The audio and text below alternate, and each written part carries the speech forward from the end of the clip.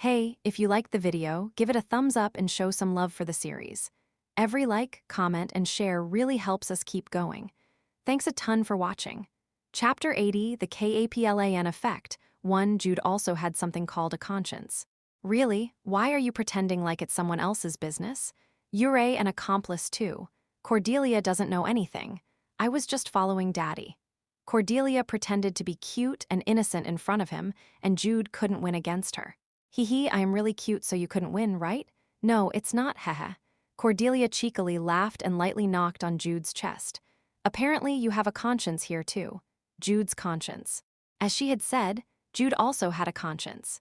Even for Jude, it was unreasonable to extort more from the Fairy Queen as a reward for her single request when they had already received the Earth Protection and over 20 magic tools. Though the truth is, we have nothing else to extort from her. There surely would have been more treasures, but it was questionable if the Fairy Queen would hand it over to them. There was no need to destroy a good relationship just because of greed. That's why you got this? It's enough. Jude replied with a smile before spreading out the map he received from the Fairy Queen. Magellan, the Kingdom of Magic. It was a powerful magic kingdom built by the High Elves, who were also known as the Ancient Elves. The map displayed and recorded in detail the geography of not only the Raptor Canyon, but also of Endymion, the capital of the former Magic Kingdom. Lena must be here somewhere, right? Perhaps. Even if she isn't here, still have to know about Endymion in order to save Lena. After nodding at Jude's words, Cordelia turned her gaze towards the left corner of the map and smiled. This is the hot spring we're in now. And since this is the bathhouse Sinheha, there are more than 10 bathhouses in Endymion alone. Although it would not have been completely preserved like the bathhouse they were in that was managed by the wild fairies, the fact that there were bathhouses was still important. Good for you? Yes, I love it. Seeing Cordelia's broad smile, Jude's mood also became better. Let's stop by these places on the way. Anyway, we gained a lot from today's meeting. Yes, you're right. They got the map of Endymion, the Earth Protection, and several magic items, which included the spell's echo. There's even information. Information such as what monsters lived in Raptor Canyon and which surrounding terrain and so on, that they should be careful of. Jude and Cordelia got more than they had thought. Let's change our equipment setting first, minus the items that has effects that cancel out each other. Let's set it at the highest efficiency. Leave it to me. I'll set up yours at the highest efficiency. Cordelia lightly knocked on her chest and began sorting out the equipment they had brought, and Jude approached the fainted Kaplan who was still lying on the floor. How's Kaplan? He looks fine. He's just sleeping well. After answering Cordelia, Jude checked Kaplan's pulse before he untied the ropes. Indiana Kaplan, an adventurer and archaeologist from the Argon Empire. He was a character the player could meet at least once when they explored the ruins in the Argon Empire. He was always involved in accidents, so beginners would call him the god of disaster, while Rotten Waters called him the god of bliss. Are you going to wake him up? Yes, because we have a lot to talk about. He wanted to know why Kaplan came to the Wildland and what and how much Kaplan knew about Endymion. Wait, if you're going to wake him up, I'll wake him up with magic. Cordelia put the sorted equipment into their newly brought magic bag before she quickly walked towards Jude. Awake. As she gently stroked Kaplan's shiny head and whispered, the spell's effect was activated. Kaplan opened his eyes with a groan and was half asleep for a moment, but he soon jumped up and raised his upper body. Hugh, where am I? What about the monster? Jude and Cordelia left him alone for now as Kaplan exhaled roughly and looked around him before he stabilized his position. Bathhouse, high elf style, as expected of an archaeologist. Jude unknowingly smiled and then said to Kaplan, who was covered in cold sweat, Eraser Indiana Kaplan, am I right? Kaplan flinched at the sudden call, but he soon nodded. He was too busy to look around, so he didn't properly notice Jude and Cordelia standing next to him. I am Indiana Kaplan. Here no, I remember. While being chased by the white giant bear, yes, we saved Sir Kaplan. We saved you. If not for us, you would have been eaten by the white giant bear. Cordelia emphasized the fact that they saved him even if Jude didn't ask her to. Why? No, I am just proud. She grew up well. But he partly felt awful when he thought that he had corrupted an innocent child. In any case, Cordelia's emphasis on doing him a favor worked. "Oh, you two were my benefactors. Thank you very much. I lived thanks to you too." "Yes, that's right." Ahum. Now then Cordelia immediately nodded, but Jude stealthily stopped Cordelia as he stepped forward. Because Kaplan wasn't a fairy.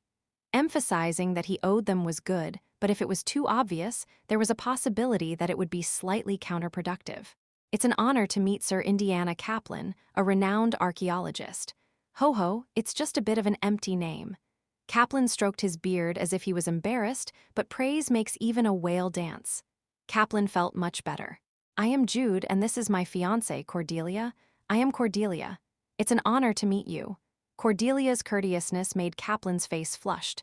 "Your fiancée is a very beautiful woman. I am envious." Ha, thank you." In fact, Cordelia didn't notice because she didn't pay it much thought, but Jude had always stressed the fact that she was his fiancée whenever they met someone. In the midst of the friendly atmosphere, Kaplan spoke. "By the way, you don't look like people who live in the wild land." "Yes, we are from the Slen Kingdom." "Ho, Slen. The Slen Kingdom has long been in war with the barbarians, so how come you're here? There were various circumstances, but the biggest reason is to explore the ruins." "Explore the ruins?" "Yes, explore the ruins." At the same time as he laughed ho at Jude's answer, Kaplan's face was filled with curiosity and nervousness. "The ruins you're talking about are the capital of Magellan, the Magic Kingdom. The Endymion capital." "Oh, you're the same." With bright eyes, Kaplan stood up from his position and Cordelia immediately continued. "Sir Kaplan, are you here to investigate Endymion?" "That's right. I was a little lost because I didn't know the exact location, but seeing you two gave me hope. Endymion must be somewhere around here." "Yes, Endymion is real. And if you look at this place on a bigger scale, this is also a part of Endymion." "Oh, as expected. Is this the bathhouse of the High Elves?" "Yes, that's right." "Wooah!" Kaplan was extremely excited as he immediately ran to the wall and began looking and carefully touching the murals, engraved characters, decorations, and so on that decorated the bathhouse. He's completely excited, because he's an archaeologist. Jude didn't want to appear rude, but they still had to finish their conversation with him. So he approached Kaplan and spoke. "I and Cordelia are researchers at the academy located in the capital of the Slen Kingdom. By chance, we got a map of Raptor Canyon and Endymion, so we ended up coming here." "Map? You mean a map?" "Yes, a map." Kaplan immediately rushed towards Jude, who took out a neatly folded map. However, Jude didn't give out the map. "Before that, Sir Kaplan, there's something we'd like to know." "What do you want to know?" "It's not a big deal. We just want to exchange information." They wanted to know what Kaplan knew about Endymion. But the reason Kaplan came all the way to the wild land was because he wanted to just see Endymion. As you two know, Magellan, the Kingdom of Magic, is a legend. It's not that there are no records at all, but information about the kingdom is lacking to the point that its existence is even questioned. That was correct. Even Jude and Cordelia did not know of the existence of the Magic Kingdom itself until they had heard of it from gentle Snow Breeze. Because the kingdom's existence itself is being questioned, the cause of its destruction was also handed down through legends. A long time ago, the overlords of hell descended onto this world in an era called the Ancient Times. According to legend, Angelone, the last queen of the Magic Kingdom, gathered all the forces of the kingdom to confront the overlord of hell. But in the end, they were outnumbered. The Magic Kingdom eventually fell into the hands of demons and collapsed. But they weren't just trampled. Magellan's High Elves succeeded in inflicting a fatal injury to the Overlord of Hell. Moreover, it is said that the war between Magellan and the Overlord of Hell did not happen for a day or two. At least a year no. During the war that lasted for many years, Magellan's wizards researched and studied ways on how to fight the demons. It was a convincing tale. It became apparent that the reason Lena came here was to obtain the demon countermeasures that was developed by Magellan's High Elves. After the tragedy of the Paragon Kingdom, demon followers began to run wild in the Argon Empire. More and more people are concerned about the arrival of a powerful demon. Then yes, it is to find a way to fight against the demons not only for the Argon Empire, but also for the whole world. As a scholar, there are also many reasons to move. Of course, there were requests from sponsors too. Despite looking like an old dwarf, him clearing his throat at the end was strangely cute. I see. In fact, we are here for a similar reason. The Devil's Hand and other demon followers have been running wild in the Slen Kingdom for a long time too. Mass expected. Demon followers are a worldwide problem. It's not just one country's problem. Yes, so Sir Kaplan. Let's explore Endymion together. Let's leave our position as citizens of the Slen Kingdom and of the Argon Empire, and even transcend our human and dwarf races, and just be people who live together in this era. Ooh, that's good. Let us do so. As Kaplan nodded and shook the hand that Jude had stretched out, Jude glanced at Cordelia and she gave a thumbs up.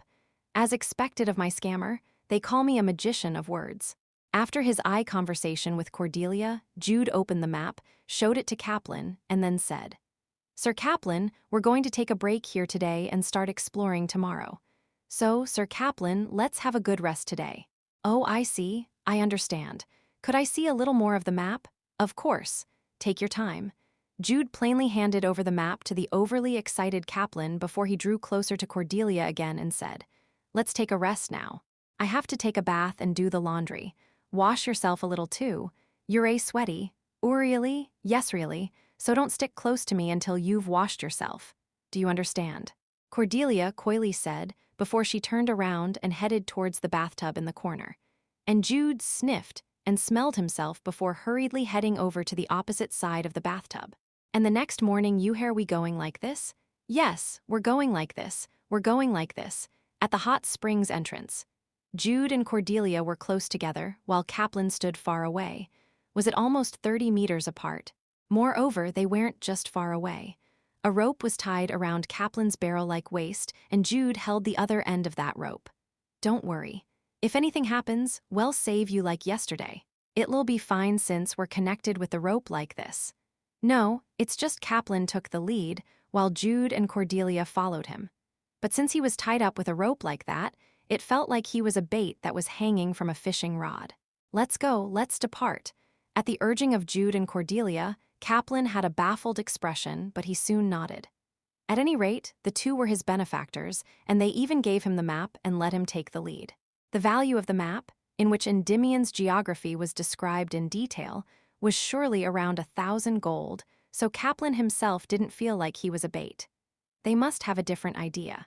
The two were good enough fighters to save themselves from the white giant bear. There must be a reason why they were following at a distance. Kaplan tried to convince himself before he looked straight ahead with sparkling eyes.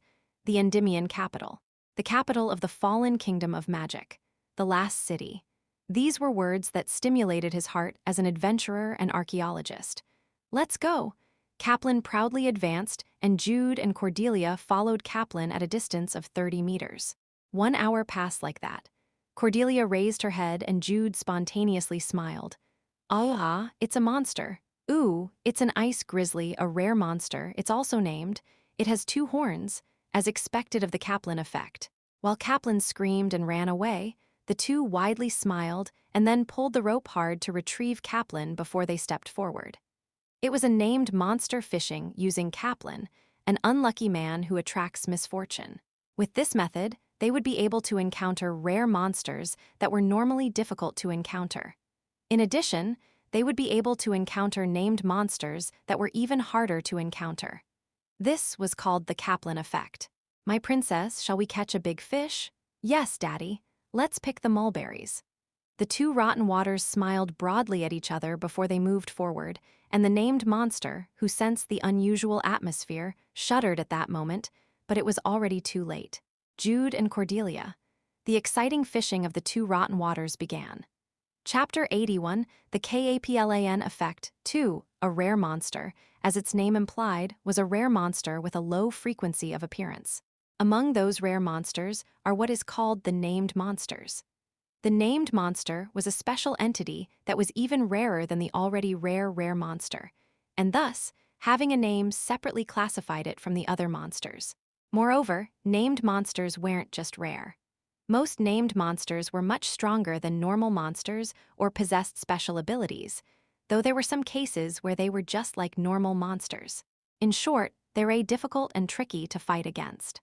However, It was extremely rare for users of the Legend of Heroes series to dislike encounters with the named monsters. Even ordinary users welcomed encounters with the named monsters, and it was all the more so for the Rotten Waters like Jude and Cordelia. Why was it like that? Why did users long for an encounter with a difficult-to-fight named monster? Let me say this in advance, it wasn't that the Legend of Heroes users were weirdos who enjoyed pain and suffering. What? Wasn't it like that? No, it's not. No, wait. Surely? No way, it's not really. Of course I am the exception. I enjoy the thrill of highly difficult games. You and other Rotten Waters are weirdos who enjoy suffering. At Cordelia's shameless assertion, Jude nodded and said as he pretended to write in the air, Cordelia is a weirdo who enjoys pain and suffering Mimo. FCK? Jude, who began to be slapped on the back by Cordelia, was thinking as he stared at the white grizzly whom they had just defeated. High risk, high return. It was difficult to fight against, but in return, the rewards were plentiful.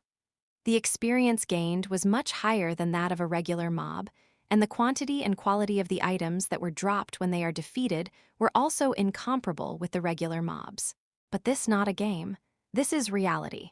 In the game, if they defeated the white grizzly, they would get this and that item, but this was reality.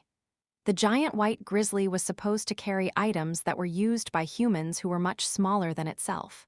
But even if that is so arg, why is your pain tolerance so high? Let's strengthen it. Hey, it hurts. It really hurts. Why are you using magic to hit me? Here it goes. Here you go. It really hurts. It really hurts. I think you hit me in the bone. Nice. Additional damage. Jude barely calmed down the happy Cordelia who had clenched her fist before he looked back at the white grizzly. It's not just the equipment we could get. There was the mana stone embedded in the forehead of the named white grizzly, and since it was a bear, there was its gallbladder and its claws that were harder than steel. There were plenty of parts that they could take. Wow, look at this. There's also an item. Cordelia had rushed towards the side of the sprawled white grizzly and took out a small dagger from its hairy fur. Does it have an item? I don't know, maybe it used this as a toothpick. Oh, it's better than I thought. It's a dagger with a freezing curse. If you get stabbed by this, you'll get frostbite. It was a fact that he often forget, but Cordelia was definitely a wizard. She had grasped the magic of the dagger at once, and afterwards she began to scour the fur some more with a satisfied face. There's nothing more. No, it's already strange that an item came out. Perhaps this was also the Kaplan effect.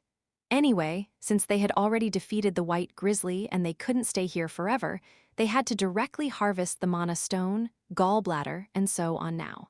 During the bighorn, the knights did it for them, but that was not possible this time. Cordelia frowned and was troubled, but Jude smiled and stepped forward. Don't worry. Leave it to me, step back, and take care of Kaplan. Can you do it? I can do it. Wow, you're so awesome. Don't fall in love. Yes, I want fall in love. Cordelia nodded right away and then passed by Jude as she headed for Kaplan, and Jude bitterly smiled before he took out his dagger. And around a minute or so passed. Cordelia shouted as she approached Kaplan, who had collapsed at a distance. Jude, Kaplan seems to have fainted, and he's timid and weak. He's a little different from the Kaplan we know. Well, we're still in the early stages. Isn't it because he had been through so much of this that he became the intrepid man of bad luck? That may be true. The convinced Cordelia examined Kaplan's condition some more before she turned to Jude. Jude was skillfully collecting all the necessary parts. Jude, shall we wake Kaplan up again? No, just leave him fainted. I think it'll be more comfortable for him that way. Well, we've still got a long way to go, so if he kept fainting, it would be bad for Kaplan. Yes, so he doesn't need to stay awake. Yes, that's right. The two had agreed yesterday to create the wooden board Mkatwo by attaching the wind's wing arrow to the wooden board they had prepared in advance and using magic to make it fly. All right, let's keep going. Let's be fishermen who hooks monsters. Jude and Cordelia looked at each other and warmly smiled before they set off with the wooden board carrying Kaplan. The distance between the wooden board and the two were about 30 meters. Wow, it's coming already. His aggro's really freaking awesome. It had only been 30 minutes since they defeated the white grizzly. The two joyfully laughed as they stepped forward. Naturally, they caught a big fish again this time. Indiana Kaplan was both an archaeology expert and an adventurer. Having served as a professor at the Institutional Academy, a prestigious school within the Argon Empire, he had already been an extraordinary figure since he was a graduate student and before becoming a professor. The discovery of the tomb of Ironclad, the ancient dwarf king. The unearthing of the tombstones of Luplin, an old kingdom. The excavation of the crystal ball of Titania, proving the existence of Titania and the land of witches, which had only been considered a legend. The imperial family recognized his achievements and abilities in making discoveries of the century that were rarely made once in a lifetime, and granted him knighthood, along with a lifelong teaching position at the Institutional Academy. And Indiana Kaplan was able to enjoy the honor of being the youngest professor in the history of the Argon Empire. But if there was light, there was darkness. In terms of his accomplishments, he was supposed to be a star of the archaeological world and the treasure of the Institutional Academy, but he was always shunned and hated. Envy. He would have felt better if it had been just that. He could have endured it, thinking that it was the envy of the losers towards those who achieved remarkable success. Kaplan was the only one who came back safe this time. There is no such thing as a god of disaster. But how come every time he excavates, an accident happens? Isn't it on purpose? You mean on purpose? Do you mean that Kaplan intentionally causes an accident? It's possible. How come? Because he wants to take the credit alone? It was an outrageous slander. It was nothing more than a conspiracy theory without any evidence. How could he kill or injure researchers who went on an investigation together with him and disguise it as accidents just so that he could take the credit alone? It could be so. How does an accident happen like that every time? In the meantime, he's the only one who's fine. It was as people said. Despite the many accidents, Kaplan was always alive and well. There were many injuries, but there weren't really any serious injuries or deaths. It's okay, all of it are groundless rumors. How could they blame you for the accidents that happened? You have been hurt many times too. Those were the words of Bartal, who had volunteered for the assistant position that everyone avoided. How much had he been saved by those words? However, even Bartal did not last long. Ill-quit. During his first excavation with Bartal, an accident occurred without fail, and Bartal was fortunately saved, but was seriously injured that he had to lie in a hospital bed for 5 months. Bartal didn't say anything to blame Kaplan, but he didn't say that it wasn't Kaplan's fault like before, nor say that it was his own fault. It was from then on. Kaplan began to go alone. He didn't work with others when he was conducting research or excavations. Anytime, anywhere, just alone. Gasp! Kaplan suddenly opened his eyes, let out a gasp, and raised his upper body. In the midst of his confusion, several images suddenly filled his mind. A giant monster. White Grizzly, the one who ferociously roared as if it would eat him at any moment. He was alive. He did not die. He seemed to have escaped from the monster again. Ha, what a relief that was it. While breathing hard, Kaplan raised his head. Because he had crazy thoughts that it was his fault that he hadn't seen his group for a while. What about Jude? What about Miss Cordelia? They were definitely strong people, because they were the ones who saved him from the white giant bear. They were safe even though they fell from the cliff, so he had accepted their request to accompany him. It had been a long time since he had done an investigation with someone else. Please, Sir Kaplan, he heard a voice.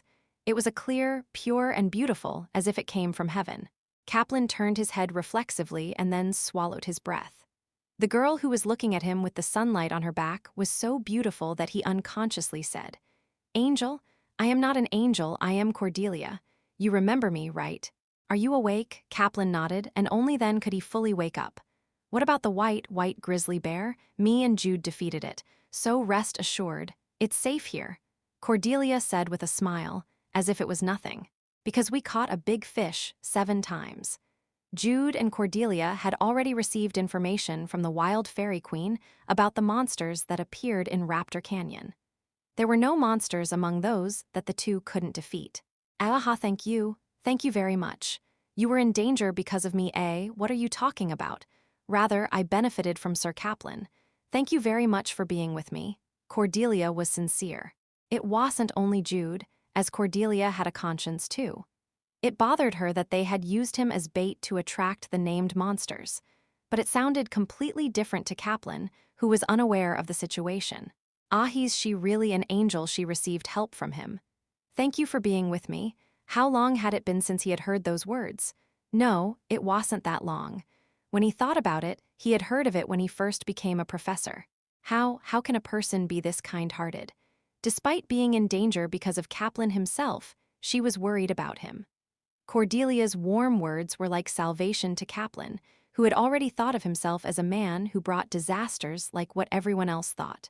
Angel Miss Cordelia must be an angel. Hook Kaplan began to shed tears of emotion, because all his past sorrows burst out at once. See, Sir Kaplan, thank you very much. When Kaplan sobbed as he clasped Cordelia's hand, Cordelia was flustered and broke into cold sweat. Why is he doing this? Did he notice that they used him as bait and was now trying to counterattack? While Cordelia's delusional circuits was weirdly turning because of her embarrassment, Jude was looking around them. The entrance of the Endymion capital. Jude entered the interior of a structure that looked like a gateway, and he recalled one by one the monsters that they had encountered on their way here. None of them were related to the demons. The Wild Fairy Queen's information was accurate. None of the monsters who lived in Raptor Canyon were directly related to the demons. Lacto. It was the lowest-ranking demon in contrast to the Tomb Guardian. It had appeared relatively recently. Not by the standards of the wild fairies who had a twisted sense of time, but by human standards. Then, where did it come from? Who summoned it? Could there be a connection between Lena's death and the summoning of demons? The place where Lacto appeared was the underground of Endymion. Jude began to look around to search for a way to go underground. But it was then. Jude. Cordelia, we found it. Sir Kaplan found a way to the underground. Jude followed her voice as he went outside and saw Cordelia jumping and the amazed Kaplan making a satisfied smile. It's surely Kaplan. He was a man who picks up artifacts even if he falls down on the road. If Kaplan had found it, it would certainly be not an ordinary underground path. This way. I came across it by accident while tying my shoelaces. As expected of Sir Kaplan. With a broad smile, Jude peered down the stairs that were going underground, which was next to an altar. It was tightly sealed, and Cordelia had magically opened it. It's not on the map that we got from the wild fairies. It must be worth investigating. Jude immediately responded to Cordelia's whisper before he turned to Kaplan again. Sir Kaplan, we're thinking of going down right away. Would that be all right? Yes, that's fine. Then let's start right away. Yeah, Jude was like Cordelia. Far from resenting Kaplan, he even suggested to continue together. To Kaplan, they were such a kind-hearted and good-natured man and woman. I will take the lead. Yes, be careful. Jude readily took the lead with Kaplan before he glanced at Cordelia. What happened? He seems to be highly excited. I don't know. Cordelia shook her head and shrugged her shoulders, and Jude tilted his head. Is it because we're in the early stages? The Kaplan in Legend of Heroes 2 was truly a man of steel. He always had a smile on his face, but it wasn't a sincere smile. It was a smile for building walls, not a smile for communication. He was a man with an impregnable fortress who didn't let anyone pass within a certain line. But the current Kaplan was very different. His attitude towards Jude and Cordelia were warm and tender, perhaps because it's in the early stages. Kaplan had appeared in the middle stages of the game. Let's go in quickly too. Oh, yes. Jude was somewhat convinced, and at Cordelia's urging, he followed and moved downwards. A dozen minutes passed like that. The stairs, which seemed to continue endlessly, finally came to an end. Having descended almost 100 meters down, they arrived at a huge underground temple. Wow, Cordelia exclaimed as she greatly increased the light of a magic orb, which she had used as a torch substitute. It was so dark that they couldn't identify everything around them, but the things that caught their eyes at that moment were amazing. The ceiling height was around 30 meters high. Large columns were erected all over the place, and magnificent sculptures were embossed on the pillars. The sculptures were probably the ancient elven gods that the inhabitants of Magellan, the Magic Kingdom, believed in. The Endymion capital Kaplan approached the pillars in admiration, and it was at that moment. Jude and Cordelia almost simultaneously looked at their back. Jude sensed someone's presence. Cordelia felt her hair stand on end. A gaze that was hiding in the dark and looking their way. It wasn't a person. Neither was it a monster of this world. A pair of red eyes flashed. It silently took a step in the dark. Demon? No, a monster from hell. Jude held his breath. He inferred the height and shape of the monster from the size and height of the glowing eyes. It was around 4 meters tall. Judging from the size of the glowing eyes, it was a humanoid. Another silent step. No, it wasn't a step in the first place. Snake, its lower body was like that of a snake's. Nazarus, a monster from hell with the upper body of a human and a lower body of a snake. It was a higher species than Lacto. Moreover, it wasn't a monster that could be defeated by using tricks like how they defeated Lacto on the bridge. It's okay, we can fight against Nazarus. Both Jude and Cordelia had grown a lot stronger. If the two were together, it was possible to fight it head-on. As long as it's not rare. No, as long as it's not named. Just as a snake's head was only one, the common Nazarus only had one human upper body. But among the Nazarus were those with 2 upper bodies. Cordelia nodded at Jude's words, but only for a moment. As long as it's not rare? Yes, if it's not rare, that was it. As he thought of the same thing as Cordelia, Jude turned his head and gazed at the pillar, and the Nazarus in the dark couldn't wait any longer. Human, tear it to death. Human, kill and eat. 2 voices rang at the same time. Rare. It wasn't an ordinary rare monster either. There was a horn in the middle of the forehead, proving that it was a named monster. Kaplan.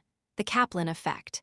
As if responding to Jude's babble, the Nazarus that was named Caracola raised its voice. It charged towards Jude and Cordelia. Chapter 82, The Kaplan Effect. 3. It's not Kaplan's fault.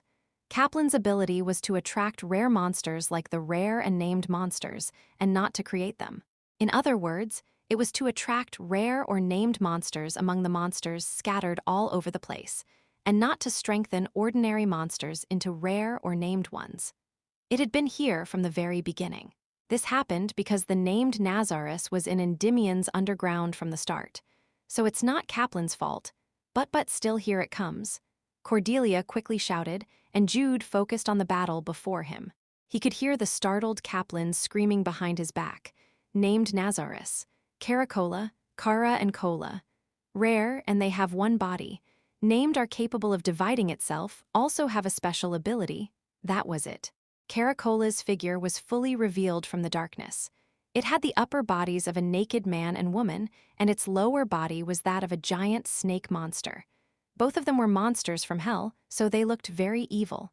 Kaha, the male monster with a spear and shield, Cola, opened his mouth wide and spewed out fire. To avoid the flames that spread out in a straight line, Jude and Cordelia split as they ran to the sides, and the woman holding a cane, Cara, chanted the spell as if she had waited for it. Metamorphosis. Pa. At that instant, a tremendous amount of life engulfed all the darkness underground. Jude and Cordelia knew Caracola's pattern, so they had closed their eyes just before the light burst to prevent sight loss, and thus, they lost the opportunity to track Caracola's movement for a while. Therefore, Jude used his sense of hearing. He tried to figure out the movement of Caracola by the sound. Og, eyes, my eyes, but it wasn't easy, because Kaplan had screamed from behind his back and rolled on the floor. Bang. There was a loud noise. It was at their front. At the same time, Jude felt their murderous aura. After having opened the 3rd door of the 9th heaven's 9 doors, his sharpened senses filled in the gaps of his hearing and sight. His eyes were closed, but he could somehow sense in the darkness that Caracola had divided itself into 2. Chwack. A sharp attack pierced through the air. Jude avoided the attack with minimal movement at the exact timing, opened his eyes, and then clenched his teeth. This was due to the unexpected situation happening in front of him. Cordelia was in front of him. To be exact, it was Cara who had transformed into Cordelia. The special ability of the named Nazarus was transformation. It wasn't just a transformation that only mimicked the appearance. With the power of the horns on their foreheads, they were able to glimpse at their opponent's memories and mind, and then use it to create an ideal look that was more real than the real person. They usually transform into a lover or a colleague who were with the victim.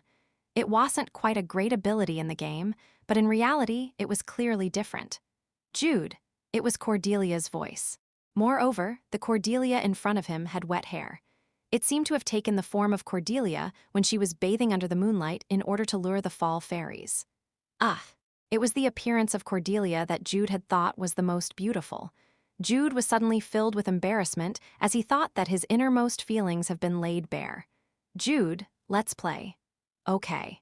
Speaking in a Cordelia-like tone, Kara drew closer to Jude. It was not an exaggeration to say that her approach was full of gaps, but just before he used his fist, Jude stopped and hesitated. Damn.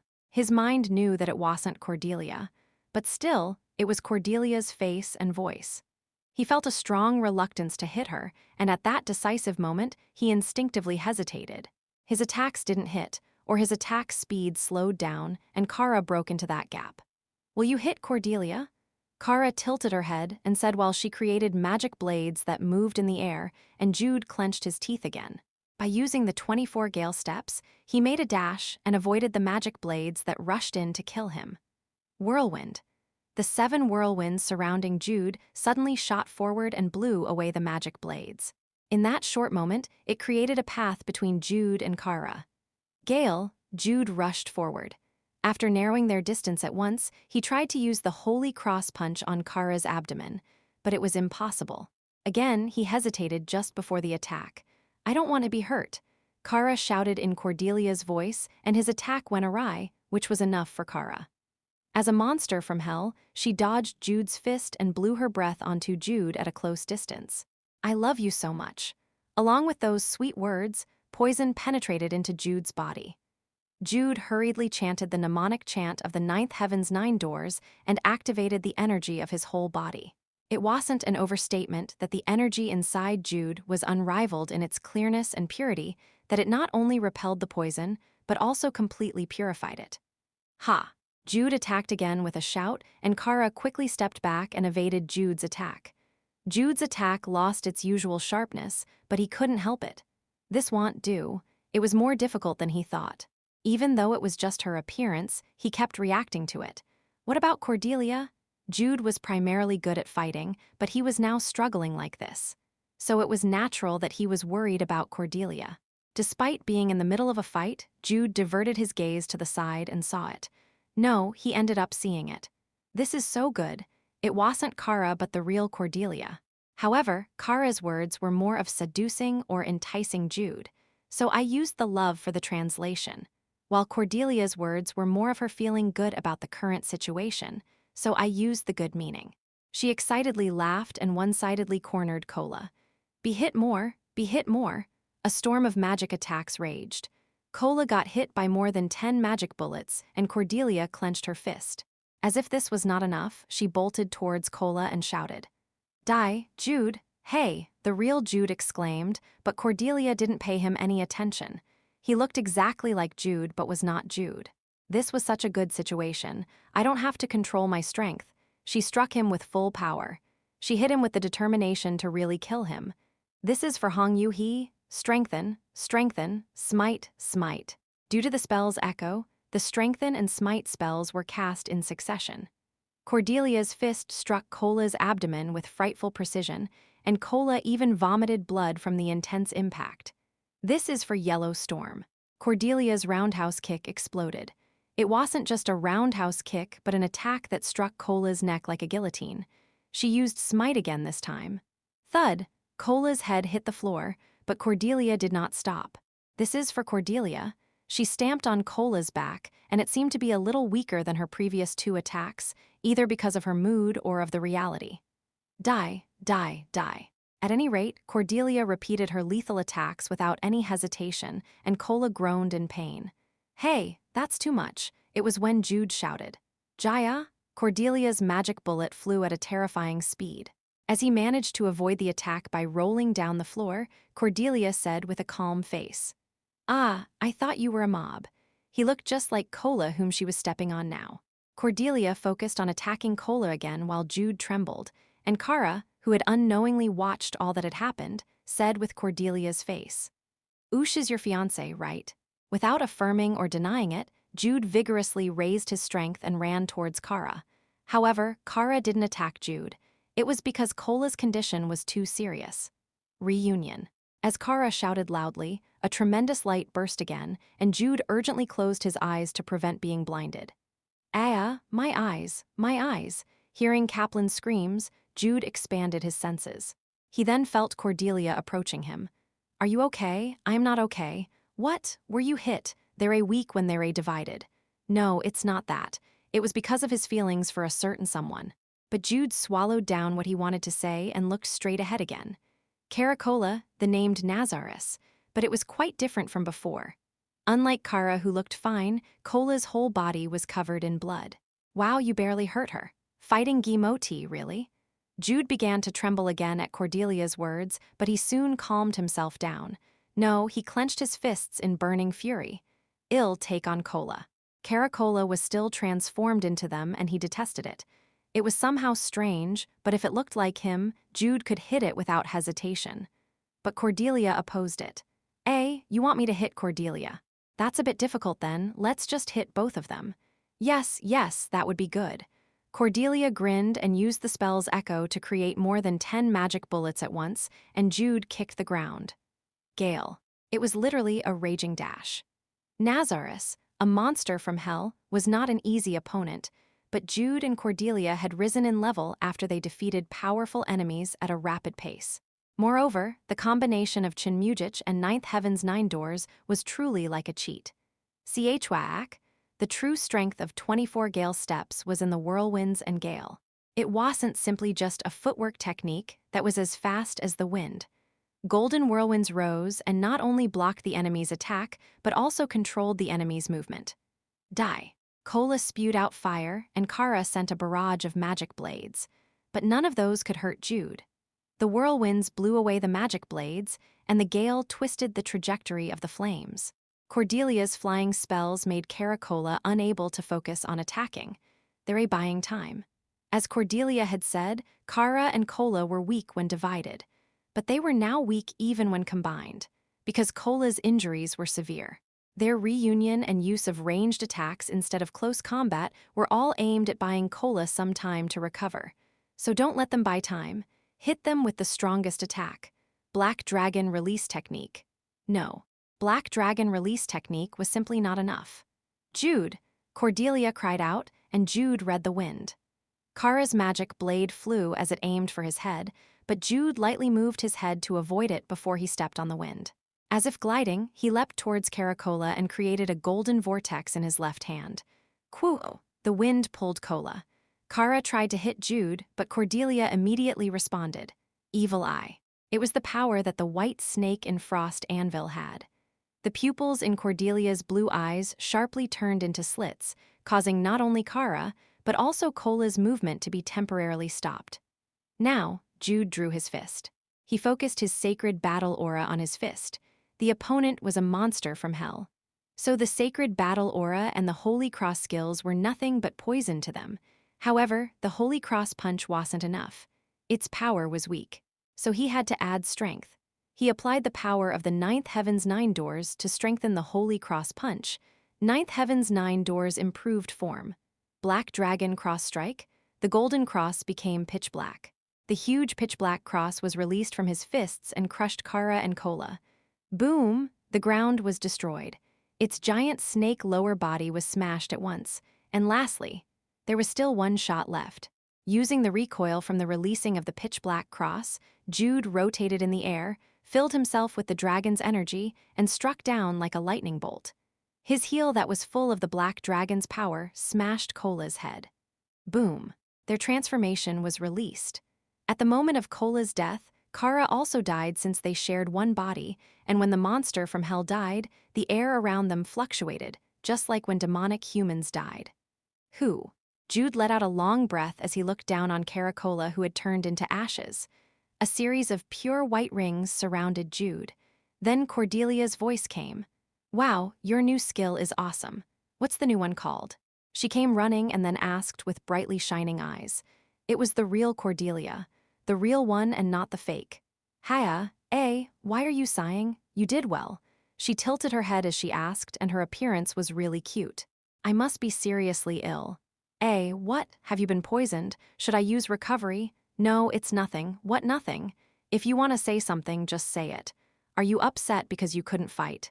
At Cordelia's question, Jude shut his mouth at once and soon scratched the back of his head and said, "No, that what? So that, I understand. Are you upset that I hit you without hesitation?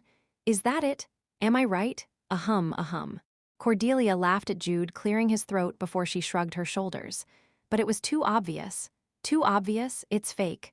Well, how should I say it? My instincts say it's not Jude. My intuition told me that. It smells different. Smell. Yes, it smelled different from you. Jude frowned at Cordelia's explanation. Instinct, intuition, and smell. It was certainly very much like Cordelia. Indeed, you're a real beast. You want me to kill you. When Cordelia growled, Jude cleared his throat, because he was relieved after hearing her explanation. By the way, you really didn't injure it. You found it cute. Can't you do anything because it's my face? Because I am a gentleman. Bullsht. Cordelia cursed, but she had a big smile on her face. One way or another, she seemed to be pleased with Jude's behavior. Anyway, we defeated it. Yes, we defeated it. I think we've really gotten stronger. It was something natural when they thought about it. All of the enemies that they had defeated while on the way here were of a higher level than Jude or Cordelia. Therefore, Jude and Cordelia were able to quickly grow stronger beyond belief. But Jude, will we continue to go with Kaplan from now on? When Cordelia spoke in a low voice as she peered at Kaplan, who had fainted under a low pillar some distance away, Jude nodded his head. We should. As you know, Kaplan's ability is not to create named monsters. He attracts those that already exist. Perhaps if we came here even without Kaplan, we would still have fought the named Nazarus. If you think so, then so be it. It seems like you're not doing any thinking nowadays, because I have Jude Wiki. Cordelia proudly spoke as she posed with her chest out. Afterwards, she looked back at Caracola, who had completely turned into ash, except for the horns that could be called drop items. Then, we'll continue to go together with him. We will. It's much better to use Kaplan's discovery ability if we're going to encounter rare mobs anyway. That's a relief. No, I thought that Kaplan would suffer a lot if we left him. Wouldn't it somehow be more troubling for the one who took him along? Nazarus appeared after Lacto. There was no knowing how many more monsters or demons were hiding in the underground of Endymion. Well, let's think about that as we go. We need to save Lena too. In the first place, Kaplan would have already been prepared to come all the way here to the wild lands. You're right. Jude nodded before he picked up the horns of Nazarus, which were dropped by Caracola. It was an excellent item that could show a glimpse of other people's memories, depending on whether it was processed or not. It's worth the trouble. Gaining experience was also quite good. Jude grinned as she said to Cordelia, "Let's go wake up Kaplan and continue moving. There might be other monsters who have heard the sounds of fighting." "Yes, sir." Cordelia saluted like a soldier and ran towards Kaplan, and Jude turned around as he stared beyond the darkness from where Caracola came out. Lacto and the named Nazarus, Caracola. Why were they here? Who summoned them? Lena, the hero of the first episode of Legend of Heroes who had died in Endymion. Jude turned back towards Cordelia. He stepped forward to help her pull the groaning Kaplan. At a different place at the same time, Gal and Adelia were heading towards the village of the gentle Snow Breeze tribe at a time when Jude and Cordelia were traveling with the fainted Kaplan. However, their positions were a little different from usual. Is it uncomfortable? It's fine. What about Lord Gal? I am fine too. Red Gale had given them only one stag, male deer. Gal stiffly sat in front as he looked forward, and Adelia buried her face on Gal's back as she thought with her lips curled up. It couldn't be helped, because the wild land was unbelievably cold. They had to rely on each other's body temperature. Moreover, it would be a disaster if she fell off the deer. Yes, that's it. It's a rational and valid enough reason. Having convinced herself, Adelia's lips curled up again, and she hugged Gal's waist a little stronger. And in another place, in a place near the border. Inside the territory of the Slen Kingdom. It was place for a man who did not know that Jude and Cordelia, as well as Gal and Adelia, have already crossed the border. There is nothing like this that could invigorate the body. Just a bottle of this would Count Chase's eyes narrowed at the words of the merchant, who continued his passionate explanation while turning here and there. What was in front of him was a special potion made by processing a giant eel, which was said to be only caught in the northern part of the Slen Kingdom. This is a secret, but my brother-in-law ate this and now he had twins ahem. As Count Chase's eyes narrowed even more, the excitedly talking merchant shut his mouth. Although he diligently and loudly spoke about his wares, the existence of Count Chase seemed scary. He was tall and had a well-trained body, which was unimaginable for a wizard. His terrifying eyes and serious expression seemed to be able to kill 1 or 2 people with just a look of his eyes. Give me. Yes, give me 2. 2. 2. 2, not 1. 1 might not be enough. Thank you, I'll wrap it up right away. Count Chase nodded to the merchant who started packing the potions, and his mind was briefly troubled. He had concerns regarding the whereabouts of Gal and Adelia, as well as Jude and Cordelia, but what occupied his mind now was something different. I need to get a new bag. The bag that he brought was already full before he knew it. As he slowly nodded his head, Count Chase turned his attention to the other items on the shelves. He couldn't just put 2 bottles in his new bag. What is that? Ah, speaking of that, the merchant's explanation continued again, and Count Chase listened with a serious attitude, as a small but satisfied smile came to his face.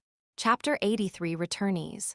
1. Jude and Cordelia entered one of the empty rooms near the entrance and sat down in a corner after thoroughly searching the surrounding area. They were behind a large fallen stone pillar, which hid them from sight when viewed from the entrance of the room.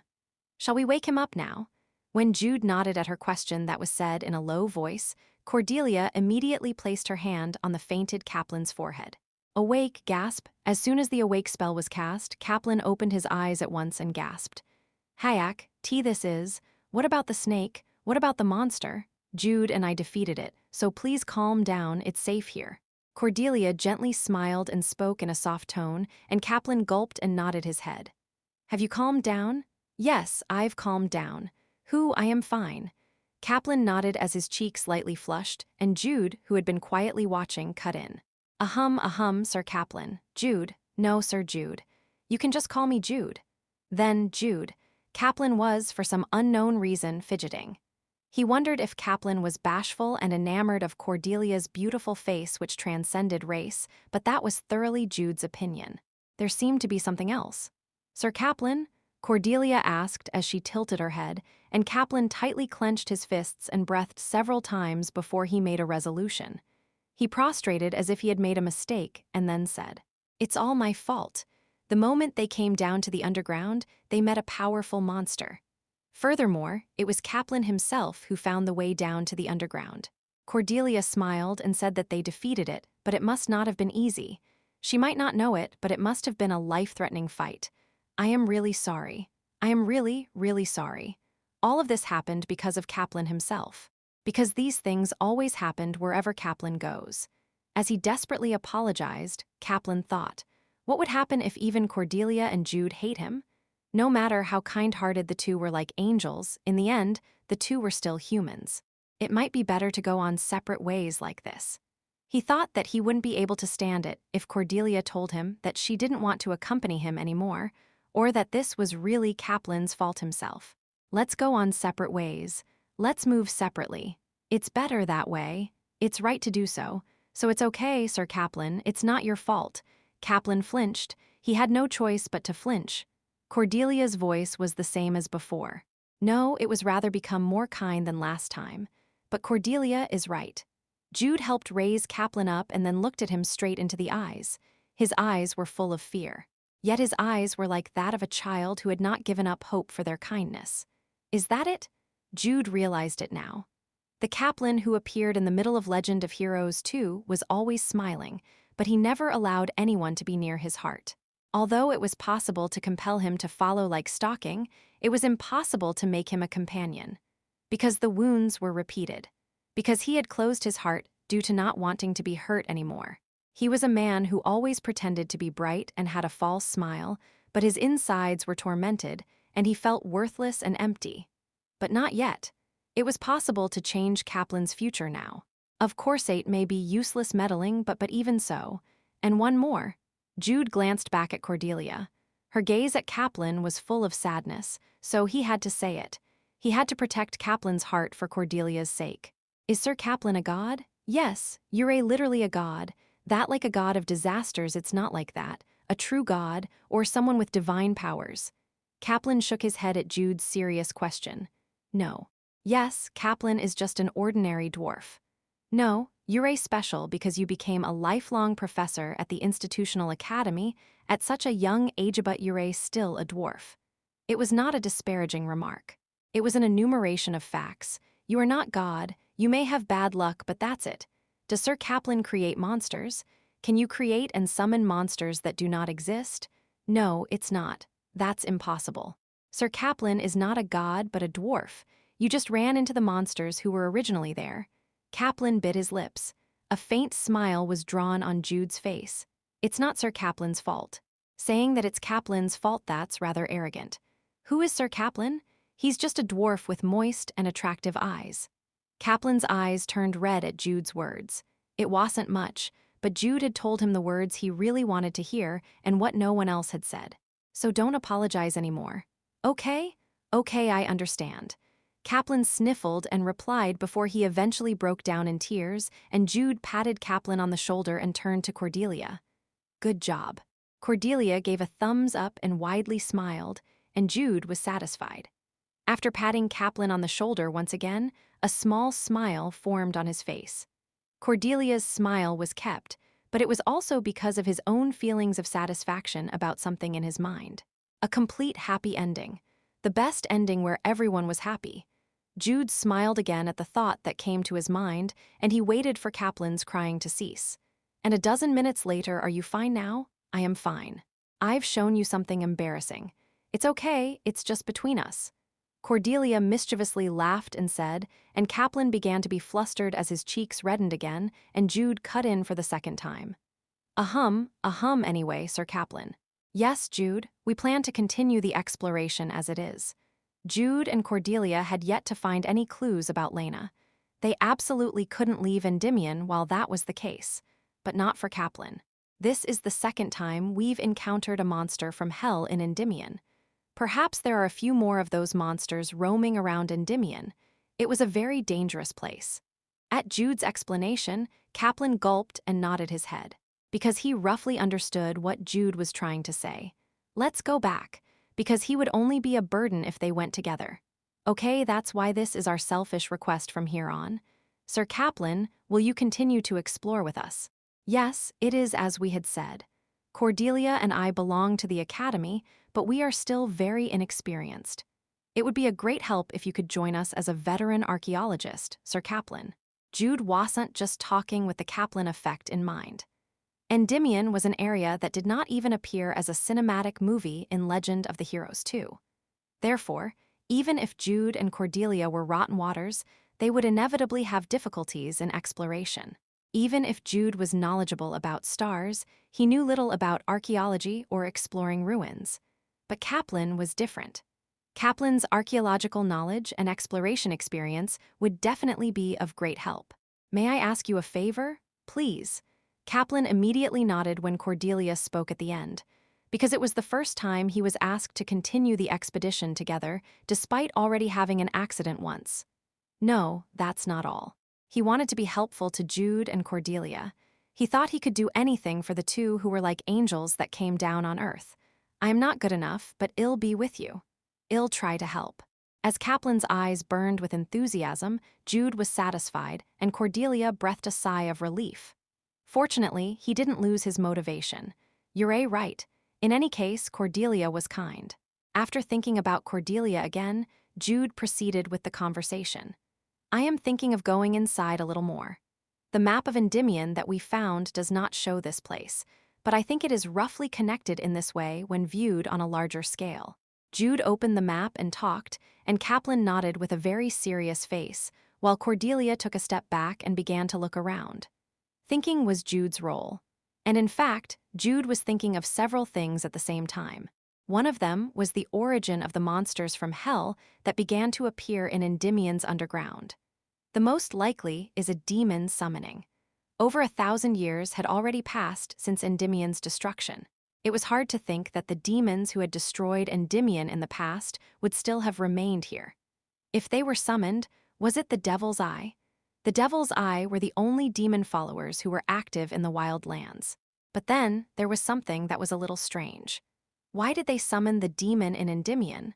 Wouldn't it have been better to do the summoning in the main camp or the land of the attacking wild gods?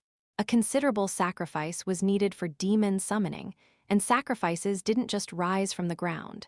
In a larger scale, it was a commodity that was scarce after all. What I can think of is the distinct characteristics of Endymion. It was the land where the overlord of hell came down in the past. Maybe it was a land that had something advantageous for summoning demons. The Devil's Eye, the newly summoned demons, and Lena.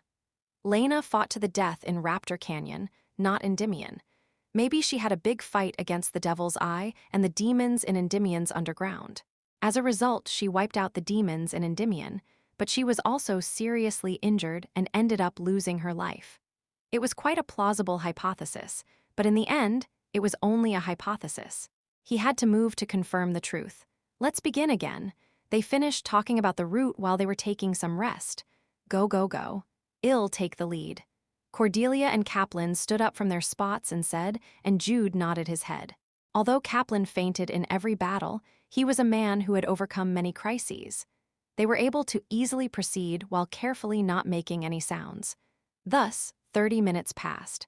Jude praised himself for his decision to join Kaplan, because Kaplan discovered a secret path that was hidden in the dead end. This way. Since it was a secret door frequented by the slender elves, it was a little hard for Kaplan, whose body was shaped like a keg, but it was not to the point where he couldn't pass through it. It seems like a real secret passage. It's like a drama theater. As she whispered very small on Jude's ear, Cordelia pointed at their feet. There was a floor about 7 meters down, and where the party was standing now was above the ceiling with holes on it. Although it was a stone floor, it reminded Cordelia of the scaffolding that hang from the ceiling of the theater. I'll keep going. It was the moment when Kaplan expressed his intention using a hand signal instead of speaking as he began to take a step. Paralyzed, silent, Cordelia hurriedly reached out to Kaplan and cast 2 spells, while Jude held his breath and focused his consciousness on his hearing. They had heard footsteps. Jude and Cordelia had become more sensitive to things happening on the ground than before, perhaps due to the earth protection. Monsters. It wasn't 1 or 2. There seemed to be about a dozen monsters like Lacto and Nazarus that were moving together. It was more than they imagined. Moreover, seeing the magic lights lit up everywhere, it was highly likely that they had been using this path for a long time. Let's wait. The group let them pass by. No matter how strong Jude and Cordelia were, that number was too much. Cordelia nodded at Jude's eye signal. Kaplan couldn't move because he was paralyzed, but thanks to that, he was able to stay still. They stood still like that. They waited for the monsters to pass by ceiling. A Nazarus suddenly shouted, and the Lactos wielded their whips at once. It was right under their feet, so they didn't even have time to react. Crash! The ceiling collapsed.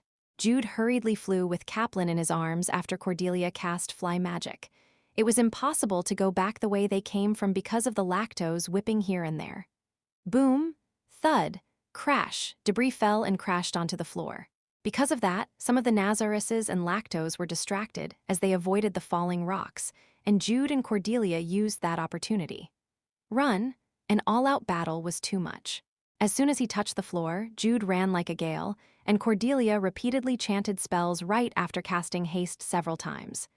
Grease, freeze, earth wall, she made the floor slippery. She froze the air to make a thin wall of ice and made the floor rise to block the path.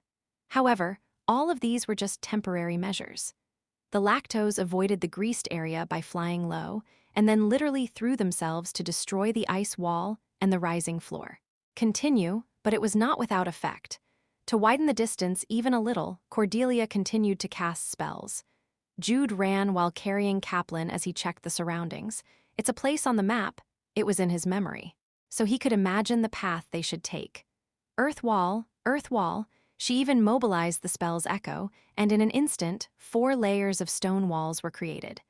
Jude thought of an escape route, or to be exact, a route where they could get rid of those who were following them.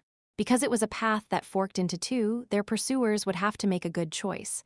But it was at that moment. This way. A sharp voice rang in their minds. It was message magic. Who was it? Where did it come from? Over there. Cordelia figured it out through her instincts. Jude turned his gaze, and at that moment, a stone wall that was much larger than Cordelia's rose from the floor. Bang! The stone wall that rose with a terrifying speed then crashed into the ceiling.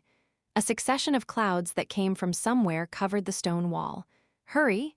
It was the message magic once again. This way. Cordelia ran, and Jude erased the map from his head. Her beastly instinct was also an intuition, but she was a wizard. Her ability to feel and understand magic was far superior than that of Jude. Boom! Loud noises came from their backs. At the same time, they also heard the roars of the monsters. They had to hurry. Jude looked straight ahead, and Cordelia pulled on Jude's shoulder. Like that, he threw himself straight at the wall on his side. Swoosh! It wasn't the noise of an impact. Instead of crashing into the wall, Jude and Cordelia went past through the wall and crashed into the floor. Gawk! Kaplan squawked as he fell on his stomach, and while protecting Cordelia in a hurry, or to be exact, Jude hugged her and put her on top of himself. Having succeeded in protecting her, Jude breathed a sigh of relief. And above such Jude's chest, Cordelia raised her head and swallowed her breath. She swiftly raised her upper body from Jude's chest. What happened? No, he understood. Therefore, with Cordelia still on his chest, Jude turned his head and looked at the same place as her. The reason why Cordelia swallowed her breath. The person who made her cheeks blush in excitement. Lena. A blonde woman with a gray hood over her head stood before their eyes. Chapter 84 Returnees to Lena. Her full name is Lena Ainsberg. She was the favorite disciple of Bardo Ainsberg, a royal wizard of the Paragon Kingdom. For Bardo, who had been single all his life, she was no different from a real daughter, and the orphan Lena also treated Bardo like her real father. Though her beginnings in magic were relatively late, she had an earnest desire to repay Bardo's guidance in cultivating her innate magic talent, and perhaps most importantly, his self-sacrifice for her. She officially earned the wizard position at the very young age of 15 and then entered the Grey Tower, where Bardo also studied at, and accomplished the feat of completing the whole scholastic course in just 3 years. Master, 18. The still young girl went home to meet her beloved teacher and father, Bardo, with a smile on her face.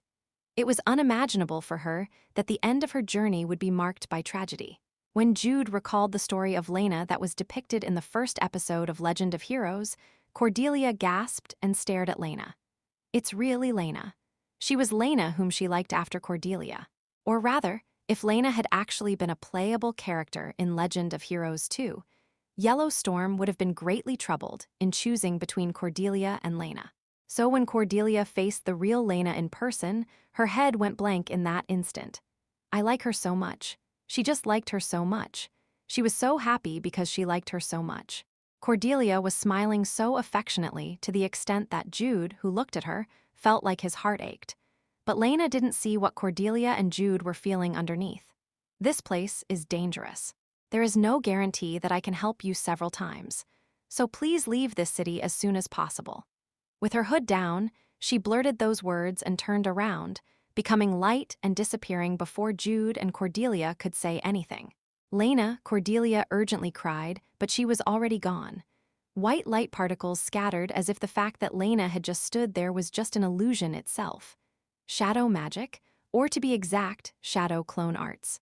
It was a magic that created a doppelganger and was one of Lena's ultimate skills that can be learned in the last half of the first episode of Legend of Heroes.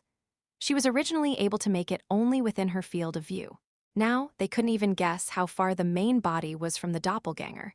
It seemed that Landius and Camille were not the only ones who became monsters in 10 years. Elena. As Cordelia was about to cry, Jude turned his head back to her and said, "It's still a sign, because it means that Lena is alive and that she is certainly somewhere in Endymion." It was not too late yet. There was still a chance to save Lena. At Jude's explanation, Cordelia quickly looked at him. "Can you find where she is? I can find her. So can you get off me first?"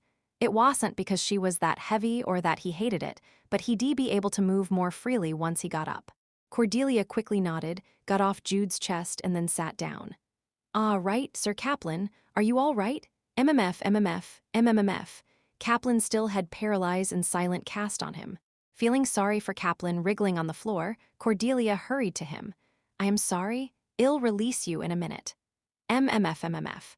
While Cordelia released the magic spells on Kaplan, Jude stood up and focused his attention beyond the illusionary wall. Fortunately, he could not feel the presence of monsters.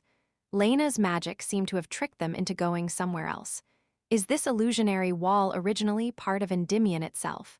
Something that originally existed in Endymion and not made by Lena herself? Did Lena activate Eider? Was it activated when the monsters awakened the functions of Endymion? There were magical lights in the hallways where the monsters passed.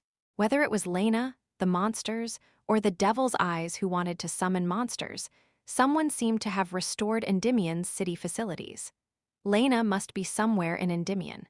Lena used expressions such as "this place is dangerous and leave this city." If Lena was outside the city, she would have used expressions such as "the city," "that place," or "there." It sounds like a simple pun, but her words are understandable. Lena was somewhere in Endymion. Then, where was she? What was she doing in Endymion, and what is going on in Endymion? Angel's feather. There was a white feather in the place where Lena disappeared. It was not ordinary bird feather, but was evidently that of the angel Lena's feather. Is that the core of her doppelganger? It was when Jude was looking at the white feather that was slightly emitting light. Jude. Having even cast a recovery magic on Kaplan, Cordelia approached him in quick steps. As soon as Jude turned around, she hastily spoke. Lena came to help us because we were in danger, right? So if we're in danger again, won't Lena appear? It was quite a plausible suggestion. It was possible if Lena's character was as good as the saint in stories.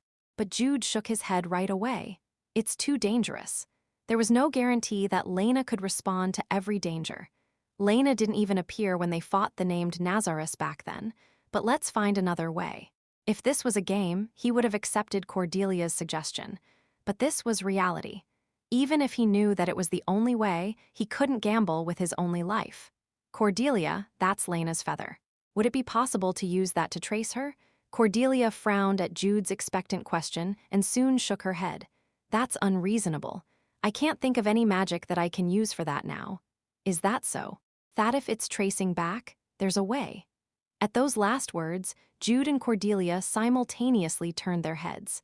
The barely recovered Kaplan wiped his sweaty head and stuttered. I am not sure, but have you ever heard of the name Bellagio? Bellagio? Jude and Cordelia blinked once and then looked at each other. Nobody said anything first. Jude, Miss Cordelia? When Kaplan felt left out between the two who could communicate with just their eyes, Jude opened his mouth again. Bellagio? That's right, Bellagio. There was that. Will we find Lena if we had Bellagio? I guess. There was even a feather here. As Jude nodded, Cordelia jumped up from her position and ran straight to Kaplan, hugging his head. You're the best, Kaplan. I'm glad Kaplan's here. Ahum.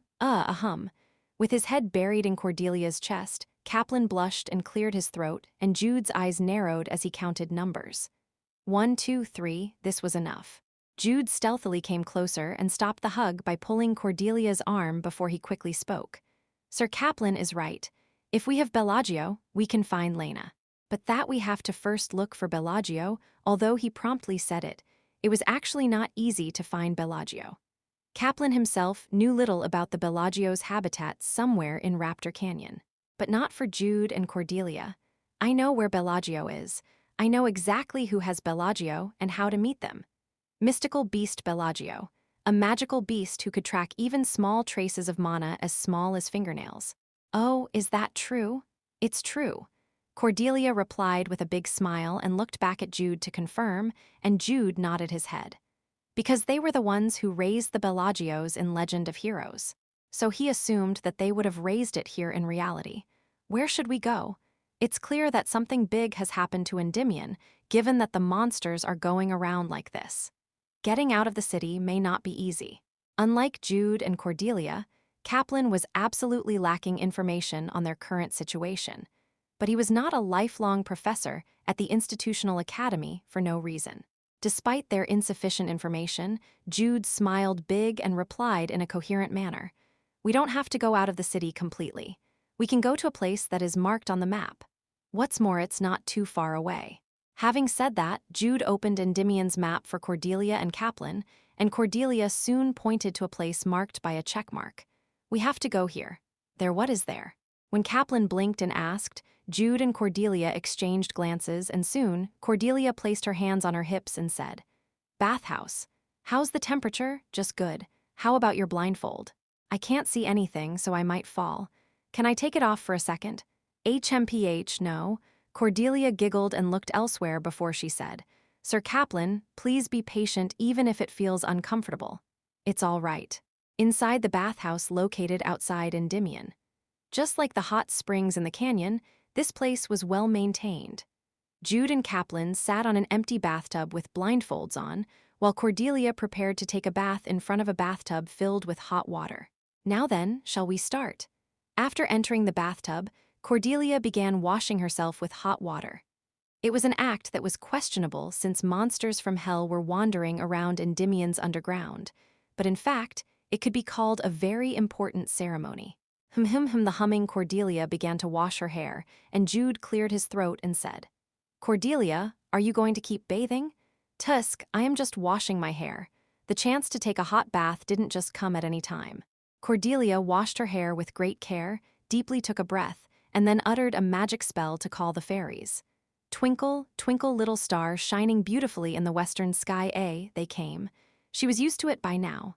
Wow, so pretty, really pretty, but haven't we met her before? We have met. The last one was Cordelia. After getting up from the bathtub, she dried her body with magic and told the wild fairies looking up at her with sparkling eyes. Would you like to play with me? That's surprising. What are we going to play? As the wild fairies jumped and shouted in the bathtub, Cordelia slowly nodded. After peeking at Kaplan and Jude, who flinched at the voices of the fairies, she dressed herself and then said, First, let's see the queen. The queen, the queen. A villainous smile spread over Cordelia's face. The wild fairy queen. Having rich blonde hair like that of a lion's mane, she was lying in bed and relaxing. She was a fairy one way or another, but if the other fairies were kids, as a queen, she was a girl. Therefore, she had not yet fully recovered from the aftermath of a stormy pair who had swept through them just a while ago. I feel tired. It was mental fatigue and not physical fatigue. A subtle feeling of having solved a problem but not having solved it. She felt dejected every time she saw the almost empty warehouse of the High Elves. No, it's not something that we can use in the first place. There was something, though. There was something that she really felt. Anyway, it's all over. That's it. Yes, that's it. The fairy queen thought like a fairy and tried to fall into a deep sleep. But it was at that moment. Queen, queen, queen. The fairy queen opened her eyes in surprise at the sounds of the fairies calling her, and was even more surprised that she fell out of her bed. Because there was a beautiful human girl among the fairies. Queen, I missed you. When Cordelia brightly smiled, her face was so pretty and lovely that the fairy queen unconsciously smiled, but it was for a moment only. Aren't you done with your business already? You've been rewarded. You're not asking for more rewards, right? You also have a conscience, right? Cordelia said with a bright smile again at the fairy queen's question. I am not here for rewards. We have already received enough. Is that so? Yes, I knew right away that you were good children. Having been assured that she didn't come to get rewards, the fairy queen graciously smiled. But it was too early to judge. I don't need rewards, but I need help. Help? Yes, the queen's help. It's very, very important. In a way, it's actually also for the fairies and not us Hall be helped. Rather, well help the fairies. The fairies would receive help. It was a word choice that made her feel something ominous, but the fairy queen decided to listen to Cordelia's story first. Let's talk. Yes, your majesty.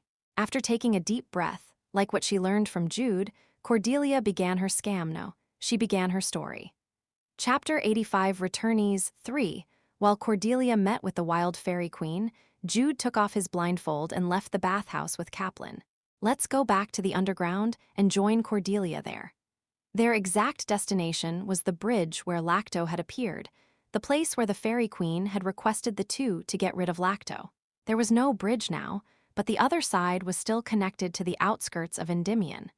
To be able to secretly meet the fairies in this way, it would be a great study.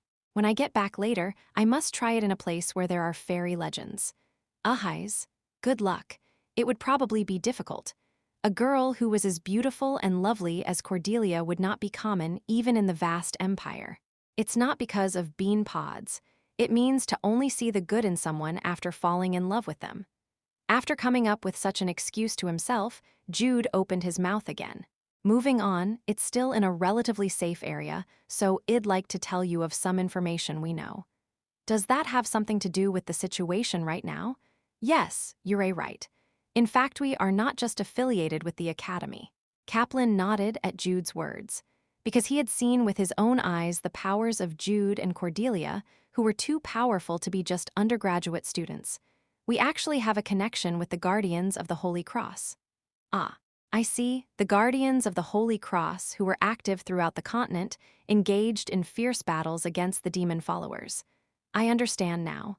Why the two came to Endymion. Why the hearts of the two were so beautiful. A female saint and a holy man. There seems to be some misunderstanding, but since it doesn't look bad, let's just leave it. When their thoughts were over, the two resumed their conversation. The woman we met earlier was Lena Ainsberg. Have you heard of her? Of course. How could I not know one of the 5 heroes of the Paragon Kingdom, the holy angel Lena? Though there were many stories about the tragedy of the Paragon Kingdom, the incident itself was widely known throughout the continent. It was a great event since an entire kingdom was destroyed by the demon prince who was summoned from hell. She's as famous as the Iron Man Landius or the Ghostblade Camel. Holy Angel Lena. She was the last angel who was born and raised on Pleiades. Among the 5 heroes of the Paragon Kingdom with all kinds of nicknames, she was the only woman and was symbolized as an angel. That was why she always played the beautiful heroine in the songs of bards who sang about the tragedy of the Paragon Kingdom. I never planned to meet Lena here. We came here to investigate, but somehow, something bigger than we had expected is happening here in Endymion. With a serious face, Kaplan nodded at Jude's explanation. They had already seen that many monsters from hell. That's all I can explain right now. That's enough. I'll do my best to help you. Kaplan thumped on his chest and stepped forward with enthusiasm, and Jude felt a strange satisfaction at Kaplan's appearance that was quite different from the game. And time passed. After following the map, Jude and Kaplan were finally able to arrive on the opposite side of the bridge. Ah, Jude is here. Cordelia was sitting on the ground and chatting with the fairies before she jumped up from her seat and said. The appearance of her brightly smiling and waving her hand was a heartwarming sight for Jude. Cordelia. Our talks went well. Isn't that right, Your Majesty? When Cordelia quickly asked the wild fairy queen sitting on her shoulder, she nodded. I heard everything from Cordelia. You were really working hard for us fairies. As the queen of the wild fairies, I wish to express my gratitude to the both of you. At the words of the wild fairy queen, Kaplan blinked his eyes, wondering what she was talking about, but not for Jude. Because Cordelia smiled and sent a gaze saying that she worked hard. I did a good job, didn't I? Good job. I'll stamp it for you later. Bullsht.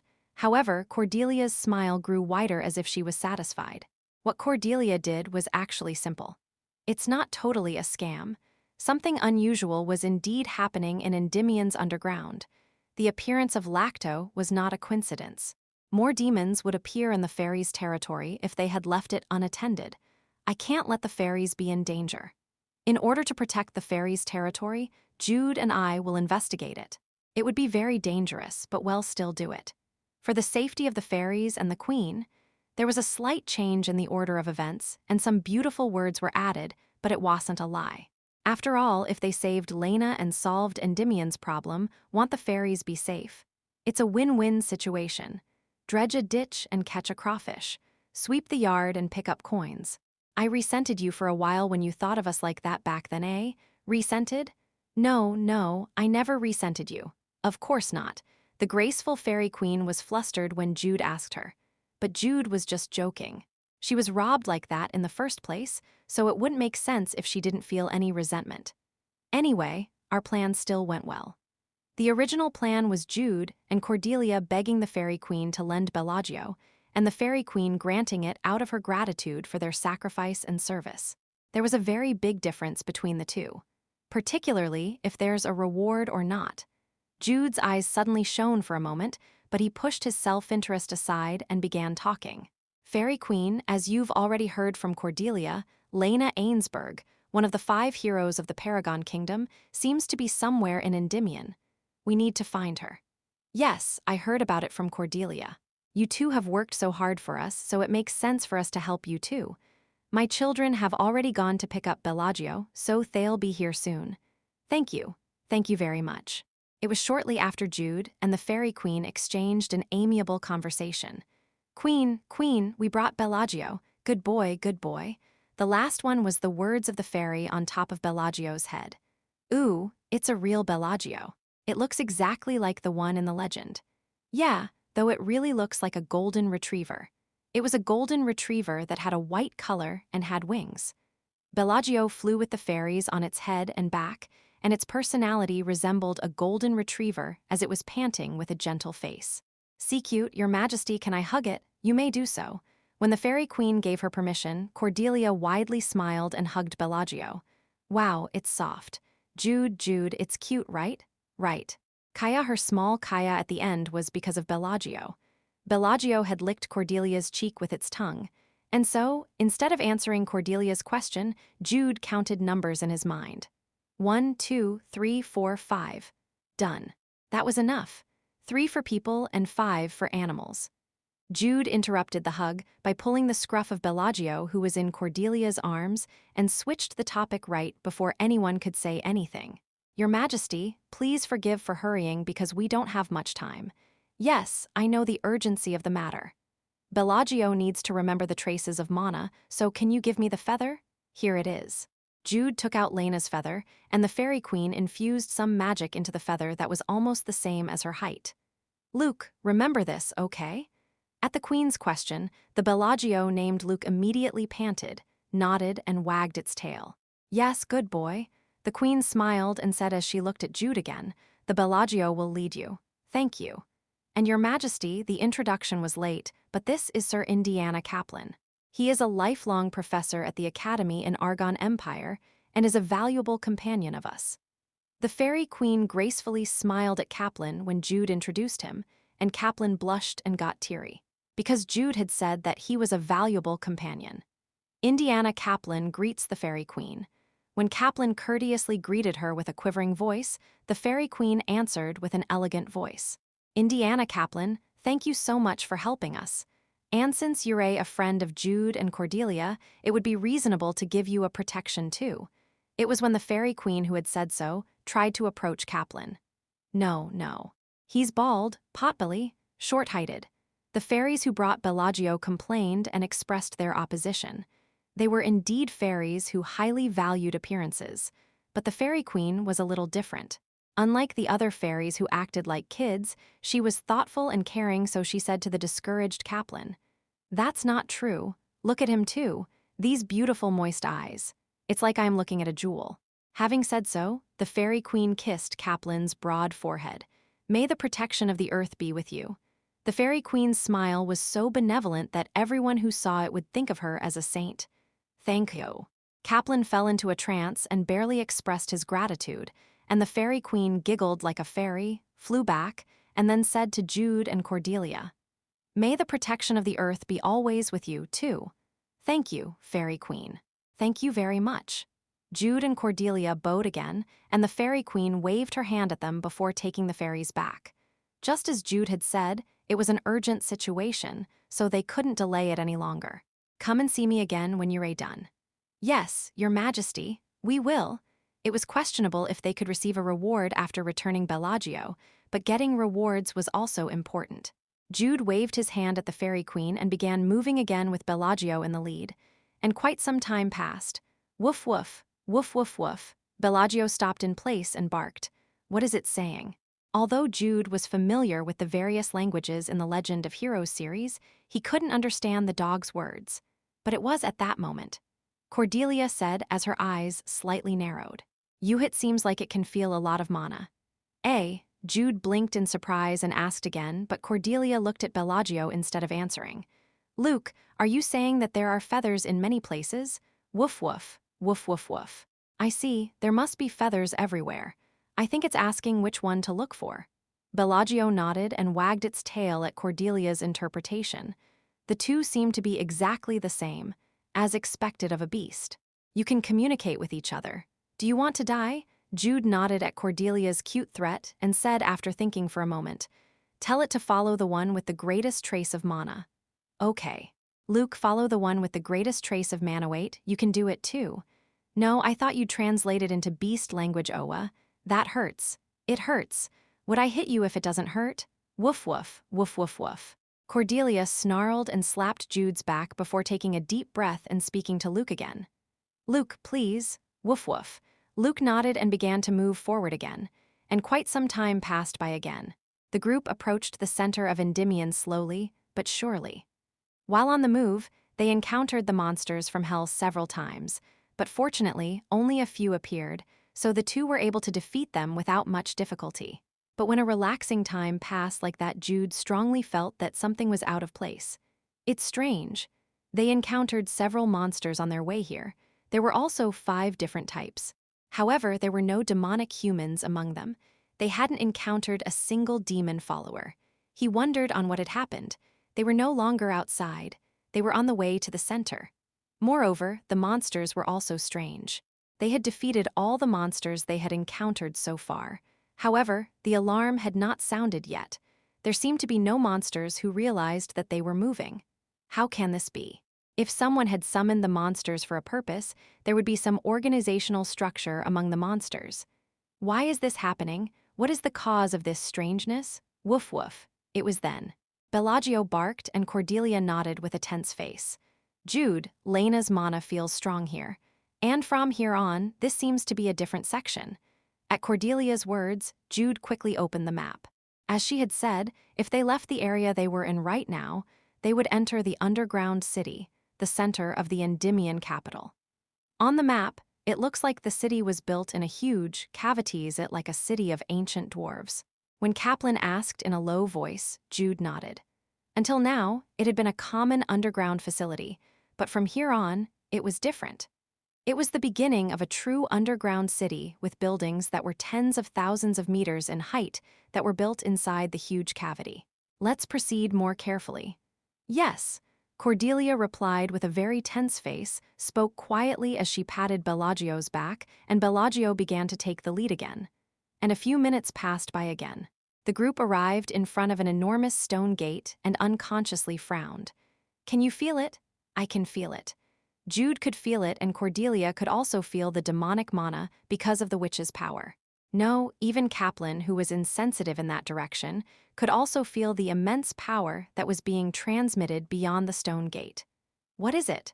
What's beyond the stone gate that we could even feel this level of power? It's not right across the door. It's far away, Cordelia said after she had closed her eyes and maximized her senses. Jude couldn't also feel such a power right behind the stone gate.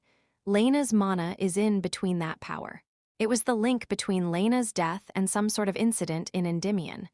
Jude composed himself as he took a deep breath before looking back at everyone. Let's go, we're ready. Woof woof. After hearing everyone's answers, Jude opened the stone door. And immediately afterwards, the moment they saw the sight before their eyes, Jude understood it. He figured out the only answer that could explain all the incongruities up to now. Hellgate, it wasn't something like a summoning. It wasn't an incident involving the devil's eyes either. The monsters from hell suddenly appeared. They had been wandering around without any chain of command. It was natural. They weren't summoned with a special purpose in the first place. They just stepped into Endymion through the Hell Gate. In the center of Endymion was a giant magic sphere like the sun. It was something that could be seen at a far distance. The purple aura of hell overflowed between the cracks of that huge space. Chapter 86 Returnees 4 Hell Gate. Something that directly connected hell and this world. That was why there was no need for a separate summoning ceremony. Sacrifices were not necessary as the demons were able to descend on this world through their own power. No way, Cordelia unconsciously said. Jude agreed. It was too early. The Hell Gate had only appeared in the latter half of Legend of Heroes 2. Fortunately, the Hell Gate was still not in its complete form. It was currently just a crack, so there was a limit to both the quality and quantity of demons that could cross over. However, it would be catastrophic if left unattended. The moment the Hell Gate reached its complete form, it would become possible for even the overlords of hell to descend to this world. So that was why. He fully understood it now. The reason why Lena died in Raptor Canyon. It was because of the Hell Gate. Lena must have sacrificed her life to close the Hell Gate. It was a dilemma. If they neglected the Hell Gate, a catastrophe would be unavoidable.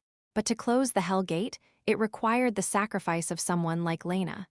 No, let's not jump into conclusions. That isn't the only conclusion. He had not yet fully grasped the situation. He only knew that Lena had sacrificed herself to close the Hell Gate, but he didn't know how she closed it or how she used up her power at that time. So it was still too early to give up. Perhaps there was something else. Woof woof. It was then. Bellagio suddenly began to bark, and Jude and Cordelia, who were distracted by the Hell Gate, came to their senses. Woof woof. Woof. Lena, it knows where Lena is. Let's go after her. They should meet Lena first. They should meet, get some information, and find a way to solve this situation. Cordelia's words were right. Jude lifted up Kaplan, who was suffering from the energy of hell, and then glanced at Cordelia. Luke, guide us. Woof woof. At Cordelia's command, Bellagio began running fast. They all ran forward. It was like they were racing towards the Hell Gate. And Jude saw, the closer they got to the Hell Gate, the more that they could clearly see. There were demons from hell. Between the purple aura of hell and the green aura that resembled poison, they could see the silhouettes of countless monsters. Some of the demons seemed quite powerful. Less than 100. It was the number of demons that had already passed through the gate. He wondered if they could fight against that number of monsters even if they had closed the gate. Woof woof. Jude, Bellagio called their attention again. Cordelia's call brought Jude to his senses and into the reality in front of them. Lena. Jude could feel her now. At a place just 200 meters away from the Hell Gate located in the middle of the city. Lena was in a 5-story building that looked like a tower. He could feel her power. And the other side, too. Kaya? At the time of Cordelia's small scream, Jude felt his vision darken. It was just a short moment, but he lost his body's freedom and struggled in the air before he saw the light again. Oa, that was Cordelia. She had fallen from the air and landed on her butt, while Jude safely landed thanks to his special body constitution, Chinmujich, and put Kaplan down before he looked at his front. A person stood there as he had expected. Haven't I told you to run away? It was a blonde woman with a gray hood covering the top of her head. She had used polite language, but her words had a mixture of anger and a little irritation. No, it was more of nervousness. Now you know, this place is dangerous. Run away and avoid the monsters. I can't afford to take care of you. It was a firm tone, as if she would not allow any objections. But Jude didn't heed her words. Rather, he had to change her mind. And Jude knew what to say. Landius disciple, Jude Bayer, greets you. It was a short statement, but it was enough to shake Lena's mind. She quickly spoke at the words of Jude. Can you prove it? No, even if you're a Landius real disciple, may the muscles always be with you. It was Cordelia.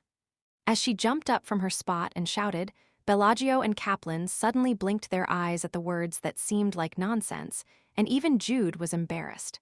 But not for Lena. Although it was hard to see her face because of her hood, she evidently became dazed but soon nodded her head. Landius acquaintance Amorova, a close acquaintance.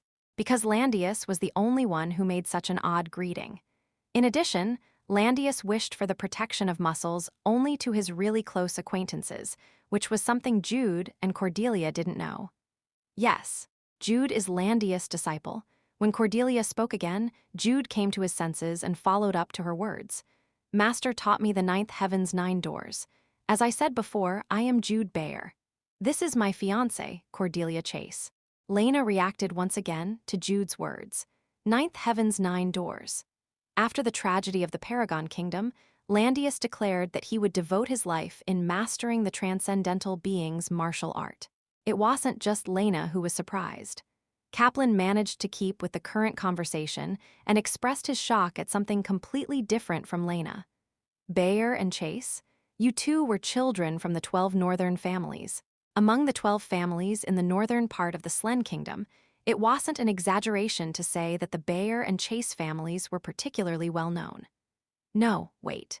So you're saying that you are children from the 12 northern families, and at the same time, you are researchers at the Capital's Academy and also members of the Guardians of the Holy Cross, and that you're the current disciple of Iron Man Landius. Yes, roughly. They weren't researchers at the Capital's Academy, but Cordelia had become accustomed to "I didn't lie" kind of words that she had learned from Jude. In any case, what Kaplan said didn't matter right now. Jude stepped closer to Lena and said, "We must close the Hell Gate. It's still in the early stages, or to be exact, it is close to the end of the first stage and the start of the second stage, so if it continues to grow, it would be a catastrophe. When it reaches the fourth stage and a demon prince descends, the tragedy of Paragon will be repeated in the wild lands." Lena already knew about that fact, but Jude had to mention it. It was to convey to Lena that their group was not ignorant about the Hell Gate too. "I am Landius' disciple. I've inherited the ninth heaven's 9 doors, though I've only been able to open up to the 3rd door. As for Cordelia, she inherited the power of the witch, or more known as the Witch of the West Forest. Whether it's something small or big, we will help." Lena reacted again to his barrage of words. Ninth heaven's 9 doors and the Witch of the West Forest, which was the nickname of the witch who confronted the overlord of hell in the past, was enough to stir her heart. But it's really dangerous. Of course, it is dangerous. But Master Lena closing the Hell Gate would also be in danger. So please allow us to help. Isn't there a saying that 2 heads are better than 1? At his sincere words, Lena covered her face with both hands and soon nodded. "Okay, let's do it together. I think you already know I am Lena Ainsberg. I am Jude. I am Cordelia." Cordelia quickly followed up after watching Jude convince the anxious Lena. "Jude and Cordelia. The one over there, Yim Indiana Kaplan. I am a professor at the Institutional Academy of Argon Empire." Kaplan stammered a little, but after he introduced himself, Lena nodded and then told Jude and Cordelia again. "I think you've already figured out the situation to some extent, so I'll tell you quickly. As Jude said, the Hell Gate is at the second half of the first stage. If we leave it like this, it will enter into the second stage, and then higher-class monsters will appear. Named demons will also be able to descend. So we have to close the Hell Gate before that happens. There were 2 ways to close the Hell Gate, and one of them was the Heavenly Seal, a heavenly spell that the Sun God taught when it descended in this world. Are you going to use the Heavenly Seal?" Lena was surprised at Jude's question but immediately nodded. "Yes, that's right. But I wasn't strong enough to use the Heavenly Seal, so I was working on a plan." "You're not strong enough?" Cordelia asked as her eyes blinked. She would react like that because it was the holy angel Lena, and not anyone else, who was standing before her. Having acquired the power of an angel through ancestral regression, she was no longer human. She was the strongest of the 5 heroes if one was to only talk about the amount of mana. So it didn't make sense for Lena to not have enough power to properly use the Heavenly Seal. There's something. Although the Heavenly Seal was a spell that required an enormous amount of mana, it did not require enough power to the point that it would take Lena's life. But Lena sealed the Hell Gate and died from exhausting her power. Why? What is the missing link between the 2? And one more. How did Lena know about it and came here? As Jude himself and Lena had said several times now, the Hell Gate was around the second half of the first stage. At this stage, the power of hell did not leak out of Endymion. Even the Fairy Queen, whose territory was currently at the outskirts of Endymion, did not know about the existence of the Hell Gate. But how did Lena know about it?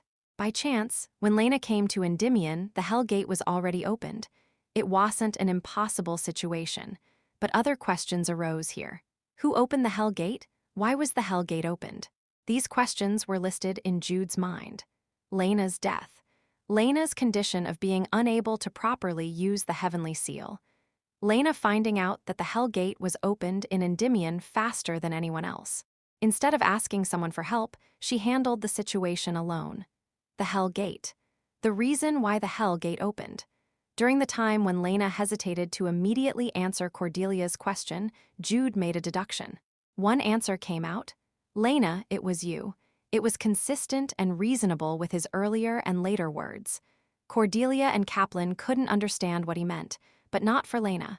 She hunched her shoulders and clenched her teeth. Her face was not visible because it was covered by her hood, but he could imagine her distressed face. "Jude." When Cordelia called him, Jude closed his eyes and took a deep breath. He came to an answer that could explain the entire current situation. He said as he looked at Lena and not Cordelia. "Lena, you opened the Hell Gate. It was not the devil's eye. they were not involved in this situation at all. It was the holy angel Lena who opened the hell gate. Cordelia was stunned at Jude's words, and Lena nodded her head. She said as she took off the hood she was wearing on her head, "You are right, Jude. I opened the hell gate." Chapter 87 Hell Gate Holy Angel Lena. A bright, gentle, and benevolent woman. A kind woman who suited the word angel more than anyone else. She opened the hell gate. Because of that, countless monsters entered Endymion. But rather than that fact, Cordelia was troubled by something else. Her eyes widely opened, and she approached Lena. Lena's face wasn't the one that Cordelia knew. It was also different from her dying face in the cinematic movie. Her hair was still blonde, but her white skin was now a pale purple. She now had red and black eyes instead of her clear blue eyes. The white sclera in her eyes were now completely black, and her red eyes had slit pupils like that of a serpent's eyes. What had happened? Lena was originally a holy angel. She was an angel of this world, someone who gained the power of an angel through ancestral regression. Don't come too close. You can't come close. Lena hurriedly retreated to avoid Cordelia's hand. The teary-faced Cordelia turned to Jude.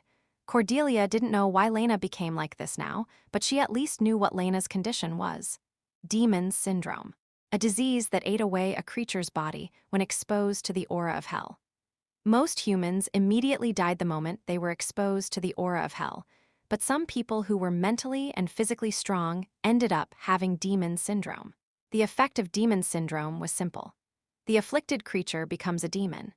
They usually became lower-ranking demons with almost no intellectual capacities, but those who had well-trained bodies and truly noble and strong minds became demons with intellectual capacities. And now, Lena had demon syndrome. Through that, Jude was able to come up with a more complete answer. You escaped from hell, and in the process, the hell gate opened. Lena slowly nodded. I was dragged to hell when I was fighting demons in the Argon Empire. I struggled and fought many times there and was able to barely escape at the end, but in the aftermath, the hell gate opened. Lena had a very distressed look. She thought of the tragedy of Paragon and of all her loved ones whom she lost, including her master who she considered as her father. However, she had opened the hell gate with her own hands, which might once again lead to something similar to the tragedy of Paragon. She couldn't bear it. She had to solve this problem even at the expense of her own life. She couldn't properly use the angel's power because of the demon syndrome. But just before she died, she recovered from the demon syndrome because she completely used up her angel powers. It made sense. Lena sacrificed herself to close the hell gate and then died a lonely death. I have to close the hell gate. I'll do anything to close it, Lena said in an earnest tone. Her expression and voice seemed like she was confessing her fault. It's not Lena's fault, Cordelia said, but Lena shook her head. No, it's my fault, no. Definitely no. You didn't open the gate on purpose. You're a good person, and you're still trying to somehow close the hell gate. That's right, so don't look so distressed. Jude and I will help you. We'll close the gate together and go back happy and laughing. Cordelia poured out her thoughts as she held Lena's hand and then smiled. Her words might not have presented a solution to their problem, but Lena smiled after hearing Cordelia. It started awkwardly, but for the first time since the hell gate opened, Lena had a proper smile.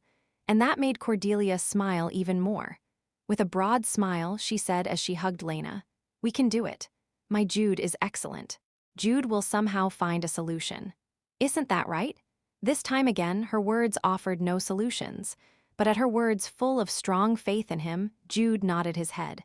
"We can do it, so let's check the situation first. Lena, do you have a way to replenish your powers?" Jude began to lead the conversation. Lena looked back at Cordelia and Jude instead of replying immediately, and soon, she smiled again. "It's like I am with Landius, a person who was absurdly optimistic and reliable that could make one feel at ease anytime and anywhere. I am thinking of using Endymion's grand magic circle." Lena moved her hand in the air and used magic. After a full map of Endymion appeared in the air, a complex figure made of white light was drawn over the map. The ancient high elves bet on everything for their final decisive battle against the demon prince in Endymion, and, as a result, the entire capital became a weapon itself. After absorbing the mana of all the citizens living in the capital at once, The magic circle was activated to inject the concentrated and amplified power into one person who would fight against the demon prince. I discovered that there's still a lot of mana stored in Endymion. If we activate the magic circle, can somehow gather the mana necessary to use the heavenly seal. It was a plausible solution. But Jude thought of a problem in her solution, while Cordelia instinctively realized it. The method Lena used in the original. That one and only method led to Lena's death in the end, but she didn't die because of that method alone. Something must have changed and brought her harm. Wait, if you use this magic circle, shouldn't an angel be the target of the gathered mana? At that moment, Kaplan, whose presence was almost forgotten together with Bellagio, spoke as he looked at the full map in the air. As a professor in archaeology at the Institutional Academy, he was familiar with ancient languages. Lena hesitated for a moment, as if she had been stabbed in her sore spot, before she slowly said again. Yes, in order to use that magic, one must have the genes of an angel. Though I am afflicted with demon syndrome, I haven't lost my angel's genes. That is why I am sure that I can do it. Lena said that with a smile, but Jude and Cordelia were not fooled. It was this. It was the reason why Lena lost her life. Lena was not a real angel right now because of her demon syndrome. So Lena was greatly hit and suffered from the concentrated sacred power, so they had to change her plan. And the two had another solution. "I'll do it," Cordelia said to Jude with her eyes. Although she had not yet used ancestral regression, Cordelia had the genes of an angel. She fought against the demons with the witch's power, but she wouldn't be dealt a huge blow by the sacred power if she was not transformed into a witch. "Are you sure?" "Definitely." Cordelia's eyes seemed to be on fire. Therefore, Jude conceded. It was impossible to stop the current Cordelia. Jude wanted to avoid Cordelia's plan, but she was correct. The best solution was for Cordelia to replace Lena. "Let's do it. Leave it to me." After she charmingly smiled, Cordelia straight away began to explain about herself to Lena, while Jude turned to Kaplan. "Will you help us, Sir Kaplan?" "Me?" "Yes, we need Sir Kaplan's help in activating the magic circle. Someone has to manipulate the console in order to operate the magic circle." This was Jude's first time in Endymion, but not the first in Magellan, the magic kingdom of the High Elves. He had already encountered a similar kind of magic circle somewhere in the ruins of Magellan. The reason why it took so long for Lena was because she did everything herself. But not now. If Kaplan was here, it would be possible to easily operate the console, which used the ancient language of the High Elves. "I am glad that Sir Kaplan is here." Kaplan flinched at Jude's words, but he soon nodded and widely smiled. "Leave it to me. I've seen something similar in my research. Yes, I believe in you." After tapping Kaplan on his shoulder, Jude advanced towards Cordelia and Lena. Lena was a little surprised at Cordelia's explanation, but instead of being doubtful, she looked apologetic. "The burden will be great. It's okay. Even if I look like this, I am very strong." Cordelia grinned and thumped her chest before she turned to Jude. "Jude, when we activate the magic circle, the demons will notice. So we need to turn their gaze somewhere. Is your face like that?" "No, it's just amazing that you came up with this. I'm sorry. Please don't hit me." When Jude made a playful remark, Cordelia clenched her fist and made a HMPH sound, but she soon loosened her face. In the first place, she knew that he was trying to lighten the mood because of Lena. "Lena, please draw the magic circle for the heavenly seal." It was absolutely impossible for them to currently learn high-ranking magic, such as the heavenly seal, with little preparation. Lena smiled again at Cordelia's request.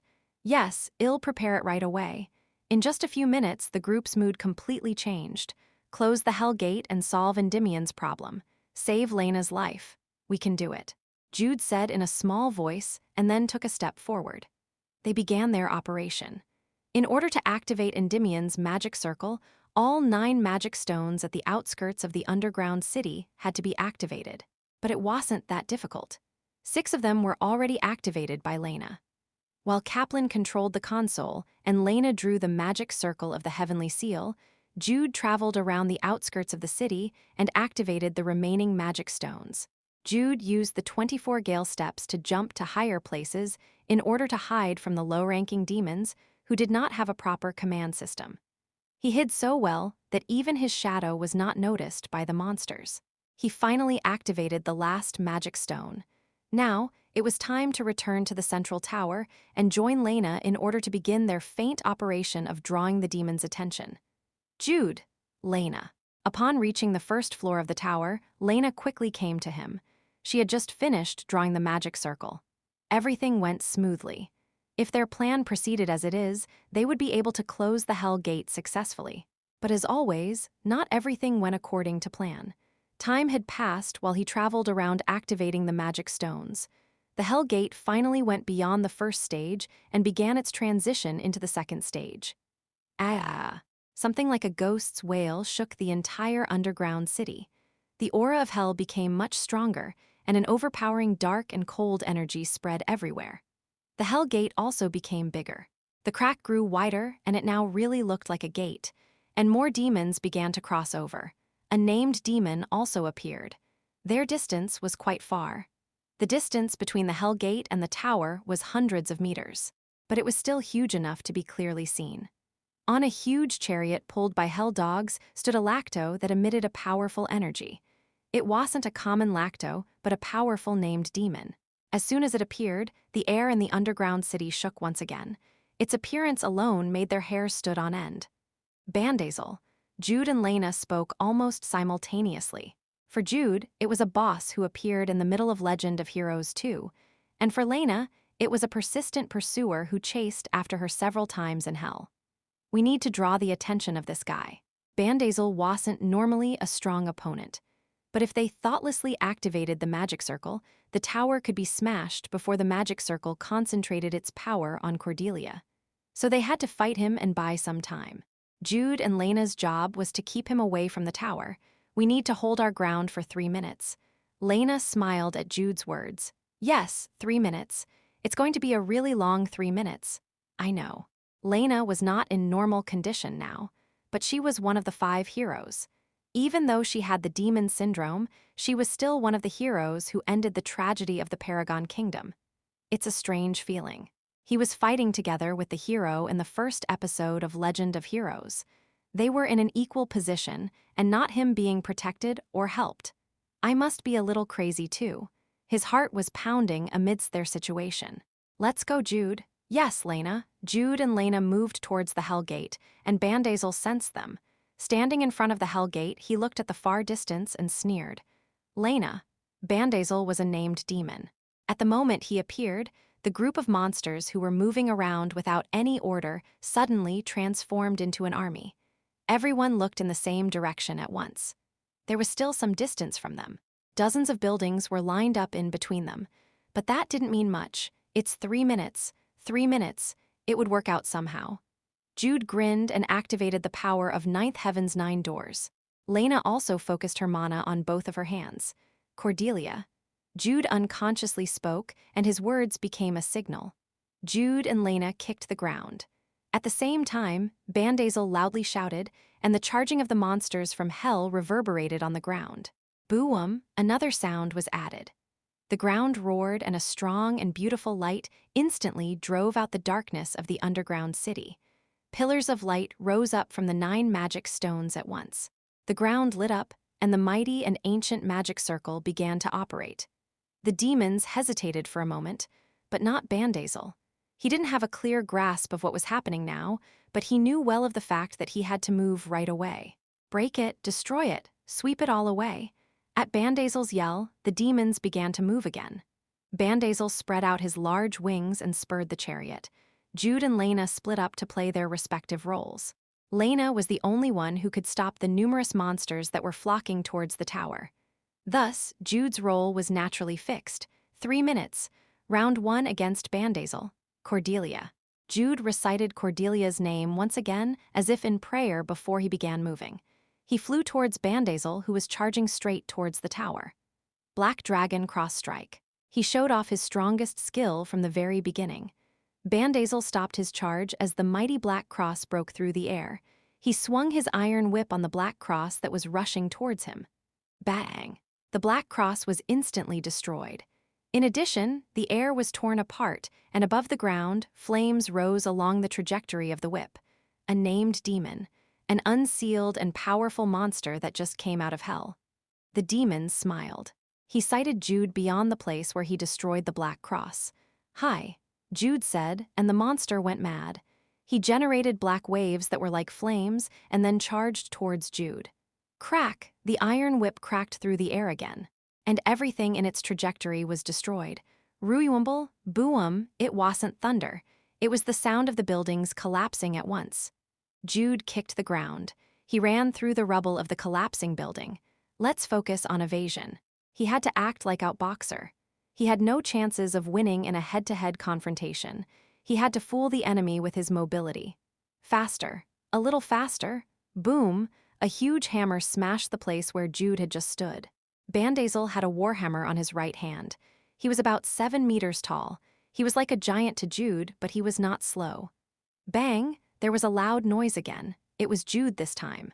Rather than widening his distance from Bandazel, he narrowed it down as he created a whirlwind and became a gale. Running around wasn't the only way to get its attention. Hell's blood slash. The red sword slashed Bandazel's waist. It was a shallow slash, but the slash was enough to cause bleeding. "You little rat!" The enraged Bandazel furiously shouted and turned around as he flung his whip towards Jude. A sharp and fast attack. His attack was inescapable. Therefore, Jude did not avoid it. He did not deviate from the trajectory of the iron whip. Crack! The ground was destroyed, but Jude wasn't. He ignored the attack through the use of the fairy steps. After the attack passed through him, he began sprinting. Bastard! Bandazel spread out his wings. It was a fast action, so Jude had to be faster. 24 gale steps black wind's advent. A pitch-black wind blew. The black wind moved between the buildings, breaking and splitting some of the buildings. "Uo!" Bandazel raised his speed. His iron wind tore apart the space itself, and his angry roar shook the black wind as well as the air. Ack! The running Jude got thrown on the ground. He couldn't completely avoid the wave-like attack, so he rolled on the floor and Bandazel appeared in front of Jude, swinging down his hammer at that moment. Boom! He rolled and avoided it. But once was his limit. When Bandazel flung his iron whip again, he had no way of escaping this time. The iron whip cracked through the air. It rushed to turn Jude into a pool of blood. He had already used the fairy steps. So he had to use something else. He had to avoid the attack somehow. What should I do? There was no time. The Black Dragon cross-strike took too much time. It was impossible to avoid the iron whip that struck the surroundings by a few steps. What should I do then? How do I do it? In that moment, in that crack of time, Jude calculated. No, he didn't calculate it. At that moment, he felt it instinctively like Cordelia. It was new and strange to him. It was such a short time, but he was able to think in that moment. It was even possible to recite the mnemonic chant. So Jude acted. He added the mnemonic chant of the 9th heaven's 9 doors to the 36 world steps, not the 24 gale steps. Just as the Holy Cross Punch advanced to the Black Dragon Cross Strike, it gave new power to the 36 world steps. And the result, bang, it was like thunder. The fearsome iron whip struck and swept the surrounding area, destroying everything. But Bandazel couldn't smile. His face was distorted, because not everything was destroyed. There was a man who stood alive amidst the storm of fearsome destruction. Jude was standing. He didn't move far away. He stood on the spot where he originally stood. The 36 world steps was a footwork skill that defended the user by evading attacks that came from all directions. Moreover, the power of the 9th heaven's 9 doors was added. Thus, Jude was able to escape. No matter how violent the iron whip's attack was, in the end, it was an attack that created a single line. If he could pinpoint the direction in which that line landed, he could completely avoid that single line. With the 36 world steps, it became possible to fly in any direction continuously and deviate from the trajectory of the whip's attack. Thus, he finally avoided the attack itself. Jude roughly breathed. Subsequently, blood flowed down from his lips, and his legs shook before he collapsed onto the ground. It's still too much. He couldn't handle it properly. Avoiding the attack was a miracle in itself. Bandazel was bewildered, but he soon regained his reason. It was true that Jude made a miraculous move, but he was now seated on the ground. Die. A click line. The sitting Jude panted as he saw the enemy's hammer, but he remained on the ground. He recited the name of a person, Cordelia. It was time. 3 minutes had passed. The tower began to shine. Bandazel realized it too. He didn't know that an immense amount of power was concentrated on the tower. But he didn't care. He was in a hurry to kill Jude, who was right in front of him. He didn't make the mistake of looking at the tower. He just consistently held the hammer. He wanted to strike and crush the enemy in front of him. That was the right thing to do. This was his iron rule that had saved his life many times. But that was why Bandazel didn't see it. The approach of a woman who valued Jude's life more than the closing of the Hell Gate. Instead of activating the magic circle as soon as she gained Endymion's power, the woman rushed to the ground with clenched fists. Jude! Boom! There was a roar. Bandazel was forced to look back, but it was already late at that time. An intangible force that was so powerful struck Bandazel and blew him away. Crash! The giant Bandazel rolled on the ground and crashed into a building. And Cordelia didn't care. Her whole body was covered with a pure and white light, and she landed next to Jude. Hey, are you okay? Hey, I am okay, I am okay. He was grateful for her concern, but it was rather difficult to breathe because she pulled on his collar. The seal, quickly Jude said as he held Cordelia's hand. He was thankful that she ran to save him, but she had to hurry to close the Hell Gate. Endymion's power could be maintained for a few seconds at most. She also had to go back to the tower and activate the magic circle of the heavenly seal that Lena installed on the top floor of the tower. However, it was before Jude could finish what he wanted to say. Bandazel stood up again. At the same time he got up, he sent off a powerful air wave, and Cordelia hurriedly waved her hand to stop him. Boom! There was a terrible loud sound, and Cordelia swallowed her scream. Because Endymion's power was too strong. If she continued maintaining that power, Cordelia herself would be destroyed. Jude figured it out too, so he tried to speak again, but Cordelia was faster. She suddenly made a charming smile and said as she looked straight at Jude, "Hey, yes, do you trust me? What is she talking about all of a sudden?" At the moment when Jude made a confused expression, the blown-away Bandazel broke the rubble of the building and stood up again. There was no time now. Jude stared at Cordelia. Cordelia was looking at Jude herself with a smile that showed her front teeth. As he stared at those blue eyes, Jude nodded.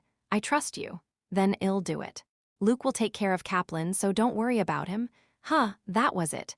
Cordelia didn't talk about it anymore. She was going to do it. Jude trusted her, so she would do it. Cordelia stood straight and looked at Bandazel.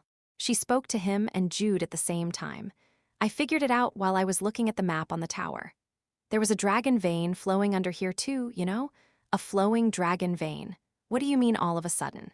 Why all of a sudden he understood. He realized it. So Jude jumped up and shouted, hey, no way, hey, but it was too late. He already said that he trusted her. The second way to close the Hell Gate. And that was to destroy the place where the Hell Gate had opened. As a bonus, the demons are also defeated. Bandazel still couldn't comprehend it. Instead of stopping Cordelia, Jude gave up and closed his eyes. And Cordelia ferociously smiled as her teeth shined. She gathered all of Endymion's power and created a spear of calamity before stabbing it into the ground. The power of Endymion hit the dragon vein, and what occurred because of it? The stuff that was done by Cordelia. FCK bang. The moment Cordelia gracefully spoke, the dragon vein run away along with a tremendous roar. The last day of the underground city of Endymion had begun. Chapter 88 Crazy Couple 1 What Color is Your Blood? A famous quote of the character Rei from the Japanese series Fist of the North Star. Frequently used when criticizing villains for their evil deeds. The Day of Destruction. It was the last day of Endymion, the capital of the magic kingdom of Magellan, which did not collapse even in a direct confrontation with the mighty demon prince of hell. Ruwumble. At first, it was a vibration. Soon there was a tremendous roar, and the surrounding area the whole underground shook. Crack, crack, it was not an ordinary earthquake. Dozens to hundreds of cracks appeared on the ground. The huge cracks spread, destroying the beautiful and elegant buildings built by the High Elves a long time ago. Boom, crash. Hundreds of buildings collapsed like dominoes. It did not stop after that. As the reverberation on the ground grew stronger and countless debris began falling down from the ceiling. Dragon Vein. A great stream of power that flowed in the underground of the wild lands. a strong and unusual power that was the wild god's source of power. A portion of it began to run out of control. The dragon vein that the high elves used as the city's energy source in the past now exploded after having been stimulated by the Spear of Calamity. Bang! Flames shot up through the torn ground, and then there was a blinding light. The terrifying power soared to the ceiling and destroyed everything it came across. It only took a few seconds for all of these to happen. Aya, waya, gaak. The monsters from hell were screaming. Even Bandazel struggled in the midst of the fearsome natural disaster, so he couldn't look back at Jude and Cordelia. But not for Jude. He opened his eyes and shouted, grasping Cordelia's shoulders. Hey, you're crazy. They were in an emergency and an extremely dangerous situation, but he couldn't help but say those words to her. And Cordelia struck back at such Jude. You said that you trusted me? FCK. Why did I trust you? You cursed. That's too much. You always do it. That was it. They ran out of time to argue. The ground shook and then collapsed as it began to sink, and the ceiling also fell down. The rubble that crashed into the ground scattered in all directions. Boom, boom, boom, FCK. Jude cursed again. It was a serious expression and not an exclamation, but Cordelia didn't care. Cordelia suddenly hugged him and shouted, I trust in you too, and she activated the shield. After using up most of her power to create the Spear of Calamity, she used her remaining power to activate Count Chase's ring. A translucent blue shield appeared and covered the two. Fuck! Jude swore again and then carried Cordelia. He carried her with the so-called Princess Carrie and then looked up at the ceiling. I trust you. Cordelia's voice sounded small when compared to the roaring sounds around them. But instead of responding to her, Jude immediately jumped up. It was something that was seriously crazy to do, but if he didn't, they would die. Yoo-woo, he darted on the collapsing ground. He grasped the location of the falling debris and computed his route in an instant. Jude held his breath. He created a whirlwind and used it to fly up like a gale. Boom, boom, boom, the deafening roars continued. In the midst of that, Jude continued to yell. He climbed up and up, kicking on the falling debris. Bang! The wreckage hit their shield. They were not injured because of the shield, but it caused Jude to fall down. But it was only for a moment. Jude spun around in the air and created a strong wind, and their fall stopped at that moment. Cordelia hugged Jude's neck and supported him with fly magic. Let's go! Cordelia cried, and Jude turned himself around again. He used the whirlwind to break through the debris. Bang! The whirlwind blew away the debris. The shield pushed away the small rubble just a little further. He avoided the wreckage. He avoided the collapsing ceiling boom, but it was too much. The falling debris from the ceiling this time was too big, as if it covered the sky. However, Jude didn't give up. He strengthened his arms that held Cordelia and then shouted, Cordelia, okay. Jude removed the shield. Cordelia threw a Spear of Calamity into the sky, which she had made by scraping up her remaining energy. Spiral, the Spear of Calamity rotated and pierced the ceiling like a drill. It didn't completely destroy the debris, but it succeeded in making a hole. Jude rushed through that hole. After he passed through the hole that was 2 meters in diameter, he made another leap by using the large ceiling rubble as a foothold. Yoo-woo, it's the sky. It was as Cordelia said. The chilly blue sky welcomed Jude and Cordelia. The sunlight that poured down was so beautiful, they finally saw the sky. The soaring Jude looked down at the ground and unknowingly apologized to countless people. A huge crater emerged, measuring hundreds of meters in diameter. Hundreds and thousands of pieces of broken wreckage were messily piled upon the shattered ground. Crazy, The last one was Cordelia. She had an awkward look as if she was ashamed, but she still stuck out her tongue. And Jude landed on the ground. Jude stared at Cordelia with a face full of mixed feelings, and Cordelia squeezed her lips once and tried to make an excuse. But not yet. Ruyumble, it was quite silent at first. Ruyumble, but the sound grew louder. It was not the sound of the already destroyed underground city. The cracks continued to spread out. The cracks stretched out as if it wanted to destroy not only the central underground city, but also the entire Endymion, and it eventually began to spread through the Raptor Canyon. At the moment, the dazed Cordelia said that bang. The second major collapse began. An avalanche occurred when parts of the Raptor Canyon collapsed, followed by a series of explosions and collapses across an area spanning hundreds of meters in diameter and several kilometers in length. Boom, boom, boom, bang, bang, bang. Unexpectedly, the time of the crashing itself was short, because everything shattered and crashed all at once. Rumble, it was the last sound they heard from afar. Silence followed afterwards. The canyon surrounding Endymion collapsed halfway down, and the direction of the wind changed, so the blowing wind struck Jude and Cordelia. A few seconds passed. Jude put Cordelia down on the ground, and as she stood, Cordelia hesitated for a moment before she awkwardly smiled and made a V sign with her fingers. Problem solved, because in spite of what preceded, the Hell Gate was closed, because they achieved their goal. Jude quietly stared at such Cordelia and moved. He raised both of his hands and pinched Cordelia's cheeks. Problem solved? Problem solved? What problem was solved? As he pulled her soft cheeks to the side, Cordelia became teary-eyed and immediately launched a counterattack. I solved the problem. As she said with a strange pronunciation, Cordelia pinched Jude's cheeks too. Hey, what are you doing? Oh, it hurts.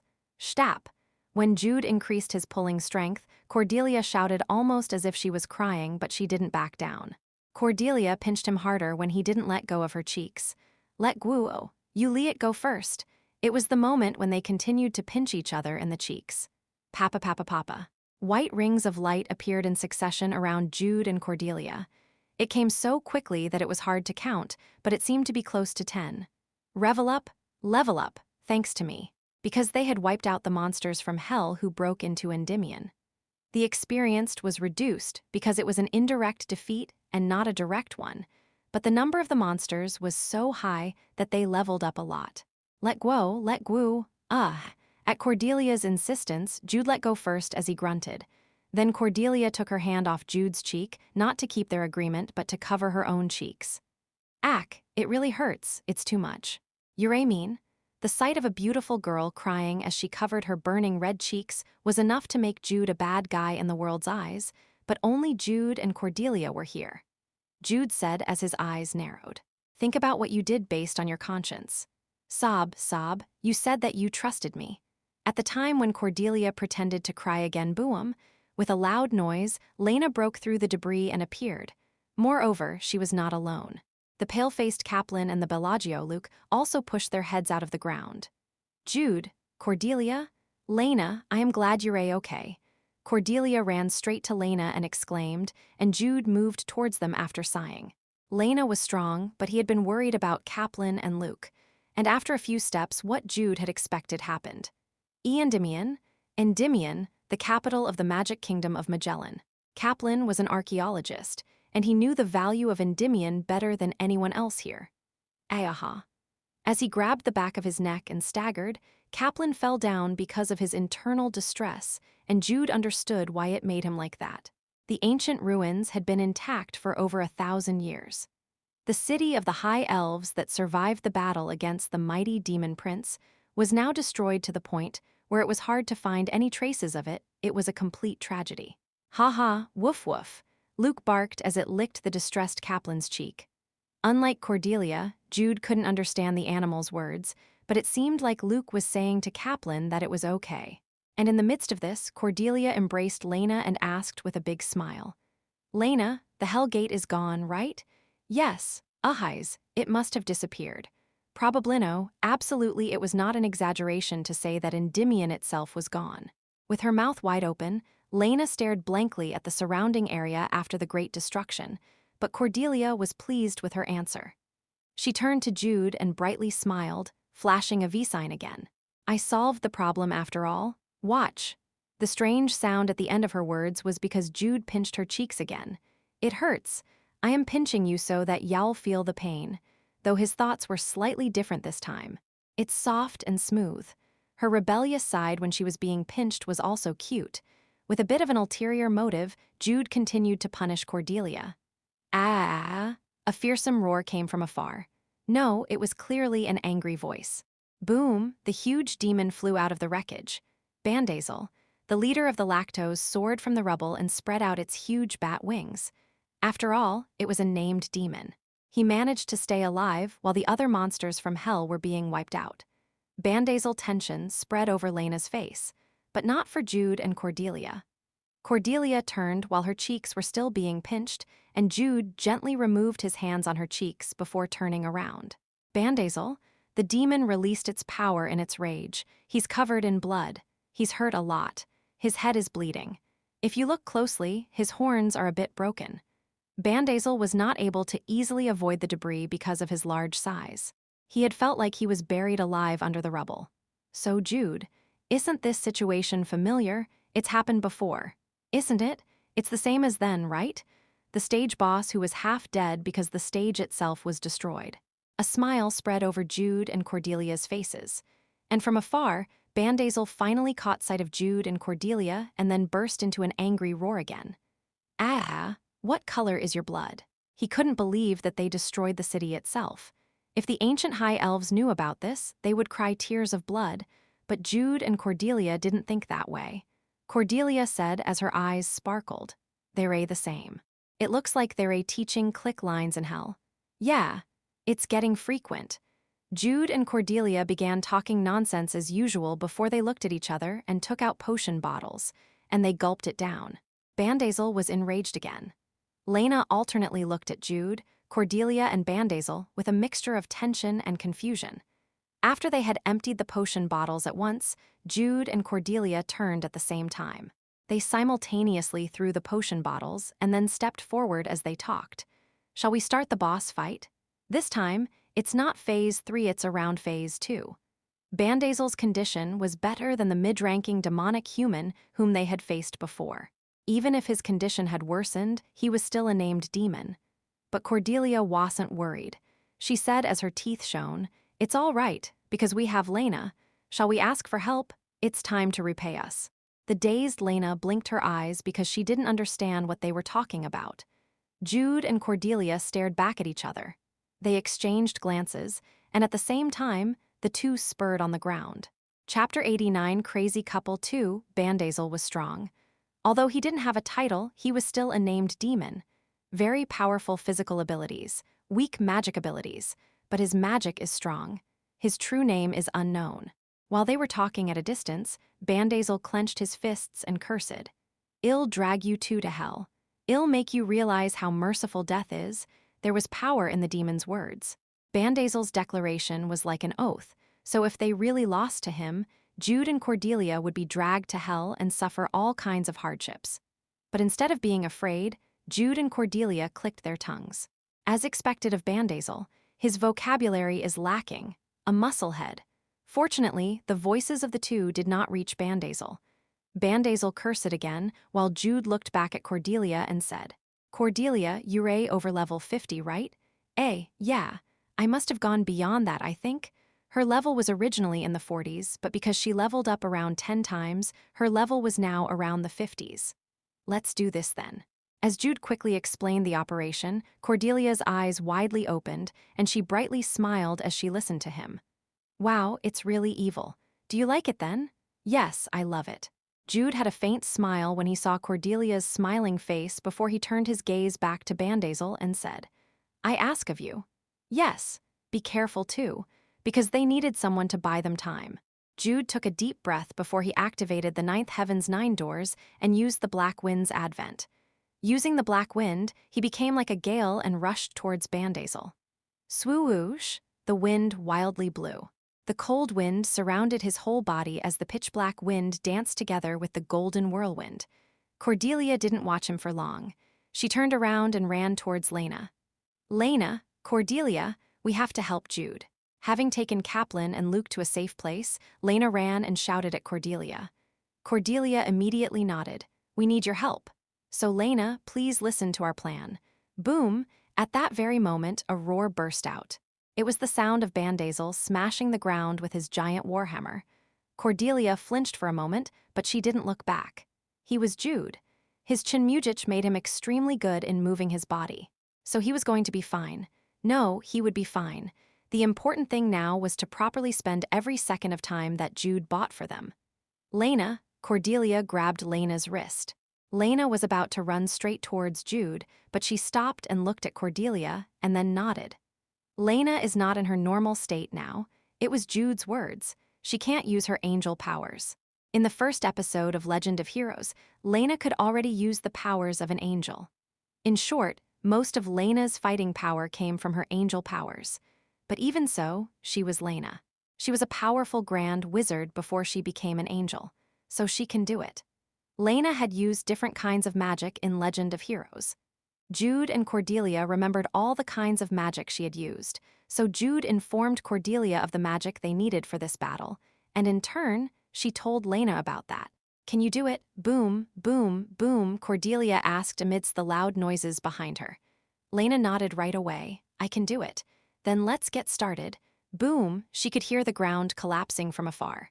Cordelia turned around and was relieved. The black wind was still moving beautifully with the golden whirlwind. "Ha!" Cordelia unconsciously sighed in relief before she immediately got serious. At the same time that she used the witch transformation, she opened the witch's spellbook with a chant. Open the book. The witch's spellbook could be opened by a simple command. It was usually small and hung from Cordelia's waist, but at her invocation, the book floated in the air and opened as it became several times larger than her upper body. Find spell. At the touch of Cordelia's hand, the pages of the spell book began to flip quickly. What she wanted to read was the last page that she could open now. New spells were opened when her level exceeded 50. Cordelia quickly recited the spell. Through the witch's spell book, she crammed the new magic into her head. And at that moment, Lena ran to the place where Cordelia had pointed earlier and invoked a spell. Create Golem. It was a spell that created a golem. Not many people knew about it, since she gained the powers of a holy angel through ancestral regression, but Lena's specialty was originally the production of magical objects, which included the creation of golems. Rise, rise and fight, my child. Lena had already used up a lot of mana when she fought alone the monsters from hell who flocked to the tower. But she did not hesitate. She poured her remaining mana to help in realizing Cordelia's plan. Oog! The ground shot up. It had looked like that. The ground that had collapsed in the great collapse caused by Cordelia had now taken shape and stood up. It was a huge stone golem created from the countless debris. Ooh, it was huge and colossal. Perhaps it was around 30 to 40 meters no, it was a giant that was almost 50 meters. Moreover, it wasn't just tall. Its whole body was made of rock, and it resembled a knight wrapped in massive and heavy armor. Thud! The ground shook as it took a step. Bandazel reflexively turned after lifting his warhammer that he used when he tried to smash Jude, while Jude smiled in admiration. Kura! The golem roared and charged towards Bandazel. Its rush was slow perhaps because of its big build. An enormous pressure restrained Bandazel. Ridiculous. Bandazel yelled as he crushed his fear, and then tightly gripped his warhammer and rushed towards the golem. He moved in order to smash the head of that slow-moving golem. It was literally a monster showdown. But Jude didn't just watch it. He turned his gaze to confirm Cordelia's location, and Cordelia also turned to Jude as if their minds were connected. "Are you ready?" "I am ready." Shortly after exchanging glances, Jude saw Bandazel again. It was a named demon after all. The sight of him jumping high and wielding the warhammer to hit the golem's head was like a scene from myths and legends. Bang! A loud noise erupted when the golem's head was smashed in half from Bandazel's blow, and the golem stepped back. Bandazel continued pursuing the golem as he successively struck it. Ha ha ha ha ha. A big golem couldn't even be an opponent. Every time Bandazel swung his warhammer, a part of the golem broke down. At first, the golem tried to counterattack, but it later became beaten down as it continued to step back. Bang! Bang! Bang! The loud blows continued in succession. The golem lost its head and both of its arms and shoulders, but it continued to step backwards and finally returned to the place where it was created. It's over now. When Bandazel spoke in a cool manner and drew his warhammer, Lena had been manipulating the abnormally huge golem with all her strength, and she suddenly stretched out her hand to Bandazel. Paralyze. It was the paralyze spell that was one of Cordelia's specialties. Their distance was quite far. In addition, there was no direct contact. Therefore, the duration of the spell was only a few seconds, but that was enough. When Lena stretched out her hand, Jude climbed on the golem. He became a black gale, soaring into the sky before he fired it towards Bandazel with all his strength. Black Dragon Cross Strike. The huge black cross from his fist struck Bandazel, but it was not enough. Defeating Bandazel with just that blow was impossible. Jude knew that too. So the purpose of his attack was not to defeat Bandazel. The purpose was to push him away. Shwaak, the black cross pushed Bandazel forward. The paralyzed Bandazel was helplessly pushed and thrown into the place where the golem had risen. Bang! A loud roar broke out after he was blown nearly tens of meters and slammed onto the ground. But Bandazel's body was unusually hard. Finishing him off with that kind of fall was impossible. In fact, his paralyzed state immediately wore off after he fell, so he tried to raise himself up. Jude saw it, and he saw the others too. Cordelia, she was standing. She added the spell's echo to the double casting she acquired at level 50. One spell invoked 4 magic spells at the same time. I've been waiting. When Cordelia's canines shone as she brightly smiled, the monsters from hell ran towards Bandazel. To be exact, they were the monsters of hell that Cordelia raised through necromancy. Gwaya, Kuo, Kayak, dozens of monsters ran and shrieked as they crushed Bandazel's body.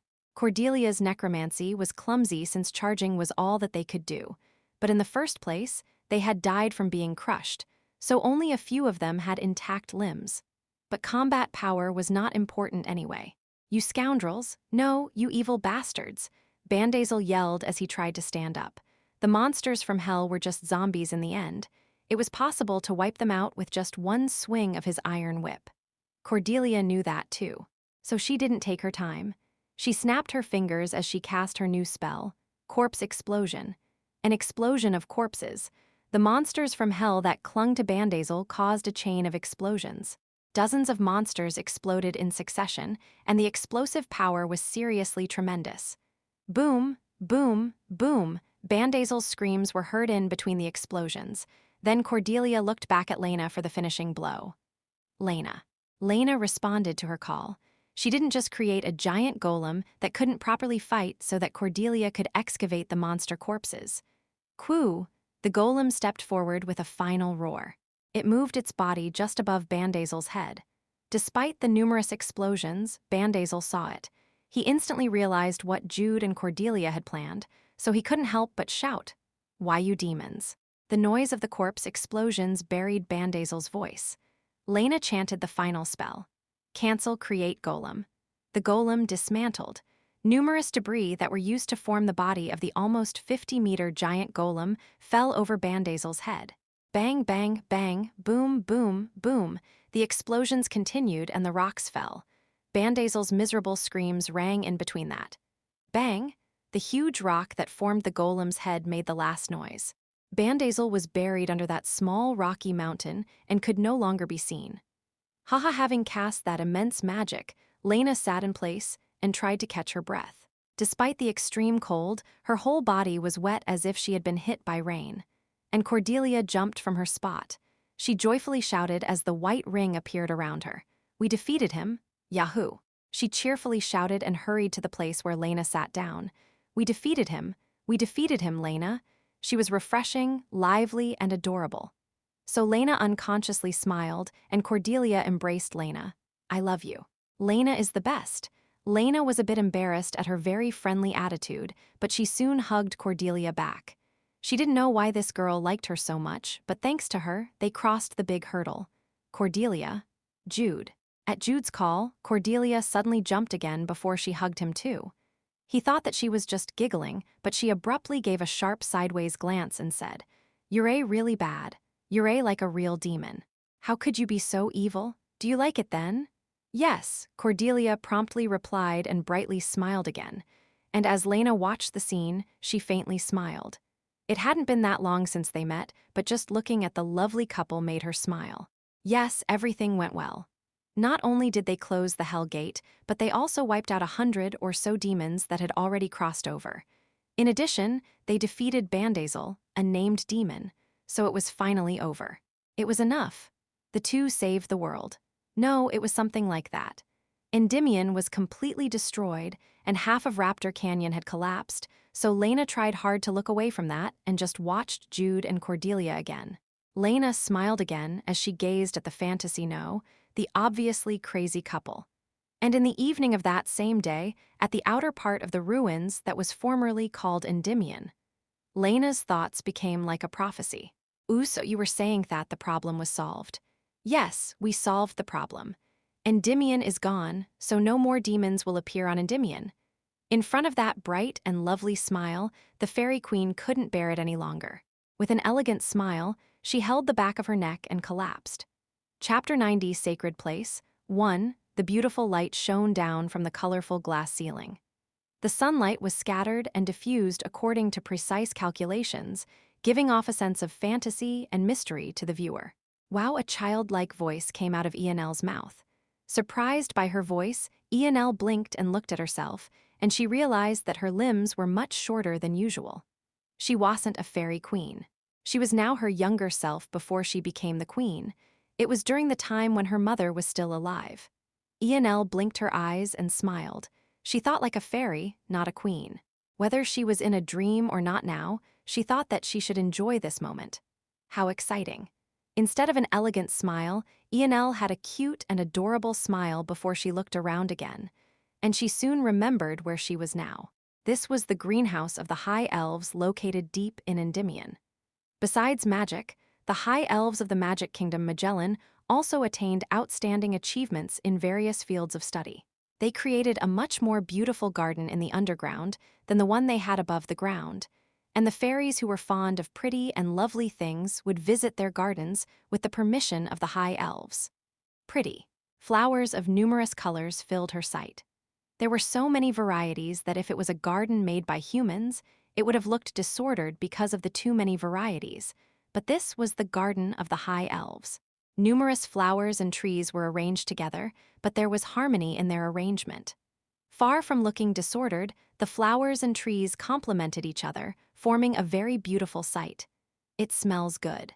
Enl closed her eyes and enjoyed the garden's fragrance, and then came into her ears a voice that she had long missed. "Enl, Mommy," Enl reflexively shouted as she jumped from her position and turned around. There stood her beautiful and caring mother, the previous fairy queen, with an elegant smile. "Mommy," Enl ran like a child and hugged her mother's waist. "You're still a child." "Yes, that's right. I am a child." Haha. How long had it been since she acted cutely like this? It had been a while since she spoke and acted like a normal fairy. The former fairy queen had a bit of a lonely smile when she looked at her daughter's face. Because in her eyes that could see beyond time and space, she saw the grown-up Enl, her daughter who had become the fairy queen. The previous fairy queen caressed Enl's cheek with emotions that could only be described as proud, regretful, and affectionate. "Enl, do you like this place?" "Yes, I like it. It's very pretty." "Yes, when Magellan's High Elves left Endymion, they especially asked us to take good care of it." The High Elves had already left Endymion when Enl was born. However, the previous fairy queen remembered the time when the High Elves lived in Endymion. "Mommy was a friend of the High Elves, right?" "Yes, I was. The High Elves were friends of us wild fairies. They let us use the hot springs and the garden to our heart's content. I like the hot springs too. You're truly my daughter. Haha." The previous fairy queen stroked Enl's head, and Enl enjoyed her touch. This moment was just a dream, but as a fairy, she didn't care about distinguishing reality from the dream. "Enl. Yes, Mommy, this place take good care of Endymion. Someday in the day when the High Elves return, we can be proud we can say that us fairies have never neglected our friendship with the High Elves." It was impossible to manage the entire Endymion. Even the High Elves had given up taking care of it. So just the places where the High Elves and fairies shared their friendship, which were the hot springs and gardens, were what they could preserve well. "Yes, Mommy, I'll definitely do it. Phew, that's a good girl, I promise. Definitely, pinky promise. All right, it's a pinky promise." "Yes, Mommy." Enl prettily smiled, and the previous fairy queen hugged her tightly. They shared each other's warmth under the sunlight shining down from the colored glass ceiling. "Mommy." Enl opened her eyes, and she realized that she was the fairy queen now. But for a moment, she was engrossed in her dream. Instead of facing reality, she chose to escape it for a while. Tick-tock, tick-tock. She suddenly stood up and left her room with the hem of her dress trailing on the ground. She faced the sight in front of her. Ha ha ha ha, didn't they say that laughter sometimes comes out when one faces a very absurd situation? The sight in front of her did not change. The scene in her dream only remained in her dreams now. It was completely ruined. The site where the great collapse took place could only be described as ruins. The fairy queen struggled to maintain her elegant smile. She soon felt faint again, but turned around and firmly stood. But she couldn't stop her weak voice from coming out of her mouth. It wasn't a dream. It would have been nice if it was a dream. If it was just a dream, if it was just a lie, Mommy, I am sorry. Ianelle couldn't keep her promise. I am a bad child. I am sorry. When tears streaked down the fairy queen's cheeks, there were some who were watching the scene secretly. Jude, what should we do? She's crying. Then should she not cry? Endymion was completely destroyed. When Jude spoke with narrowed eyes, Cordelia pouted her lips, timidly pushing her index fingers against each other. Jude sighed again when he saw her with that appearance and then said, in addition to that, are you a real demon? How could you say that? What Endymion is gone, so no more demons will appear on Endymion. Such words made Satan lose his job today. It was such a diabolical idea. No, apart from having such an idea, she put it out of her mouth and said it. And with such a lovely face and expression. Jude's remarks made Cordelia shrink even further, but she had something to say in her defense. Why you taught me? What? I mean, that when we broke the bridge, Cordelia was talking about the time when they broke the bridge to defeat Lacto. Jude was the one who originally said that statement, not Cordelia. However, Jude clicked his tongue at Cordelia's timid rebuttal and said with narrowed eyes, Is this the same as that? And isn't there something like a time and place? He was correct. Cordelia shrank even more, and Jude pulled the cheeks of such Cordelia with both of his hands.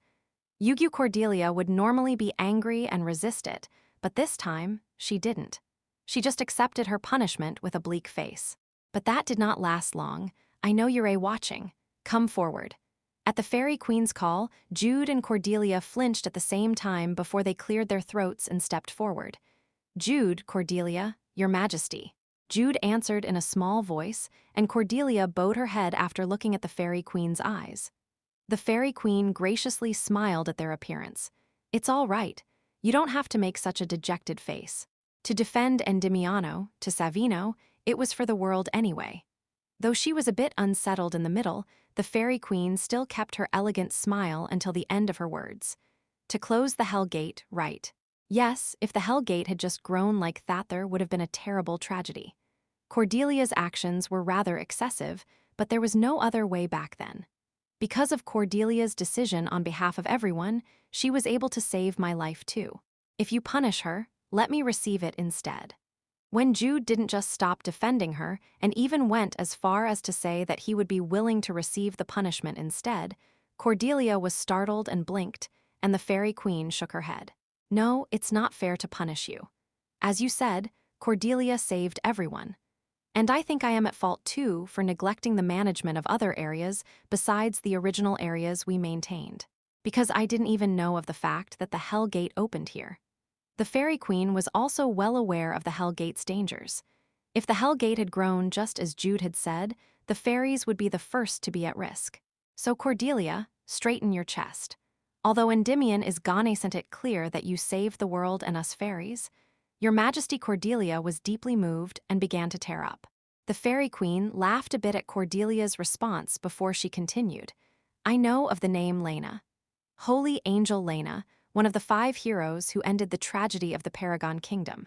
But looking at her now, it seems she got the demon syndrome. Yes, that's right, we have to treat Lena. Cordelia quickly spoke without thinking, and the Fairy Queen also nodded her head. Yes, you are right. She is also our benefactor, so she deserves to be helped. Your Majesty. Cordelia's face was flushed with deep emotions again. Jude also expressed his admiration of her in his thoughts. She's a real queen. It was unbelievable that the benevolent woman in front of him was of the same race as the fairies he knew. In any case, the truly gracious Fairy Queen turned around and said, Demon syndrome is a disease caused by the accumulation of Hell's aura in the body. So if you wash away Hell's aura with holy aura, you'll be able to cure the demon syndrome. What she said was the truth. In fact, the quickest way to treat the demon syndrome in the game was to go a large temple, give as much donation money as possible, and listen to choir's hymns while bathing in holy water. There is a sacred place not far away. It's the place where the golden dragon, the king of the wild gods, interacted with Solari, the ancient sun god. Oh, Jude unknowingly expressed his surprise, because according to the fairy queen's story, it was a land where two gods temporarily stayed together. It was literally a sacred place among the sacred places. I'll tell you the location, so take Lena there to cure the demon syndrome. Really? Yes, really. Wow, Her Majesty is the best. Thank you very much. Cordelia was ready to embrace the fairy queen at that moment, but their absolute difference in heights prevented her from doing so. The fairy queen laughed a little at the appearance of Cordelia hesitating when she tried to hug her, and she soon looked back at Jude and said, "Jude, yes, Your Majesty. I am saying this out of concern." The fairy queen's words trailed off at the end before she suddenly cleared her throat and said while looking elsewhere, "You can't destroy that place, the sacred place, especially the sacred place. Of course, I'll try to prevent the worst situation from happening." Cordelia's face turned red at the moment Jude spoke with a determined look as if he was swearing an oath. After she struggled in that state, she spoke to the fairy queen in an urgent tone. I promise, I'll just go quietly. Really, yes, I believe in you, truly, really, please. Please." Her elegant smile remained the same, but at the end, there was some desperation in the fairy queen's words. It wasn't really just a sacred place, because they had to protect that sacred place. Especially that sacred place, I promise. Really, the dispirited Cordelia shrank her shoulders as she made a promise. Jude stepped forward again. "Your Majesty, I will take responsibility and protect the sacred place from Cordelia." "Yes, I believe in you." "I am not a demon," Cordelia timidly murmured shortly after the fairy queen's worried face and Jude's determined oath. The fairy queen turned to Cordelia again and spoke. "I am sorry. I've made you dispirited. As I said earlier, it's true that you saved us. You can be proud of that. You're a warrior who made a decision that couldn't be easily made." Sob, Your Majesty. She, fairy queen, did a grievous harm to someone and then pretended to help her, Cordelia.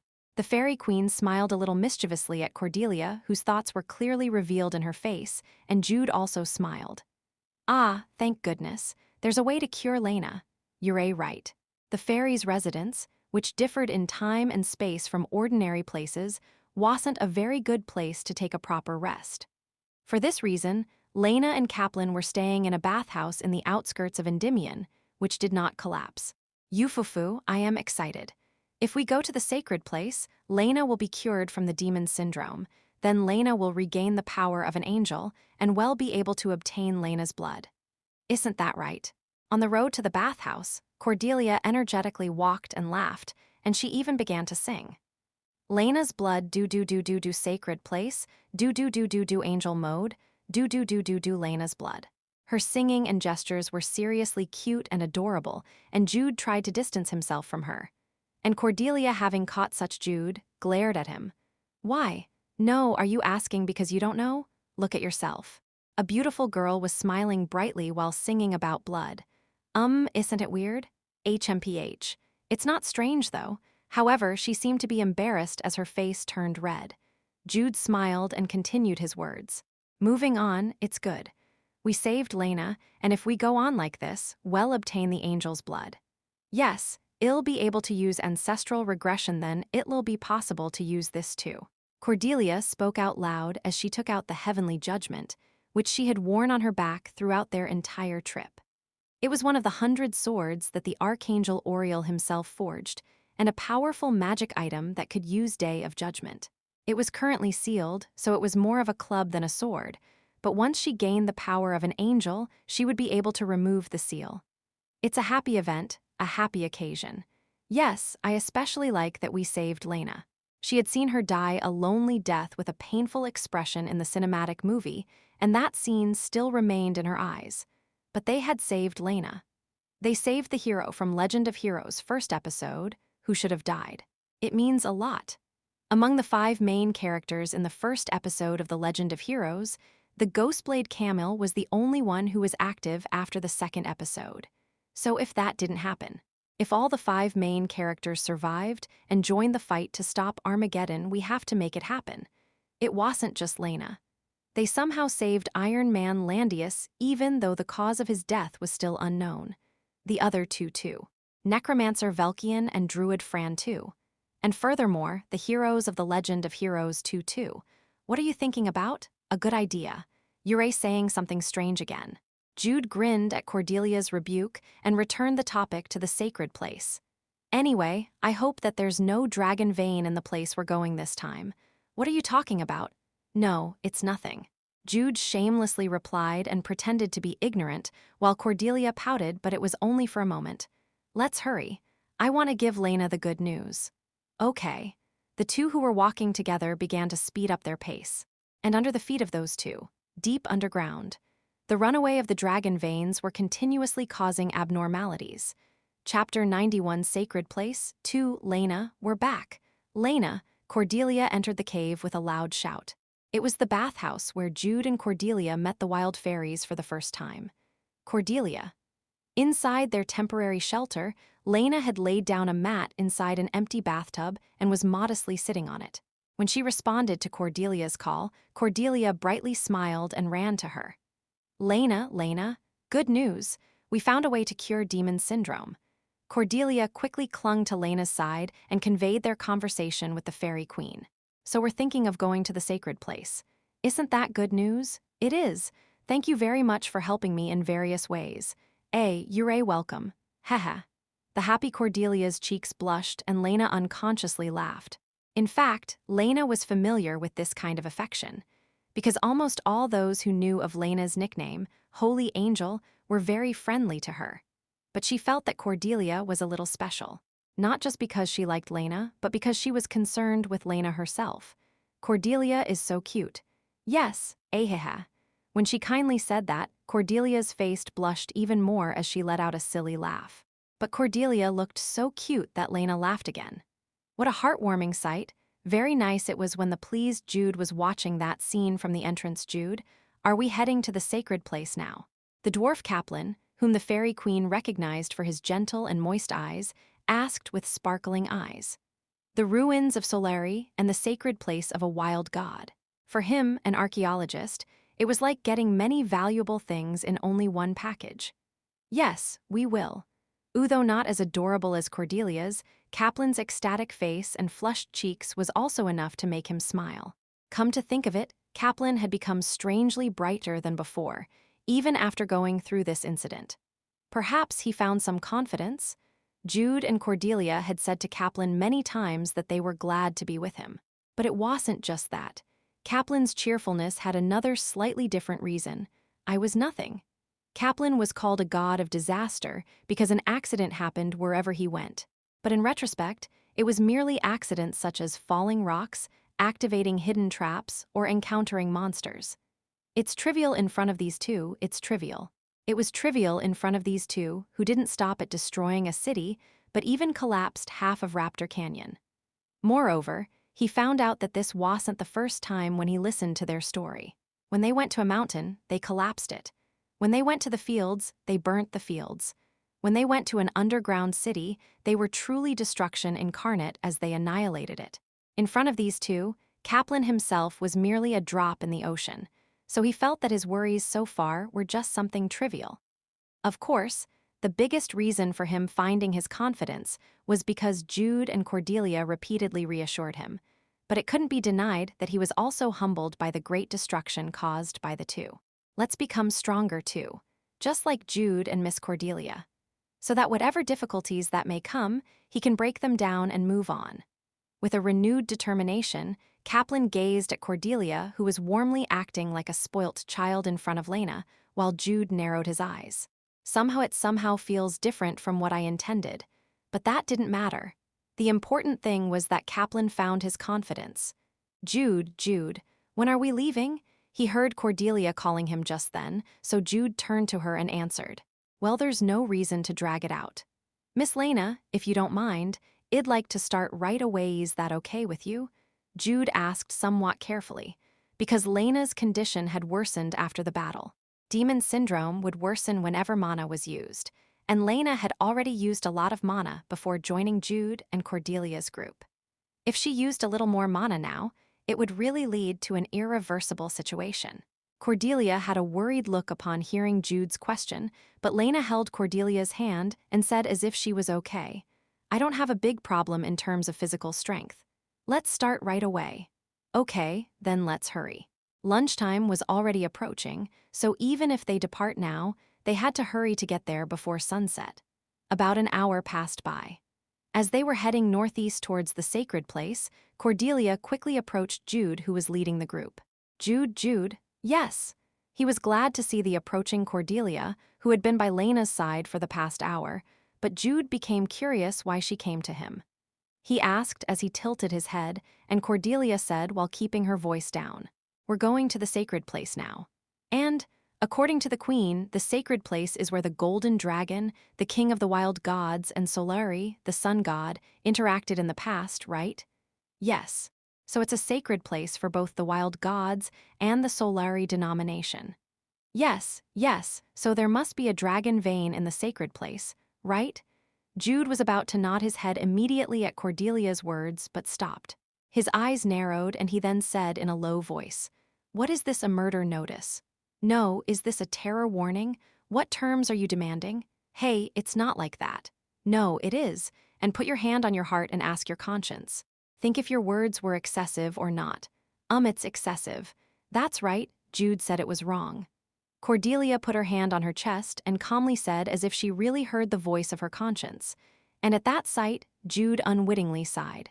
Who your acting skills have improved, it's because of someone evil. And it wasn't acting just now, it really was the voice of my conscience. If you say so anyway, why did you bring up the dragon vein? Noits just in case. Just in case. Yes, hey, I am saying this just in case then, not the sacred place. Seriously, not the sacred place. The queen will weep bitterly. Do you understand?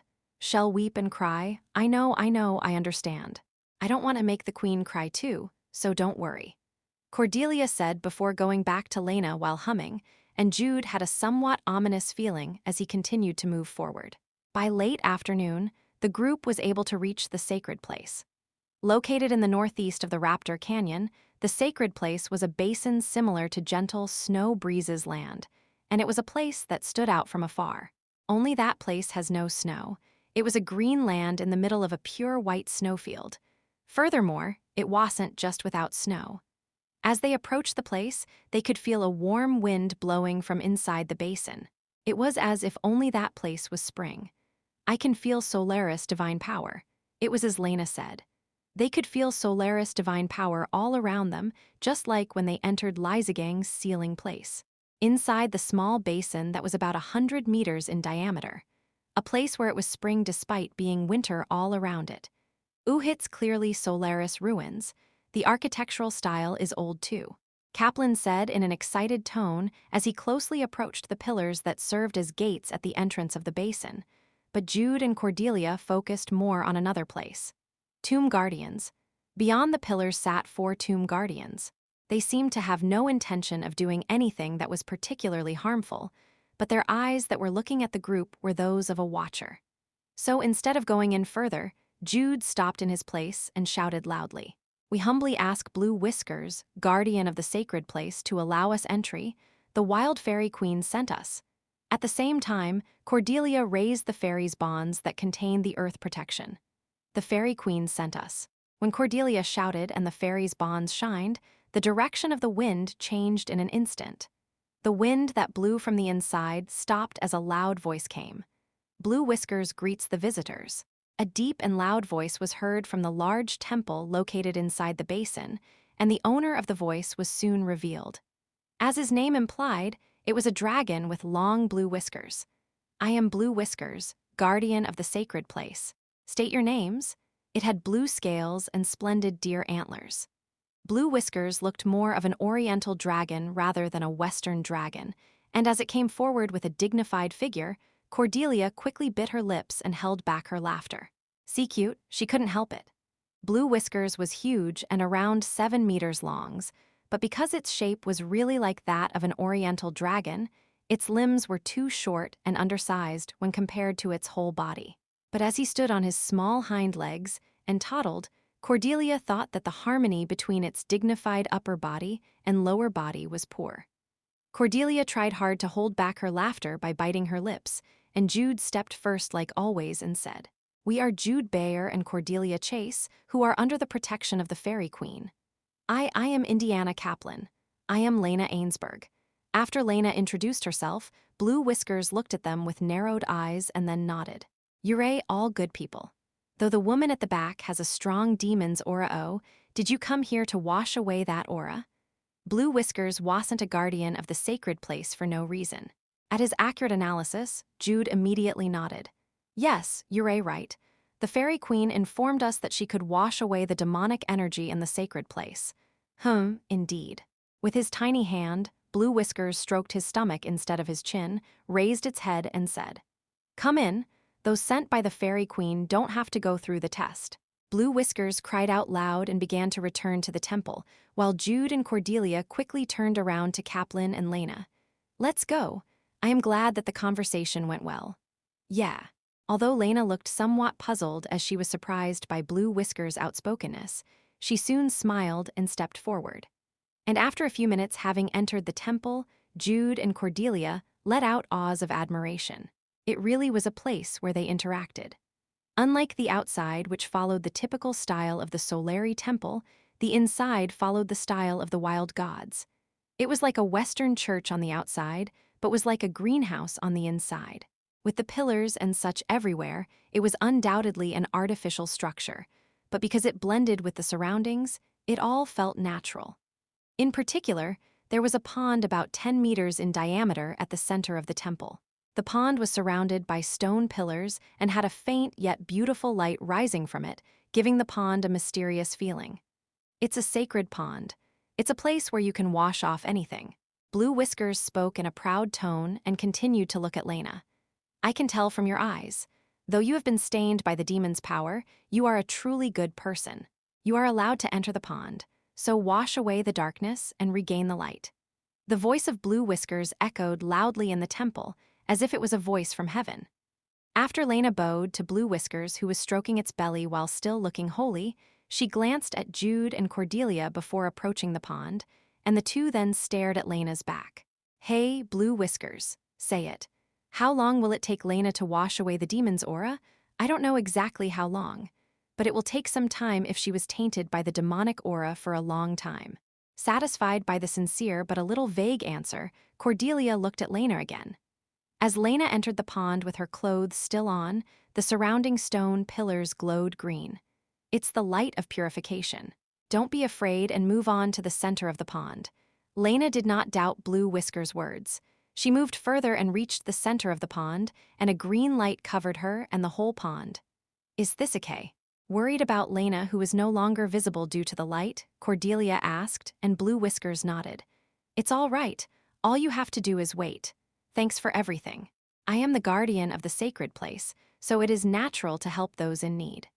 Blue Whiskers replied with a smile and later walked to a corner of the temple, which seemed to be its dwelling place, and Cordelia tried hard to only see Blue Whiskers' upper body.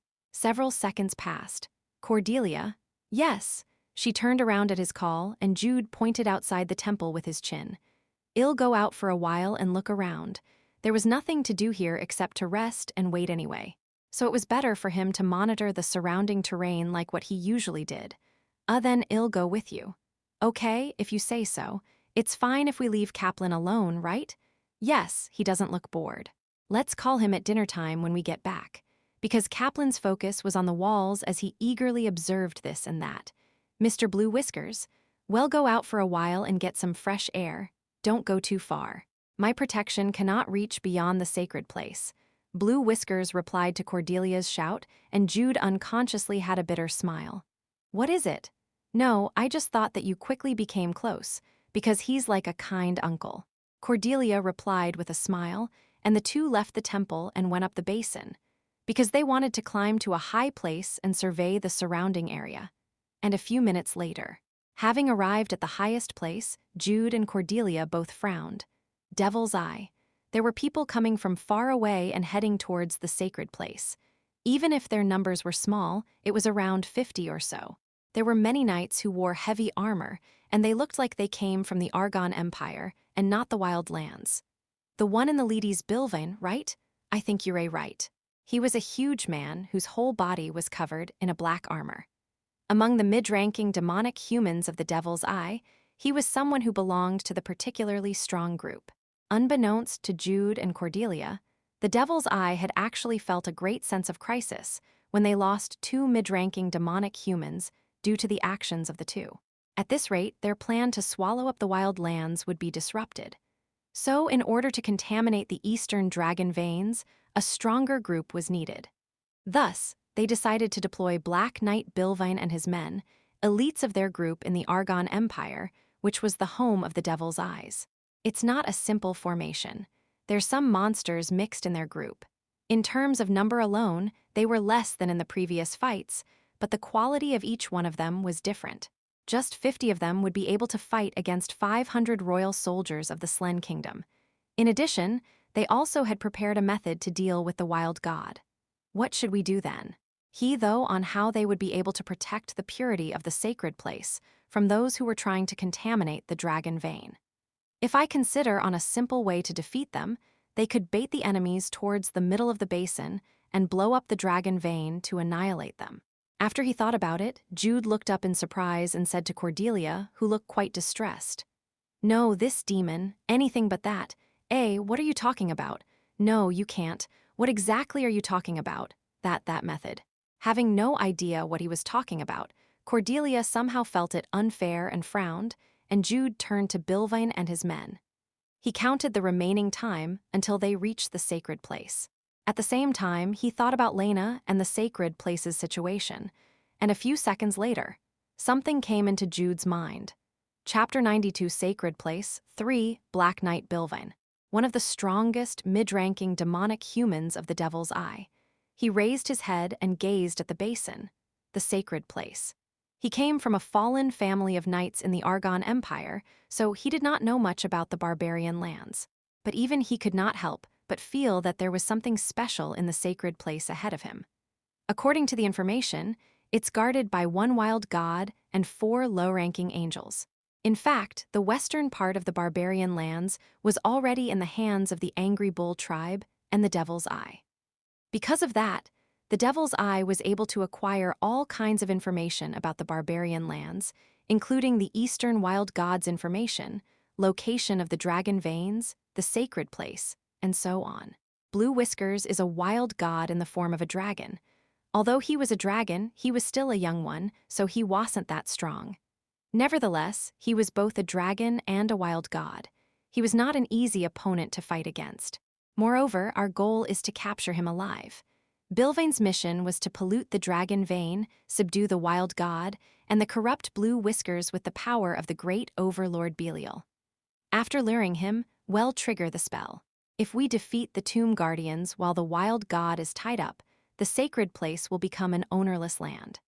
After confirming their strategy in his mind, Bilvain stopped at about 100 meters from the entrance of the sacred place and ordered his subordinates to go into their battle positions. Hell have no choice but to come out.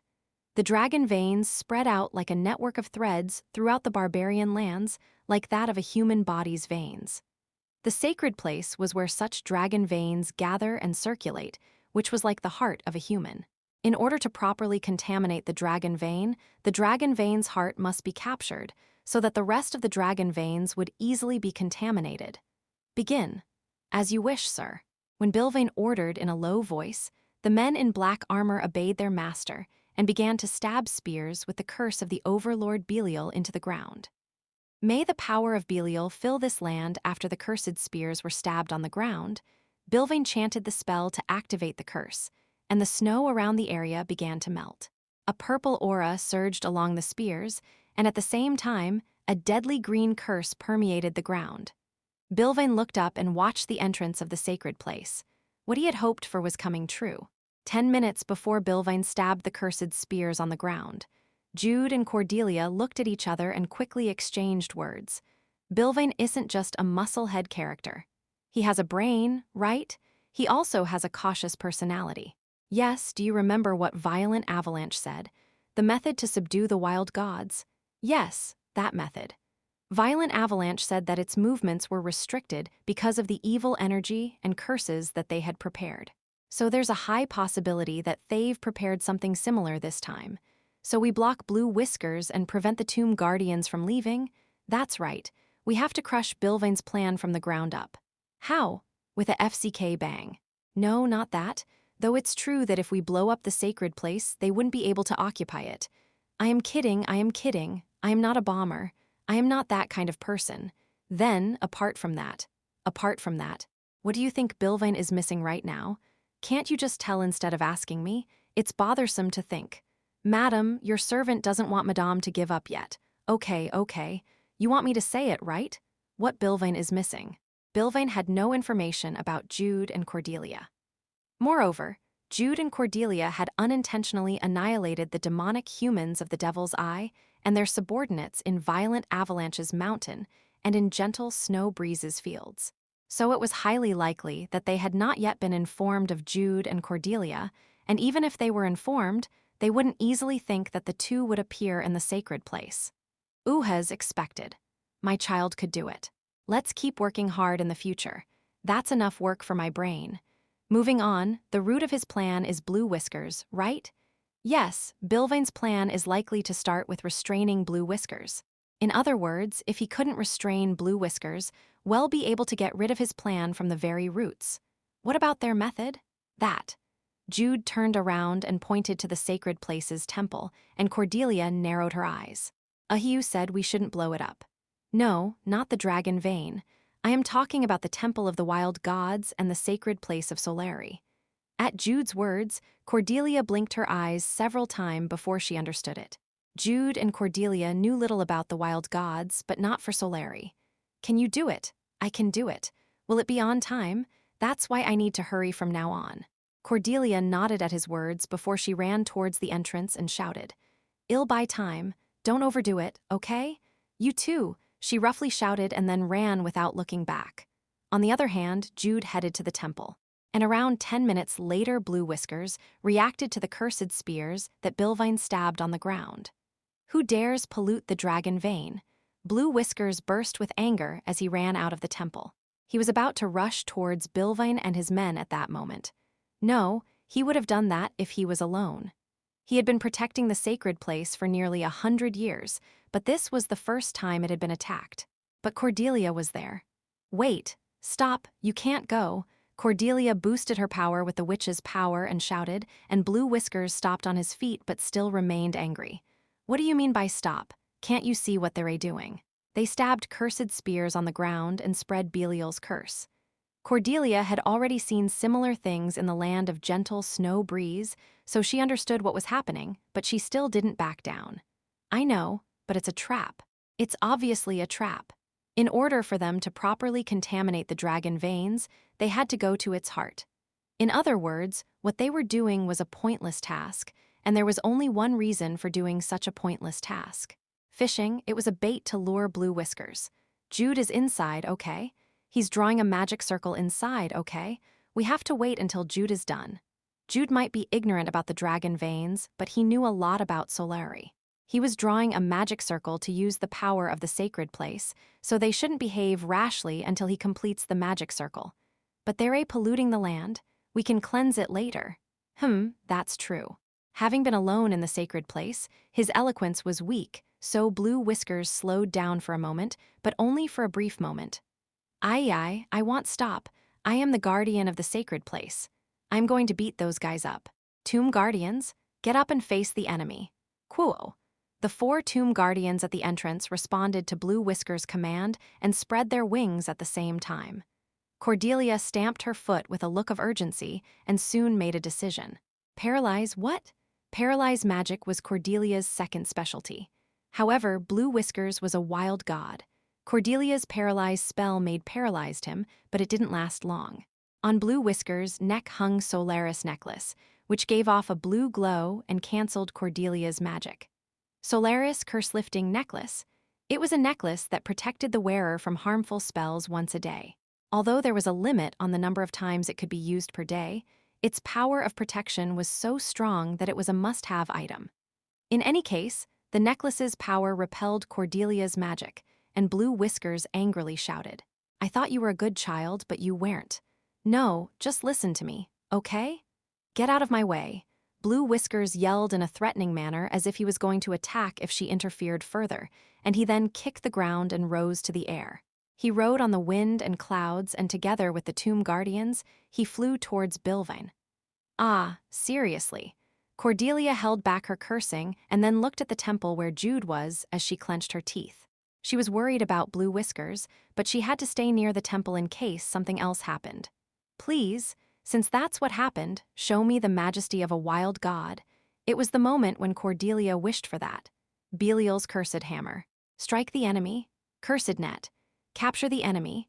When Bilvain loudly shouted, 5 of his men cut their own throats, offering themselves as human sacrifices. The vivid red blood spilled into air, and at that moment, a dark red power rose from the cursed spears and headed towards Blue Whiskers. The Devil's Eye had invested a long time to develop this sealing curse for the wild gods in order to carry out their plans. Qa. Blue Whiskers grew stronger as time passed, but he lacked combat experience, so he couldn't properly fight against the curses that came in succession. He was hit by the cursed hammer, crashed to the ground, and the cursed net tied not only his flesh but also his soul. Solaris necklace, which already used up today's protection, was useless. No, it didn't change even if it hadn't been used up. To begin with, what the Devil's Eye prepared was something that activated 10 curses in a row. Strengthen the curse. Seal the wild god completely. When Bilvain shouted, 5 of his men stepped forward again and cut their own throats. They were brainwashed offerings that had been prepared as human sacrifices in the first place. Qa. Blue Whiskers painfully screamed as he desperately fought against the curse. The power of the curse nearly doubled the moment the 5 humans were sacrificed again. The wild god is sealed. Let's strike the sacred place now. Bilvain drew his sword and shouted, and his subordinates raised the flag and blew on the horns. They were like an order of knights that belonged to the Devil's Eye, and they passed by Blue Whiskers and began charging towards the sacred place. Qa. The Tomb Guardians spread out their wings and rushed towards Bilvain's men. However, they had already prepared countermeasures against the Tomb Guardians.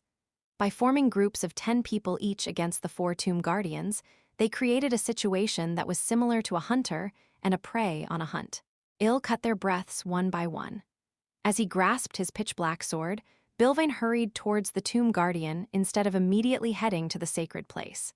It was a simple yet reliable hunting method in which Bilvain himself killed the Tomb Guardians while 10 of his men tied its feet.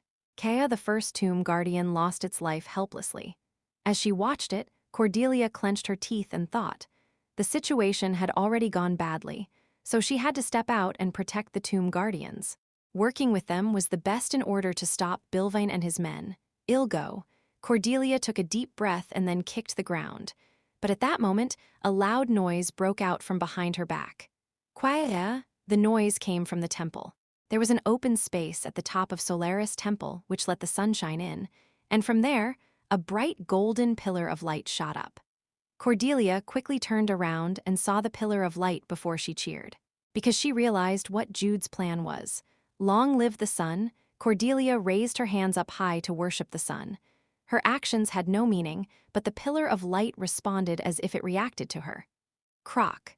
The pillar of light split into hundreds to thousands of pieces, with a sound similar to breaking glass. The pieces remained in the air as if the time froze, and the world was soon covered with an intense light. Solaris Land. It was a magic technique which temporarily created a sacred place for Solari by spreading Solaris power around the surrounding area, and its effect was truly amazing. Ooh, the size of the Tomb Guardians grew. Their eyes glowed gold, and the sacred power that surrounded their entire bodies became twice as strong. The effect was not only that. Belial's curse that was suppressing Blue Whiskers was also broken at that moment. Bilvain and his subordinates' power also weakened. As expected of my Jude, the magic technique used up the power of Solari that was stored in the sacred place, but what mattered now was to repel Bilvain and his men. Cordelia widely smiled as she looked at the temple's entrance. She waited for Jude to come out so that they could attack Bilvain together. But contrary to her expectations, Jude did not come out. Or rather, he couldn't come out. because something happened that neither Cordelia nor Jude would have thought of. The magic technique won't stop. At the center of the temple, at the center of the large magic circle, Jude stood with a puzzled expression. There wasn't anything wrong with the magic technique. He had succeeded in casting Solaris land by using the power of Solari that was stored in the temple. But the magic technique didn't stop. Despite having already exhausted the stored power of Solari, it continued to gather power. And Jude realized it. At the present moment, the magic circle was not gathering Solaris power that remained in the sacred place. The magic circle was actually devouring the dragon vein's power. Jude, Cordelia appeared at the temple's entrance. She looked at Jude and realized it with her animal-like instincts. "Hey, you told me not to blow it up." The dragon vein was violently shaking. It seemed that an incident similar to when Cordelia deliberately made the dragon vein run away was about to happen at any moment. And two realized it again. Jude detected it because he was standing above the magic circle, while Cordelia became aware of it through her animal-like instincts again. It was different. The flow of the dragon vein was not normal, but it was not a runaway. An explosion wouldn't happen either. It was something different. Not an explosion, but something that made the power of the dragon vein to flare up. It wasn't the magic technique. The magic technique was just an opportunity for that something, and it was the will of that something that moved at that moment. "Quiet, Jude." A golden pillar of light shot up again from the magic circle. At the moment she saw it envelop Jude, Cordelia thoughtlessly rushed towards the magic circle without considering the consequences. She threw herself at the pillar of light and tried to grab Jude. And thus, he saw Cordelia. Jude was the only one who originally saw it, but now that she was here, they saw the sight in front of them. A golden color, a world that was full of shining gold. Cordelia. Jude hurriedly pulled Cordelia towards him and directed her to his back as if to hide her. As she stood behind Jude's back, Cordelia raised her head and stared at the sky instead of saying anything. They were no longer in the temple. They didn't know if they were in a real or mental space, but what appeared in front of them was not the sunset against a dark sky, but the eyes of a huge being. Golden Dragon. When Cordelia spontaneously spoke, Jude also raised his head. Cordelia was right. A huge golden dragon covered in golden scales was looking down at them with shining blue eyes. "I am the one who is called the Golden Dragon." The voice spread out from the sky to the ground. At the voice of the huge and enormous being, Jude and Cordelia felt their very existence become smaller. "I am one with the dragon vein." The head of the golden dragon, that was up high, began to slowly descend towards Jude and Cordelia. Cordelia flinched but raised her mana, and Jude moved half a step to the side to hide Cordelia a little more. "I recently experienced a series of explosions in the dragon veins, and those explosions were caused by you." The golden dragon's voice sounded monotonous, so they couldn't read its emotions. After he plainly enumerated those facts, Cordelia bit her lips and winced again, while Jude thought over and over again on how to protect Cordelia from that great being. Should we run away? No, that's impossible. If this space itself is the golden dragon's mental space, we cannot escape. Then, should we ask for forgiveness? It was to save the wild gods. "If you ever punish us, please punish me instead." While Jude's head was busy thinking, Cordelia stepped forward. With a determined face, she opened her lips that were tightly closed. "I am sorry. Please forgive me. Please let Jude off. Everything is my fault." It was the moment when she was about to let out her voice. "Thank you, I was wrong, eh?" The stunned Cordelia blinked her eyes, and the golden dragon spoke again. "Thank you. Thanks to you, I was able to open my eyes." What is he talking about? Didn't the golden dragon appear to punish them? "I am one with the dragon vein. That is why I live and die together with the dragon vein." Evil groups have taken full control of the wild lands in the West. By taking advantage of the time I was asleep, they polluted all the dragon veins in the West, making me fall into a deeper sleep. The golden dragon did not wake up in Legend of Heroes 2.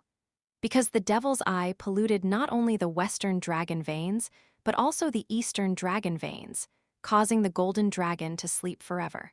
But Jude and Cordelia, or to be precise, Cordelia, changed the situation.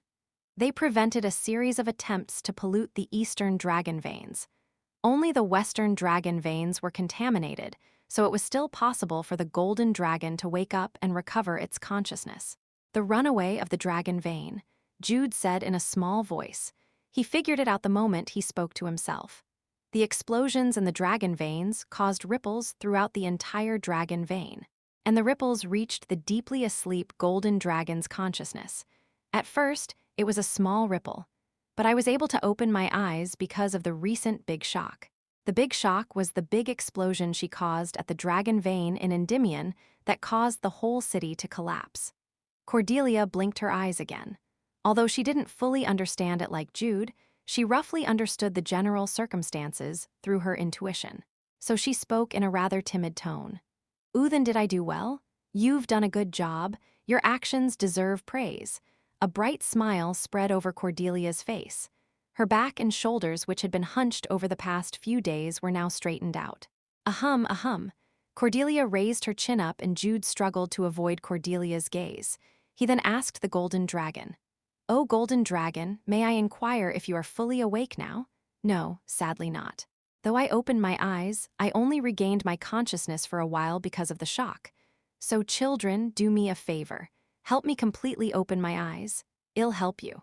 When Cordelia shouted right away, a small smile spread over the golden dragon's face. "Thank you, child. Then listen to my instructions carefully and carry it out." The golden dragon closed its eyes once, and a map of the wild lands appeared over the golden sky, with the dragon vein locations drawn over the map. Blow up the polluted western dragon veins to shake off the evil power and create ripples throughout the entire dragon veins. I'll be able to completely open my eyes then. Jude couldn't help but ask back. In short, we have to blow up all the western dragon veins. Wow, so we're legal now? Jude tried hard to look away from Cordelia's awe as he thought rationally. Yes, the land's contaminated anyway. Everything in the western part of the sacred place was contaminated already. Thus, blowing it all up was the only way. The wicked will try to protect the polluted dragon veins, but don't give in and destroy them all. Yes, I'll surely do that. I promise. I see, thank you. Good and evil seem to have been reversed. Jude felt confused at the golden dragon and Cordelia's warm but not warm-hearted conversation. But he soon came to his senses and said the most necessary words at that moment. "Oh, golden dragon, we will follow your command, so please give us the strength to carry out your will. Whatever the case, if there was an opportunity to get it, then they should get it." Cordelia also came to her senses at Jude's words and said as she bowed politely, "Please give us your protection." "I will. My blessing will be with you, so that all the wild gods will help you." And at that moment, a burning sensation was felt at the back of Jude and Cordelia's left hands, and the emblem of the golden dragon was tattooed there. The dragon's emblem? It was an emblem that gave its owner the power of a dragon. Among the numerous emblems in Legend of Heroes 2, it was particularly rare, and it allowed its owner the power to use the dragon's power in their human body.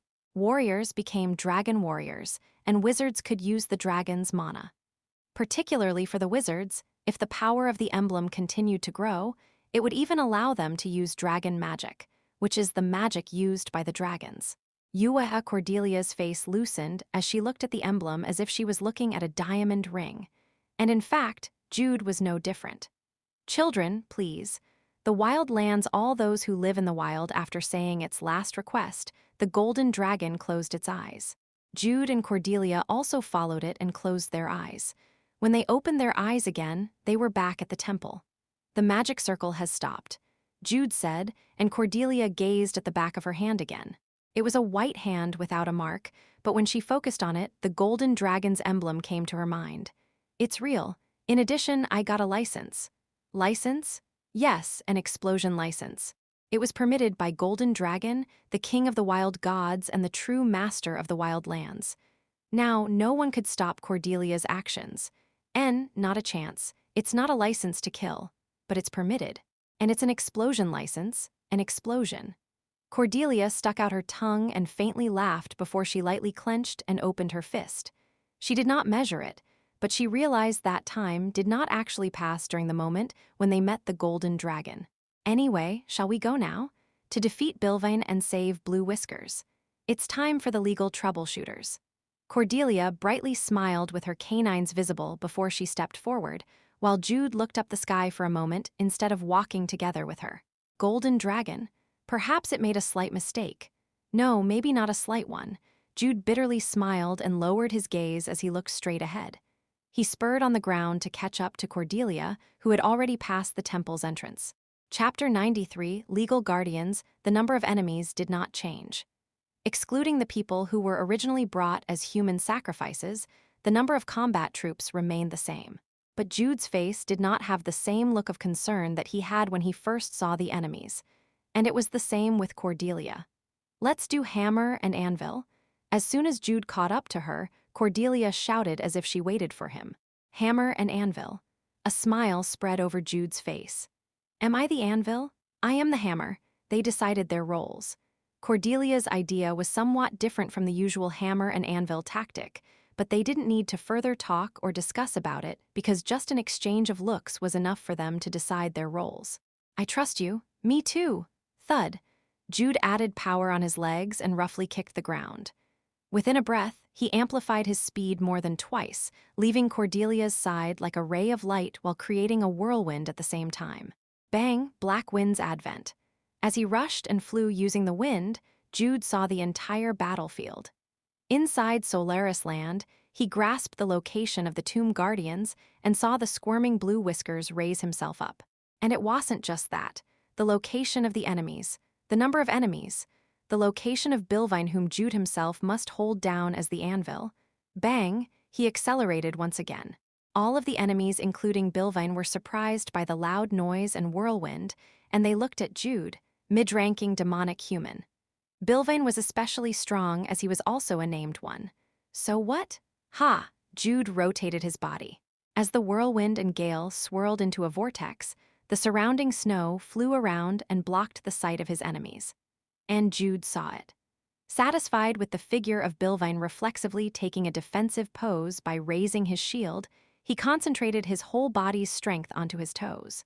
Black Dragon Cross, strike dragon's power. The power of the dragon's emblem was added to the Black Dragon Cross. The Black Dragon's power became stronger as a result. As he spun his body in the air, Jude's back kick struck Bilvine's shield. The pitch-black cross plus his attack that was closer to a push kick than a rolling soul kick exuded a terrifying power. Bang! Bilvine's defense was solid like that of a wall.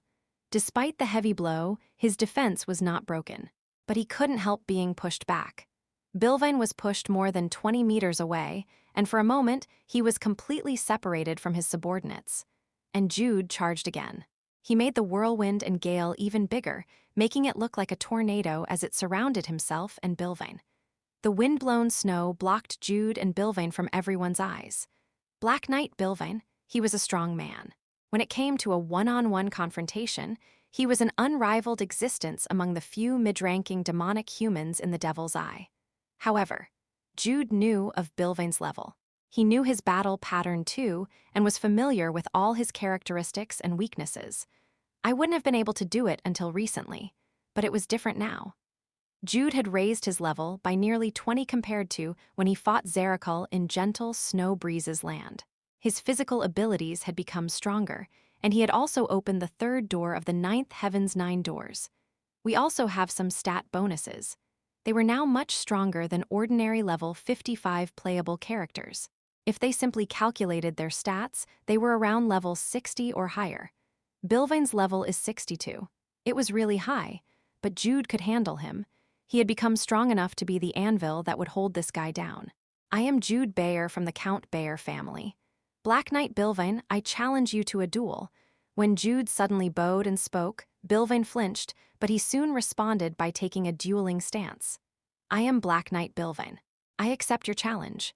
Bilvine was formerly a member of a fallen knight family, but he still held pride for his family even when he was now a demon follower. The evidence was his slightly happy look when Jude courteously asked him for a duel. Okay, let's drag it out for a few seconds. 20 seconds was enough for a few and polite exchange of words. I have long heard of the Black Knight's high prestige, so it's an honor to fight with you like this today. I have heard of the Count Bayer name too. I am also honored to exchange swords with a descendant from the famous family. Alas, Bilvine, Alas, Jude clenched his fists and spoke again, and Bilvain sincerely answered again. The whirlwind that spun with the snow blocked not only the view but also even the slightest sound, so the two could focus on each other only as if they were in a separate space. "I'll begin. Come, descendant of the famous family." Bilvain continued to speak seriously, and Jude waited for Bilvain's words to end before he immediately sped up on the ground. Although Bilvain was weakened because of Solaris land, he was still the Black Knight. For a swordsman, a moment of carelessness could lead to their death. Swoosh! Bilvain's sword headed towards Jude's chest. It wasn't just a lunge, as he had read Jude's course and thrust his sword to a position where it would inevitably hit Jude. So Jude did not avoid it. He blocked Bilvain's sword attack with his knuckle gloves as if he knew what attack would come out first. He gently pushed with the back of his arm to change the trajectory of the attack. Bam! Jude's arm penetrated Bilvain. And at that moment, Bilvain's wall-like shield was pushed back again, but Jude wasn't flustered, because he knew that one of Bilvain's specialties was the use of a shield. Swoosh! The wind rose again. Black Knight Bilvain's attribute was the earth, so Jude had completely optimized his equipment to those that possessed wind attributes. The whirlwind had become stronger in the first place because of his equipment. Bang! The wind attacking the shield broke Bilvain's stance. Once again, Jude turned his body and penetrated through Bilvain's defense as he strongly pushed Bilvain's chest. His attack that was similar to the Bajikwan's Iron Mountain attack pushed back Bilvain, but it wasn't enough. Bilvain quickly corrected his posture and swung his sword at Jude. No, he tried to swing it. Bam! It was blocked. Jude's arm struck Bilvain's arm before his sword could move. Immediately after blocking the attack, Jude turned again and hit Bilvain's side with his other hand. Bang! Bilvain's armor rang like a bell at Jude's close-range strike. Ugh! The moment Bilvain stepped back, Jude exhaled. He clenched his teeth and used the lightning punch. Babababam! 7 consecutive strikes that were as quick as lightning struck Bilvain, but he didn't back down. He used his shield to block all of Jude's attacks. Bang! Bang! Bang! The iron shield clanged, and Jude was hit by the power of the earth that was wrapped around Bilvain's shield. It was unfortunate that the full setting of Jude's equipment was focused on wind and speed, but if he had not done that, Jude would have suffered more damage from his own attack. Swing! It was at that moment. The defending Bilvain suddenly swung his sword at a frightening speed towards Jude's neck. Jude was aware of this attack. He had even prepared his mind in advance, but he could barely avoid it. He lowered his posture to evade the sword attack, and several strands of Jude's hair was cut and flew into the air. Bilvain used that opportunity to strike Jude's face with his knee. Wham! Jude stopped Bilvain's knee with his palm. He let himself be pushed away by Bilvain and then made a big leap backwards. Thud! That was the sound of Bilvain stepping on the ground with his foot that pushed Jude away. He fixed his posture at once and swung his sword towards Jude in succession. Swoosh! Swoosh! Swoosh! He should have evaded those attacks as much as possible, but the 3 consecutive sword attacks drew different trajectories. Therefore, Jude did not avoid it. He used the Black Dragon Cross strike to offset the sword. Bang! The cross and sword attack were destroyed. Having drawn out his strength too quickly, Jude landed on the ground and swallowed a groan, while Bilvain had already kicked the ground. He swung his sword at once, narrowing the distance as if he was trying to corner Jude. Black Lightning. Black Knight Bilvain's special attack move. Jude's eyes shined when the lightning strikes were unleashed while drawing a black trajectory. He reacted immediately, as if he had been waiting for that moment. Swang!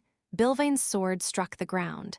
It tore through the whirlwind, and with a loud noise, the entire whirlwind was destroyed. Shaya, the snow that had risen in the wind, fell down from the sky. And in the meantime, Jude moved. Jude evaded the black lightning with his fairy steps, as he unhesitatingly widened his distance from Bilvain, because lightning strikes twice. Black lightning wasn't an attack with a single strike. The second lightning strike was supposed to be struck with the hand that held the shield. Moreover, now was the time. Cordelia. Jude smiled as he looked at the sight beyond the destroyed whirlwind. On the other hand, Bilvain widely opened his eyes in surprise. A witch with dark red hair was literally smashing Bilvain's subordinates. Running like a beast with the tomb guardians, she was a natural disaster herself. Double casting. Spells echo. She was able to cast 4 spells with just 1 spell. Every time she cast a multi-shot magic missile, dozens of magic missiles were created, and all of those swept the area like a storm. Human disaster. That was Yellowstorm's nickname in Legend of Heroes 2. Bilvain's men were already weakened by the effect of Solaris land. In addition, the Tomb Guardians emitted a sacred aura, and Blue Whiskers had stood up and joined them, making their enemies helpless. Were you aiming for this? Bilvain glared at Jude as if he had been betrayed, and Jude smiled. Wasn't it his fault that he fell for a one-on-one duel without fully grasping the power of his opponents first? And there was one more reason why Jude smiled. Is that beast mode? Jude was talking to Cordelia, not Bilvain. Although there were still quite a few of Bilvain's men left, Cordelia entrusted them to the Tomb Guardians and Blue Whiskers as she approached Jude and Bilvain. Pretending not to have heard Jude, she said to Bilvain, "Now that the hammer is here, shall we start round 2? Hammer and anvil." Bilvain flinched again before shouting at Jude, "Coward. Are you going to use the pincer movement in a one-on-one duel?" "Yes. Yeah." At that moment, Bilvain was stunned at the refreshing answer of the two, and Cordelia then said as she took a step forward, "No, you're the one who's a coward since you came with a bunch of men in the first place, because the proportion was originally 40:2. Bilvain gritted and clenched his teeth at Cordelia's words, and her expression softened a little. She opened her mouth and shamelessly said to Bilvain, "Black Knight Bilvain, I will fight you as an agent of the Golden Dragon," because Bilvain liked this kind of declaration. However, Jude figured out Cordelia's innermost thoughts. You liked it. She was recognized by the Golden Dragon as a bomber, no, as an agent. But if he pointed that out, her face will turn red, so he only smiled and fixed his posture. He breathed and took a step with Cordelia. "Ha! Come," Bilvain exclaimed, and the other two did not hesitate. Jude and Cordelia advanced towards Bilvain. Chapter 94 Hurricane, a high-ranking demonic human of the Devil's Eye and the main person in charge of all their plans in the Wild Lands, couldn't retain his human form. In his anger, his compound eyes, wings, and horns were all revealed, but he managed to suppress himself from screaming loudly. Bilvain's dead. Black Knight Bilvain. Among the mid-ranking demonic humans of the Devil's Eye, he had the best combat power. What is it? What's going on in the east? The demonic humans who were dispatched to pollute the eastern dragon veins had their connections cut off one after another. When Zarakul first died, he thought that something like that could possibly happen. When Madgar died, he was extremely surprised. So he asked for support from the Devil's Eye's headquarters in the Argon Empire, and they sent Bilvain. But Bilvain also died. The East. Something like this had never happened in the West. But strange things were continuously happening in the East. Red Gale's condition is not getting worse either.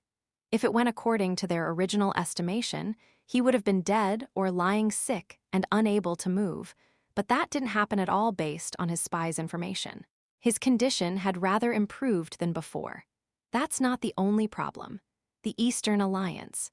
Now that the West was about to be unified under the flag of the Angry Bull tribe, their intelligence reported that Red Gale was trying to establish an Eastern alliance centered around the Great Storm tribe. No, that is unacceptable. Wasn't that the reason he cursed Red Gale in the first place? Wasn't it to prevent the current situation? However, his condition was improving little by little. And as Hurricane feared, he was trying to establish an Eastern alliance. In the end, should I solve it through force? By polluting the Eastern dragon veins, they tried to incapacitate the wild gods and the tribes under them. He tried to maintain the power of the barbarian lands as much as possible for their fight against the Slen Kingdom, but that seemed to be impossible now. Once this military expedition is over, I'll gather the troops from the entire West to strike the East. After he made up his mind, Hurricane calmed himself down by taking a deep breath. He returned to his human form of a prophet with a long white beard and laid his eyes on at the map showing the locations of all the tribes in the barbarian lands. Great Storm, Violent Avalanche, Gentle Snow Breeze, and the Sacred Place in the east. Who was it? Who in the world was protecting the Eastern Dragon Veins? Was it one person, or was it several people? Who is it? Who are you? Hurricane's low and angry voice was heard inside his tent. At the same time, at a place far away from Hurricane, who was in the far west, one of the people, Reincarnated had slowly wiggled her body and opened her eyes. Ugh, Cordelia grunted as she barely opened her eyes before closing them again. But instead of falling asleep, she let out her voice again. MMNNN, it was the typical sleepy voice. Those who let out such a voice would normally fall back to sleep, but Cordelia was a little different. She reopened her falling eyelids and forced them to stay open. She uttered a groan as she tried to move. Cordelia barely opened her eyes as she felt refreshed, but also felt a slight pain as if her muscles were being pulled. Are you awake? Upon hearing Jude's voice, Cordelia blinked her eyes and somewhat became aware of her position. I am on his back. She was being carried through a podigi on Jude's back. Instead of recalling why she was in such a situation, Cordelia rested her cheek on Jude's back. It's cold. Did the leather get cold when I took my head off for a while? But it wasn't very cold. As she found the coolness to be pleasant, Cordelia replied, I'm awake. I am awake.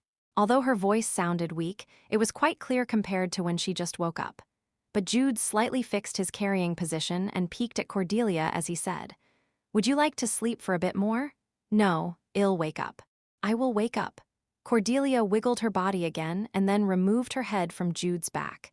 She thought she would fall asleep again if she kept leaning her head on his back. Jude said again to Cordelia, Are you no longer exhausted? You made such a fuss yesterday. Huh, yesterday? Yesterday, At the end of her words, Cordelia turned red and buried her face on Jude's back. She wanted to crawl into a hole and die. The fuss she made yesterday. Her shameful behavior last night. It's because of beast mode, so I understand. Jude spoke in an exuberant voice, and Cordelia groaned once again before she snorted and said, I was going to get off, but now I want. I'll continue taking advantage of this situation. I'll continue this luxury. I'll break Jude's spine. Children are spine breakers if they demand something that is so expensive or burdensome to their parents that it breaks their parents' spine because of the burden. If you insist, I am fine with it because the warmth in my back feels like I am walking around with a stove. Cordelia sulked even more at Jude's sly answer, but she felt like she'll lose if she continued further. So Cordelia changed the topic. But Jude, yes, how long have we traveled? Based on my estimation, I think we can see it now. Over there, can you see it? Cordelia silently shifted her gaze to the direction Jude was pointing with his chin, squinted her eyes, and soon shouted in surprise. What? Gentle Snow Breeze's Basin. It was clearly Gentle Snow Breeze's Basin that was situated on a snowfield that was like a vast ocean. As she blankly stared at the basin located at the foot of mountains that surrounded it, Cordelia gasped for a moment before she looked back at Jude again. Oh my gosh. Hey, how long have you walked while carrying me? What time is it now? About half a day. It's roughly 3 to 4 in the afternoon, I think. Half a day. In terms of time, that was about 6 hours. The startled Cordelia writhed her body while still being carried in a podigi as she asked, Are you all right? Does your legs hurt? What about your waist? It was no less than 6 hours. Just walking was already hard, but he continued walking while Cordelia was on his back. Moreover, Jude had one more luggage. The small rope tied around his waist was connected to a sled full of luggage that he was dragging. When Cordelia was flustered and worried, Jude said as he pretended to wipe tears from his eyes, My princess is all grown up now. She knows how to worry. Daddy is going to cry. Wow, you must be really comfortable if you can talk such nonsense. Has my Jude really become stronger? It's all thanks to Madam. Whether he was acting or not, Jude's voice had indeed sounded relaxed. Cordelia suddenly touched Jude's back and shoulder, and she widely smiled at Jude's strong and firm body that resembled a savage animal, or rather, a beast. Yes, Daddy, that's a good mindset. Please continue to thank me. It feels nice. After smiling at the appearance of Cordelia, who cleared her throat while wanting to be thanked more, Jude looked at the front again and said, Now then, just stay on my back as well get there if we go a little further. They could see the basin, but it was still at a distance that would take 30 minutes on foot. But Cordelia shook her head, patted Jude on his back and said, Jude, can't you just go fast? Just create some wind and go swoosh swoosh. No, over there. Can't you see the luggage sled? Walking is okay, but running is impossible, okay? If he did that, all their luggage would be turned upside down. However, Cordelia said with a bright face as if it was not a problem. Why don't you just leave the luggage sled for a while, take me to the basin, and then come back alone to take the luggage with you? What? Leave the luggage sled and only take me as you run fast, and then Daddy will come back alone to take the luggage. She rephrased it in an innocent-sounding tone, but the content itself was cruel. You must be really Satan. Come on, come on. Cordelia wants to go to the village, sit comfortably, and then drink hot tea. Does hair grow in your heart? No, my heart is always kind. Cordelia retorted and grinned, while Jude had a blank face before he smiled. Well, okay, shall we go? Really? Cordelia was taken aback as she blinked her eyes and asked, It's just a silly joke, but is he really going to do it? I'll have to do what my princess wants. No, wait a minute. I was really just joking. Her words were cut off at that moment. Jude untied the rope that was connected to the sled and even untied the potty. He grabbed Cordelia, who was about to slip down, threw her into the air as he quickly turned around and caught her again. Eek, why is he now carrying me in his arms when I was clearly on his back just now? And why is Jude's face in front of me? Let's go. Jude grinned and said, while Cordelia remained speechless. She unconsciously nodded her head while blushing, and Jude was pleased with Cordelia's response. He held Cordelia in his strong arms and kicked the ground. Black winds advent. A black gale and golden whirlwind surrounded Jude and Cordelia. Jude and Cordelia simultaneously raised their voices in front of gentle snow breeze, whom they met again after being gone for a few days. What? My older sister. What? My older brother. Yes, your older sister and brother came here. They smelled and looked to be really related to you in many ways, so I told them that you two went to Raptor Canyon. Looking at your reactions, you must have missed each other. At gentle Snow Breeze's words, Jude immediately clapped his hands without even needing to recall the map in his head. They gone diagonally without passing through Raptor Canyon. Perhaps by now, Gal and Adelia were at the beginning of Raptor Canyon. We might have really met them if we had gone through Endymion. It was when Jude was thinking that. What should we do? My sister came. She must have chased after me. Did she come here to catch us? Cordelia was flustered as she fell into a panic. Her face turned white even if Adelia wasn't really that scary. Cordelia, calm down. The two came here to find us who run away, not to hunt us. And no, it's because you don't know my sister. Perhaps she really came here to hunt us. That's right, she's definitely hunting us. Whoa, calm down. Calm yourself. If my brother and Adelia have come this far, they would have roughly known what we are doing. So let's be positive. My brother and Adelia are strong. They'll be a great help in the fight against the West. Though it was not accurate because he didn't experience it directly in Legend of Heroes 2, but if he inferred it from the background and settings information, Gal and Adelia were clearly strong enough to fight against a mid-ranking demonic human alone. They could at least do that much.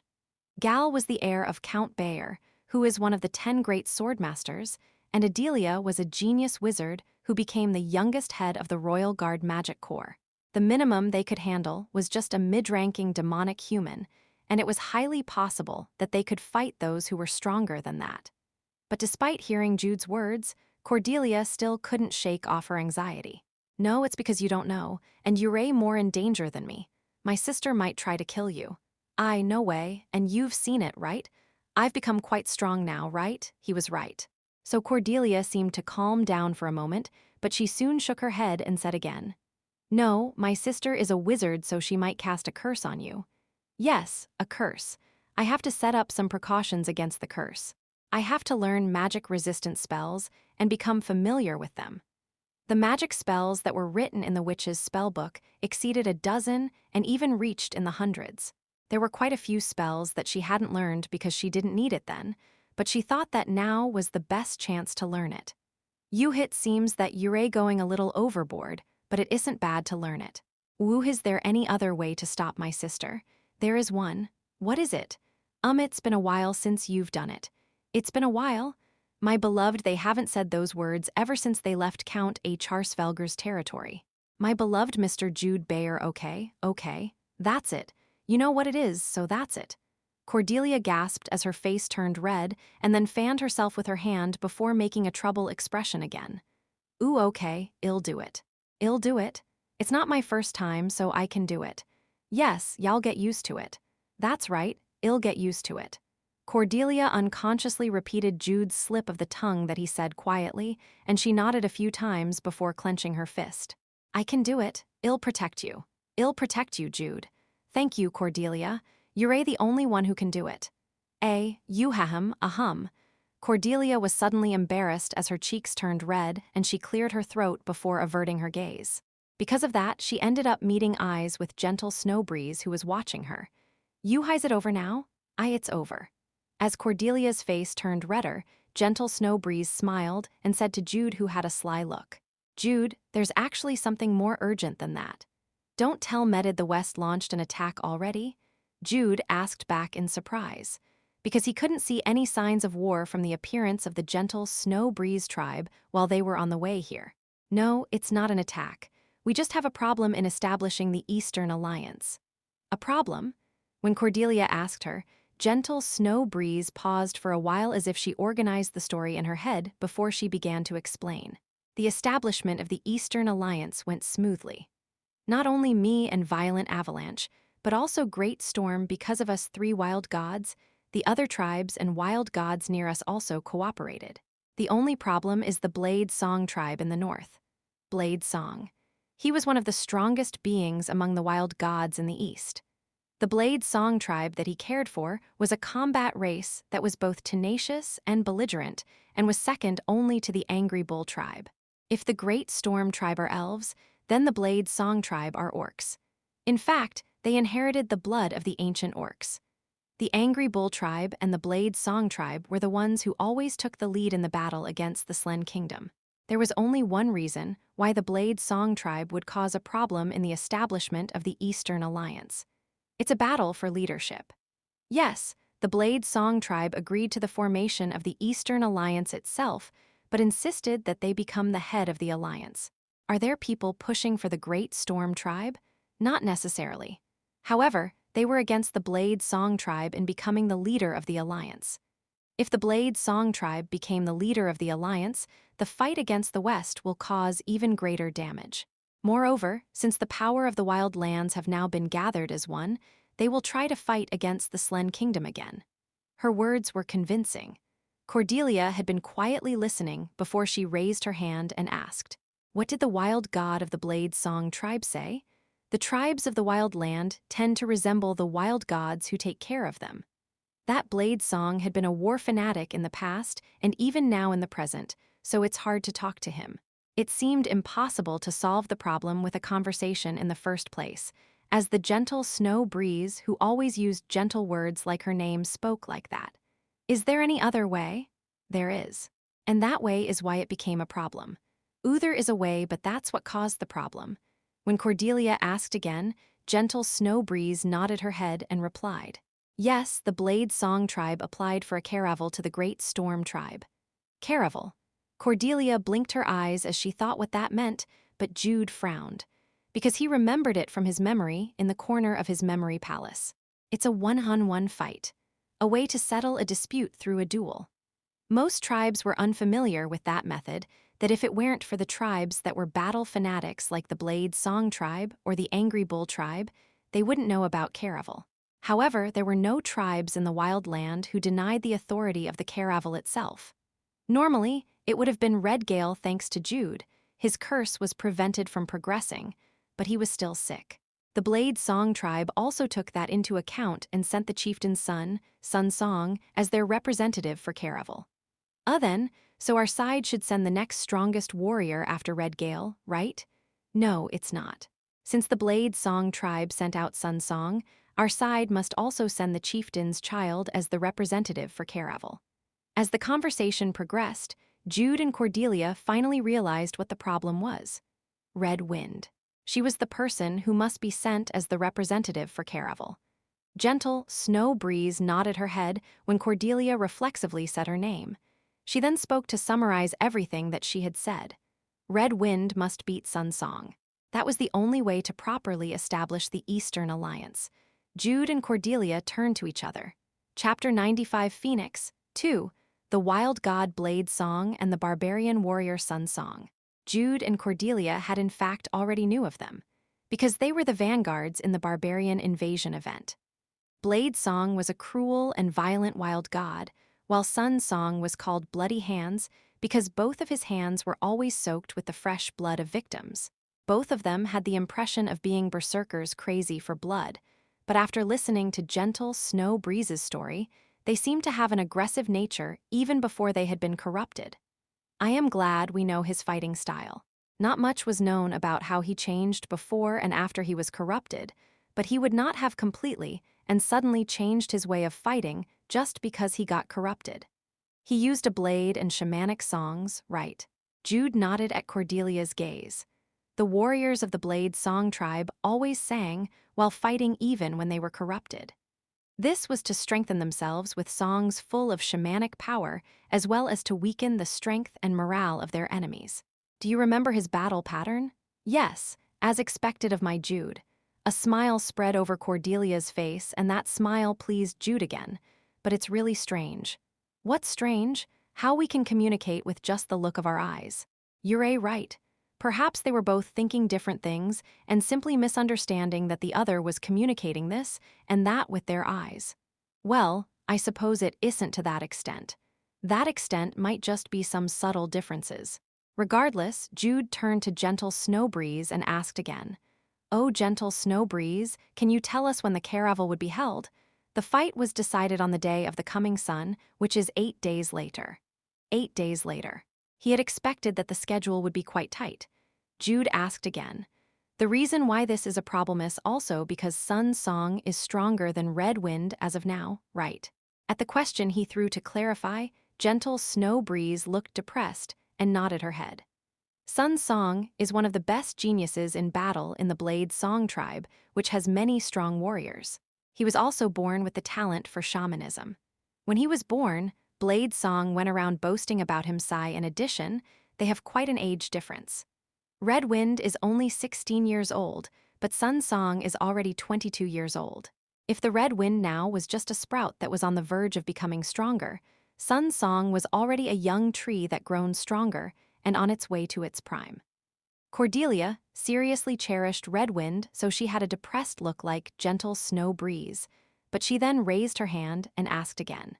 Gentle Snow Breeze, does having caravel make sense even though they have such an objective difference in power? It was quite a logical argument, which was unusual for Cordelia, but Gentle Snow Breeze nodded. Yes, it might be a bit unreasonable, but the wild land is basically the world of where the strong prey upon the weak.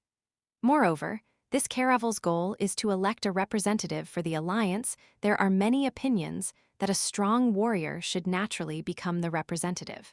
In other words, a tribe that couldn't send a strong warrior for the caravel was not qualified to become a representative in the first place.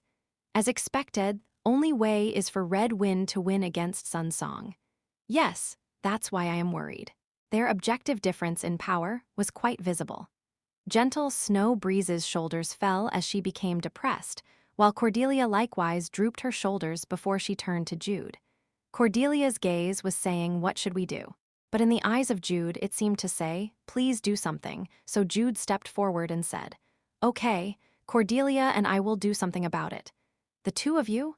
Gentle Snow Breeze blinked her eyes and asked. Because Gentle Snow Breeze had no expectations from the very beginning and had just brought up the story to share her worries.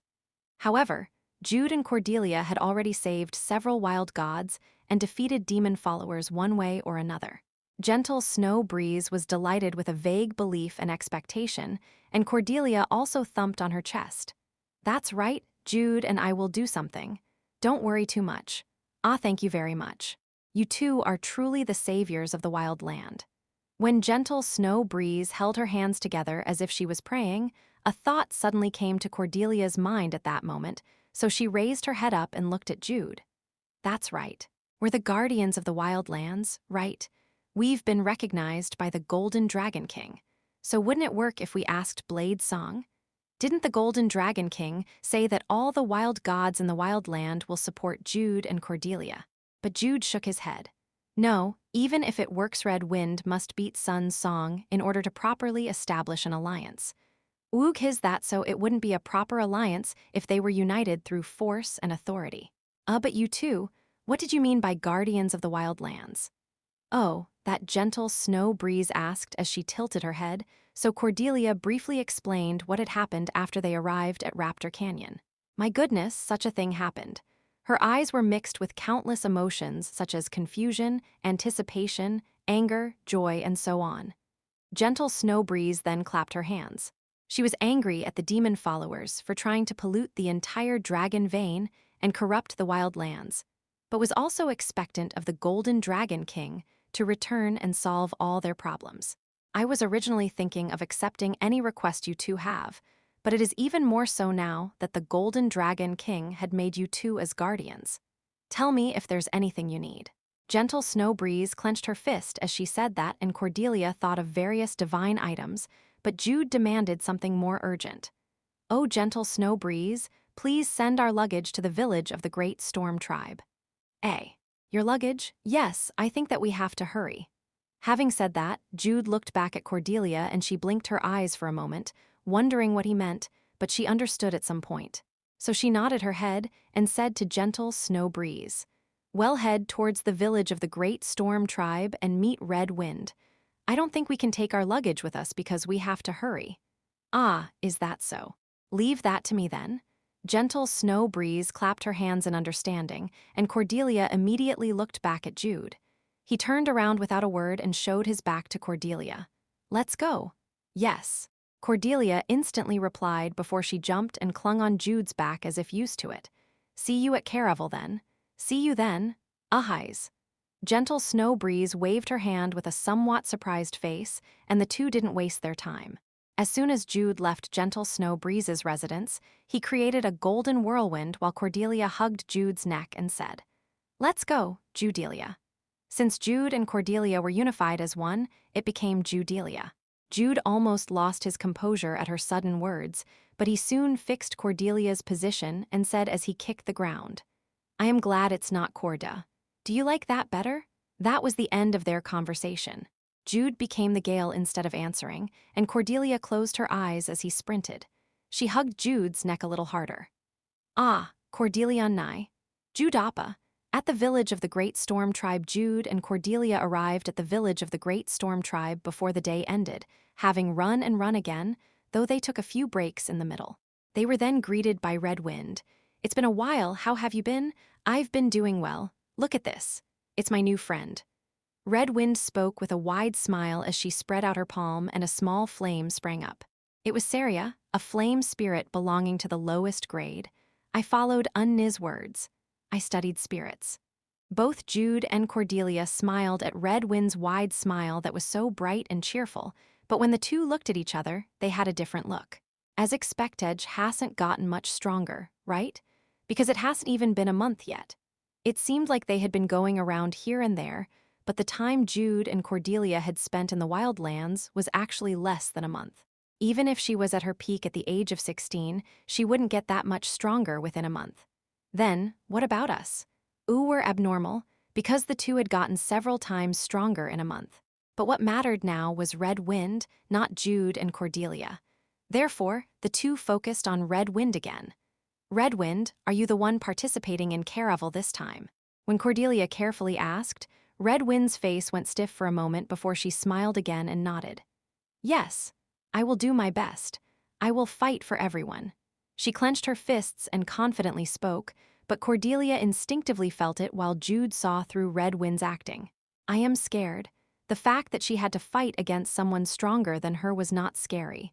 What would happen if she was defeated? She feared betraying everyone's expectations. Unlike a little while ago, her stiff smile revealed a lot of things. So Cordelia clasped Red Wind's trembling hands and said, "It's all right. Jude and I will help. Y'all be able to beat Sun Song." "Really? Really?"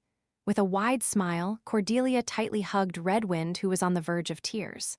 She didn't cry, but it was visible how stressed she was. Jude quietly waited, and after a long hug, Cordelia said as she touched Red Wind's cheek, "It's late today, so let's rest for now and finish our conversation tomorrow." Okay. Unnai, I like you so much, I like you too." Cordelia coddled and tightly hugged Red Wind again, and Cordelia sent a glance to Jude, who then nodded. "But what should we do?" inside the lodging that Red Wind guided them to because it was already late at night. Their talk with Red Gale and Violent Avalanche was delayed until tomorrow. Jude and Cordelia lied beside each other as they stared at the tent's roof. The remaining time was only a week. Would it be possible for Red Wind to become strong enough to beat Sun's song in that time? Shall we have her follow Kaplan? Wouldn't it be possible for her to be hugely strengthened if she defeated a bunch of named monsters? It's possible, but we're running out time. It'll take a few days just to get to where Kaplan is. The remaining time was only 7 days. They shouldn't waste their time in traveling. Ooh, what should we do then? Should we temporarily lend her items? That's the basic plan, but that's not enough, right? No matter how good the items were, there was a limit. Jude and Cordelia were able to get full sets of items by attribute thanks to the benevolent fairy queen, so they had full sets that matched their level, but it wasn't possible to assemble a set of legend grade or myth grade items. But items with basic specs will fit her. We can also strengthen her attributes' power. Red Wind had begun handling a flame spirit, so items with a fire attribute would be good for her. It's not enough. There needs to be something more. Cordelia squirmed while lying down in her bed before she turned her head to the side. Jude was lying sideways on his bed a few steps away from her, and their gazes met. Jude, I think we have no choice but to take a hardline approach. Hardline approach? When Cordelia sat up and asked, Jude also sat up and replied, Let's get the Phoenix. What? The Phoenix? We're getting the Phoenix at this point in time. Yes, that's the only way. Phoenix, or Reckless Fire to be exact. In the original game, it was an essential spirit that Red Wind must obtain in her Spirit Warrior skill tree. If she gets the Phoenix, her potential as a Spirit Warrior would crazily grow, and the skills she could immediately use are also incredibly strong. The story of the Phoenix that appeared in the original game was as follows. Reckless Fire, a powerful but evil flame spirit, committed all sorts of tyranny in the wild land. But an unknown spirit warrior became angry and subdued Reckless Fire before sealing it in an ancient temple.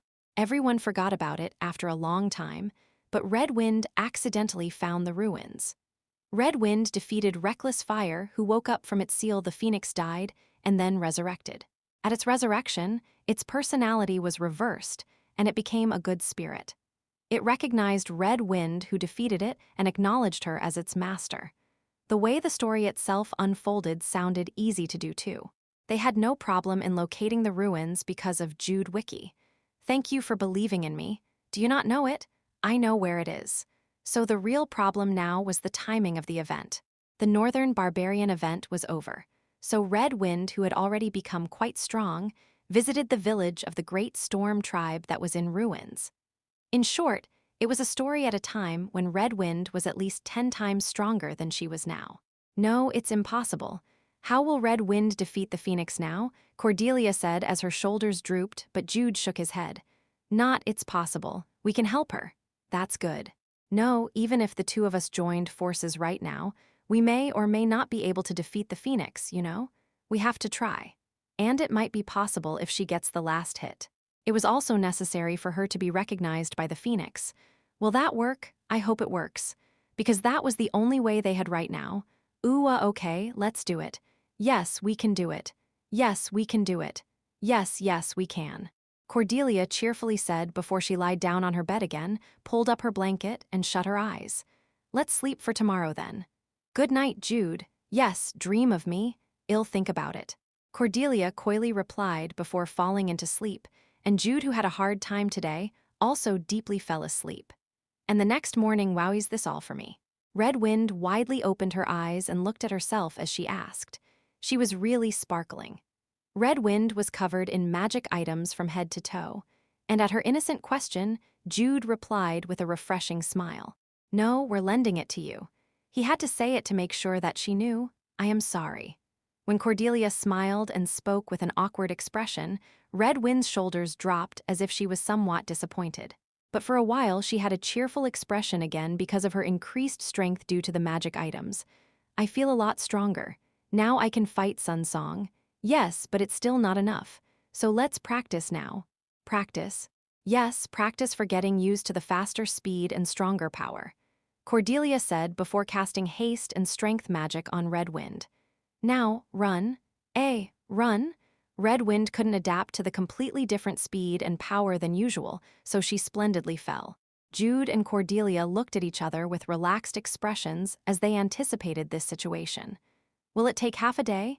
That's enough for her to adapt. For now, she had to become familiar with her enhanced state. Jude and Cordelia sat down as they quietly watched the struggling Red Wind who couldn't control her body. And a few minutes passed. Cordelia suddenly turned to Jude and said, "But Jude, yes, what if, seriously, what if?" "Yes, what if? What if the Phoenix thinks of you or me as its master?" At Cordelia's simple question, Jude paused for a moment before he replied with an awkward smile. No way. Is that right? There's no way that would happen? Yes, no way. But why? This ominous feeling. After a brief silence, Jude and Cordelia looked at the front again as they saw Red Wind falling down on her butt again. Chapter 96 Phoenix 3. While Cordelia oversaw Red Wind's training, Jude went to meet Red Gale and Violent Avalanche. He had to talk to them about the status of the Golden Dragon King and their plan to obtain the Phoenix. I see Red Gale slowly nodded after hearing the whole story. Perhaps due to Solaris' necklace, his condition had improved than before. I can't believe the Golden Dragon King was in that condition. Moreover, the demon followers have already taken the West Violent Avalanche squatted on the floor as it held its head and groaned. The fact that all of the Western Dragon veins had already been contaminated could only mean that all the wild gods in the West had turned into enemies. The Golden Dragon King said that its condition would improve if we blow up the Western Dragon veins. When Jude spoke as if he was consoling them, Violent Avalanche flinched and had a really complicated expression on its face. Why, yes. Violent Avalanche seemed to recall the scene of its own entire Rocky Mountain disappearing. Red Gale said again, "Jude, are you saying that Red Wind should obtain the Phoenix?" "Yes, I think that's our best option for now. A long time ago, an unknown spirit warrior sealed the Phoenix, an ancient spirit. Red Gale hadn't known that the sealing place of the Phoenix was near their village, but he didn't doubt Jude's words. Jude was Red Wind's benefactor, but he also personally met the Golden Dragon King and was recognized as a guardian of the wild lands. I think I've heard of a similar story when I was young, a violent and evil bird of flame. Violent Avalanche scratched its chin as it spoke, and Jude gazed at everyone again. Red Wind has the talent to be a spirit warrior. If she obtains the Phoenix, she'll be able to win against Sun Song and the Caravel. That was actually their only option. Red Gale closed his eyes and was in deep thought for a while. He soon nodded and agreed to Jude's plan. I understand. It is as you said. In her current state, Red Wind cannot beat Sun Song. She needs the Phoenix's power. It was a plan to unseal a violent ancient spirit. The dangers it posed if something went wrong were high, but Red Gale decided to trust Jude. Thank you too. If you need anything, just say it. I'll do my best to help.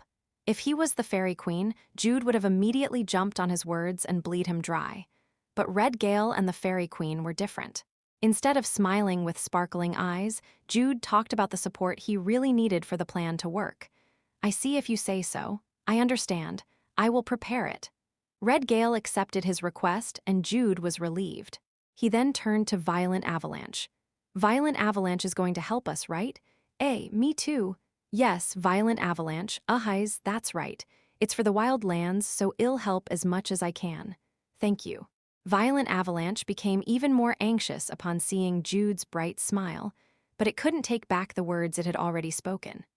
The wild god awkwardly smiled and lightly thumped its chest, as if putting up a bold front.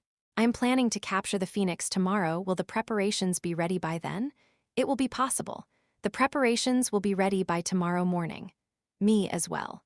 Red Gale courteously answered, and Violent Avalanche got up from its seat and replied too. They now had the support of a wild god and the Great Storm Tribe. With this, it would be possible to implement a strategy that was not possible in the game. Okay, I'll see you tomorrow. There were 7 days left until the Caravel. Jude went out of Red Gale's house, so it ended with us going there tomorrow. We don't have much time left until the day of the Caravel. Even if she obtained the Phoenix, she'll need time to get used to it. Inside Jude and Cordelia's lodging, the two had spread out a bunch of magic items on the bed and were thinking about what items would suit Red Wind. Jude glanced at the figure of Cordelia as she folded her arms and groaned in serious contemplation. He then asked while she picked up a ring with a freezing attribute. "How is Red Wind?" She got used to it. She's remarkably talented since she's a playable character in the first place. It's now possible for her to fight with haste and strength cast on her twice. Cordelia stretched out her hand and slightly lifted the tiara that had a freezing attribute. Do I have to take off my headband to wear this? She had worn the rabbit set ever since the time they stopped by the village of the Great Storm Tribe.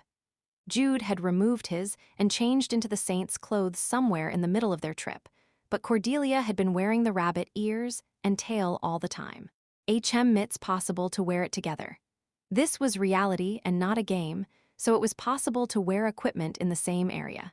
Take this off first and try this one on. Cordelia tried to take off the rabbit ears headband while talking to herself, but her words trailed off, because she had felt Jude staring at her.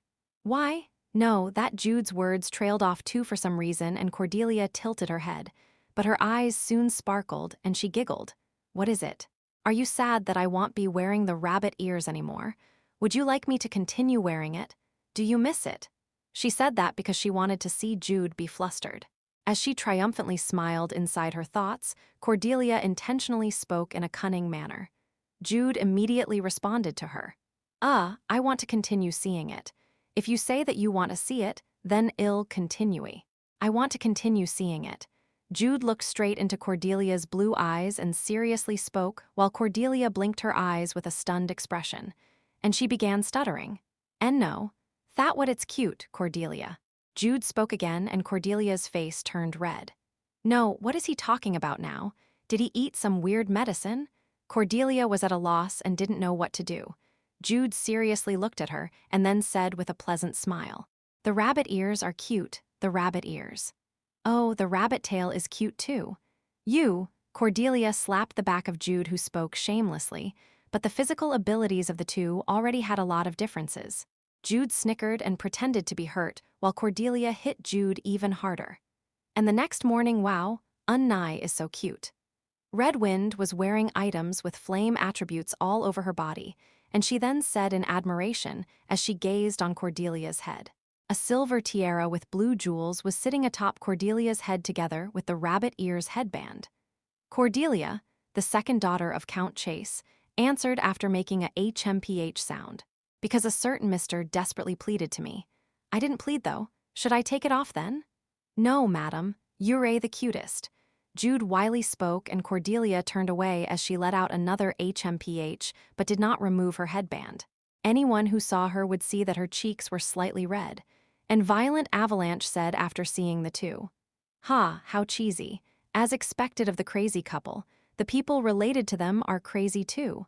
So cute." When Red Wind giggled and spoke, Cordelia's face turned even redder and her lips twitched several times before she changed the topic. "Anyway, we're going now. Are you ready?" "We're ready." Red Wind was the first to answer energetically, followed by Violent Avalanche, who reluctantly nodded its head.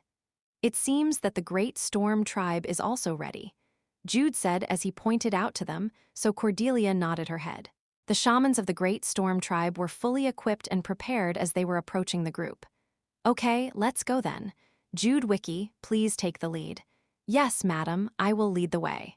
Jude politely answered and led the way with Cordelia behind him, followed immediately by Red Wind, Violent Avalanche, and the shamans of the Great Storm Tribe who were lined up in a file. And about an hour or so as he headed westward, Jude suddenly turned around and said, "By the way, Cordelia." "Yes, shouldn't we start practicing?" "What practice?" "Adelia countermeasures practice." Jude's words made Cordelia had a face that looked like she didn't comprehend what he was talking about, but she soon understood it and said after saying a HMPH, "I don't need to practice, okay. I'll just do it when she arrives, okay?" "No, you still have to practice. The opponent is none other than Adelia. My brother Gal will roughly let it pass, but not Adelia, right?" It was as Jude had said. A lot of Cordelia's actions were basically suspicious, and her doubtful actions would grow deeper if she faced Adelia. "Shouldn't you at least be able to speak naturally?" There was truth in his words, but Cordelia wasn't a fool either. Practicing was necessary, but she didn't have to do it now. Besides, he seemed to have said that to tease her. I can't, I won't do it now here. Ah, come to think of it, it's not just me who should practice. I am not the only one who likes you know. What am I saying? Anyway, aren't we known to like each other in the first place? Then, shall I go first? My beloved Lady Cordelia, you're very beautiful today. No, you're very lovely. The moment Jude said that with a charming smile, Cordelia had a brain fart. She stood stupefied before she began hitting Jude at random. Don't say it. Don't, no, I have to practice. Ah, it hurts. Hey, it really hurts. I know that you're not really hurt, okay? No, if you hit me like that, it hurts, okay? Cordelia changed her method of attacking by slapping his skin like a whip. She was indeed a battle genius. Cordelia could find a way to do him damage somehow. While Jude and Cordelia were moving forward while squawking with each other, this very lovey-dovey couple making a fuss is cute. Hee hee. Violent Avalanche clicked its tongue while Red Wind's eyes sparkled. And about a dozen minutes later, stop hitting me. We're almost there. Haha, we're still far away, seriously. They were in front of a huge tomb with rocks piled up on top of each other. Down there was a hidden path that led to the underground ruins where the phoenix was sealed. All right, let's get started then. The phoenix would resurrect even if it dies, so it was unnecessary for them to use a capture no, an annihilation strategy. Jude and Cordelia exchanged glances while Violent Avalanche held a silent prayer for the phoenix that they haven't yet met. In the original story, the entrance to the rock tomb was revealed due to a natural disaster, but that only happened when the wild lands were in chaos. Therefore, Jude and Cordelia decided to use a different method. Is there a dragon vein here? No, you demon. Why, it's legal. Cordelia acted cute as she laughed and said, but Jude shook his head and turned to Violent Avalanche. Please help us. Umi body isn't that powerful, but it's better than nothing. He had brought Violent Avalanche for other things and not for strenuous work, but a wild god was still a wild god. All right, I'll use a little power. The rocks in the tomb shook as Violent Avalanche opened its arms and let out a new sound. The rocks easily moved when Violent Avalanche slightly lifted the rocks with a telekinetic power. Me too then. Cordelia used witch transformation and showed off her telekinetic powers too. Whenever her blue eyes shone, a large rock was moved to the side. Judappa, what should we do? We don't have any telekinetic powers, so let's just watch. Unfortunately, there was no popcorn here. Jude stroked the head of Red Wind as they waited for a while. After 5 minutes or so, the rocks blocking the tomb were cleared, revealing a round entrance. This is definitely an ancient magic formula. I can see traces of the high elves. Jude nodded at Violent Avalanche's words. Considering the situation, it was highly likely that the unknown spirit warrior was a high elf from the magic kingdom of Magellan. The inside of the sealing place isn't big, but it's still called a dungeon. There's a defense system in place to protect the Phoenix's seal. Yes, I know.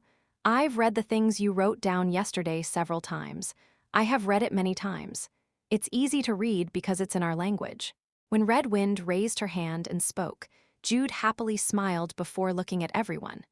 Only me, Cordelia, Red Wind, and Violent Avalanche will enter the sealing area. However, the real battle against the Phoenix will be outside the ruins, so please be prepared. We understand, Guardian. On behalf of the Great Storm Tribe's shamans, the great shaman called Frost Wind spoke.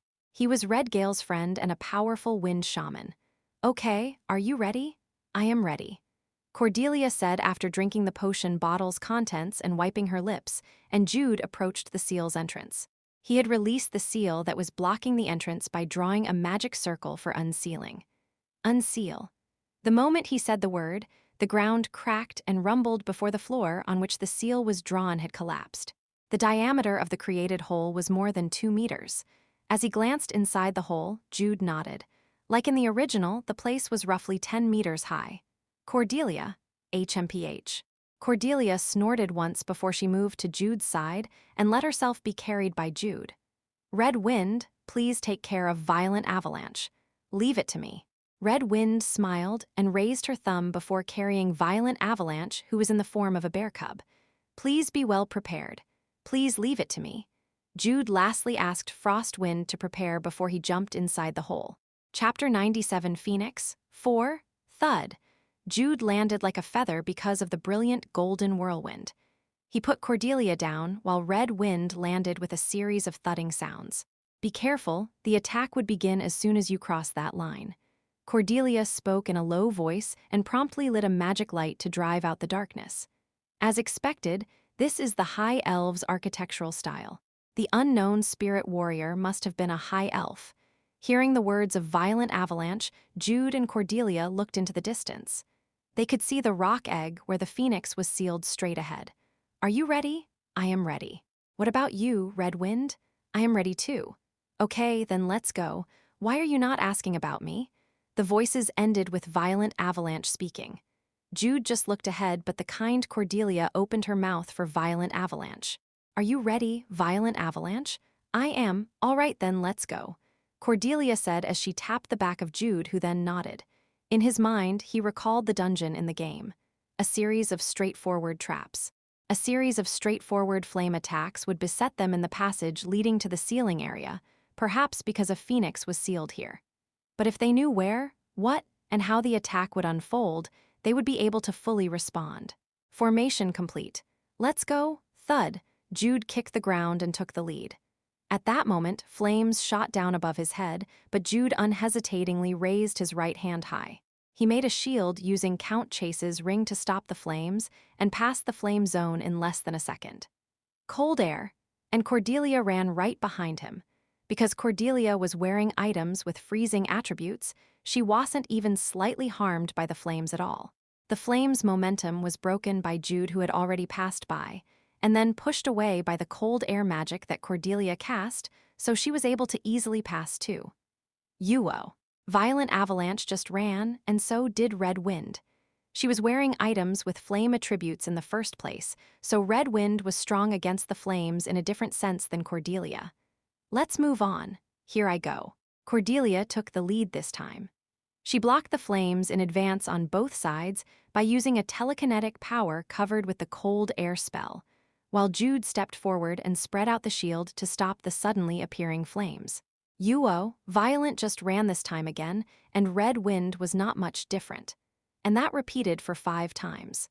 After finally breaking through all the traps and arriving at the ceiling area, Jude and Cordelia exchanged glances and immediately took action. Sword of Calamity? She had changed the spear version of Calamity, which she had always used, into a sword version. With the jet black flame sword, Cordelia broke the magic circle that was drawn on the floor, which led to the seal itself to be destroyed. SZZZZK?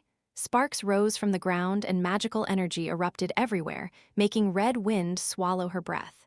She then swung the blessed blunt weapon in her hand and struck the rock egg. Boom! A thunderbolt struck. The rock egg shattered with the sound of thunder, and a huge roar shook the entire ceiling area at that moment. Kaya! The roaring of the phoenix was similar to why a chicken cries in the bright morning. Flames burst out in front of them and a yellow color filled their vision. The heat they felt seemed like it could melt their whole bodies. Yuo! At that very moment, Violent Avalanche jumped up. Jude grabbed such Violent Avalanche and pushed Violent Avalanche into their pre-calculated position. Boom! The raging flames, or to be precise, the shooting flames collided into Violent Avalanche. Although Violent Avalanche was weak, it was still a wild god. Violent Avalanche was also the wild god of avalanches who ruled a rocky mountain. The flames were stopped by the force of an immensely cold air, and the death flames that occurred when the phoenix awoke were neutralized and disappeared. Gaia, Jude hastily recovered the screaming Violent Avalanche before he raised his head. This is because the phoenix who woke up had spread out its wings and flew outwards. Hurry up, let's merge. Cordelia sprinted and merged with Jude as he carried her. Jude ran after the phoenix, while Red Wind followed them after carrying Violent Avalanche. And immediately after Kaya, the phoenix shrieked when it tried to fly out of the ceiling area. It was because of the cold air magic circle cast by the shamans of the Great Storm tribe who were waiting outside the ceiling area. Okay. In the original story, Red Wind had to face the phoenix alone, but not now. So they came up with this plan, an easy and fast strategy that they couldn't do in the game. Cha-cha. Jude kicked the wall as he jumped up at once and flew out of the entrance. While holding Cordelia, he rolled on the floor once before they quickly stood up. Qo. The phoenix angrily screamed and rushed towards Frost Wind, the great shaman of the Great Storm Tribe. It was as expected and as planned. Cordelia, okay, boo-um. Frost Wind and the shaman's spells blocked the phoenix. The phoenix tried to attack Frost Wind like a bird catching its prey. When its feet touched the ground for a moment, Cordelia dug into that gap. Freeze! It was a simple freezing spell that bound the target. But it was important to note that the caster was Cordelia. Double casting, spells echo, one spell quickly became 4. In addition, Cordelia's level had reached around 60, which let her use a new skill. Freeze, freeze, freeze. High-speed chanting. A unique skill of wizards that allowed them to use magic in quick succession. Because it was a relatively simple magic, it was possible to use it 4 times in a row, even if her mastery of high-speed chanting was still low. And if double casting and spells echo was added to this KQA, the phoenix screamed in pain as something surprising happened. The whole body of the phoenix began to freeze. 16 freeze shots, Jude shouted while Cordelia's nose bled. Because she had randomly shot magic spells too quickly. But Cordelia was undaunted and swallowed the contents of a potion. Jude ran forward and tore the magic circles he had drawn overnight. Magic fixation, magic resistance reduction. What he used were spells that increased the duration of the already cast magic and reduced the enemy's magic resistance. The phoenix was a flame spirit whose whole body was made of flames. So in order for it to remain frozen, he had to do at least that much. Okay, here we go. Cordelia wiped the blood from her lips and nose before she powerfully shouted and cast 16 freeze shots again. The already frozen phoenix was frozen even more. KQA, the phoenix continued to scream in the midst of this. Well, it could still scream after all, because Jude and Cordelia adjusted the magic spells so that only the phoenix's head did not freeze. Why was that? Why did they leave out the head?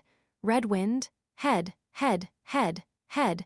Cordelia shouted at Red Wind, who was late in coming out of the ceiling area with violent avalanche.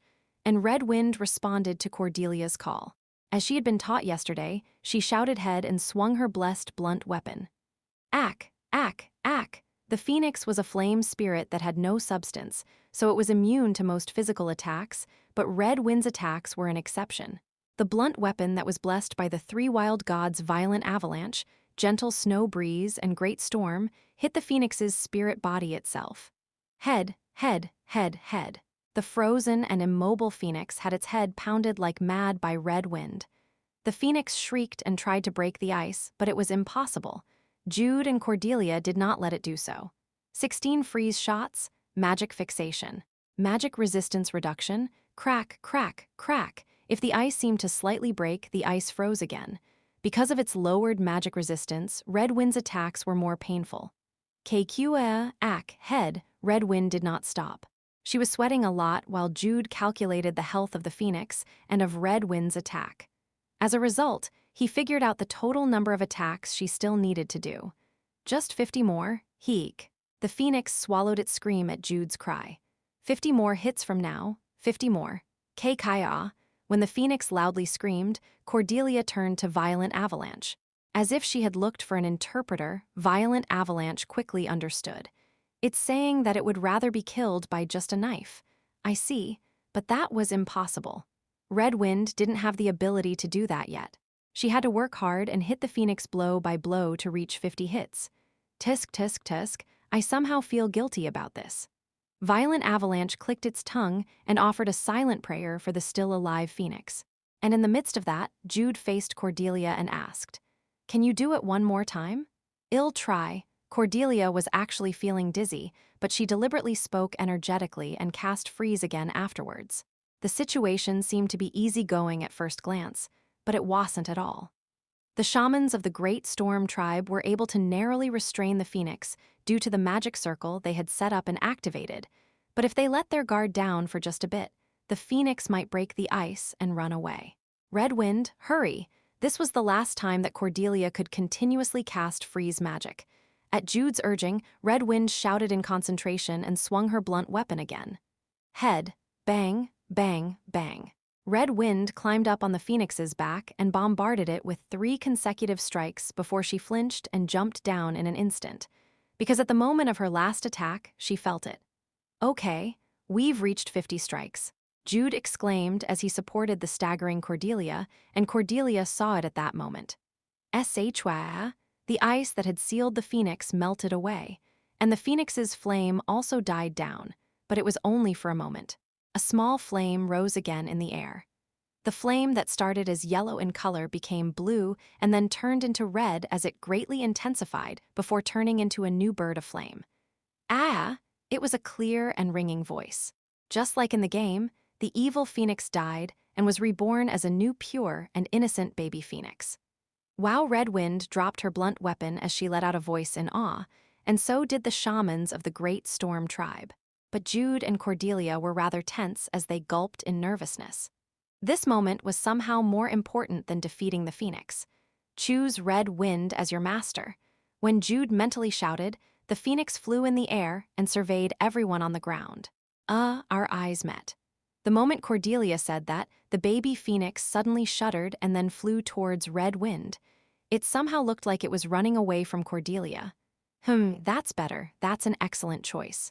Cordelia narrowed her eyes at the words of violent avalanche, but she widely smiled afterwards upon seeing the phoenix sitting on Red Wind's shoulder.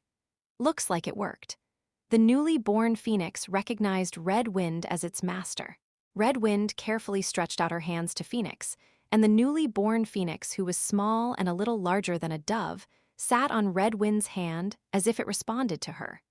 Their actions could only mean one thing. Would you like to be with me? When Red Wind asked in the Wild Lands language, the phoenix nodded and then rubbed its head against the Red Wind's cheeks as if it signed a contract with her. Haha, it's a phoenix. A phoenix. Red Wind widely smiled and looked at Jude and Cordelia. The two sighed with a look of relief before smiling together. We got one thing done. We got one thing done. We also gained something. Gain something? What are you talking about? Didn't the phoenix become Red Wind's? Cordelia tilted her head, and Jude smiled as he took out what he packed earlier when they got out of the ceiling area. It was a golden feather filled with a red aura. An item that contained not only the power of a strong flame, but also the power of regeneration. The phoenix's feather. It also belonged to a phoenix that was over 1,000 years old. Yua.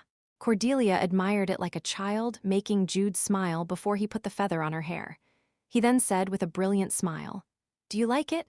"Yes, I like it," Cordelia promptly answered as she laughed like Red Wind. She then spoke again after she straightened her posture. "Okay, we have 6 days left. When we return, we'll start the special training right away." Because getting the phoenix wasn't everything they had to do. During the remaining time left, Red Wind had to engrave in her mind and body not only on how to use the phoenix, but also on how to fight Sun Song. Jude said as he nodded his head. "Yes, you also have to practice in your spare time too. Yuju practice." Cordelia had a troubled look on her face, and Jude delightedly smiled as he mentally thanked Gal and Adelia. Chapter 98 Cross 1. Inside Jude and Cordelia's tent at night, the lit candles diffused a faint light and warmth all over the place. And in the middle of that place, there was a beautiful girl in a white dress with rabbit ears on her head. She had a shy expression on her face as her lips quivered. Although the candle's faint light was very small and weak when compared to the night's darkness, it brought out the girl's captivating beauty like a ray of light in the darkness. She had burning red cheeks, misty eyes, and lips that drew nice-looking curves whenever it quivered. The girl hesitated for quite some time before she swallowed her saliva, and her long white neck trembled a little. She opened her lips, and a nervous voice came out with her breath. "Am I beloved Mr. Jude Baer?" The girl's cheeks turned redder at her words that expressed love, and the surrounding area that was gently warmed by the candlelight also became hot. And sweat flowed along the girl's smooth jawline, and the girl put her hands together and squeezed them, as if she was plucking up the courage to confess before she spoke. "I can't live without J. Jude, Mr. Jude Baer." Her words came out slightly stuttered before she bit her lips. Her voice seemed to have a mixture of shyness and determination, but it didn't end there. The girl took several deep breaths, mustered her courage, and spoke again. I belong to Mr. Jude. Mr. Jude Baer is mine, no? FCK? Hey, that was it. Cordelia threw the script she had in her hand onto the floor and then bellowed at the watching Jude. "Hey, you evil beastard, what's with the script?" She could overlook my beloved Mr. Jude Bayer. Yes, she could somehow understand the "I can't live without Jude," because its purpose was to protect Jude from Adelia. But what about the next? Am I yours? Am I yours? It was just some words in the script, but it was difficult to say them. How am I supposed to say this in front of others? Whoa, whoa, relax, relax, worf, worf, grrrrrrrr, worf. No, what am I supposed to do when you're a cute even if you're a angry? What? No, anyway. It's actually fair. You're a not one-sidedly saying that you are mine, you're a saying that I am yours too, right? The script's contents were indeed fair. When Jude spoke with a calm face, Cordelia hesitated for a moment, but she eventually wasn't fooled. No, I don't give a damn about fairness. What's with that script? Is there a problem? Everything's a problem from start to finish. What are you talking about? Now, take a deep breath and think. What am I supposed to think? Think about the past.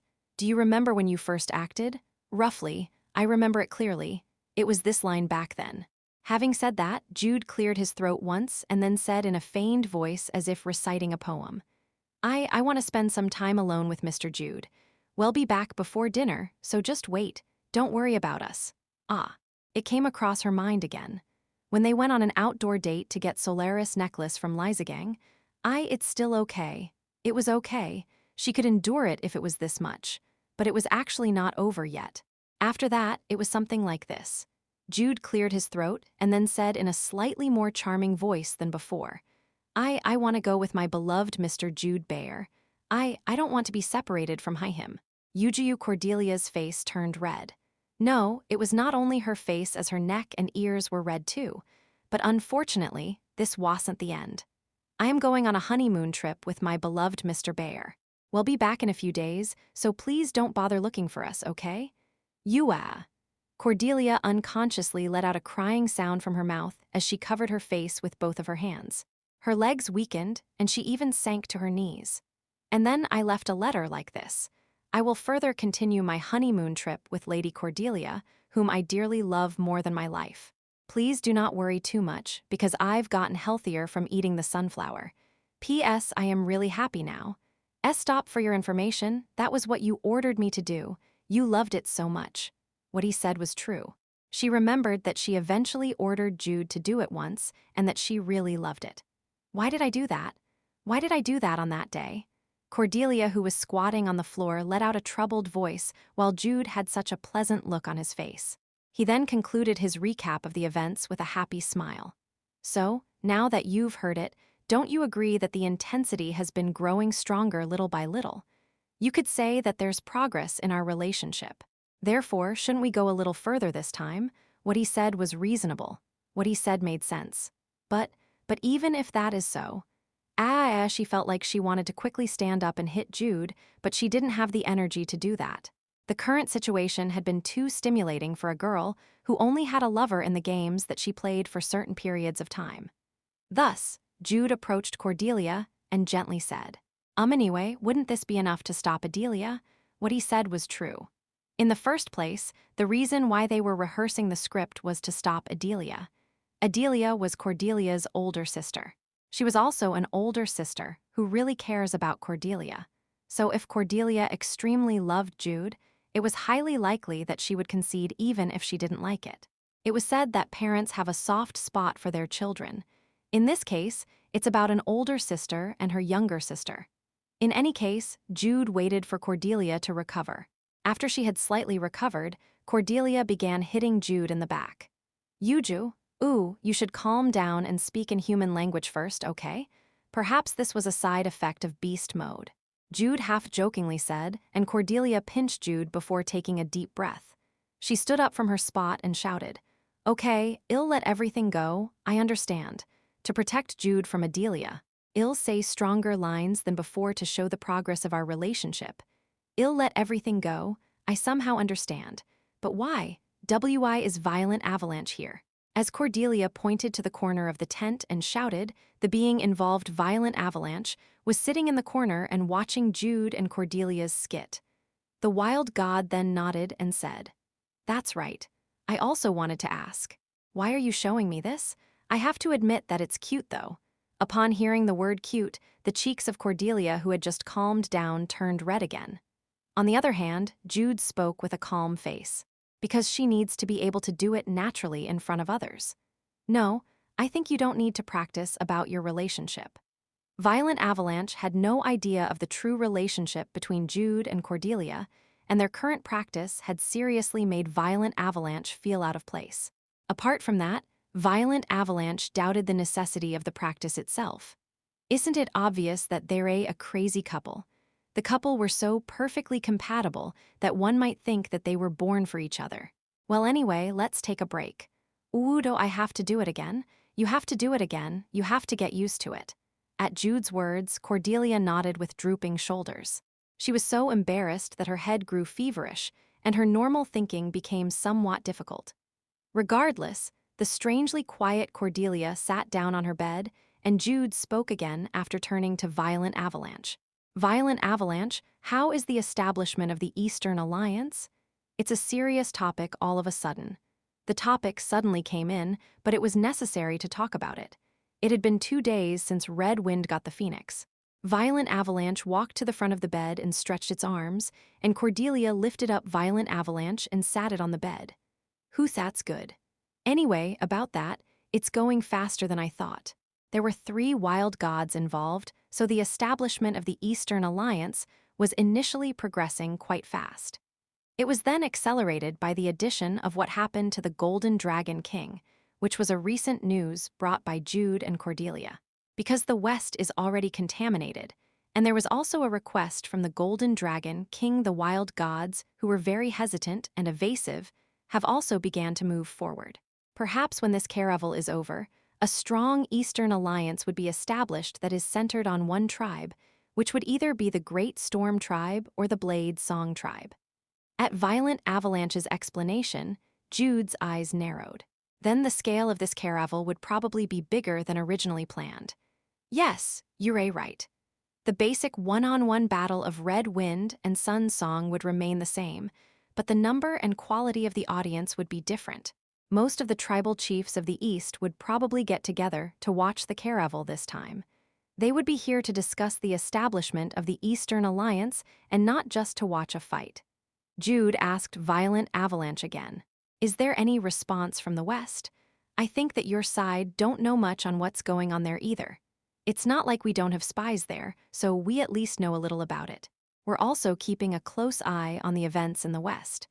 However, our judgment is that they seem to be more preoccupied with the complete unification of the West. The Angry Bull tribe is currently preoccupied with their military expedition on the West. In other words, they hadn't taken measures against the Eastern side because they were preoccupied with the unification of the Western side. It's understandable. Everything that they had done in the East so far was close to a small-scale covert operation. But Violent Avalanche. Cordelia finally recovered while their conversation went back and forth, so she raised her hand and asked. Violent Avalanche accepted her question with a smile. Yes, what are you curious about? You said earlier that most of the tribal chiefs would be gathering. I did. Then would the wild gods also be gathered? Jude and Cordelia did not know much about the wild gods' existence until they had come to the wild lands. But it was different now. By personally meeting Great Storm, they learned that wild gods exist. And when they met Violent Avalanche, they found out that the monsters in the original whom they thought to be monsters from hell were actually the corrupted wild gods. Wild gods protected the tribes. The tribesmen greatly respected the will of the wild gods they served, as could be seen in the case of Gentle Snow Breeze and Great Storm. In short, the will of the wild gods, rather than the will of the tribal chiefs, were more important in the establishment of the Eastern Alliance. Violent Avalanche roughly understood the meaning of Cordelia's question, but it smiled and shook its head. Most of the wild gods would probably not participate. Each wild god has its own sanctuary, and living in it is basic for us. An example right now would be Gentle Snow Breeze, who made an alliance with Great Storm but still lives in her sanctuary in the basin.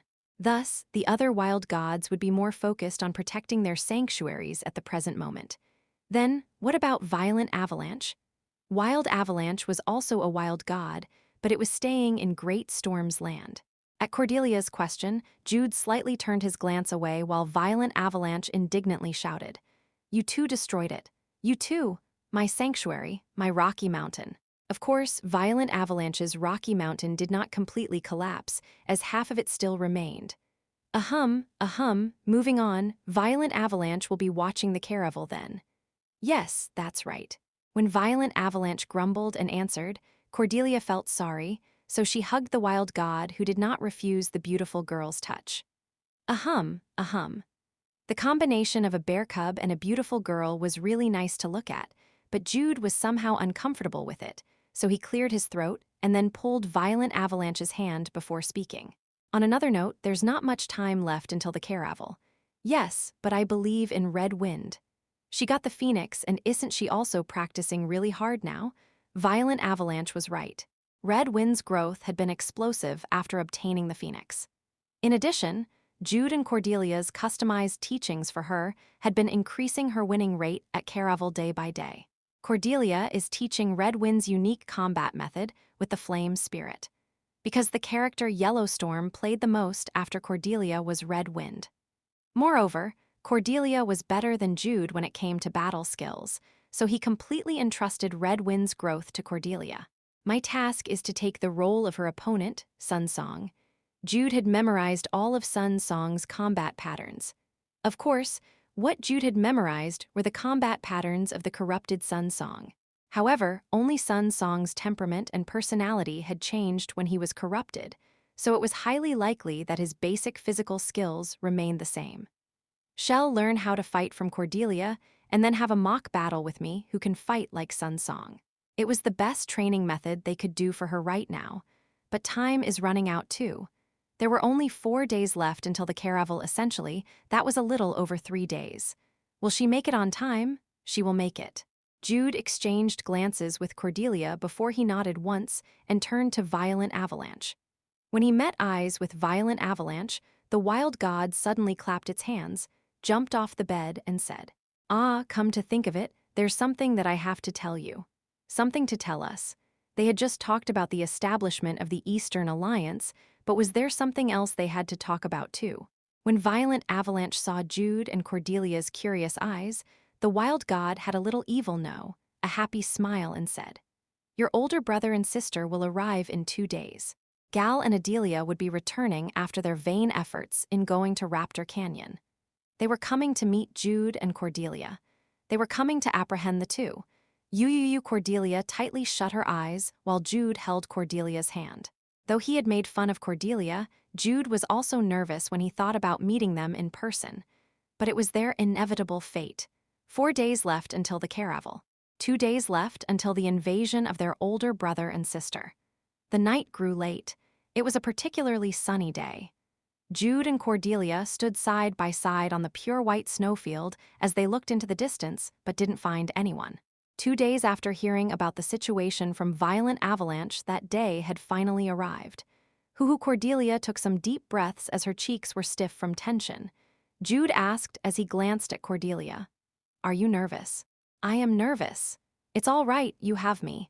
I am nervous because of you, okay?" She had to protect Jude from Adelia. Cordelia took some deep breaths again before clenching her teeth and straightening her posture. Jude also straightened his posture like Cordelia and then looked straight ahead. They were coming. The two saw the other side. Gal and Adelia finally appeared. Chapter 99 Cross 2, Gal Bayer and Adelia Chase. The two did not have any large roles in the second episode of Legend of Heroes, because both Gal and Adelia were killed in battle. The fate of the two did not change much whether it was on the Jude route or the Cordelia route. Gal was killed during the Northern Barbarians' Great Invasion event, while Adelia was caught and lost her life in the Slen Kingdom's capital destruction event that would happen a little more later. Such were the fate of those two. So I actually don't know much about them, because he didn't have many chances to meet them in the game. All he knew about Gal was that he was good-natured, talented, and an older brother who had a huge age gap with Jude. That was all that he knew. As for Adelia, all he knew was that she was a mother-like older sister who cared for her younger sister Cordelia. Of course, I was able to build a rough profile of the two by compiling various pieces of information that came out in the game. Even so, he had very little absolute information about the two. But it's different now. They suddenly became Jude and Cordelia one day. No, Outboxer 9 and Yellowstorm did not take over the bodies of the two.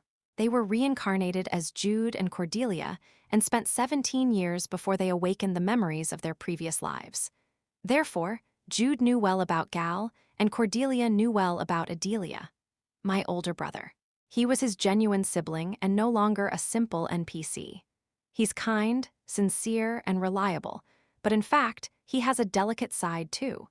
Despite being the eldest son of a famous family from the very beginning, there was one reason why he was still not married. That one reason? An incident that Gal went through when he was 20 years old. Jude stopped thinking about it and shifted his gaze a little to the side. He could see a brave woman proudly walking in precise steps from afar towards them. Adelia Chase, a genius wizard who held the title of the youngest head in the history of the Royal Guard Magic Corps. He had spent 17 years as Jude, but he knew little about her. In the first place, Jude wasn't even close with Cordelia in the past before they awakened their previous lives. He had never met Cordelia's older sister, who was in the royal capital. But something there has to be a reason, right? For Cordelia to be so cautious and nervous. I can do it. Protect. Protect. Cordelia repeated the same words in a small voice as if she was reciting a spell. She seemed to be strengthening her resolve in her own way. Cute. How could she be not cute when he could see that she was trying to protect him and not anyone else? Okay. Cordelia took several deep breaths again before she stepped forward and stood as if to hide Jude. It was a position that Jude often did to protect Cordelia, but it was the exact opposite this time. There was naturally a difference. Cordelia was taller than Jude before they had awakened their memories, but not now. That had been completely reversed in just a few months, and there was now quite a large difference between Jude and Cordelia. It was impossible to completely hide Jude with Cordelia's small and slender body. But she still puffed out her chest, stretched out her arms, and hid Jude as she took a deep breath for the last time. She kept her composure and looked straight ahead. And upon looking at the back of Cordelia's head, Jude happily smiled and then raised his head as he suddenly recoiled. Adelia. Their distance had been narrowed quite a bit, so they could now see the other side's faces. Unlike Cordelia, who had red hair like Count Chase, Adelia inherited their mother's blonde hair. She had a white complexion and bright golden hair that seemed to be made by melting the sun. She was beautiful like Cordelia, but her fierce eyes were no joke. Ba thump, ba thump, ba thump, ba thump. It felt like he was under heavy pressure. As he continued hearing the sound of his heartbeat as if it was an auditory hallucination, Jude gulped his saliva.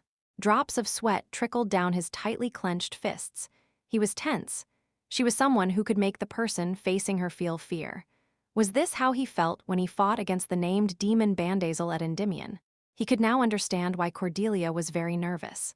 Finally, Adelia spoke. A beautiful yet terrifying smile spread out on her white face. Jude Bayer, the crystallization of evil who sweet-talked, deceived, committed acts of brutality, and even lured the kind, cute, adorable, lovely, and innocent Cordelia into making wrong choices. Finally, they faced each other. The moment where she could let out her anger finally came. Adelia raised her voice first. She raised up her hand to point at Jude before she tried to spill out her words. You kidnapped by deceiving my kind, cute, adorable, lovely, and innocent Cordelia, that was it. Adelia's words trailed off in the end, because she had felt Gal's gaze behind her back. It was just a gaze. He didn't exactly glare. He just gazed at her, but Adelia unknowingly faltered. She couldn't say what she was originally going to say. No, your elopement. That was not it. That was not what she originally wanted to say. Adelia frowned as she was distressed for a while before she changed her words again. Honeymoon trip. Anyway, about your honeymoon trip. Her words were already a huge mess. Why am I doing this? Why can't I say what I wanted to say? After all, Jude and Cordelia were already engaged, and the Bayer family was a famous family that stood in equal rank with the Chase family, so she couldn't just thoughtlessly say rude words to him. But Gal's presence was greater than that. Gal might be bothered, so she couldn't say anything that was too harsh. No, it's not. That's not it. When Adelia groaned in her confusion and distress, Jude and Cordelia stared at Adelia in suspicion. What's wrong with her? There's something different from my usual sister. Why is she doing that? Anyway, Jude Bayer, you know what you've done, right? After her compromise, the words she spoke out were not as harsh as she thought. Moreover, her terrifying aura and energy that resembled a demon from hell also disappeared, and her angry voice felt a little more like she was begging. But it looked a little different to Cordelia. She knew best about Adelia one way or another, so she flinched at her sister's words and then shouted with her arms stretched out widely to the side. It's not Jude's fault. Cordelia? It's true. I definitely wasn't deceived. We discussed it together. What? You discussed the honeymoon trip together. Adelia flinched at Cordelia's argument, but she soon took another step and shouted. Then the letter. You wrote that you love Jude so much that you're head over heels with him. Are you saying that you purposely wrote down all that? It wasn't Jude's order. If Cordelia had a little more reason left, she could have refuted that she had never written anything like that, but she had already been cornered from the start. She groaned in distress and then shouted with a face that seemed to say whatever. That's right, I wrote that, I wrote all that, that's what I wrote. It was correct that Jude had originally ordered her to do so. Jude was the one who gave her all those lines. Cordelia's face turned red, and her neck and ears were burning red too. It was a result of her embarrassment and shame, but Adelia's filter interpreted her reaction as shyness and her blushing as embarrassment. Cordelia, but it wasn't over yet, it had already happened. So to perfectly defend him, Cordelia dealt the final blow. I can't live without Jude. I belong to Jude and Jude is mine. It was the lines that were written in the script which she had thrown last time. Cordelia was so embarrassed that her eyes were slightly reddened with tears, but in the eyes of Adelia, she looked like she was pleading while crying. Cordelia, she seriously turned pale in surprise. Adelia staggered for a moment, but she was still one of the 7 heads of the Royal Guard Magic Corps. She somehow corrected her posture, and then said after taking a deep breath, No, he's weak and only has a handsome face, that was it. Adelia was trying to speak about what she usually thought about Jude, but her words trailed off in the end. It wasn't because of Gal this time. It was just because of the visible reality. What? Jude Bayer. A child born with Gumjalmeek. A sick but handsome boy who was stuck in his room and couldn't learn swordsmanship because he had a weak constitution. But it was not what she saw. The Jude in front of her was definitely a handsome boy, but he did not look weak and frail. When and how did he get so well? Adelia had also heard of him obtaining Solaris necklace and using it to heal his Gumjalmeek. But how can that make his body so well all of a sudden? First and foremost, he was tall. According to the information Adelia herself gathered, Jude was about the same or a little shorter than Cordelia. But Jude was now much taller. There seemed to be a difference of at least 10 centimeters, and he was bulky. He didn't exactly have bulging muscles, but he had broad shoulders and firm muscles too. Although Jude was dressed up quite a bit because of the snowy weather, Adelia had met numerous knights in the royal capital for business purposes. Just by looking at his fit, she could roughly tell the shape and thickness of the muscles. It's firm. His muscles were well honed and firm, and not the bulging kind. It was almost at the level of Lord Galno. His was less than Gal's. But anyway, his bulky body couldn't make her speak or even joke about him being nothing but skin and bones. I need to say something, but I can't. In the first place, it was difficult for her to say anything because Gal's gaze was on her. Adelia couldn't say anything because there was nothing bad she could say about Jude. And Jude did not miss the current situation. While Adelia was struggling in embarrassment and Cordelia was out of breath from her own struggle, Jude dug into that gap. He grabbed her. Jude took a step forward and held the shoulder of Cordelia, who was standing as if to protect him. He pulled her towards himself, and Cordelia, who found herself in Jude's arms, was suddenly embarrassed in a different sense than before. Jude, Cordelia had already been accustomed to being hugged or carried by Jude. But it was strange. She didn't care until now whether he hugged or carried her, but she was feeling strange now. Ba-thump, ba-thump. Her heart suddenly began to beat faster.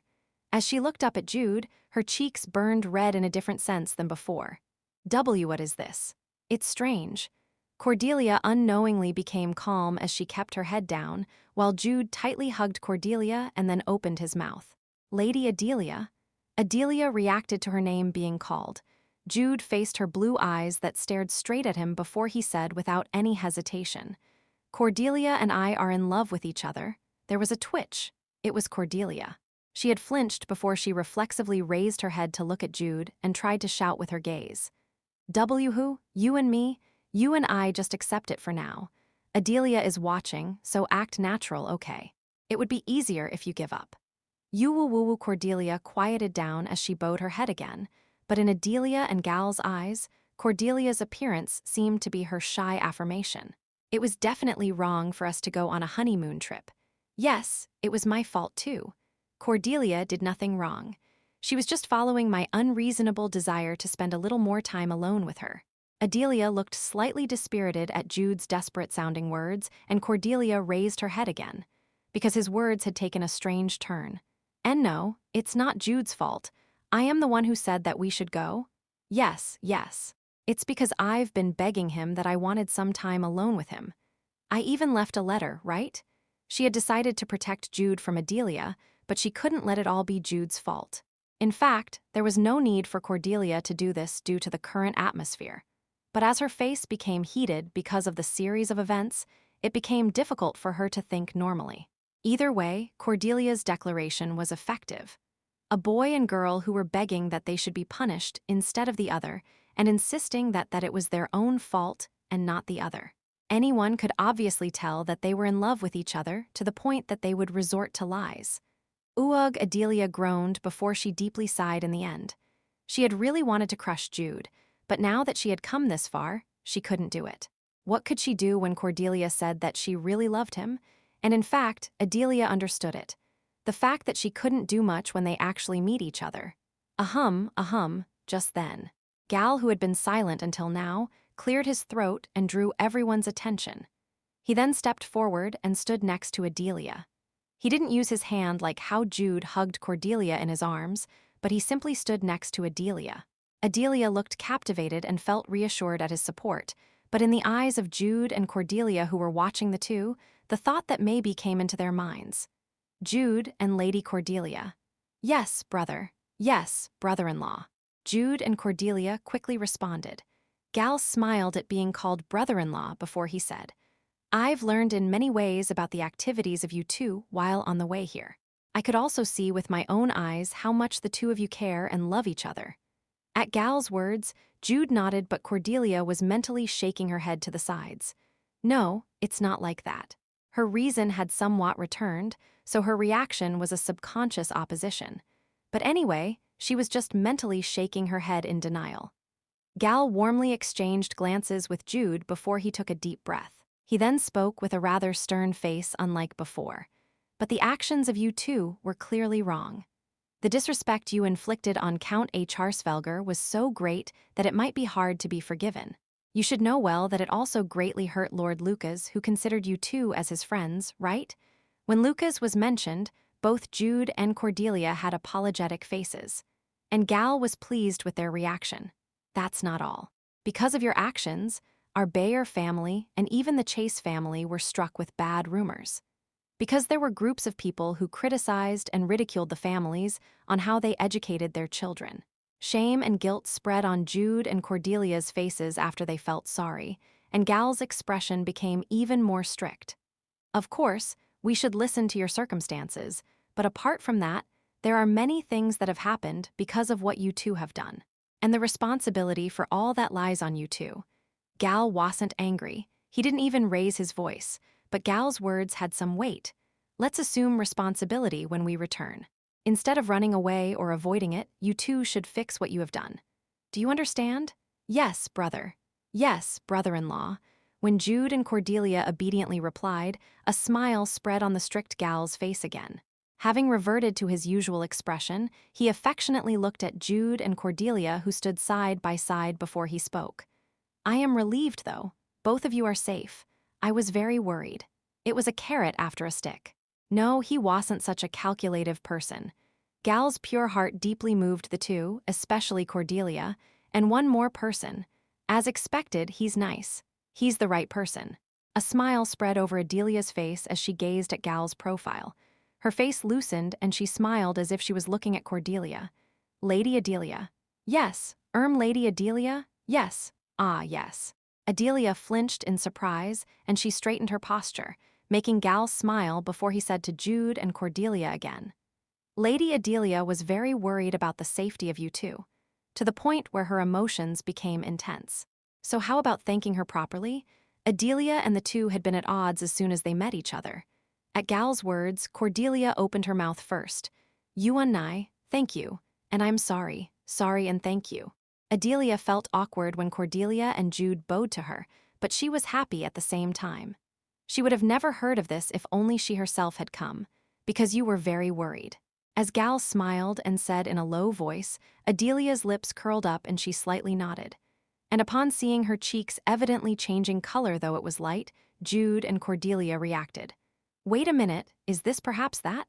Perhaps. Jude and Cordelia's eyes narrowed, and Cordelia opened her mouth again this time. Unnigh, just one word. But because of her guilty conscience, Adelia flinched at that word and said in a fluster. It's nothing. There's nothing between Lord Gal and me. Isn't that right, Lord Gal? Her actions only made their suspicions deepen rather than stopping it. At the same time, her reaction proved that Adelia had the blood of Count Chase like Cordelia.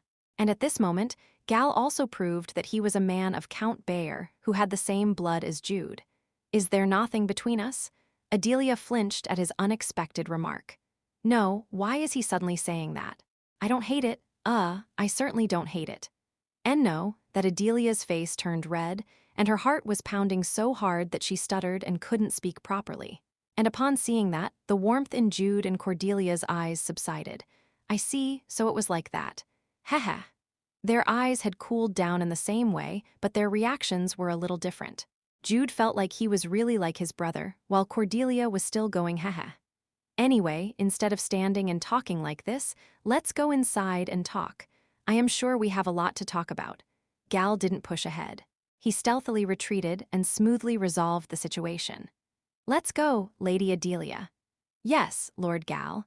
With her shyness being twice than usual, Adelia answered and cleared her throat before she walked with Gal, while Jude watched the two and struggled in holding back his laughter before he stepped forward. Or more like he tried to step forward. Jude. Yes, can you let me go now that it's over? No, not yet. Adelia can still see us. Adelia could obviously see them, but she was so embarrassed, shy, and so on, that it was questionable if she could see them properly. Anyway, let's go. Y'all get used to it. Jude walked while holding Cordelia on her shoulder, and Cordelia moved along with him. Thus, the two couples left the place. Even though they were together from the beginning to the end, the fifth party felt like an outcast as it got up from its seat and brushed its butt. If they're going to be like this, why did they have to call me? Right. The fifth party was Violent Avalanche. Complaining as it vented its thoughts to no one, the wild god looked in the direction Jude and Cordelia were heading. After it shrugged its shoulders, the bear cub began walking like a toddler. Chapter 100, gathering the two men from the Bayer family and the two women from the Chase family gathered inside Jude and Cordelia's love nest. Love can also mean guest/reception room, while nest can also mean home. Combine the two and it would also mean the house's reception room. Why are we seating like this? Well, just trust me, just think like it's part of our act. Anyway, the group had sat down. The Great Storm tribe had a culture of sitting on the floor using cushions and not on chairs, so the two pairs were sitting while facing each other with a fire pit in between them. This isn't strange, because Jude and Cordelia sat beside each other, and Gal and Adelia sat next to each other. Jude and Cordelia were still in a shoulder hug even when they were seated, while Gal and Adelia sat side by side, but were not that close to each other. They were just at a proper distance from the other. Heh. Cordelia leaned her body on Jude's side as she mischievously looked at Adelia and Gal. She had already forgotten the series of actions Jude had done earlier that made her heart pound as she had now focused all her senses on Adelia and Gal. And it wasn't really strange, because I am used to it.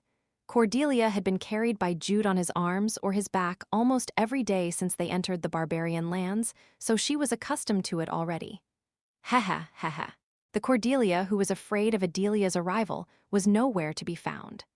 The only person sitting here now was a younger sister who had a cat's mouth and mischievous eyes as she let out strange sounds that seemed to say, "I see, so that's what it was." Yoo Hee was indeed Cordelia's older sister. Adelia was still blushing and groaning while she sat. She couldn't even look at Gal's side and just kept staring at the ground. "She's shaking." Her heart and mind were shaking. Jude's guess was right. The events that had just happened were playing over and over again in Adelia's mind in a beautified manner due to being blinded by love. "Is there nothing between us?" His gloomy eyes had looked sad and heartbroken, yet his voice and expression seemed to say that he didn't want to give up expecting. "Why are you like this? Why are you doing this to me?" She did not let out a voice, but her reactions were really like Cordelia's. Adelia Chase, Cordelia's older sister, one of the 7 heads of the Royal Guard's magic corps, a genius wizard who fully inherited Count Chase's talents. She was high-handed, hot-tempered, and even had violent tendencies, but she really is Cordelia's older sister. She was absolutely pretty. Unlike Cordelia's vivid red hair, her golden hair that seemed to shine even if it was not fluttering was beautiful in itself. And her fair complexion and fierce eyes gave her a sharp and urban beauty. Furthermore, her cheeks were red from embarrassment, and she was at a loss on what to do. Thanks to her unusual appearance, she was now exuding on what was called Gap Moe. But Cordelia is still better. Because Cordelia was more beautiful than Adelia, and she was even lovely. Jude gave a subjective opinion that was completely unobjective. He then nodded a few times to himself before turning his gaze towards Gal. Did Hova come it? The reason why the eldest son and undeniable heir of Count Bayer was still not married in his late 20s. He didn't know it when he was out Boxer-9, but he now knew when he was reincarnated as Jude Bayer. The incident that happened to Gal. The incident that made Gal stop thinking about marriage and devote himself to training for some time. It was an incident that he could not overcome in the original story. No, perhaps he was ready to overcome it, but the tragedy of the barbarians' great invasion in the north robbed him of that opportunity. Older brother. He was Jude Bayer's own brother, and not just a supporting character of Legend of Heroes 2. He was looking at the embarrassed Adelia with a warm smile. He was sitting calmly, but Jude could tell. Gal's earlobes were slightly red. He was somehow embarrassed like Adelia too, but still. The way he looked at Adelia was really that of love. Do I have such a loving look when I gaze at Cordelia? Heh. Jude quickly looked back at Cordelia, who was still giggling and letting out a silly snicker as she watched Adelia. In any case, they had to proceed with their conversation now. Ahem. When Jude cleared his throat, Gal and Cordelia shifted their gazes to Jude. Adelia was still staring at the ground, but she seemed to have heard him given that she had flinched. Moving on, let's continue our conversation, because they had a lot of things that they really needed to talk about. You're right, Jude. Let's start with you. Did you become Iron Man Landius' disciple? And I heard that you became involved with the Guardians of the Holy Cross. Can you tell me when it all began? Because the two were not involved with the Guardians of the Holy Cross until the time they had left Langesthe. At Gal's calm comment, Adelia also stared at Jude and Cordelia after having recovered to some extent, and Cordelia also looked back at Jude. Are you going to tell them that? Yes, I am. After their eye conversation, Jude cleared his throat again and began talking. It all started when we met the Fairy Queen. To summarize, Jude's story was as follows. The Fairy Queen warned them of the demon followers' attack at Langesthe and also informed them of the witch. After the incident in Langesthe, they headed to the witch's forest to meet the witch's soul. They then heard a warning about Landius and the demon followers' atrocities that were happening across the northern borders. On their way to Count Harsvelger's territory, they met Landius and Jude became his disciple. They finally made a decision at that time too. Did you mean about your decision to go north and stop the demon followers? Yes, brother. But it was a story with very little evidence. Moreover, Count Harsvelger was trying to prevent Jude and Cordelia from leaving Vedafalnir. Therefore, Jude and Cordelia were forced to escape Vedafalnir using a honeymoon trip as an excuse. After that, on their way to the north, they headed to Frost Anvil to cure Jude's illness, and while obtaining the sunflower there, they ended up facing the demon followers. Because of that, I was convinced that something was going on in the barbarian lands, no, the wild lands. They crossed the border via Lankabust after that, and in the middle of that, they met the Ghostblade Camel. I am sure you already know what happened after that. They became the guardians of the wild lands who busied themselves in stopping the plot of the group of demon followers called Devil's Eye from undermining the wild lands. As expected, it wasn't a simple runaway, no, I mean, an elopement. I was immature and couldn't come up with other excuses. Like you've said, we've troubled a lot of people. When Jude made a sad expression, Gal felt sorry for him while Cordelia stealthily nudged him in the ribs. Do you think it worked? Of course. He was the one who created this story after all. With a very faint smile that only Cordelia could see, Jude spoke again as he looked again at Gal and Adelia. Older brother and Lady Adelia. Once the demon followers seize the wildlands, there will be a big war between the North and the barbarians again. That alone must be stopped. You're right. Moreover, as I traveled around this land myself, my thoughts changed a little. Perhaps we were too prejudiced against the barbarians, but that was just it. The Slen Kingdom and the barbarians in the barbarian lands have already confronted each other many times in the past, and all of those confrontations were not the plots of the demon followers. It was clear that those who lived in the wild lands were not beasts in human form, but were humans too, like those who lived in the northern part of the Slen Kingdom themselves. And as such, the kingdom's citizens did not harbor wild fantasies about that fact. In the first place, the Argon Empire were humans too, but they were at odds with the Slen Kingdom too. I will help Lady Cordelia and Jude. What about you, Lady Adelia? Gal clearly and decisively revealed his intentions and then asked Adelia, who replied after taking a deep breath. I will help too, because it is for the defense of the kingdom. After all, she was one of the 7 leaders of the Royal Guard Magic Corps. The current situation had changed from a personal matter of catching a runaway younger sister while on her vacation to a public one for the defense of the kingdom, so it was natural for her to step forward as she was a public official of the kingdom. Thank you, Unnai. HMPH, I am not doing this specifically for you. Haha. At the appearance of Cordelia and Adelia talking like Count Chase, Jude and Gal happily smiled. And Jude, yes, brother, maybe it's not just us. At Gal's words, Jude and Cordelia tilted their heads together. It wasn't just Gal and Adelia. What were they talking about? No, how should I say it? We did something like a runaway too. Runaway. Because we intentionally cut off contact with our families in order to cross the border. Because it's obvious that our families would oppose it if we said that we'll cross the border after you. Adelia remarked following Gal's words, and the other two looked at each other before they said something different from the other. Just as I thought. Then, is Unnai in a honeymoon trip too? No, it's not. It's not like that. Adelia reflexively shouted before she flinched at that moment and looked at Gal. Gal didn't say anything, and Adelia said as she fidgeted. And no, what I meant to say is this. That I am not saying that there's nothing between Lord Gal and I.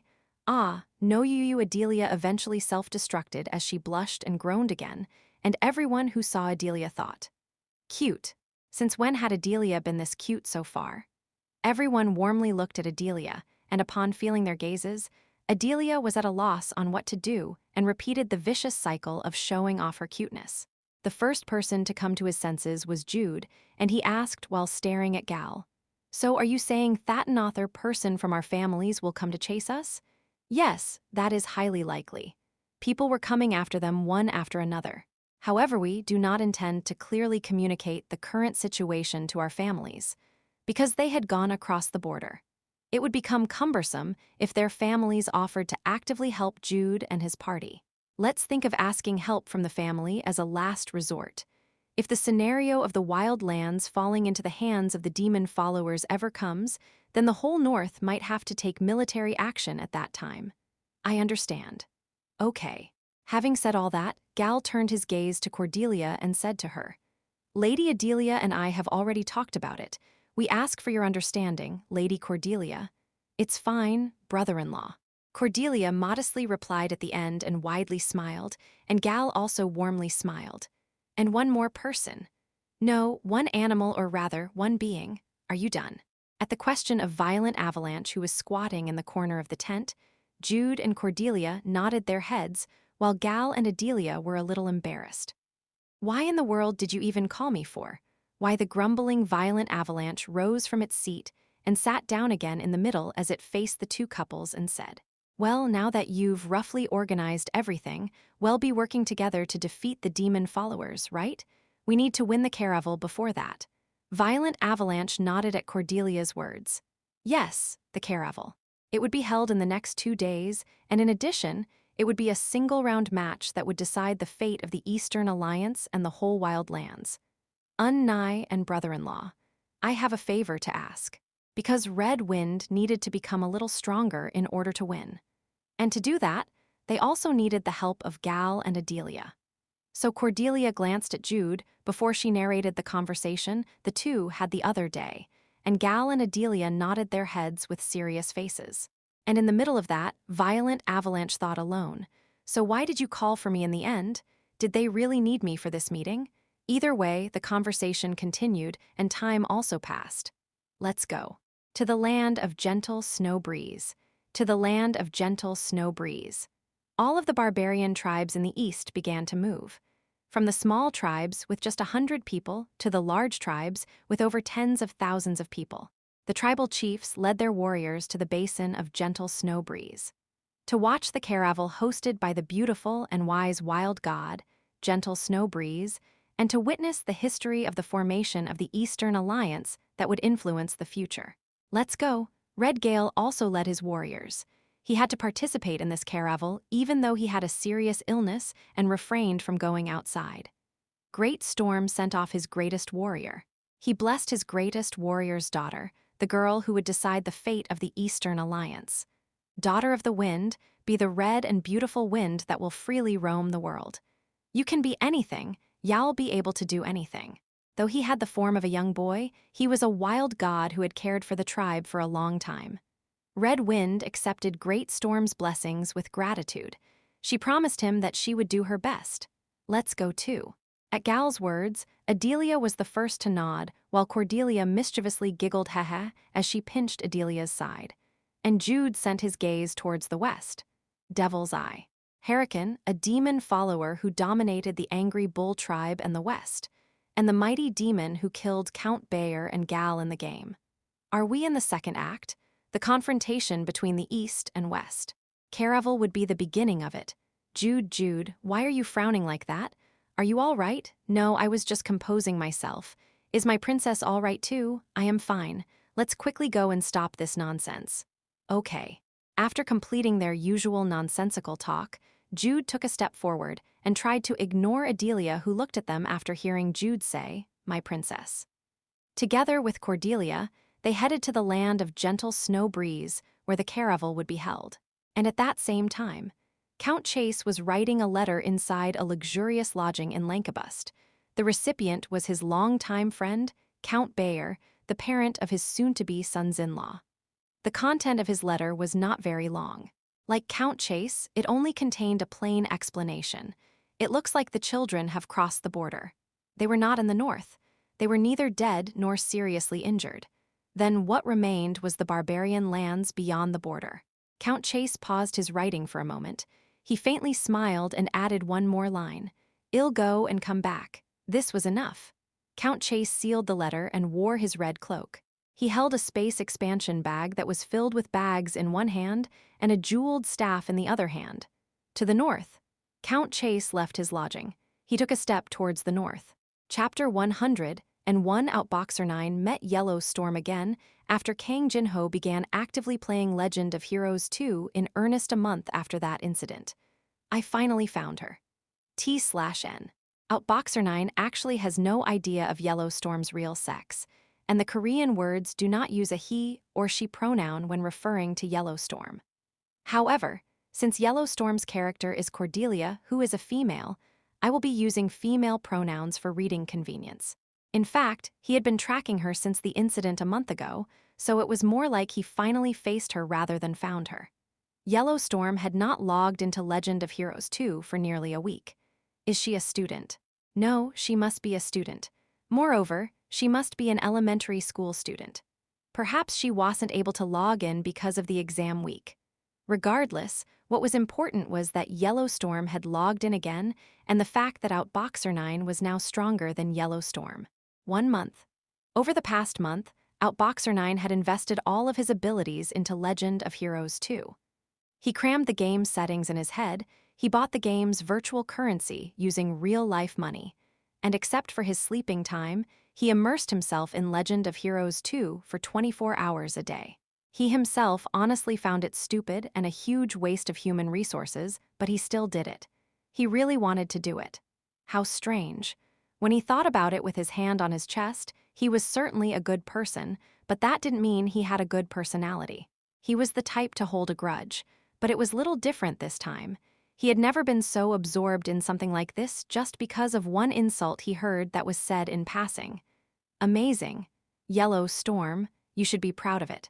There had been only 3 people in the last decade who had made me so immersed just for a particular day. Outboxer thought in his mind that his former colleagues would have frowned and clicked their tongues if they heard what he was doing, but he pushed that aside and looked ahead of him again. He smiled at the situation he expected. Yellowstorm fell from the onslaught of the unique monster which Outboxer 9 had lured. Help, help. Outboxer 9 smiled as he saw the help message pop up before he moved forward. Using scrolls and poison daggers that he prepared in advance, he defeated the boss monster that Yellowstorm had fought halfway before he turned around in a cool manner. And he met eyes with Yellowstorm. In the game, Yellowstorm had died and became a corpse, but it was clear that she was looking at him judging from the fact that a help window popped out. She doesn't recognize me. It was a bit disappointing, but that didn't matter. Outboxer 9 took out the resurrection feather as if to resurrect her. He then said to Yellowstorm as he put back the feathers in his inventory to make her feel frustrated. "You're bad at games." Tuck, it was the sound of something breaking. Of course, he didn't actually hear it, but Outboxer 9 could tell. The various messages that immediately popped up from Yellowstorm's corpse proved it. The use of abusive language is subject to sanctions. The use of abusive language is subject to sanctions. The use of abusive language is subject to sanctions. See you next time, John Mott. Why does it feel so good doing this? Outboxer 9 laughed out loud and turned around. Several messages popped up from behind Outboxer's back. The use of abusive language is subject to sanctions. The use of abusive language is subject to sanctions. The use of abusive language is subject to sanctions. Hey, you evil bastard. Yes, sure. You're a FC king bad at games. Outboxer 9 waved his hand and left without looking back, and Yellowstorm struggled as she continued to yell over and over again. She was absolutely not beautiful and truly had a nasty mouth. But it was the first meeting of the two that Yellowstorm remembered. And at the present, as he breathed in the fresh morning air, Jude looked down at the asleep Cordelia. The morning sun had risen, and almost everyone around them had woken up and was preparing to leave. Despite all of that, she alone was still traveling in the world of dreams. As Cordelia talked in her sleep and babbled like a baby, Jude quietly watched Cordelia before he faintly smiled and drew his face closer. He slightly shook her shoulder and gently said, "My princess, you should get up soon." Cordelia responded to his gentle voice. It had already been more than 2 months since she traveled with Jude. She had heard Jude's voice every morning to the point that it was like Pavlov and the dog drooling at the sound of the bell. So when she heard the sound of him calling her my princess, she naturally called him Daddy. MMNNN Daddy. I am going to sleep more Cordelia want to sleep more Cordelia was usually bad in waking up early, so she didn't open her eyes and just murmured. Jude shook Cordelia's shoulder again and said, "Don't say that, my princess should get up now, okay? It's morning. Cordelia grunted again, and instead of covering herself with a blanket, she feebly moved her arms forward and continued to talk while still half asleep in dreamland. Daddy, please carry me on your back so I could sleep more Cordelia will become a kangaroo, that was it." If it was the usual, Jude would have pampered and let Cordelia continue sleeping on his back so she could have more time to sleep, but it was different this time. She instantly became sober and opened her eyes. A gaze? A sharp and stabbing gaze that came flying from behind her. Cordelia's instincts crazily rang like a bell, and due to that, Cordelia finally came to her senses and saw. "My princess, Daddy, kangaroo?" There was a blonde beauty whose arms were on her hips as she coldly stared at Cordelia. Cordelia herself loved that person dearly, but at the same time, that person was her older sister. Not as her mother, but as her older sister. Eats not. With an odd scream, Cordelia jumped up from her spot, and Adelia's eyebrows twitched as she returned what Cordelia had done to her yesterday. Ha ha ha ha. So that's what you normally call each other. You completely call him Daddy. You are very used to being called a princess.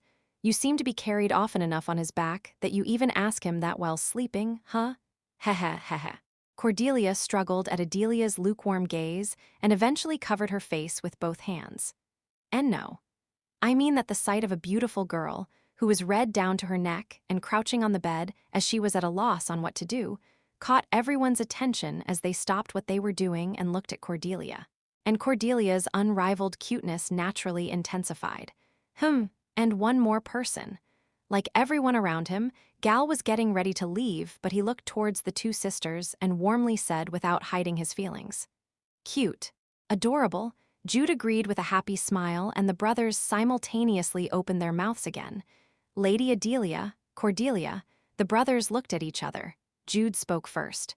No, brother.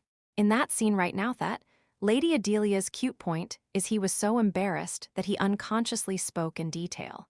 And Gal calmly replied, as if proving that he was 10 years older than the other. Don't you think she's cute when she teases her younger sister? I've been thinking about it for a long time, but Lady Adelia really resembles Count Chase. You're right. Jude had no choice but to agree without saying anything this time. Anyway, isn't it about time for you to help her? You're right. Jude grinned and quickly approached Cordelia, who was struggling and searching a solution by herself instead of actively sending a help message. And half an hour later, standing in the middle of the ranks of the Great Storm Tribe, as they moved towards gentle Snow Breeze's basin, Jude glanced at his side. To avoid standing out in the gathering of the various tribes, Cordelia wore the traditional clothes of the Great Storm Tribe as she walked while sulking. How mysterious. Her rabbit ears were drooping as if to reflect her emotions. Of course, her rabbit tail too. Hey, Cordelia. Why? At her curt reply, Jude drew his face closer and whispered, Do your legs hurt? Should I carry on my back? Cordelia would normally have said okay at his piggyback offer, but it was different this time. She frowned and said as she slapped Jude's upper arm, Go away, you demon. Wouldn't everyone look at her if she got carried on his back? Especially Adelia. Hey, aren't you doing this on purpose? What? Stop pretending to be ignorant. You deliberately called me princess when you woke me up earlier, right? Because Jude was the only one in the world who knew best on how she would react. Wasn't he intentionally making her feel troubled? What kind of person do you see me as? A scammer and an evil beastard? A beast? A thief? No, even if I was like that in the past, haven't you been increasingly saying whatever you want as time goes on? But you admitted that you were like that in the past. Hey, Lady Cordelia? I don't know. Anyway, I was troubled because of you. I am sorry about that. Would you like a piggyback ride as an apology? No, you demon. Stop tempting a good lamb into your evil ways.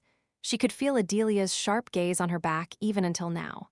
If Adelia just took one more step forward, Cordelia would be able to hear her saying ha ha at that moment. Well, it can't be helped then. Jude shrugged and Cordelia said as her shoulders fell. Yuju, it was comfortable when it was just the two of us.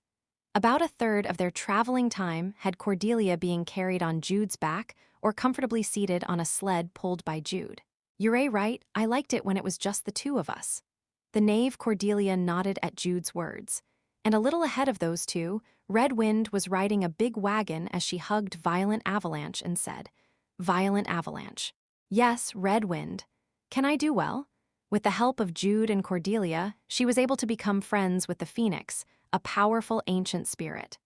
Of course, the reborn Phoenix was just like a baby, so it was not yet able to use its power like in its prime, but a Phoenix was still a Phoenix. Compared to Red Wind's normal strength, she had become 3 times at least 5 times stronger than before. Unnai taught me a lot of things. Cordelia was vastly knowledgeable about spirits despite being a wizard. She gave detailed instructions on how Red Wind should fight and how to fight together with the Phoenix while fully understanding each other's thoughts and intentions, which was unexpectedly perfect for her. Opa helped me a lot too. She wondered where he learned it, but Jude almost perfectly reproduced the combat method of Sun Song, her opponent in Caravel. Red Wind had obviously not directly met Sun Song, so it was unclear whether the combat method Jude demonstrated was exactly the same as Sun Song's combat method, but Red Wind trusted Jude. Since Jude said it was true, it must be true. His big brother also helped. It was only one day, but Gal also helped her. Jude was smaller than Sun Song, so even if he fully reproduced Sun Song's combat method, there would inevitably be some missing parts, but Gal made up for that lacking parts. They're really amazing. How could they easily imitate other people's combat method like that? Gal reproduced Sun Song's combat method almost as perfectly as Jude, and Red Wind was able to acquire a more realistic sense of battle.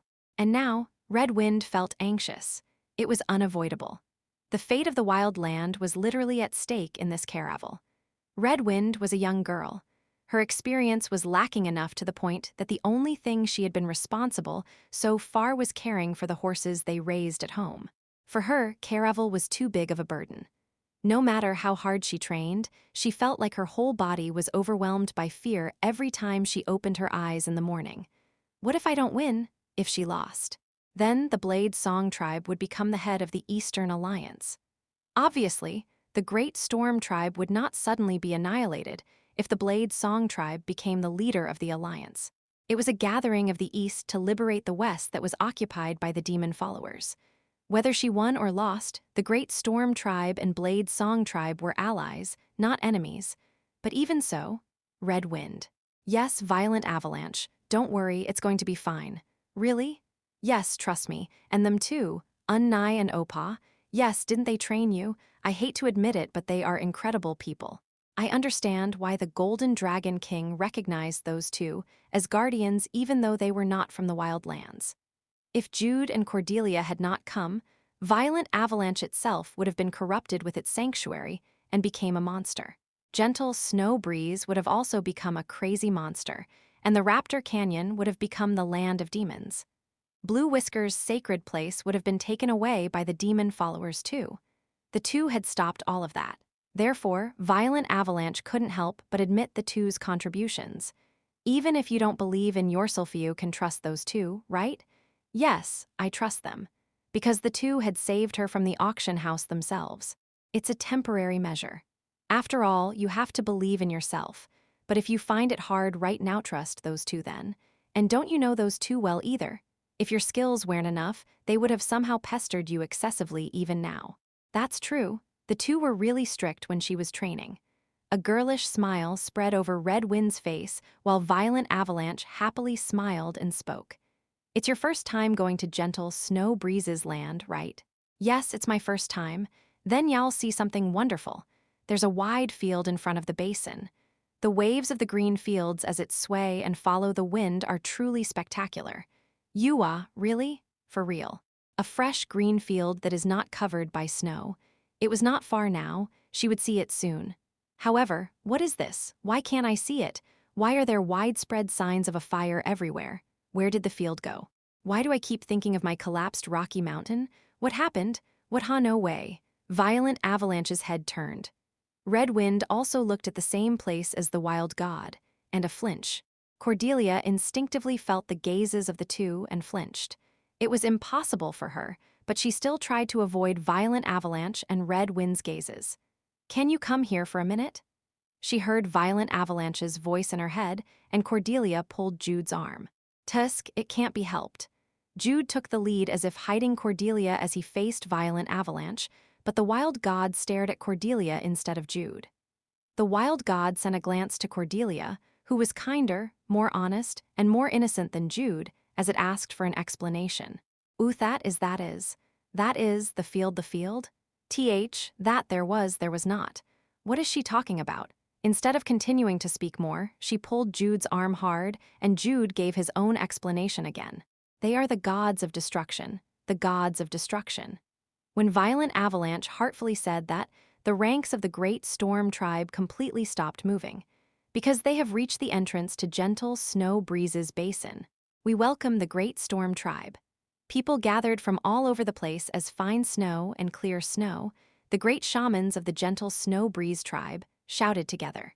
Most of them were from the gentle Snow Breeze tribe who gathered to welcome them, but some of them were the heads of other tribes who came from far away for this caravel. Violent Avalanche, my older brother. Gentle Snow Breeze, it's been a while. Violent Avalanche jumped off the wagon and ran towards Gentle Snow Breeze on all fours, and Gentle Snow Breeze tightly hugged the bear cub in her arms. You've become so cute. It somehow happened, but you're still my older brother. I feel reassured with you here. Thank you for coming. Gentle Snow Breeze smiled before releasing Violent Avalanche from her arms. She then faced Red Gale, the chieftain of the Great Storm Tribe. Red Gale greets Gentle Snow Breeze. Nice to meet you, Red Wind and the Great Storm Tribe. I welcome your visit here. The friendly attitude of Gentle Snow Breeze deeply moved not only Red Gale, but also the entire Great Storm Tribe. Though in the form of a little girl, she was clearly a wild god, someone who transcended humans and a target of worship for those living in the wild lands. Then, let's get inside first. Take a rest from the fatigue of your journey. It was the moment when Gentle Snow Breeze said that. Violent Avalanche suddenly turned around, and so did Cordelia, whose senses were the best amongst all the people here. They hadn't seen it yet, they didn't hear a sound, but after a while, they heard footsteps. The vibrations from a distance shook the ground, and the sound of a big horn came with the wind. The Blade Song. A tribe of belligerent warriors who repeatedly fought against the northern jackdaws, and the person who led them. It was no exaggeration to say that he, the chieftain of the Blade Song tribe, was the strongest warrior in the east at a time when Red Gale was sick. 9 blades, and his son, Sun Song, a participant of the caravel. They advanced forward with several large and colorful flags. As they loudly sang and played drums, they approached the entrance of the basin. 1 day left until the beginning of the caravel. Chapter 102, Karaval, 2. Martin, a slender-bodied carnivorous mammal of the weasel family that lives in the northern hemisphere. Ecological disturbance, a force of non-biological or biological origin that brings about mortality/death to organisms and changes in pattern in their territorial behavior in the ecosystems they inhabit. If the Great Storm Tribe inherited the blood of the Winter Elves, one of the ancient elves, then the Blade Song Tribe inherited the blood of the Hyjal Orcs, one of the ancient orcs. Just as I thought. The Great Storm Tribe, or the Gentle Snow Breeze Tribe that they had met so far, were somewhat different from what the people of the northern part of the Slen Kingdom thought of as barbarian. The barbarians were like large, fierce, and wild beasts. This was their prejudice, but the Blade Song Tribe resembled what the northerners thought of barbarians in many ways. Because the Blade Song Tribe, or the Angry Bull Tribe, were the ones who led the invasion every time in the first place.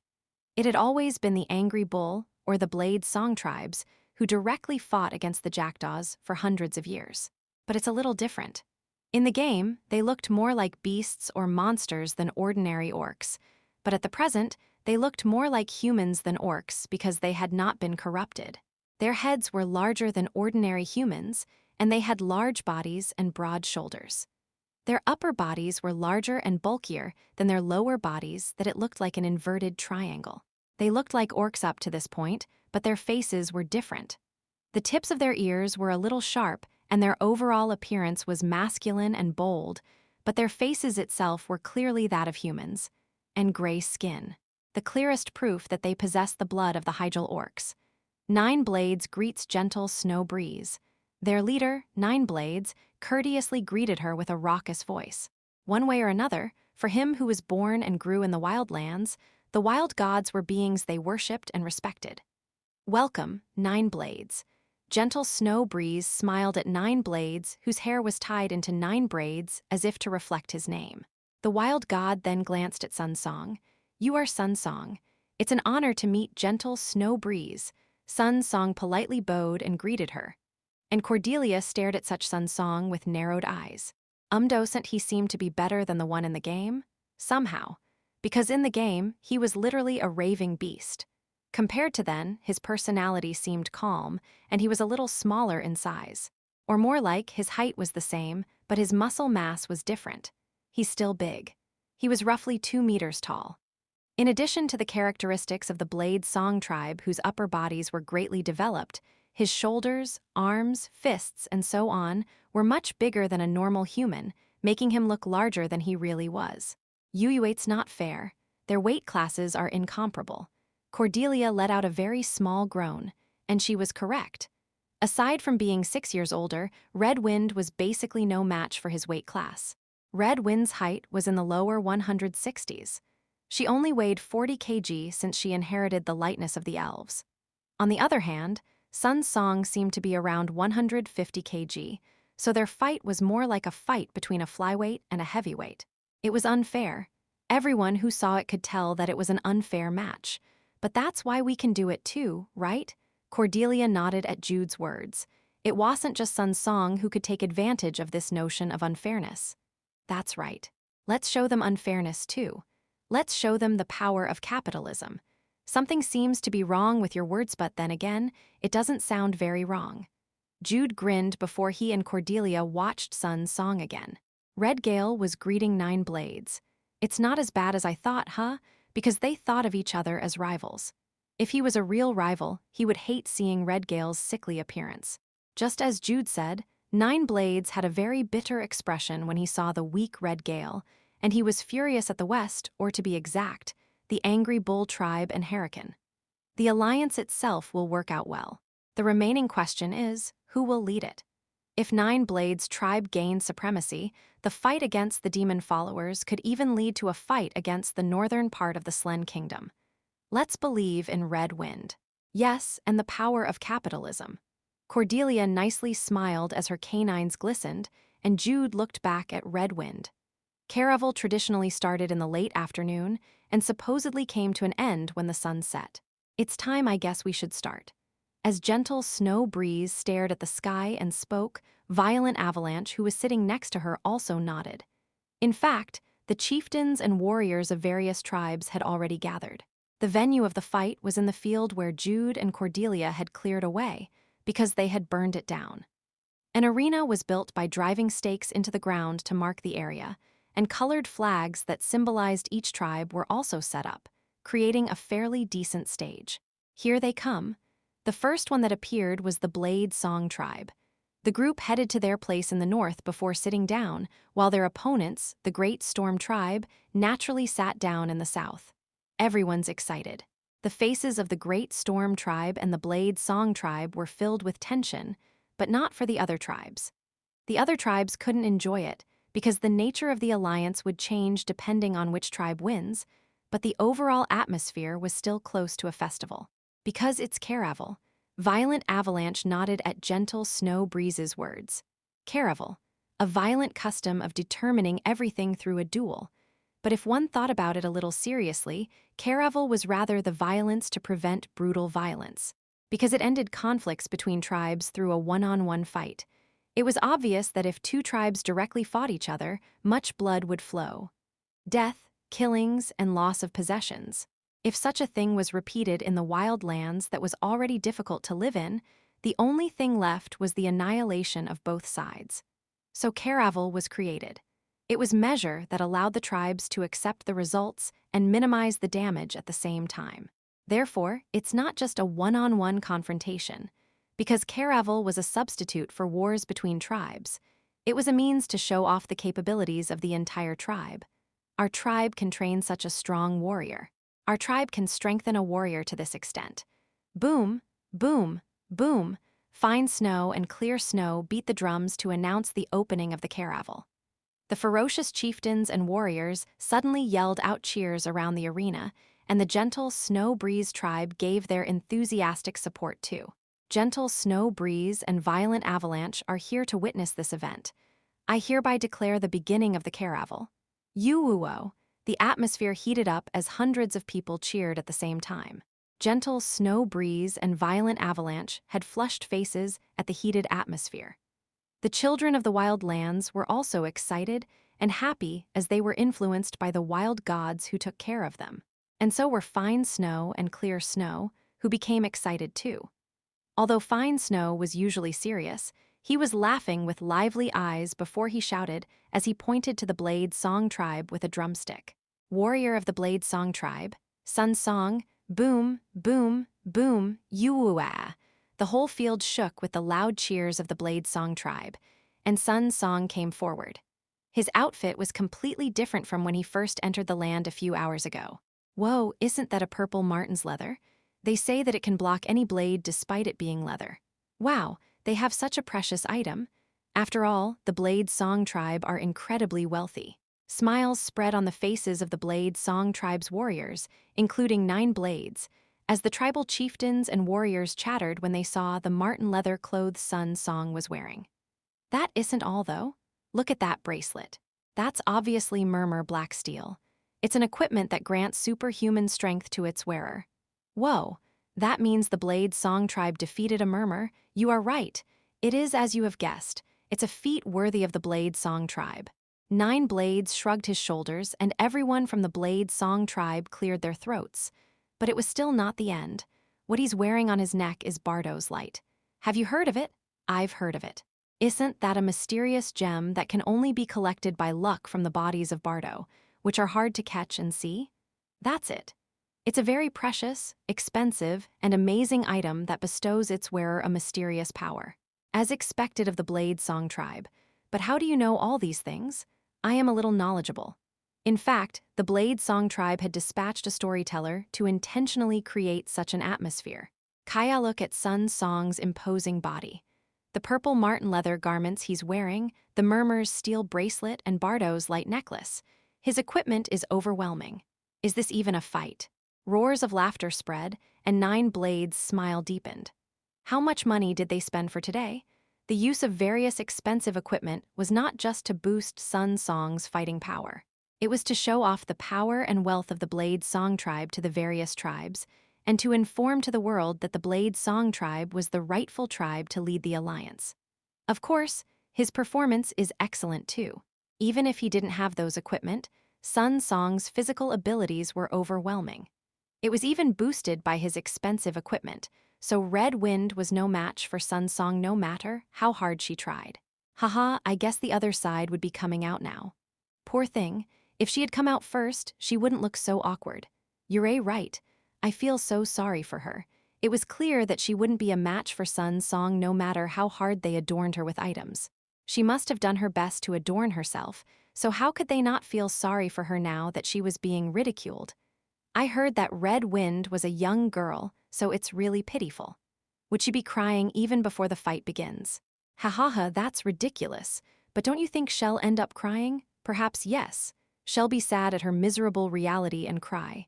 As the warriors laughed out loud, 9 blades raised his hand to calm everyone down. That's enough. They can hear it. But there was a deep smile on his face. It was regrettable that he could not directly fight Red Gale, whom he had considered his rival for many years, but he continuously smiled at the thought of winning the caravel with an overwhelming victory. Now let's continue watching. What would she do when she comes out? 9 blades looked at the other side, and Clear Snow soon shouted as he raised the drumstick high. Warrior of the Great Storm Tribe, Red Wind, Yuwo. The Great Storm Tribe cheered, and Red Wind came forward. Soon after, astonishment spread throughout the tribal chieftains and warriors. Seriously? How? Everyone couldn't even speak properly. The Blade Song tribe, who was in high spirits earlier, was also mesmerized for a moment as their mouths were left open. She was sparkling. She was flashy and brilliant from head to toe. It was not an exaggeration, because Red Wind's entire body was really sparkling. She had a tiara on her head, earrings on her ears, necklace on her neck, bracelets on her arms, rings on all her 10 fingers, a sparkling belt, trinkets around her thighs, and anklets on her ankles. It wasn't just flashy ornaments. Breathless voices flowed from the mouths of those who were watching. Isn't that a dragon scale? It was the blue shoulder armor on Red Wind's shoulders. They were right, as it was really dragon scales. Because Jude earnestly packed the scales that fell off when Blue Whiskers was hit directly by the curse. Seriously, look at that. Isn't that Murmur's steel? No, it's not just Murmur's steel. That's the steel of Murpara, the higher species of Murmur. It was a correct answer again. Thanks to Kaplan, Jude and Cordelia received a lot of materials from the rare named monsters. They had so much that their sled was filled with rare items. What the heck? Are you saying that she's wearing all that in her body? The great storm tribe had that much wealth. The tribal chieftains and warriors were astonished, and the Blade Song tribe led by 9 blades could only shake and clench their teeth but couldn't say anything. And at their appearance, Cordelia puffed out her chest and sneakily laughed. Hew, hew, hew, hew, hew, hew, hew. This is the power of capitalism. You have no such thing in your house, right? Og, Sun Song, take it out. When one of the Blade Song tribe members suddenly shouted, Sun Song flinched before taking out what he had brought from his waist. Ooh, is that a scroll? Aren't those only found in ancient ruins? Scrolls containing magic were rare in the wildlands, where shamanism was more advanced than magic. However, Sun Song took out as many as 5 scrolls from his waist. Ooh, is he going to use all 5 in this caravel? As expected of the Blade Song, the atmosphere was somewhat reversed, and Cordelia smiled again. Scroll? A scroll? The reason for that smile was when Red Wind opened the pouch on her waist. A second wave of astonishment spread out in the entire field. A bunch of scrolls, no something as great as a scroll book, was taken out. This is my Jude, okay? This is my Jude, okay? Cordelia puffed out her chest while Jude had a faint smile. He had stayed up all night drawing all of that, but Cordelia's smile and the reactions around her seemed to wash away all his fatigue. Ugh, the faces of 9 blades and the Blade Song tribe were crumpled, and Redgale only had a satisfied smile. And Violent Avalanche said, as expected, those 2 are ecological disturbances. Jude and Cordelia. When Violent Avalanche first met them, they didn't have anything, but they have so much stuff now. Hey, Sun Song, use the scroll. Quality over quantity. Since both sides have gone to their positions, the caravel had formally begun. Sun Song followed his father's orders and tore the first scroll. Strength, dispel. Red Wind also tore a scroll after he did. The dispel magic dispelled the strength magic, so Sun Song hurriedly tore the second scroll. Haste, dispel. Iron Skin, dispel. Eye of Tiger, dispel. Eha Warrior Spirit, dispel. 5 scrolls were torn from his side, and 5 scrolls were torn in return from her side. That's unfair, someone who was watching exclaimed, as the now 5 useless scrolls rolled on the floor and got swept by the wind. But from that moment on, it really became unfair. Sorry. Red Wind unconsciously apologized as she also began tearing 2 scrolls at a time. Haste, haste. Strength, strength. The magic spells brilliantly enveloped Red Wind. 9 blades blankly stared at the sight before he hastily shouted to his son. Sun Song, attack her. He could no longer just watch her strengthening herself with the scrolls. Sun Song also thought the same. He had already kicked the ground before 9 blades had shouted. You! The giant Sun Song came rushing at a terrifying speed, and his momentum was like a tank. But Red Wind remained calm. She didn't stop tearing the scrolls despite retreating greatly. Iron Skin, Eye of Tiger, Warrior Spirit. It strengthened her skin, increased her courage, and raised her entire body's energy. The double haste Red Wind had on her tremendously increased her speed. Sun Song was fast, but even touching Red Wind seemed to be impossible. Spirit, use the spirit, Sun Song. 9 blades shouted again. Spirit Warrior. It wasn't something common. Only the best warriors in the wildlands could form a contract with the spirits to become spirit warriors. Child of Flame, as Sun Song shouted as if singing, flames rose from his scimitar. Salamander, a mischievous flame spirit, sat on Sun Song's shoulder. Ooh, a spirit, that's clearly a salamander. The atmosphere was overturned again. But instead of quickly smiling, 9 blades looked towards the great storm tribe. And then frowned, because the beautiful red-haired girl still stood with a triumphant smile. Redgale and the warriors of the great storm tribe couldn't hide the smiles on their lips. How come? It was the moment he said so. Red Wind drew her sword and wildly swung it. She called the name of her new friend. Bold Flame, Reckless Fire. Flames soared in response to her call. It was a beautiful and huge flame that was the stuff of fantasies, which was incomparable to Salamander's measly flame. Kia, the bird of flame, spread its wings and roared. Those who were watching, and even Sun Song, was fascinated for a moment as they gazed at the bird of flame. Phoenix, the bird of fantasies, the beast of flames. The phoenix perched itself on Red Wind's shoulder. It piercingly stared at Salamander with fierce eyes, and the salamander hid itself inside Sun Song's clothes as it was petrified from fear. An overwhelming difference. No, it was overwhelming difference in gears. Interestingly, the Korean title of the series Overgeared is Tempi Pal too, but I couldn't use the word over again since there was an overwhelming word before it, so I translated it as overwhelming difference in gears. This is the power of capitalism. Cordelia laughed and beautifully smiled as she spoke, and Violent Avalanche, who had called the two as ecological disturbances, also cackled. After all, the two were the ecological disturbances on the wild god's side now, and Jude said, "Show them, Red Wind, that she wasn't just good at fighting because of her items." Red Wind kicked the ground. As her name implied, she and the Phoenix became the Red Wind. Chapter 103, the warriors of the Blade Song tribe who inherited the blood of the Hyjal orcs were physically superior. They were more like beasts than humans in terms of physical abilities such as strength, agility, and so on. Sun Song was one of the best among the warriors of such a tribe. Red Wind wouldn't be able to last a few seconds if she fought him head-on in a battle of strength. Or rather, it was clearly at a level where her whole body would crumble because she couldn't bear it.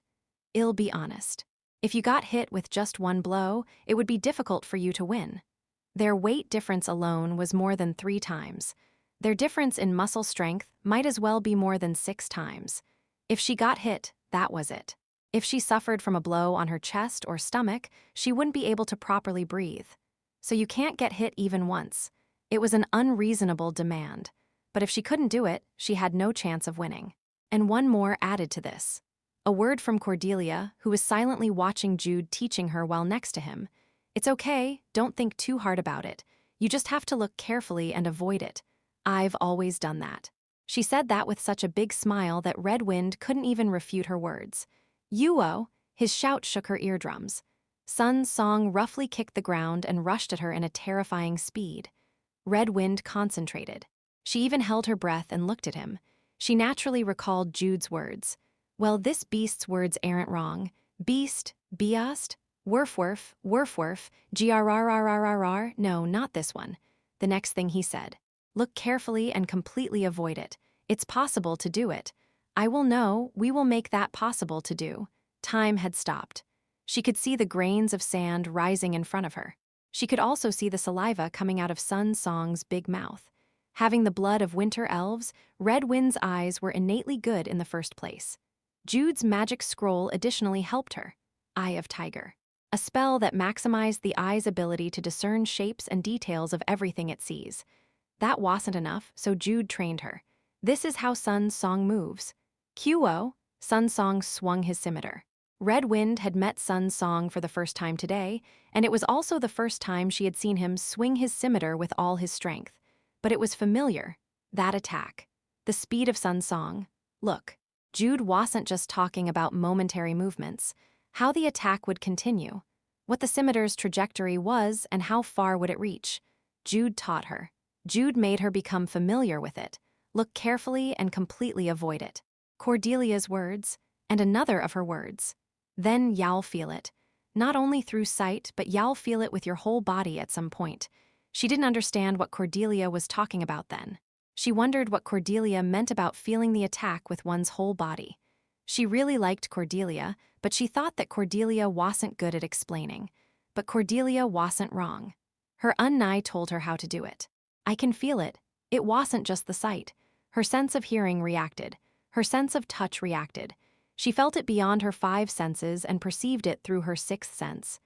Sound, the vibration of the air, and the momentum of Sun Song's force. I think I understand. She understood what it meant to feel with one's whole body. And what she should do now? There are 2 things. The scimitar gradually approached in the slow-moving time. She recalled Cordelia's words whispering to her again between Sun Song's roar. Once you feel it, there are 2 choices you can make. The blade drew near. It felt like it would reach her any time soon. Red Wind saw Sun Song. His face that was yelling a battle roar was terrifying, as if proving that he had the blood of Hyjal orcs. His canine teeth protruding from his mouth reminded her of a beast than a person. And his eyes. His bloodshot eyes that stared at Red Wind. A person's face was reflected in his eyes. It was Red Wind's own face. but the face reminded Red Wind of Cordelia. The beauty who enchanted even those of the same sex spoke as her canine teeth shined. Either you step back or move forward. She usually stepped back. It was normal to step back, but that just meant running away. There were times when she had to move forward. The criteria for judging Itha, y'all know it yourself when that moment comes. Yurei talking as if there's something, but Yurei not actually thinking about it.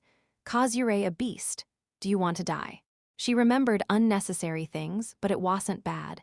A smile spread over Red Wind's face. She was surprised when she widely smiled, but she took a step forward. Shayak, the scimitar cut the air. Above the head of Red Wind, who evaded the attack by bending her waist backwards. The scimitar cut off a few strands of her pure white hair and scattered it. Sun Song was unable to control the power of his swing and continued moving forward while Red Wind disappeared from his sight. It was just a second, a mere moment. Red Wind exhaled. She straightened her back and saw Sun Song's clearly exposed back. Instead of looking at the face of Sun Song, who hastily turned his head to find her, she swung her sword. The slash stirred up the wind. Slash, her sword only slashed the air, but she had intended it. The phoenix rose and followed the sword's trajectory as it charged and attacked. Stretching out like a sword, the phoenix struck Sun Song, whose giant body was then greatly hurled backwards. Boom! There was a blast. No one heard of the small and light footsteps that echoed together with the blast. Thump. After rotating once, Red Wind fixed her position and held her breath. She felt Sun Song again with her whole body. She sensed him flying away, rolling on the floor and groaning in pain. Ha! She let out her breath, and Red Wind thought, "Is this the world you live in?" She was wrong. The world of Cordelia was more special. Jude had met geniuses of all kinds, but even he had to admit that the world seen by a combat genius, who could only be described as a beast, was impossible for the current Red Wind to reach. But it was enough for now. If she could feel and read Sun Song's movements, then it was enough. Bang! Red Wind kicked the ground this time. She rushed towards Sun Song. It was a splendid fight. Red Wind quickly moved amidst the flames. But like a seasoned warrior, Sun Song did not let himself be swept away from the battle. He knew, just one hit, that he could win with just one hit, so he endured it. As he endured the pain, she wildly swung her sword again and again. Red Wind refused to give up as she danced with her sword like willow leaves fluttering in the wind. Slash, slash, Red Wind's attacks poured out in succession. Sun Song received Red Wind's attacks with his body and shot a series of attacks towards her. Bang! Flames sprung out. Since both sides used fire, the fight looked flashy and splendid. Different flames came together and clashed. As planned, Jude said as he watched. Cordelia nodded her head. Because Jude had memorized all of Sun Song's combat patterns, Red Wind was able to feel Sun Song. Although it was the result of receiving help from different kinds of magic, what she felt was the real deal. Red Wind will win. Jude agreed with Cordelia's conviction. Because Jude's calculations agreed with the words of Cordelia, who perceived results while skipping the process with an intuition that was close to foresight. Red Wind would win. It would take some time, but it would eventually lead to her victory. So Jude averted his gaze. While everyone gathered here were focusing on the fight between Red Wind and Sun Song, he took a step back and thought. An unfounded apprehension. Several chieftains gathered in Caravel. The Eastern Alliance would be established regardless of who won the Caravel. So if they moved, now was the perfect moment. If someone wanted to interfere, it should have been now. However, the angry bull tribe did not come. Perhaps they hadn't completed their military expedition in the west yet. Maybe they were trying to avoid a situation where it would become dangerous if they moved the troops they left behind in their home base. It was a possibility. But would they just let go of this opportunity and watch? Jude thought about the land of gentle snow breeze where the Caravel was held.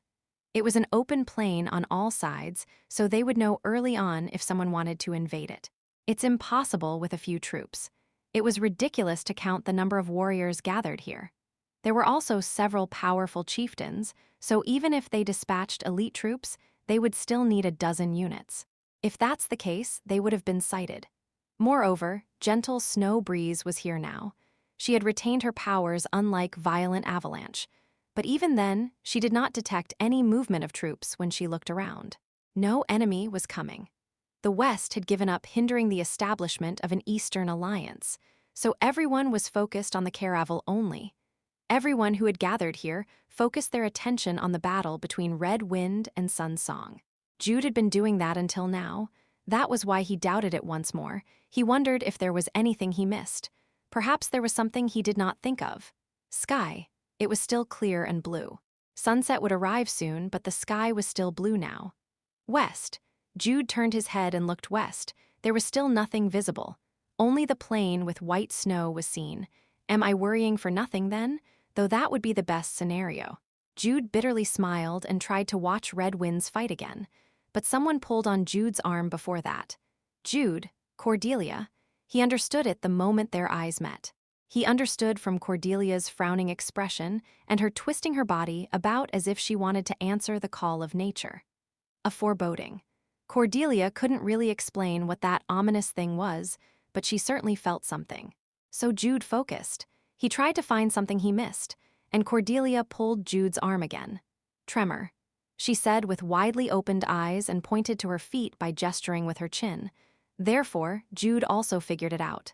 The moment he heard Cordelia's words, he concentrated and managed to notice it. He could feel the vibration, very small tremors. It was hard to feel unless one was as sensitive as Cordelia. It grew bigger. It was getting closer. Jude and Cordelia looked at their feet at the same time. They raised their heads and simultaneously shouted, "Watch out, it's coming from underground." The invasion from outside finally happened. As if an earthquake had occurred, the tremors instantly became violent and the ground cracked. Boom! Massive spikes shot up from the ground. Whether it was their aim or just an accidental coincidence, it came from under Red Wind and Sun Song's feet. Bang! Red Wind simultaneously saw both Sun Song and the soaring spikes as the spikes shot up like a blade. Her instincts told her that the spike would soon pierce Sun Song's body. So Red Wind moved. Her instincts that preceded her thoughts was what made her move. Because Sun Song was not an enemy. Because he was their Eastern ally who would join forces with them against the West. Pook! Red Wind hit Sun Song. She threw her whole body and pushed him away. And blood. A piercing scream. Red Wind, shwack, a large spike grazed Red Wind's slender waist. Red Wind fell down on top of Sun Song as she groaned and crouched her body. Red blood spurted from her torn waist. Run away! Cordelia's cry was heard. The ground was broken, and a huge monster shot up. Strange creatures that seemed to be a mix of humans and monsters came out one after another from the hole leading underground. Sun Song hurriedly lifted and carried Red Wind on the spur of the moment. Attack! Help Sun Song! Red Wind! Voices burst out simultaneously.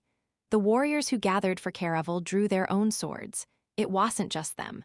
Even gentle Snow Breeze angrily yelled and widely spread out her wings. And it was at that moment. Ah! The monster that broke the ground stood up as it roared. It was like a giant mole that was around 5 meters tall. There were several horns on its head, and it had glowing red eyes. A purple aura entangled its body as if it was cursed. Oh my goodness, Dark Ghost. Violent Avalanche screamed and gentle Snow Breeze widely opened her eyes. Dark Ghost. It was the first time Jude and Cordelia had heard of that name, but they realized it based on the two wild gods' reactions. The monster in front of them was a corrupted wild god. No, it wasn't even properly corrupted. From the perspective of the Devil's Eye, Dark Ghost was not completely corrupted and was just a failure that went crazy. Ah! Dark Ghost let out a tormenting scream. The Eastern warriors were tormented by the cry that contained the power of a wild god, and the increasing dozens of monsters penetrated into that gap. Failures. They were one of the attempts to mass-produce demonic humans by combining humans and monsters. If it had succeeded, it would become a low-ranking demonic human who possessed the power of monsters and a human's intelligence. But if it had failed, it just became a monster. Kaya! The deformed monsters moved towards the warriors. And Gal pulled out his sword. Having secured Adelia's safety, he condensed his chi energy and diffused it as he roared like a lion. Go! At his tremendous roar filled with chi, the curse in Dark Ghost scream was cancelled at that moment. The warriors came to their senses, and Gal quickly moved on the ground. Save Red Wind. Gal unhesitatingly charged into the middle of the enemy's group. Adelia also raised her hands and cast magic in succession, and a fight broke out between the monsters and the warriors who barely came to their senses. Dark Ghost, brother Dark Ghost. Violent Avalanche and Gentle Snow Breeze cried out, and Gentle Snow Breeze even tried to run towards Dark Ghost. No, he's not the Dark Ghost we used to know. Violent Avalanche grabbed Gentle Snow Breeze's feet to stop her. He tried to overcome the current situation by calming down Gentle Snow Breeze, who burst into tears upon seeing Dark Ghost's changed appearance. Damn it. What the heck happened? Violent Avalanches had lost most of his powers, but not Gentle Snow Breeze. So he wondered on how they tricked the senses of Gentle Snow Breeze. Even if the ground was that deep, she would have noticed if they had approached near her. Was there something that could hide their powers? And the corruption? The wild god was corrupted together with the dragon vein and sanctuary. The fact that Violent Avalanche himself could have been like that gave him goosebumps. He felt like his heart was being torn at the fact that Dark Ghost had been corrupted, and it was at that moment. A voice rang in the minds of Jude and Cordelia. It made Jude and Cordelia stop at once from helping Gal, who was trying to save Red Wind. "Kickle, please kill me." It was Dark Ghost's cry. Jude and Cordelia could hear his pain screams because they were recognized as guardians of the wild lands by the Golden Dragon King. And no, I don't want to. Hurt everyone, Violent Avalanche, Gentle Snow Breeze. And no. Please kill me, Dark Ghost's scream grew louder, and the power of the curse also became stronger again. Gentle Snow Breeze radiated her power to cancel the curse, but that was all. She couldn't do any more than that. Jude, Violent Avalanche shouted, because he too heard Dark Ghost's cry, and he also knew. The reason why Dark Ghost told them to kill him wasn't just because of the pain. Bomb, Cordelia said with a pained look. Dark Ghost was a bomb. The Devil's Eye plan was to wipe out the Eastern chieftains by causing a huge explosion in the middle of the place where the caravel was held. Expendables. They were failures after all. Using them like this was an effective tactic. Even if it failed, it would at least cause damage. It was a good way to dispose of a defective product. Son of a BTCH, Cordelia angrily cursed. She was furious at the actions of the Devil's Eye. Jude deeply inhaled. He watched Gal escape with Red Wind and Sun Song before he focused on Dark Ghost's voice. Runaway. Dark Ghost should have originally blown himself up as soon as he broke and shot up from the ground. Causing a disturbance without exploding was due to a part of Dark Ghost's remaining will because he had not been completely corrupted. But he didn't last that long. He didn't have that much time. Kaya. Dark Ghost let out a curse-filled scream again. At that moment, Gentle Snow Breeze burst into tears because she realized it. Dark Ghost's will had died down. None of it was left. What was in front of them was just a monster that had gone crazy. We don't have time. Run away, everyone. Violent Avalanche repeatedly stamped his feet and shouted. Now that the will of Dark Ghost had disappeared, the monster in front of them was a bomb that they were unsure on when and how it would explode.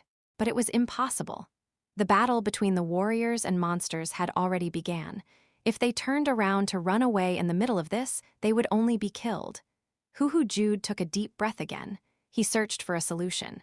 What do I do? What must I do? It was also impossible to run away because of the monsters. But if they leave it like this, everyone would be swept away by Dark Ghost's self-destruction. I have to find a way. Something different, something else other than just running away from the range of explosion. Jude's eyes widened in surprise. Cordelia was right in front of him. She shouted as her blue eyes sparkled. Let's burst it. What? Let's explode it before it self-destructs. What is she talking about?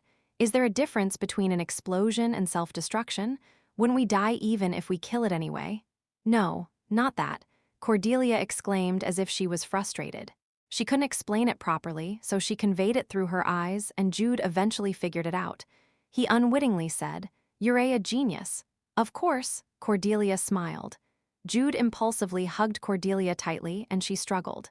Hey, let's go. Jude immediately released Cordelia. Resisting the urge to kiss her on the cheek, he advanced towards Dark Ghost. Let's go. Cordelia transformed into a witch and chased after Jude.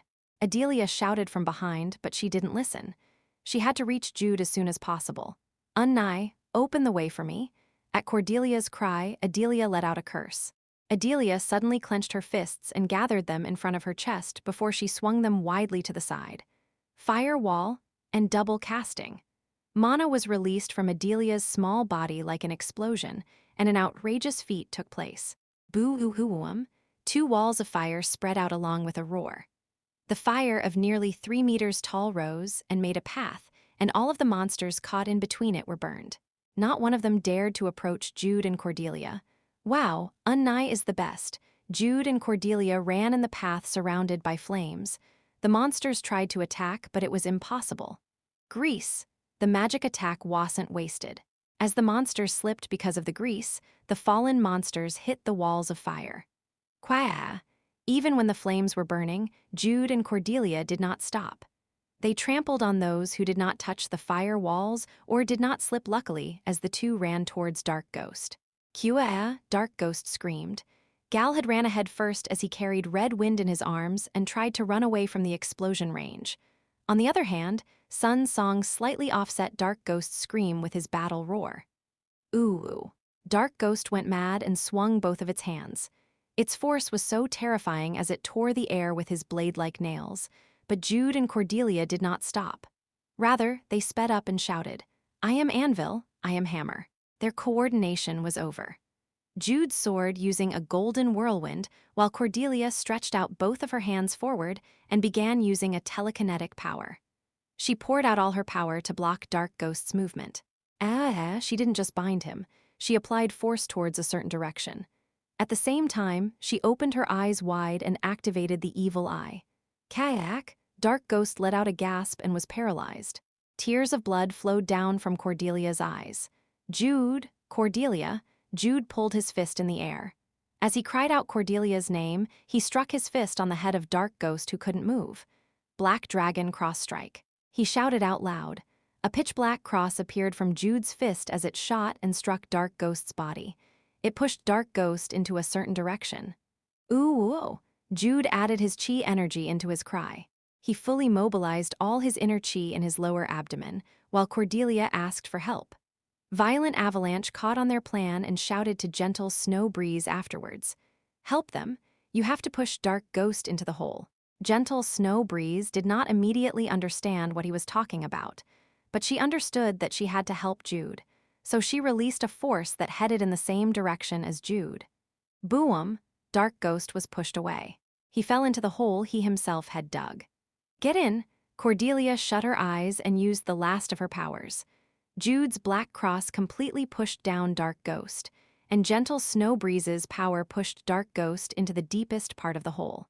Cordelia's plan was simple: detonate before it self-destructed, under the ground. Inside the hole it dug, she couldn't continue her words. She had a headache from using too much of her power. Her legs were trembling and her breathing became rugged. But Cordelia did not fall down. Jude ran as he roughly breathed before he held Cordelia on the waist, and continued the words on her behalf. An explosion. Jude poured a potion into Cordelia's mouth. Cordelia suddenly hugged Jude's body and used mana drain. Both of them let out painful groans at the same time. But Cordelia's mana was restored because of this, and Cordelia promptly cast a new spell using the mana she just got. Dark Blade. A witch's spell that she could control. Cordelia leant her head in Jude's arms as she moved her fingers. She fired the spell by pulling her index finger as if she was using a real gun to shoot. Shwa. The dark blade flew like a bullet into the dug hole. It reached the point where Gentle Snow Breeze and Dark Ghost's powers collided. The power that Dark Ghost suppressed. The dark blade stimulated it. It lit the fuse. Bang, Cordelia said while Jude hugged her. The moment he turned his back to protect her, a tremendous explosion started from the ground. Bang! The ground shook. It shook like an earthquake. All who were standing ended up falling down, regardless of warriors or monsters. A tremor of that magnitude, an explosion that shook the earth, but it was deep underground. A purple pillar shot up from the hole, but that was it. The aftermath of the explosion never reached the ground. Rumble aftershocks. The second tremors. But it was small, it quickly subsided. Ack, Jude gasped.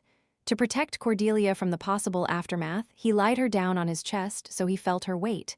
Ha. Cordelia fell on top of Jude's chest as she let out a sigh of relief. Her cold sweat trickled down before she said with a bright smile, "We lived."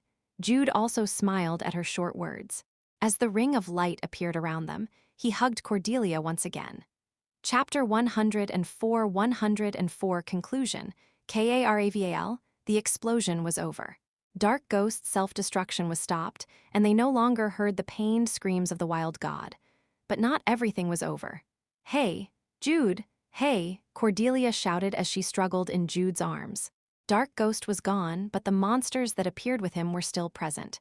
"Jude, hey, stand up." Cordelia's last words were buried among the roars and shouts, because the monsters and warriors had begun to fight again. "Ooh, did you pass out?" Cordelia herself had used up most of her power, and so did Jude. Moreover, since Jude was even drained of his mana, he no longer had enough energy to spare. He was clearly not lying on his stomach. As he was lying on his back with Cordelia in his arms to be exact, it was nearly impossible for him to have fainted given that he had enough strength to prevent Cordelia from getting out of his arms. But Cordelia immediately began to act instead of thinking deeply about it. Mana drain. Gah. Oh, you woke up. How could I not wake up? As soon as Cordelia used mana drain, Jude groaned in pain and opened his eyes in a flash. "I mean, did you use mana drain on a person who had already passed out from exhaustion? My power is already at 0, yet you're still taking more of it from me? Hey, you want die from it, you want. That's still a problem, okay? Anyway, I'm glad you woke up. First of all, let's drain some more mana." "What? Hey, Stowug." Cordelia raised herself from Jude's upper body and continued to use mana drain while sitting. She then placed on her chest the hand with the ring and activated the magic. Shield. It was the defense magic in Count Chase's ring. Since Jude and Cordelia were close to each other, the shield became stronger. Cordelia then stretched her shoulders in relief. I didn't have enough mana to use the shield magic. She had used up all her mana in pushing Dark Ghost and dealing the last attack. "It's a good thing the battery is next to me." Cordelia giggled and tapped Jude's chest, while Jude looked up at Cordelia and had a sullen expression. "You're really a mean person. You're the only one I am mean to." Cordelia giggled again before looking outside the shield. Because they were near the center of the explosion, there were no monsters around them. But at less than 10 meters around the explosion center, the monsters and warriors were engaged in a fierce battle. "We have to help. Do you have any potions?" "I only have a stamina potion." Their supply of potions had been cut off since they came to the wild lands. The one he fed to Cordelia was the last mana potion. So you have a stamina potion." Cordelia grinned as she rummaged Jude's waist pockets while Jude trembled. Hey, no way isn't this plan of yours demonic if you're going to drain my mana after I've recovered from the stamina potion y'all feed me." When Jude urgently spoke, Cordelia's eyes became round and she clapped her hands loudly as she said, "Oh my, there was such a way? You're a genius. Ugh, acting has improved. Look at her pretending to be ignorant. But why does that make her look pretty too?" It was when Jude was feeling skeptical about his own love blindness. Cordelia moved her bottom from the top of Jude's torso as she sat on the ground. She then said, after finding the stamina potion and handing it over to Jude, "Isn't it nice that it's quiet around us?" "I suppose so." Because the two didn't have enough strength left, and the warriors of the wild lands were not weak. Since they were the elites of each tribe, they were not overpowered by the monsters. And 2 more people. Among the various warriors, there were some who were particularly prominent. "She fights well. Isn't it? My sister is good at fighting, right?" Cordelia boasted as she looked in the direction where Adelia was, as expected of a combat wizard. The Royal Guard Magic Corps was a group of fighting wizards like their name corps suggests. Adelia was one of the 7 leaders of the Royal Guard Magic Corps, so her combat power was undoubtable. If she could use wide area magic, she would have cleared this place in no time. Since this was a melee battle of enemies and allies, she couldn't use wide area magic. But Adelia was definitely an experienced fighter. Instead of simply using attack magic, she used magic that affected the entire battlefield by using a combination of fire and earth wall magic to divide the battlefield and isolate the monsters. as expected of a leader. She was someone who was capable of commanding an army and not just a mere corps. I think Red Wind will be all right. Cordelia pointed to the very end of the battlefield. The Blade Song tribe were there, and among them was Sun Song, who protected Red Wind. Gal is strong too. He's strong. In the midst of their conversation, the situation on the battlefield was rapidly improving. This was because Adelia and Gal were actively fighting in the south and north sides respectively. Chivalry, the magic of the knights. Gal strengthened himself with chivalry and easily cut down the monsters across the battlefield. Like a warrior from the Bear family who aimed to become the wind, his momentum was like a storm as his sword danced freely. I seriously think we can just rest. Right? Cordelia smiled and stretched out her hand to Jude. He grabbed her hand, raised his upper body, and sat down next to her. And it was at that moment. Guardians? A low voice talked to Jude and Cordelia in their minds. The voice was somewhat garbled, but the two showed no repulsion to it, because they were able to guess whose voice it was. I am Dark Ghost, the only wild god who was forced to die by the devil's eye. His soul regained its freedom after losing his body, but his contaminated soul was not washed clean. Soon I will disappear, so it wanted ta say goodbye. Cordelia had a gloomy expression as she heard the voice that became broken little by little. She had met him for the first time today and didn't even got to talk with him much, but she was heartbroken by what happened to Dark Ghost. Thank you for stopping me. Thanks to you I could not harm them. Violent avalanche and gentle snow breeze, and the children of the wild lands. Farewell, guardians, this is my last reward for you. A piece of memory came into the minds of Jude and Cordelia. It was a fraction of the things Dark Ghost had seen, heard, and felt, and also information about the last thing he could leave for Jude and Cordelia. Goodbye, Dark Ghost's voice completely disappeared. Cordelia turned her tearful face away, and Jude could see the sobbing gentle snow breeze and violent avalanche wiping away his tears. Perhaps he delivered his farewells to the two wild gods too. Goodbye Jude paid a silent tribute for Dark Ghost, and Cordelia brought her two hands together in prayer. They grieved for Dark Ghost. The battle was over. Since the recovery of the casualties was a priority, each tribe focused on cleaning up the battlefield instead of talking about the caravel. And the next morning, a memorial service was held for Dark Ghost and the deceased under the supervision of Gentle Snow Breeze. Violent avalanche lit a great fire and cremated them.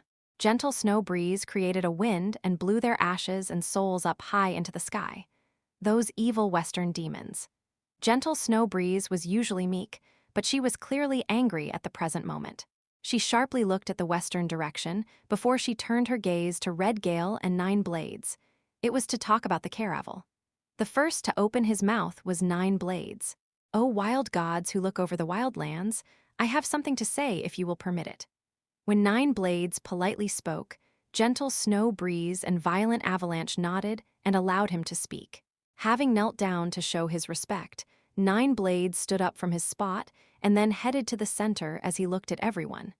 He then shouted out loud. Caravel couldn't proceed normally because of an unexpected incident, but you all know about it. The rules of Caravel. Red Gale frowned while Violent Avalanche and Gentle Snow Breeze had awkward expressions, because they also knew the rules of Caravel. Caravel ends when either side declares defeat or become unable to fight. In other words, the last one standing is the winner of Caravel, the words that Nine Blades wanted to say, the argument that he wanted to make. You must have seen it too, that it was Sun Song who stood until the end yesterday. Red Wind fell. She couldn't stand up. On the other hand, Sun Song stood until the end of the battle as he protected the injured Red Wind. That shit MMF. Jude covered the angry Cordelia's mouth as his eyes narrowed.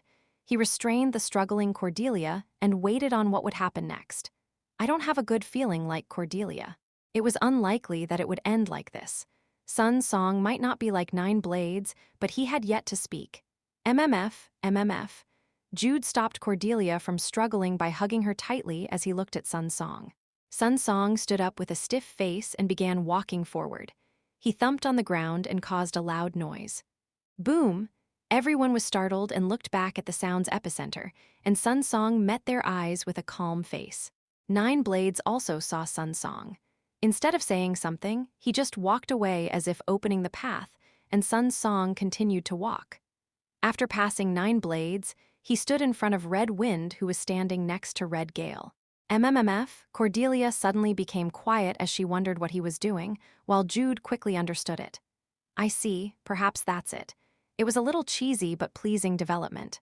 This was a possible development since Sun Song was a true warrior with the spirit of a warrior, and not a corrupted demonic human like in the game. Those are the rules of Caravel. But there's an absolute rule in Caravel. He deliberately talked about the rule of Caravel, Caravel's absolute rule. Only the 2 warriors who fought in Caravel would decide the winner and loser. I lost. Sun Song plainly spoke. No one else knew, but he knew. Red Wind saved him. He owed his life to her. It's your victory, Red Wind. Sun Song grinned as he declared it with his hand on his chest, and Red Wind had a faint smile. She knew it too, because she had crossed swords with him. The fact that Sun Song was a true warrior. Wouldn't you be scolded by your father? Red Wind asked a little mischievously, but Sun Song just shrugged his shoulders. It's all right. It's better than being a shameless human who forsakes his benefactor. And I was already scolded a lot yesterday, so I won't get any more scolding. Red Wind smiled again at Sun Song's strange answer. Red Gale looked at 9 blades, who snorted but had the corners of his mouth slightly rising. Because 9 blades was also a warrior who knew of honor. You are the winner of Caravel. I have declared my defeat, so declare your victory. It was the most ideal end of Caravel. The winner and loser acknowledged each other and declare the end of Caravel together. Red Wind nodded. After placing her fist on her chest, she declared in a loud voice, I accept the declaration of the true warrior Sun Song. The winner of this Caravel is me, Red Wind. Cheers erupted at her confident declaration. Violent avalanche and gentle snow breeze happily smiled at both the declaration of the end of Caravel and the official winner being Red Wind. MMMMFF. Yes, it came out all right. MMMMF. Okay. Jude just happily smiled when he saw Cordelia's eyes telling him to let go of her now, from this moment on. Now that the Caravel was over, the Eastern Alliance would be established. The East and West would be confronting each other head-to-head. It was the beginning of a war that would affect the Wild Lands and even the Slen Kingdom and the entire Pleiades. MMMF. Yes, you did well, MMF. She meant something else.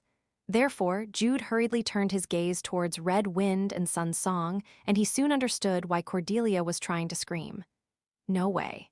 MMF. It couldn't be that one. Jude removed his hand that was blocking Cordelia's mouth, and he was able to see it. Sun Song thumped on the ground once again. After gathering everyone's attention with the loud sound, he bowed in front of Red Wind. His face was stiff in a different meaning than before, and he cleared his throat. After swallowing his saliva, he said in a tense voice, Red Wind, a true warrior, I will convey my true heart to you. Please marry me. It was really that one, and he had clearly declared it. And no matter how click that was, wasn't that too much. The second declaration of Sun Song caused a lot of shock. It was from the Blade Song and Great Storm tribes, because they were 2 tribes who inherited the blood of the ancient orc and ancient elves. Moreover, the 2 were the eldest son and eldest daughter of the chieftains. It seemed to be an arbitrary decision, right? Gal nodded when Jude spoke to everyone. Perhaps. The Blade Song tribe was also greatly surprised. In fact, it was not an exaggeration to say that everyone except Sun Song was surprised. What about Red Wind? Jude asked, and Cordelia grumbled at the click development. She was very embarrassed, but she was a little happy. Seriously, Red Wind likes Sun Song? No, rather than that, she enjoyed the fact that she was proposed to, I think. She's still a child after all. At Cordelia's words, everyone including Jude narrowed their eyes in an instant. They reacted like that, since Red Wind and Cordelia were only 1 year apart in age. Why? Did I say something wrong?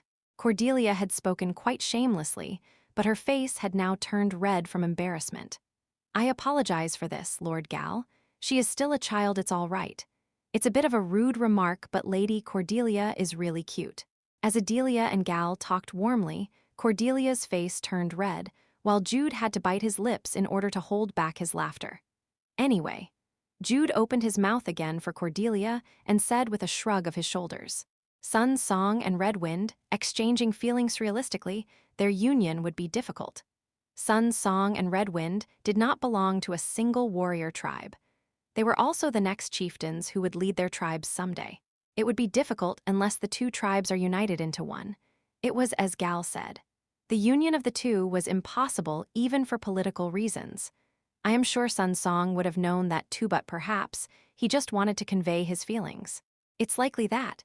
As Adelia and Gal exchanged another warm-hearted conversation, Cordelia mumbled under her breath.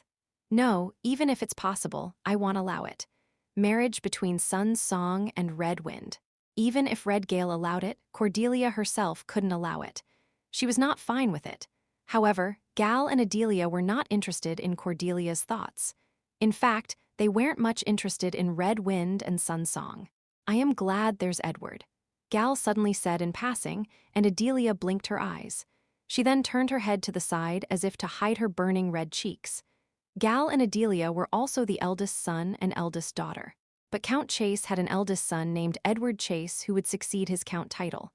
Ahem, all right, I am glad I have an older brother. Adelia spoke very quietly, and Gal smiled happily.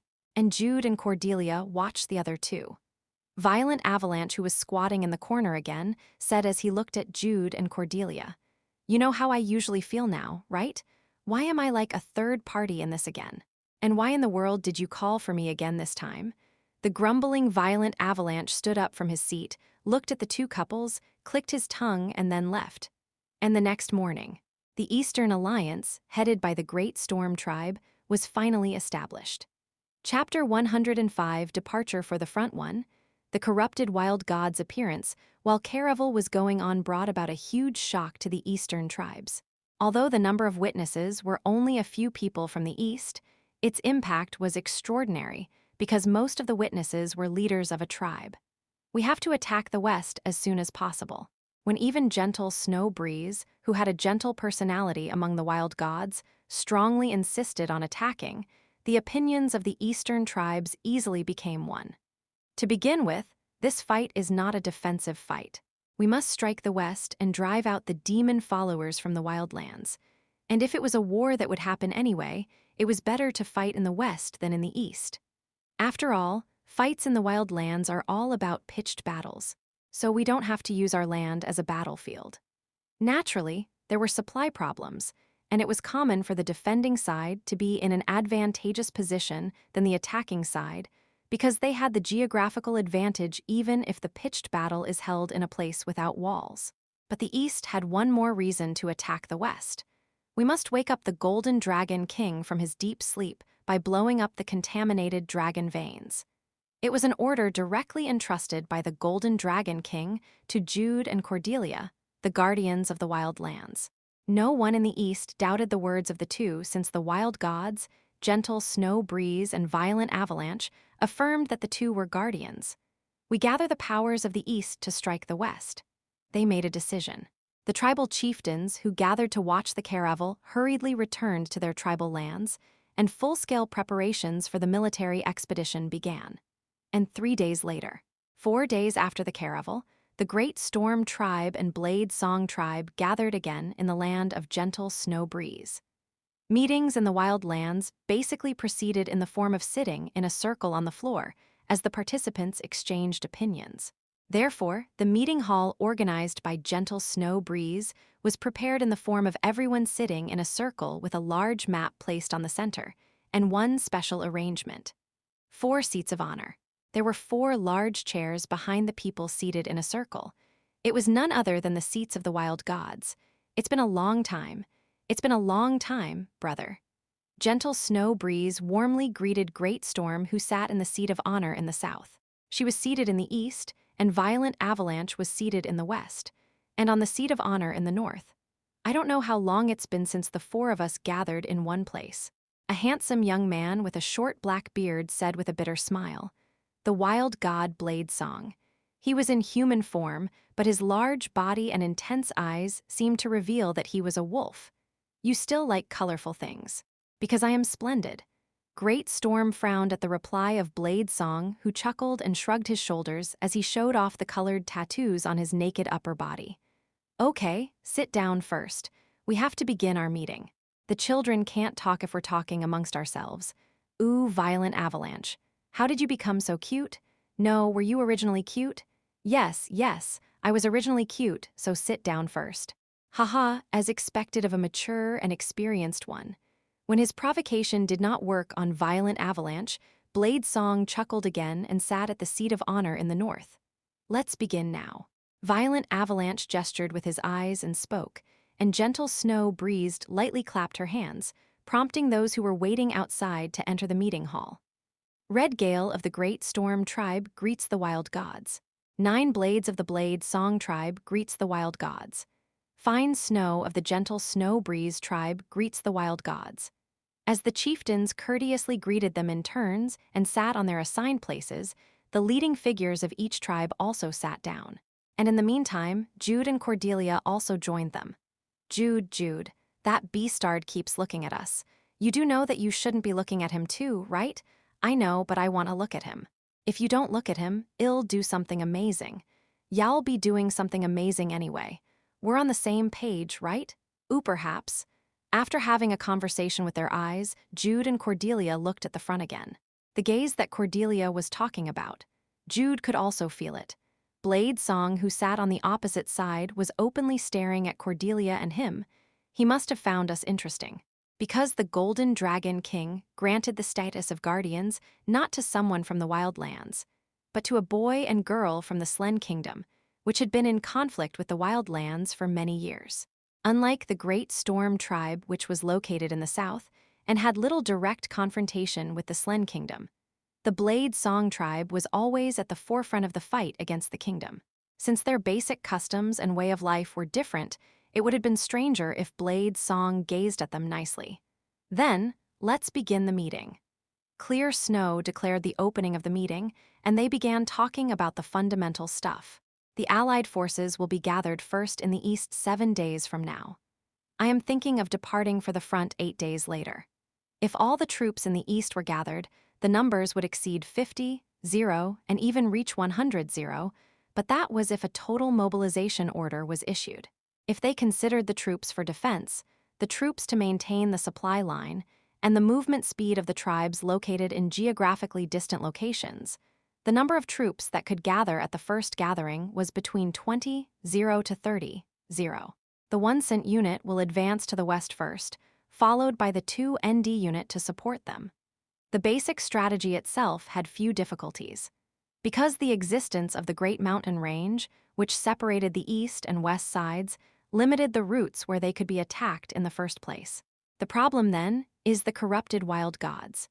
Basically, the wild gods were supposed to stay in their sanctuary, but the chances of the Devil's Eye leaving the corrupted wild gods with nothing to do was close to 0. They would be actively deployed in the battlefield. We will stop the wild gods of the west. As Blade Song spoke with a frown, Great Storm also frowned and nodded his head. Although it was uncomfortable for them to leave their sanctuaries, it was also a painful reality for them to fight their fellow wild gods. Those are the basic points of the plan. The large army from the east would advance to the west, and the wild gods would join the main army and fight against the wild gods of the west. Jude and Cordelia would have normally been assigned roles, but Jude had a bit of a different idea. Cordelia and I are going to move separately. Unlike the Great Storm Tribe, whom they had already exchanged their ideas, the Blade Song Tribe cocked their heads and found it odd. They questioned why the two would move separately and what they would do in the fight between 2 large armies. Explain. Cordelia frowned when Blade Song ordered them to talk as if he was their superior, but Jude got up from his seat and stepped forward before politely bowing as if it wasn't a big deal. As you can see, there's a large mountain range that's lined up like a wall between the east and west. Therefore, the Eastern Army was planning to march their troops into the southern plains between 2 mountains. Instead of joining the main army, Cordelia and I will attempt to strike the defenseless tribes in the northwest beyond the Sky Roof mountain range. The west would also be watching the movement of the east, so they would also be dispatching not only troops, but also the wild gods to the southern plains. Thus, their rear would naturally be empty, so Jude was saying that they would cross the mountain range and attack their rear. The goal of Cordelia and I is to blow up the contaminated dragon veins, so we do not need to confront the tribes in the rear. We just need to infiltrate and make the dragon vein run away. The enemies would naturally strengthen their defenses if one dragon vein exploded, so it would be difficult to repeat, but if they could really infiltrate the rear beyond the Sky Roof mountain range, they could at least blow up 2 dragon veins. This would have a huge strategic effect. The enemies would have to pay attention not only to the front, but also to the rear, and they would be anxious about their hometowns taking a huge blow. The dragon veins were sacred for those who lived in the wildlands, but it was also a target for contamination by the Devil's Eye, a group of demon followers. In other words, it was the fact that Jude and Cordelia were the only ones in the wildlands who saw the dragon veins as targets for explosion. An attack that destroys common sense is always useful. It was something unimaginable, so they wouldn't be able to properly defend. At Jude's explanation, the Blade Song tribe blinked their eyes, and Blade Song, who was quietly listening, burst into laughter. Crazy people, but I like it. Blow up the dragon vein and destroy the sanctuary. It sounded simple, but for him, a wild god, it meant something special. The destruction of the sanctuary was tantamount to destroying the base of a wild god, and it also meant blowing away the homes of those who lived in the wild lands. But the Golden Dragon King allowed it. It was actually the most efficient way. It was a better way to protect the east and defeat the enemy than razing to ground the entire west of the wild lands. The ruggedness of the Sky Roof mountain range is beyond imagination. Will you two be able to cross the mountain range safely and on time? When Blade Song provocatively asked, Jude smiled and said, "It will be hard and difficult. That's why we need Blade Song's assistance." "My assistance?" "Yes, it would be possible with your assistance." Jude still kept the smile on his face, and Blade Song narrowed his eyes. How impudent. Rather than be discouraged by the question of whether they could do it, he asked for help instead. Interesting. It was a question that he asked with the thought of pressing Jude down a bit, but instead, he was trapped. He couldn't say that he couldn't help because Gentle Snow Breeze and Great Storm were watching him in this place. It was also me who asked him if he could do it. What would they say about Blade Song if he tried to escape from here? It was also a place where the Wildlands children were watching. You have some guts. Thank you. Jude gently responded, and Blade Song had no choice but to sincerely smile in the end. Now that we're here, let's give him something big. He actually liked Jude. Like his belligerent personality, Blade Song liked the brave ones without fear. Tell me, what kind of help do you need? Is it all right to tell you about it? Yes, feel free to tell me. What do you need? I am not a stingy man like Great Storm. When Blade Song said and snickered, Great Storm frowned but did not open his mouth.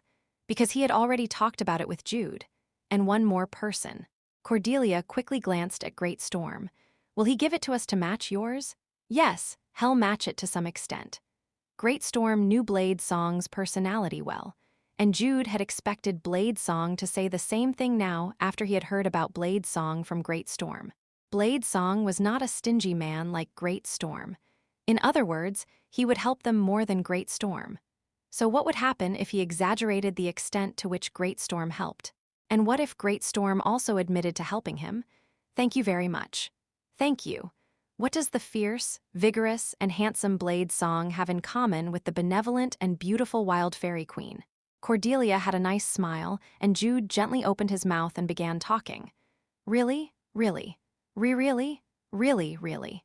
Having received Blade Song's desperate gaze, Great Storm pretended that it was the truth as he bit his lips. He tried his best to control the corners of his mouth from rising. Kekek, you've been completely robbed. Divine protection was just the beginning. Blade Song had to bring out the items he treasured, and at the end, he had to take out and offer the ancient medicine he had hidden for a long time. Ugh, how long had I been saving that?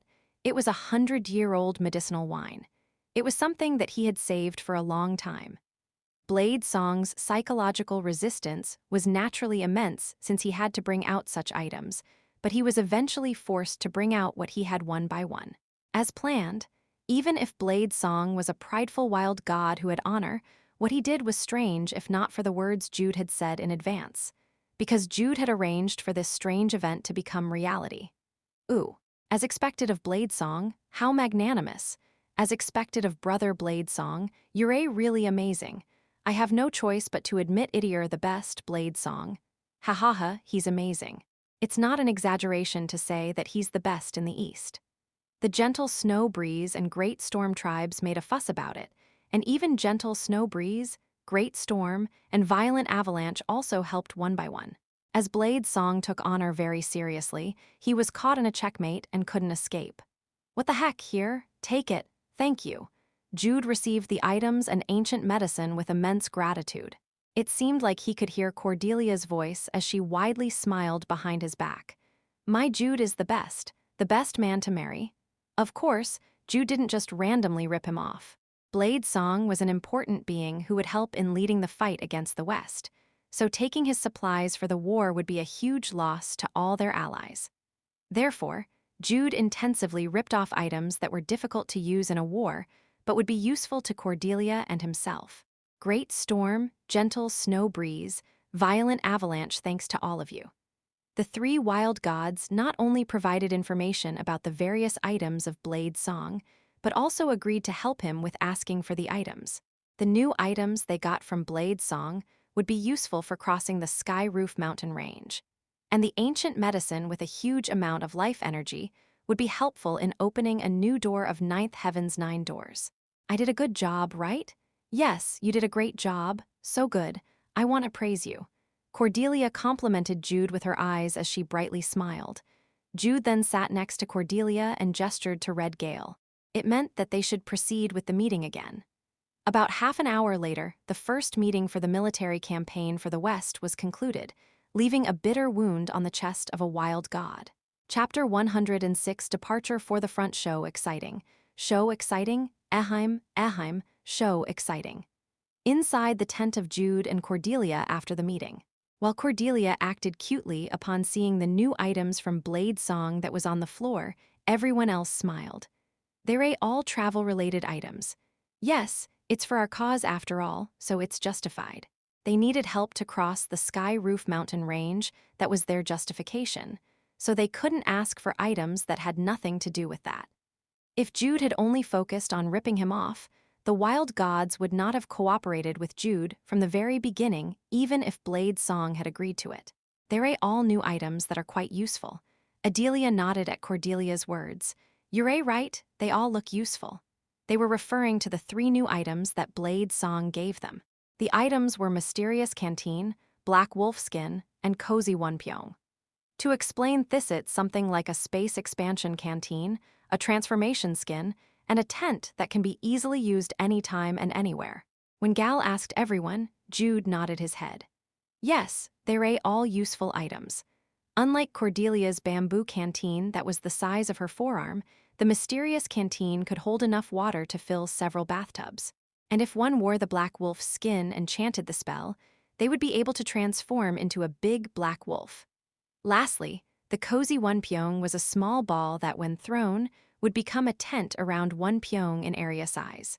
It sounds like some kind of shelter creation spell.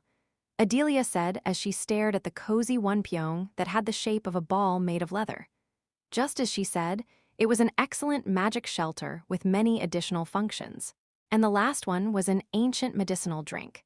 Gal and Adelia didn't talk much about the specifics of the ancient medicinal drink, because it was an item related to Jude's growth rather than for traveling convenience. Show exciting. If Jude drinks this, he'll grow stronger, Cordelia said with an innocent-looking face.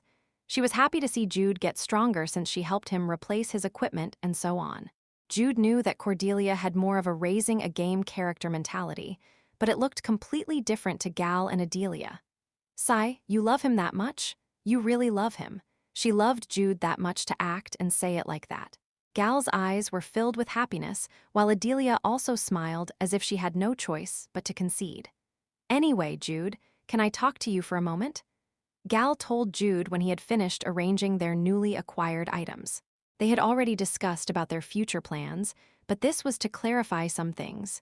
Yes, older brother. Then let's go out for a while and walk. Having said that, Gal spoke to Adelia to excuse them for a moment and left the tent with Jude hurriedly following him. But why do they have to go out? Cordelia blinked her eyes as she looked back at Adelia before she unconsciously flinched. Adelia was staring at her with a sharp look. You and I? Let's talk a bit too. Adelia grabbed the wrist of Cordelia, who reflexively tried to get away, but she sat close to her younger sister and spoke. Cordelia, I've already told you that Lord Gal and I will be moving separately from you.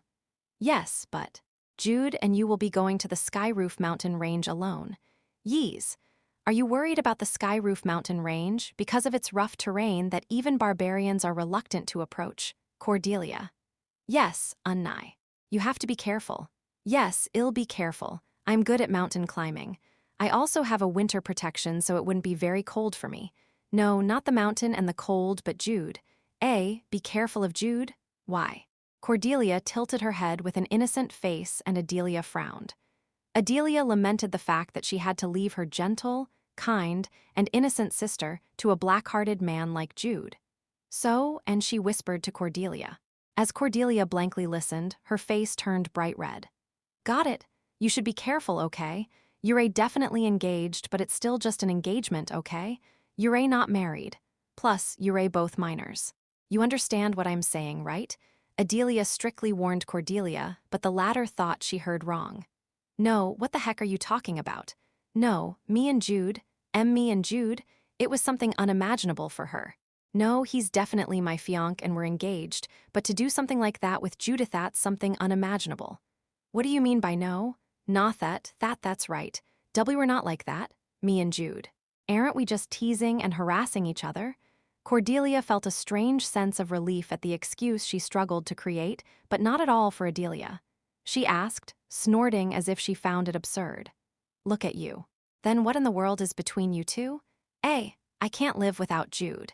I belong to Jude and Jude is mine. Her straightforward words made Cordelia turn even more red.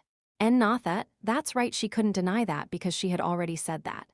In fact, the situation would have passed if she just said yes, and that she would be careful, but Cordelia couldn't say it well because her reasoning stopped. She then chose to counterattack to get over the situation.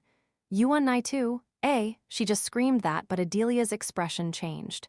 Cordelia, a combat genius, instinctively pierced that gap.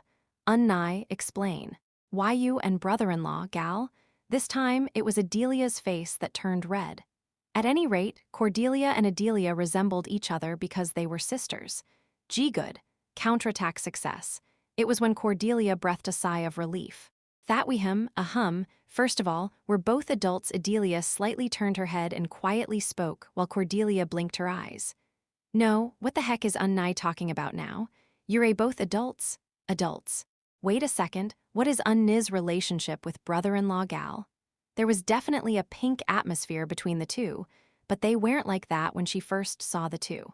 Cordelia hurriedly asked as she pulled her arm, and Adelia pretended to be a bit ignorant as she said with an indescribably sweet face, which was something her subordinates in the royal capital would have never imagined her doing so.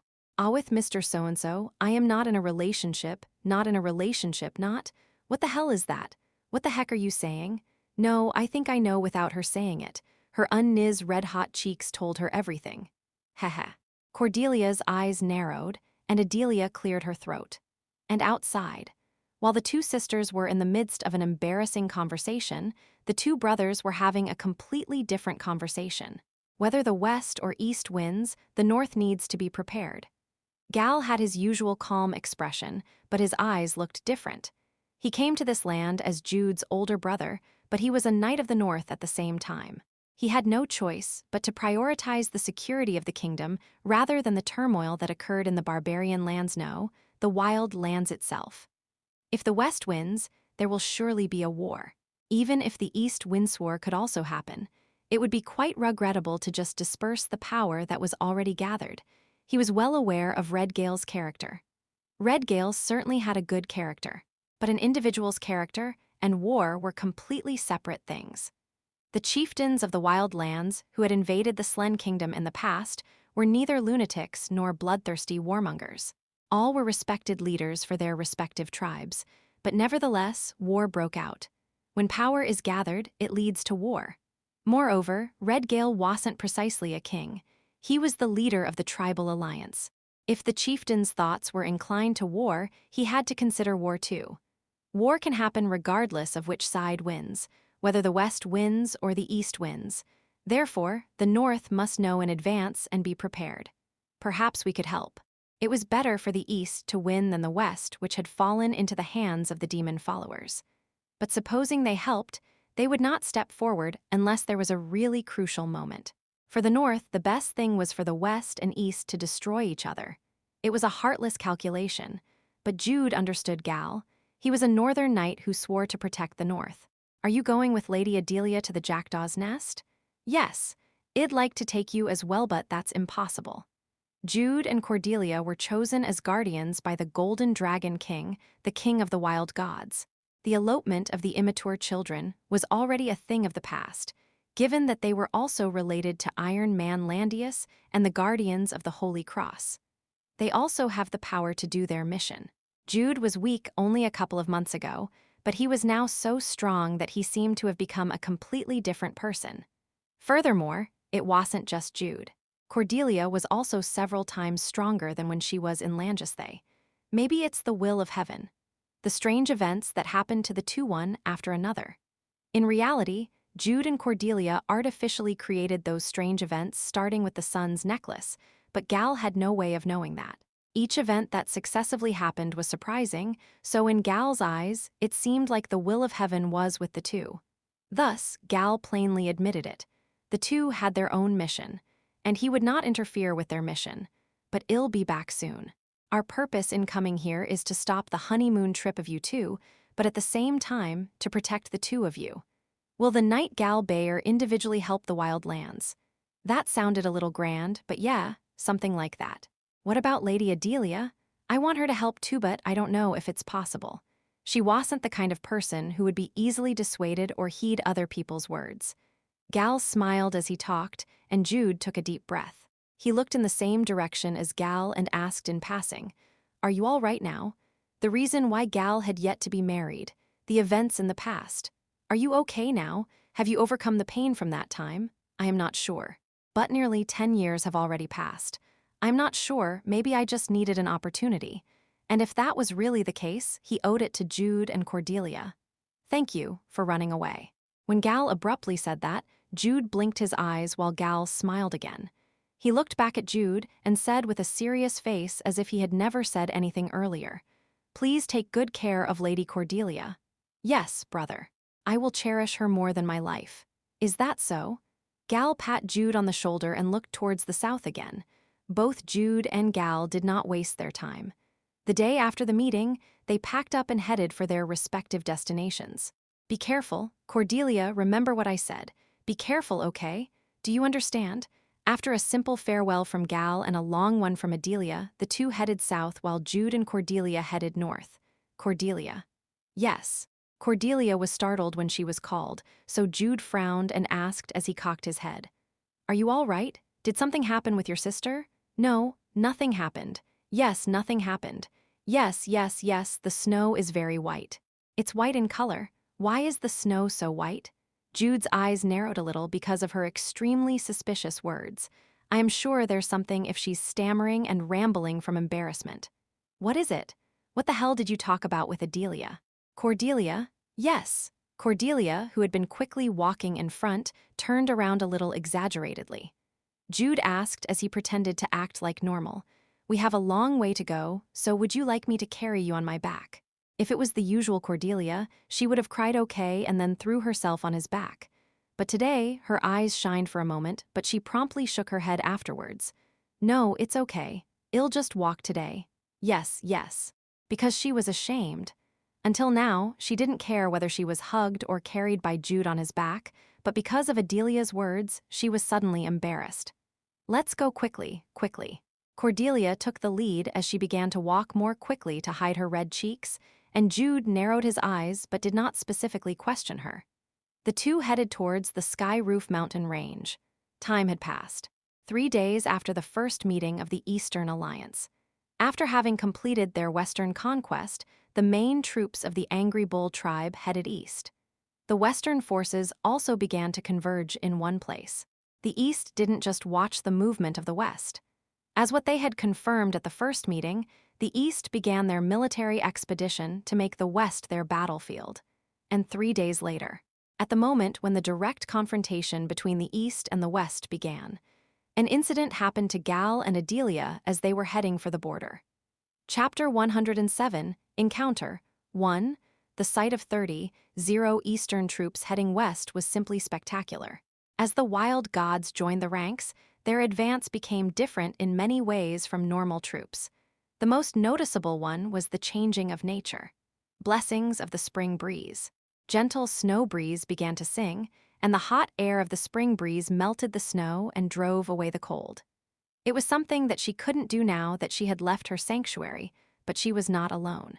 Great Storm added power to the wind, and Blade Song strengthened the power of the song by singing in harmony with her. The troops moved forward as winter was driven out. The troops moved forward as spring trailed after them. Each time the wild gods used their powers, the miracles became more powerful, and the morale of the Eastern army soared up high as if it would pierce the sky. It feels like victory is in front of us. Sun Song spoke with a pleased expression as he walked side by side with Red Wind, who also smiled. His hasty proposal had already been rejected, but that did not mean Red Wind and Sun Song could not see each other. I am honestly not sure about getting married. Couldn't we be friends, though? After Red Wind rejected his proposal, Sun Song decided to take a step back. Even he himself had thought that it was a hasty proposal. Moreover, the Great Storm and Blade Song tribes became the center of the Eastern army, so the two would-be leaders of their tribes had to work together to properly fight. The Western army have also begun their march. Will probably meet them in Snow Breeze Plain. Red Wind nodded at Sun Song's words. This single fight wouldn't determine the fate of the East and West, but it was the first head-to-head confrontation, so they must not lose. They had to win, unnigh. Red Wind nodded again to Sun Song as she looked north. The Sky Roof mountain range divided the wild lands into the east and west. Due to the harsh environment, it was a land of death that not only people, but even the wild gods avoided. Jude and Cordelia were there now. They were there for their crazy plan of striking the West at its rear by going through the Sky Roof mountain range. They were seriously crazy. The two alone would cross the Sky Roof mountain range. The two alone would destroy the rear of the West. But I think they can do it. If it was the two of them, if it was Jude and Cordelia, and if they really do it, the West would stagger from the unexpected punch. It was a plan that even the East, who was their ally, thought was crazy. Unni and Opa, I look forward to seeing you again, in good health. Red Wind gently closed her eyes as she brought her hands together in prayer. She thought of the smiling faces of the two. And at that same time, while Red Wind was imagining them warmly smiling, Cordelia was yelling curses. FCK, I think I'm going to die. In the middle of the Sky Roof mountain range, Jude and Cordelia were on their way as they fought against the powerful icy cold wind that blew violently as if to cut their flesh. FCK. FCK. It was Jude this time and not Cordelia. Jude usually didn't swear, but the Sky Roof mountain range made even him spout curses. Ha, Ugmana, I am running out of mana. Cordelia gasped and said as she worked hard in maintaining the shield magic while on Jude's back. Jude began to look around in order to find a place where they could rest. How long can you hold out? 5 minutes. Jude and Cordelia's climbing method was simple. Cordelia was carried on the back of Jude, who had drunk the ancient medicinal drink and gained a stronger body. While being carried on his back, she spread out the shield to block the wind and also warmed the air inside the shield to somehow maintain warmth.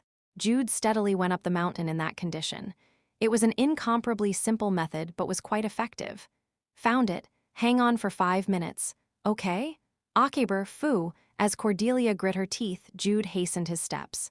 He approached a place where there was a rock face and found a suitable crack that was not exposed to the wind. He drew his fist as he shouted at Cordelia. Release the shield. Ack. Cordelia screamed instead of answering as she tightly hugged Jude's body and released the shield. And at that moment, the violent and biting wind struck Jude and Cordelia. Juyud. Cordelia cried right behind his back, but he couldn't properly hear it.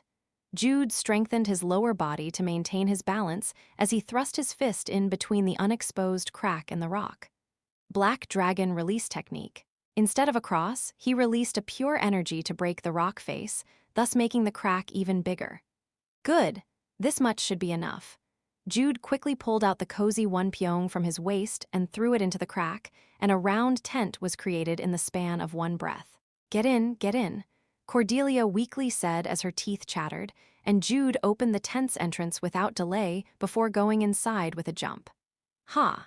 A breath of relief came out when the entrance was sealed up. Even though the cozy wonpyeong was carelessly expanded inside the crack in the rock, it had a cozy feeling as its name implied.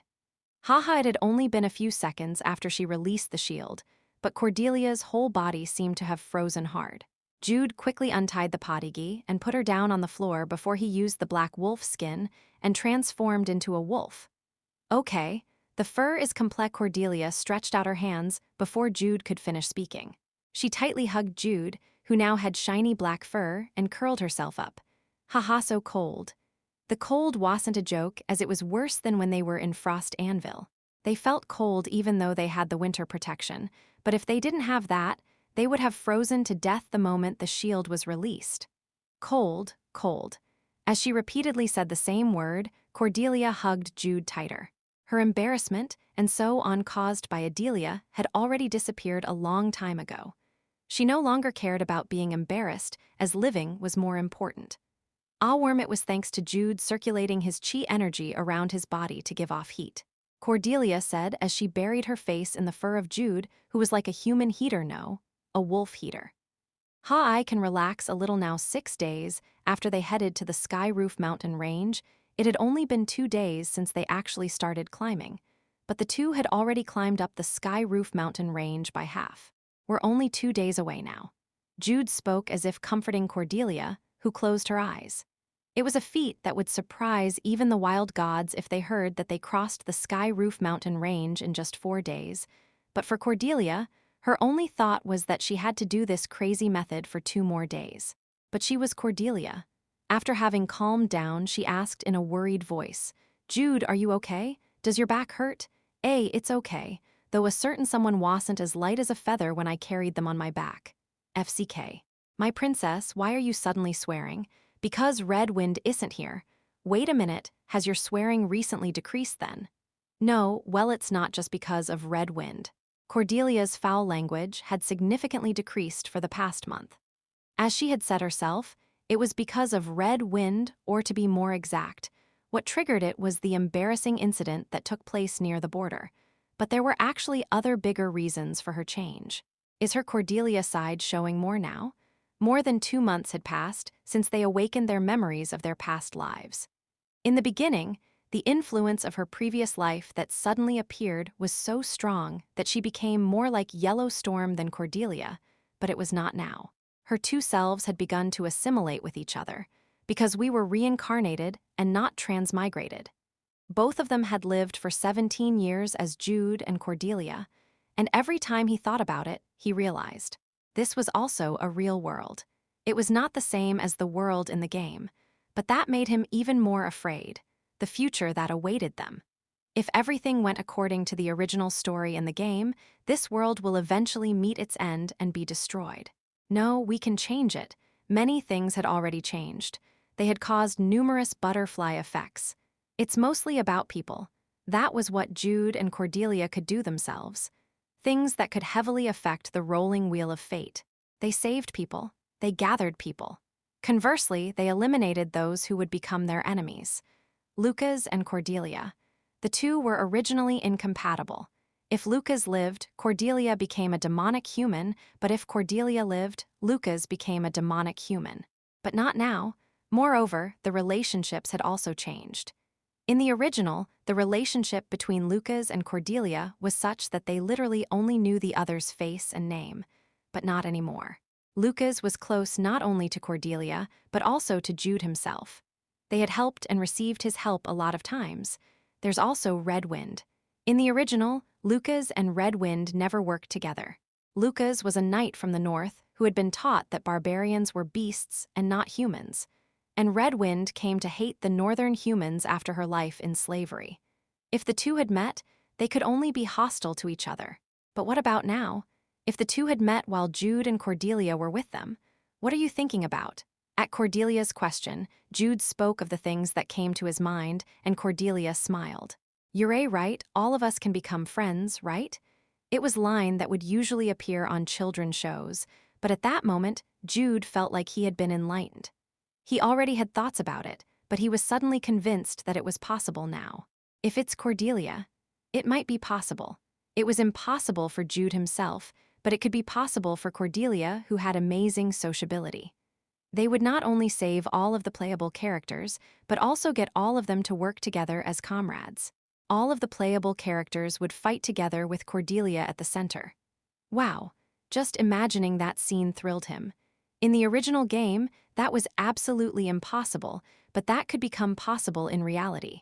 If it's Cordelia, we might really be able to that now. What? Why are you suddenly saying wow? I just thought that it would be great if all the playable characters fought together. He deliberately left out the idea of placing Cordelia in its center, as the idea of all playable characters fighting together was enough. Wow, that's really wow. Her motivations suddenly soared. She now felt optimistic that they could really stop Armageddon and achieve a happy ending. Are you saying that Maximilian and Leon would be fighting together and leave their backs to each other? Maximilian was the main character of Legend of Heroes 2, and Leon was his rival. Would the two people who were at odds with each other to the very end of the game really work together? Perhaps even Red Wind and Carrara would fight together. The two were both from the Wild Lands but hated each other. Woo, I think I'm getting goosebumps. They could feel such emotions because the two were rotten waters of Legend of Heroes 2. It also meant that pairings that were usually found in fanfiction could now be possible. Maybe it's possible for Lucas and Red Wind to get married? I thought it would be better to give her to Lucas than to Sun Song. Red Wind is not an object. Anyway, Cordelia's eyes brightened, because she remembered the playable characters who would be present in the royal capital of the Slen Kingdom. She would be able to meet them once they had safely completed their mission here. We saved Lena too. It was the best result they had achieved at the present. They had completely saved Lena's life. Can we save the other too? She was referring to two of the 5 main characters in the first episode of Legend of Heroes. Necromancer Velkian and Druid Fran, I guess so, and above all we need to save Landius. Iron Man Landius. He was Jude's own master, and the man who might be the strongest among the 5 heroes in the first episode. I think it might be more difficult than Lena. The Rotten Waters of Legend of Heroes speculated that Landius was killed by Duke, a high-ranking demonic human of the Devil's Eye, but no matter how much the two thought about it, it seemed to be impossible. Landius is too strong. He wasn't the Landius that they knew in the first episode. The Landius in the second episode was literally a superhuman. Duke killed Landius? That doesn't make sense. I've considered the idea that Landius was corrupted and became Duke, but that's also impossible. Why? Because Landius couldn't be corrupted? No, their sizes are different. Landius was a staggering 230 cm tall, while Duke was only 180 cm. They couldn't even think of the two as the same person. Perhaps finding out the cause of Landius' death hand, saving Landius might be the key to victory. Jude couldn't open a new door after consuming the ancient medicinal drink, but after he reached approximately 4/5 to the next door, he realized it. Ninth Heaven's 9 doors was literally a powerful martial art, and Landius was a superhuman who opened up to the 7th door of the Ninth Heaven's 9 doors. Based on this point in time, Landius was probably the strongest among all the living humans. It's just absurd. We have to figure out why a person who's too strong to be killed had died. Perhaps he won't just die if we don't do anything. That might really be possible if it's Landius.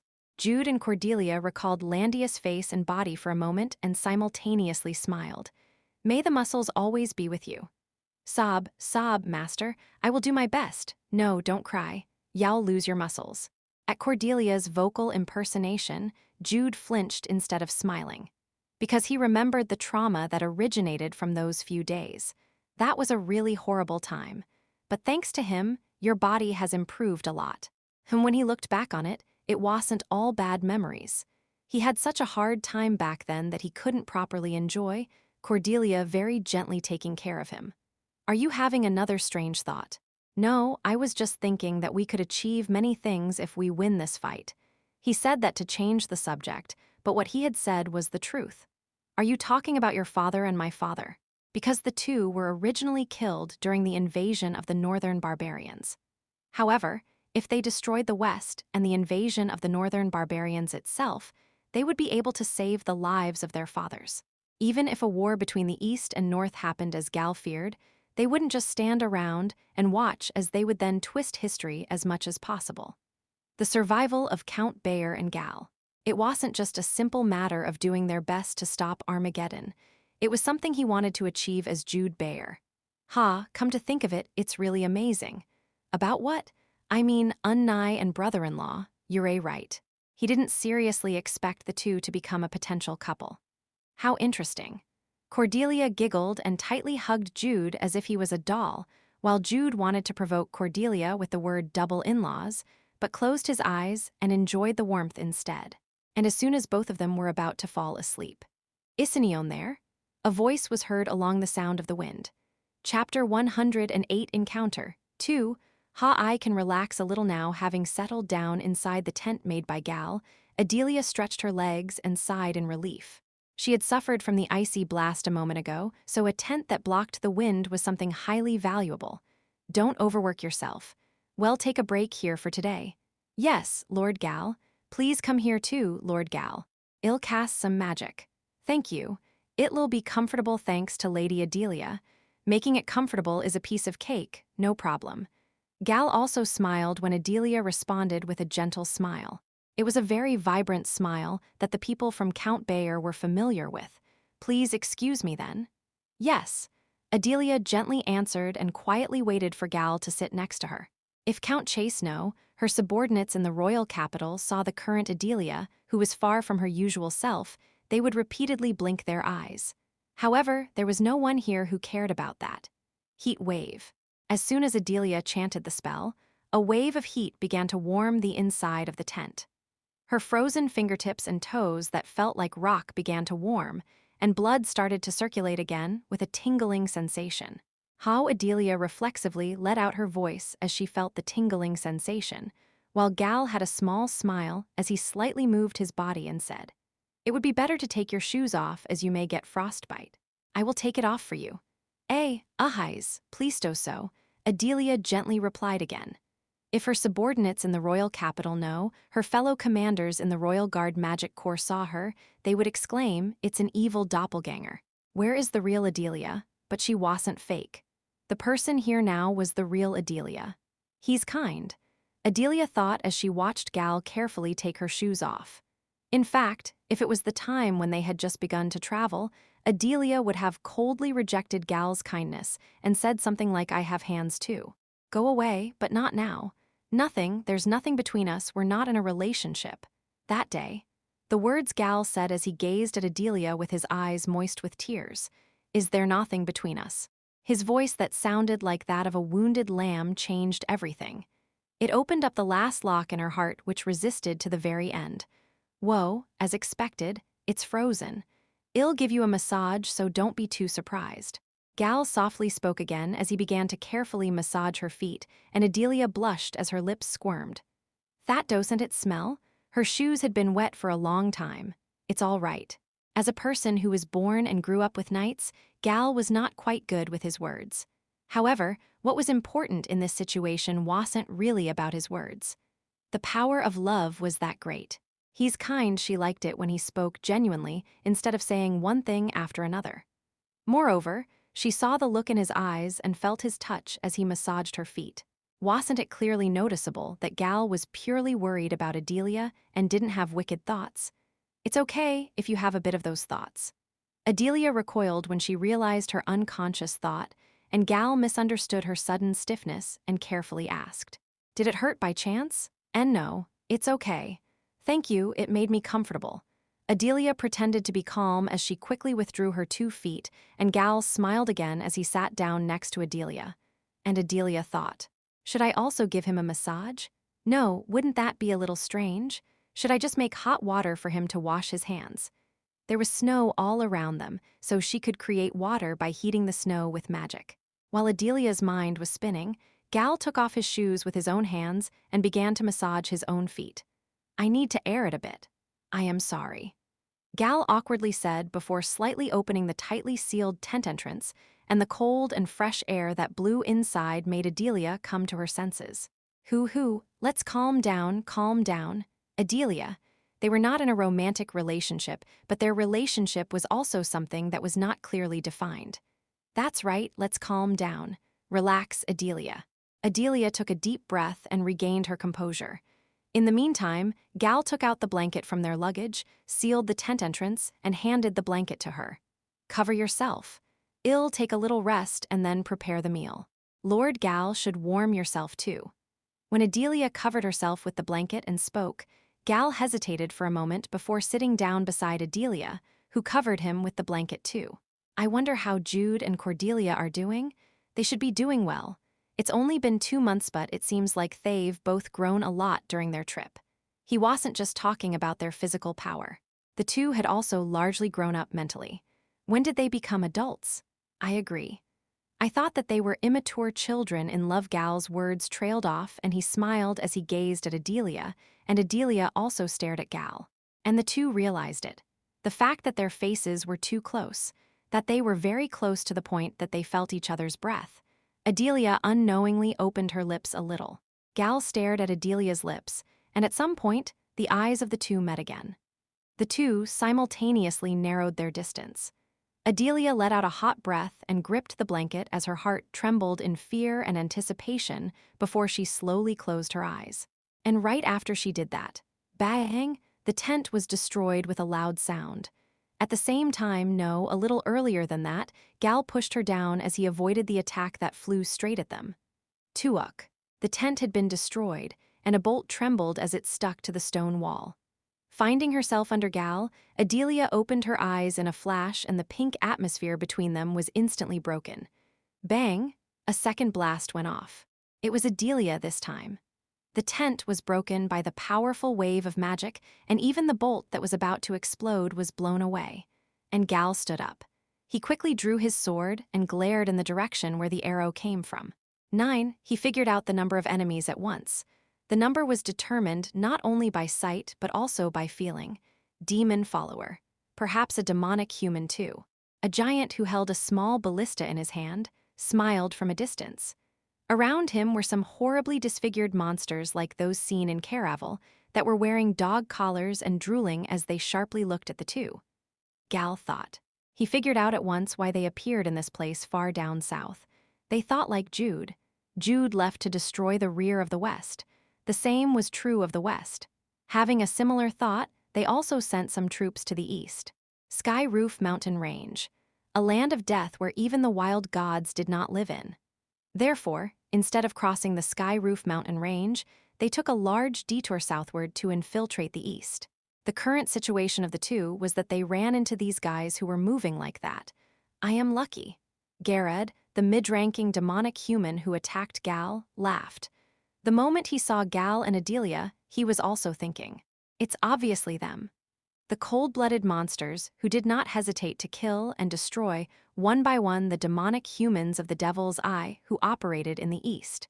It was a considerable misunderstanding and a complete misidentification of the wrong people, but Garrad's misunderstandings also had their own basis. It was difficult to think why a couple with eye-opening looks from the Slen Kingdom would be here in the wild lands. Harrican will be pleased. There was no need for him to take their lives, so he thought that he could violate them to his heart's content. The corners of Garrad's mouth was raised, and he began his transformation. His eyes that were glistening with ambition and vulgar desire split into dozens of pieces and became compound eyes, and his giant body swelled and even became bigger. A black and glossy shell resembling that of a stag beetle surrounded his whole body like an armor. Horns sprouted from his forehead, and his jaws split as it became like the mouth of an insect. I'll make you my puppets. Garrett thought what he would do after winning. The small ballista on his right arm shook as he also began running. Go! Gal loudly cried at that moment. He dashed across the ground towards the running Garrod, while Adelia began to chant a spell. The low-ranking demonic humans who were together with the monsters screamed as they also began running towards them. Bang! The moment Garrod and Gal collided, a loud sound reverberated. To be exact, it was the sound of Garrod's huge fist breaking the ground. Twayak! Like the wind, Gal evaded Garrod's attack as his sword glowed blue and violently struck. His sharp sword broke apart the shell on Garrod's waist. Gah! Garrod was flustered by Gal's attack, which was more powerful than he expected. But his body was already too close for him to step back, so he swung his fist again and ordered his subordinates. Kill the woman. This was to distract Gal. It was a reasonable command. But even at the moment Garrod shouted, Gal did not look back at Adelia, because he believed in her. No, he just knew Adelia's power, her strength. Boom, boom, boom, lightning struck. The powerful lightning that was created from Adelia's specialty, high-speed incantation, hit the low-ranking demonic humans who were charging at them. It didn't end with one shot as it spread around as if bouncing. Chain lightning. Even within the Royal Guard Magic Corps, she was called the Flash because her spell chanting was 3 times the normal speed. In addition, the composition of her magic and its precision did not significantly drop despite her fast incantation. As the lightning bounced, the low-ranking demonic humans who were trapped in the hellish lightning chains screamed and rolled over the floor, but this was only the beginning. These scumbags! Adelia cursed and chanted a new spell again. The sight of her eyes glistening as she released attack magic with the white snow on the background was like the battle angel Solari who descended into this world. Boom, boom, boom, Adelia did not show them any mercy. Or rather, she cornered the enemies with excessive power more than what she usually used. Because she was angry. Of all times, of all times, of all times, it was at that moment. It was my first time. No, it was going to be my first time. The situation that happened just a dozen seconds ago came to Adelia's mind. No, even a few seconds before that too, the knowledge she remembered and the numerous stories she listened to, but pretended not to be interested in burn. Be ripped apart? Collapse! Adelia cast 3 different spells in succession. Hell's Flame, Wind Blade, Material Collapse. Even within the Royal Guard Magic Corps that boasted of their history and tradition, Adelia was called a genius as her skill in consecutive casting made her the youngest commander in history. The low-ranking demonic humans were slaughtered one by one before they could do anything, and Garrod was in a panic. They were too strong. He guessed that they were strong because all the demonic humans who were dispatched to the east were at least mid-ranking ones or higher, but the 2 were too strong. Furthermore, it wasn't just the wizard. The man in front of him was also not an ordinary knight. Slash, a sharp wind blew. Gal became the wind, and at the same time, he controlled the wind. It was impossible for Garrod's wild and crude attacks to even graze Gal. In the end, Garrod bellowed as he kicked the ground with all his power. At the same time he gained distance from Gal through force, he threw up the flare that was on his waist. Boom, boom, red lights exploded in the air. It was an action that might expose all of the troops in the detour route, but he couldn't help it. We were supposed to gather in the first place. 7 troops from the west were dispatched to infiltrate the east. Since their starting points were different from each other, they had planned to gather around this area eventually. In other words, the others should be around here too. Garrod frankly admitted it. The couple in front of him were not at a level that he could handle alone. He now understood why the demonic humans, who had been dispatched to the west, died without making any significant achievements. So he shouldn't be uselessly greedy. He had to focus on holding on until the other demonic humans come. Garrod unleashed his power. He focused on enduring Gal's attacks. His judgment was correct. Garrod's plan wasn't wrong. But nevertheless, why aren't they coming? It seemed like some time had passed since the flare was fired, but no one had showed up. At the very least, they should have contacted him when they saw the signal, but they didn't even come. Why? Why the hell are they not coming? No way are they trying to get rid of me, so they saw the signal but chose to ignore it. No way, it doesn't make sense. How did the other troops know about my situation yet still do something like this? Come on, please, quickly. As he desperately prayed, Garrod confronted Gal, but it was already hopeless. Having eliminated all the low-ranking demonic humans, Adelia approached with a turbulent power, and Gal's sword became increasingly sharper. And it finally came to an end. Oog! The proud giant's arms were cut off, and Gal's sword stabbed Gared's chest. The tip of the swift sword let out an explosion as it broke the hard shell on his chest and turned Gared's body into a mess. Boom! Gared stepped back in the aftermath of the explosion before he collapsed while vomiting blood.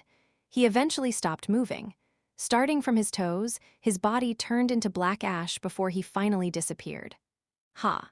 Gal exhaled as he clenched his sword and looked up the sky. The light of the flare that Gared shot had vanished, but the two continued to remain alert. There must be reinforcements. Otherwise, he wouldn't even fire a flare. But for some reason, the reinforcements did not appear. Adelia was also worried like him, so she closed her eyes and used detection magic. However, she found no one. I think it's okay. There are no enemies within at least 200 meters around us. At Adelia's words, Gal exhaled again and sheathed his sword. He suddenly asked Adelia, "Any injuries? Is that even possible?" Adelia shrugged and then laughed, and Gal laughed too. Even though she defeated 8 low-ranking demonic humans who wildly ran like beasts, not even a single fingertip of hers was hurt. The tent, I don't think we can use it anymore. Adelia was visibly disappointed by Gal's words, but they were quite fortunate. In 1 to 2 days from now, they would be able to reach Thunderdoom Fortress, the nest of the jackdaws. It's a good thing you didn't get hurt. Yeah. Adelia drooped her shoulders but still smiled, and Gal quickly approached Adelia. Lord Gal, when Adelia asked as her eyes blinked, Gal smiled again and said, "Will you excuse me for a moment?" Yes, at Adelia's question, Gal lowered his gaze and she understood it then, because both of them were barefoot. That yes. When Adelia gave her permission, Gal acted like a member of the Bayer family, or to be exact, he acted like his brother Jude. He so naturally carried Adelia in his arms. In fact, there was no need for him to do this. There was also a way in which Adelia would just stand as he picked up her shoes. No, Adelia could use fly magic in the first place. But Gal didn't do that, and Adelia was satisfied. She wanted to curl up her body while in the arms of Gal, but she soon moved her body and met his eyes again. In that position, her heart was pounding. The adrenaline that was released because of the battle led to new chemical reactions. In that few seconds, when the two let out their breaths at each other, bang, there was a roar in the air. Gal and Adelia reflexively looked, and they soon saw it. A man stood in the air as his red cloak fluttered.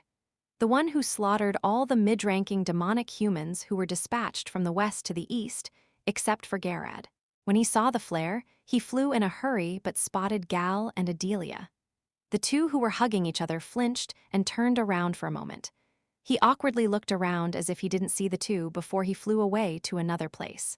And a few seconds later, Gal and Adelia's voices simultaneously flowed out. "Count, Dad, Count Chase, one of the Northern Sagang, 4 Rivers, and the Tower Master of the Red Dawn Tower. The reason why he suddenly went away after seeing the two." Gal and Adelia understood it at the same time. Both of them blushed, and Gal cleared his throat. Ahem, let's get our shoes first." He felt apologetic to Count Chase, who avoided their place because the atmosphere had already been broken. Adelia frowned at Gal's words and soon made a decision, because she thought that a moment like this wouldn't always happen. Lord Gal, yes, that was it. Adelia hugged Gal's neck and moved her upper body. She drew her face closer to Gal and bravely acted again. Adelia's lips touched Gal's cheeks. Yoo-yoo. This was not her original plan, but it was impossible for her to push it further. The atmosphere had already been broken. She felt like she would die of embarrassment. Adelia blushed as her eyes remained close, and ironically, Adelia's action and appearance created a strange atmosphere again. The atmosphere was quite different from the tent and was funny in some way, but it was enough to move Gal. "Adelia." He moved after he called her in a low voice. On the white snowfield, the figures of the two overlapped into one. And far away, no, not that far, but just the right distance. Count Chase hid behind a large rock and held his breath. He looked at the expansion bag after unlocking it with magic and thought while stroking it slowly. I did a good job in preparing for a possible situation. Otherwise, it would have been pretty difficult for him now. Count Chase praised himself for his readiness and closed his eyes for a moment as he waited. He actually had a lot of questions. The reason why the two crossed the border, the whereabouts of Jude and Cordelia, but now was the time to be patient. I also have to write a letter to my friend, Count Bayer. Count Chase lightly stroked his chin and gently smiled. He thought of the new things he had to prepare.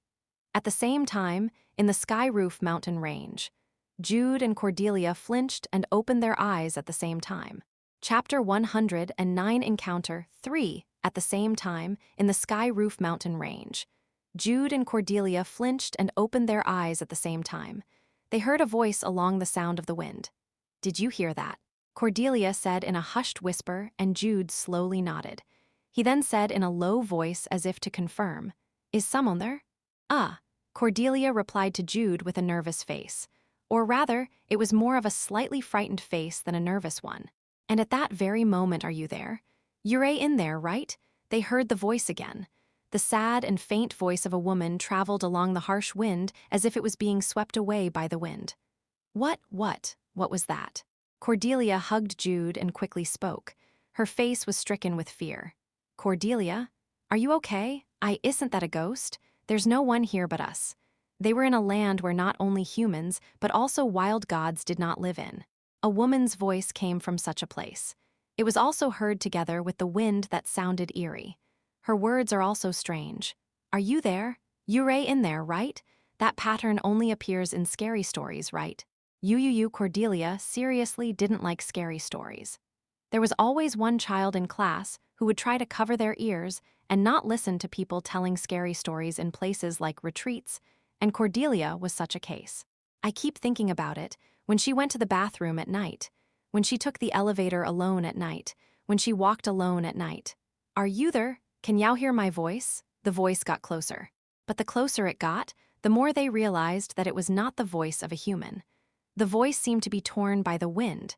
It had a slow yet spooky tone that was a bit different from that of an ordinary woman. "Hick." Cordelia became even more frightened as she firmly shut her eyes and tightly hugged Jude. And Jude thought to himself, "You're cuter when you're scared. How can she be so pretty and cute?" But now was not the time to relax and appreciate it. He would always welcome Cordelia hugging him, but if she kept hugging him tightly, his waist and back might be broken. Cordelia was weaker than Jude, but her physical abilities were far more superior than the average adult male because of her high level. "Cordelia, are you scared of ghosts?" At his question, Cordelia flinched, and with a face that was about to cry, she glared no, she stared at him. "What? You're not scared then? It's a ghost, okay?" Jude understood what she meant through the look of her eyes like usual, so he said with a smile while still having the face of a wolf, "No, because it's this world. Even if ghosts appeared, we could just eradicate it, right? With sacred battle aura or magic, because it was this kind of world." Jude demoted the existences of ghosts and supernatural phenomena to just your ordinary monster and Cordelia blinked her eyes and replied in a small voice, "Is that so?" "Yes, it is, you're right. Most problems can be solved with an explosion. If you blow up a ghost, it will die." That didn't sound right, but let's think about that later. Because it was more important that Cordelia had recovered. Although Cordelia's blue eyes seemed to have a slightly dangerous glint, Jude was satisfied that she somehow brightened up, so he turned his gaze towards the tent's entrance. "Please answer me. Is there anyone there?" They heard the voice again. The voice was near the tent, so it was quite clear. "Let's go out for now. It's disadvantageous for us inside." The two were inside a crack of a rock face that they had forcibly expanded. In that place, it would be hard for them to properly evade, escape, or attack.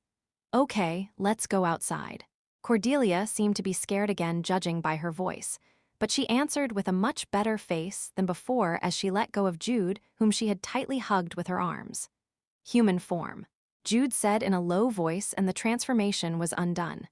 After taking off the black wolf skin, Jude carried Cordelia on his back with the help of a podigi. "Wear the wolf skin over you." "Okay." They had originally searched for a resting place due to her mana being depleted, so she was still lacking in mana. She couldn't use shield magic, so the only way to keep her body warm was by using the wolf skin. "What about you, Jude?" "It's okay, because I have Ninth Heaven's 9 doors." As Jude grinned and said that, Cordelia blinked her eyes before she smiled. What is it? No, I just thought that you had changed. It seemed like yesterday when you pretended to be this, and that while using your Gyumjulmeek as an excuse. This older sister is touched. Haven't I been good at fulfilling my promises? He promised that he would carry her when his Gyumjulmeek gets better, and now he had been carrying her almost every day. Yes, yes, good job. My Jude kept his promises well. This older sister greatly compliments you. Cordelia pulled her hand out from the potigi and patted Jude on the head, making Jude smile again. And at that moment, please censor me. Please censor if your other maybe it was because of the atmosphere between the two, but the voice sounded a little irritated. It sounded like a cry to stop their public displays of affection and come out quickly. Well then, let's go. Yes, yes. Cordelia placed her hands inside the potigi again and gulped in nervousness, while Jude carefully opened the entrance of the tent. To prepare for any possible attack, he jumped up to the ground while sharpening his senses. T-swak, Jude rose more than 5 meters from the tent. He surveyed the area around them, and Cordelia then said, There. It was near the rock face where the two were in. There was a figure of a woman, who was either a ghost or just translucent, that was swaying feebly in the blowing wind. She's not a wild god. No matter what anyone said, Jude and Cordelia were the official guardians of the wild lands. If it was a wild god under the authority of the Golden Dragon King, the wild god would have recognized them. But the woman didn't. If so, what was she? Was she really a ghost? If not spirit? At the moment Cordelia spoke, the woman looked up and stared at Jude. Her face with well-defined features were definitely beautiful, but they could see at a glance that she wasn't human. Despite being out in the biting cold, the woman was naked without a single piece of clothing on her, and there was no white in her eyes. The entirety of her eyes only had one color. Snow spirit? Or is it a wind spirit? Instead of launching an attack, Jude approached the woman, and the woman with long white hair spoke again along with the wind. As expected, there were people. I've been waiting for a long time. I kept waiting. For some minute come Jude frowned at the woman's words. Even if the woman in front of them was a spirit, he wondered how she found the two of them. And he wondered what she meant about waiting. Ah, I understand. He heard Cordelia's voice behind his back just then. Having been covered by the wolfskin, Cordelia nodded to herself and continued her words. Phoenix's feather. Ah, Jude also understood it now. A byproduct they obtained during the time they defeated the phoenix. He had forgotten about it for a while after he put it on Cordelia's head, but Cordelia had kept and treasured it. It's the power of a strong spirit, so she recognized it. Moreover, if the woman was indeed a snow or wind spirit, she would be the opposite of the phoenix, a flame spirit. For the woman, the phoenix's feather would have been clearly visible to her as if it was a fragment of light in the darkness. But that's why it's strange. The woman and the phoenix were opposite existences, so why did she come here? She must have needed something if she had waited and searched for people to talk to. Come this way, come this way. Before the harsh winter cold comes, the woman took a step closer and beckoned to them with her hand. Jude reflexively took a step back as his eyes narrowed. The harsh winter cold. A woman who beckons you to go somewhere. Let's follow her. Cordelia, we can't ignore her anyway. And we also got a quest, so we have to check it out first. At her answer that was typical of a rotten water, Jude frowned, but he was soon convinced.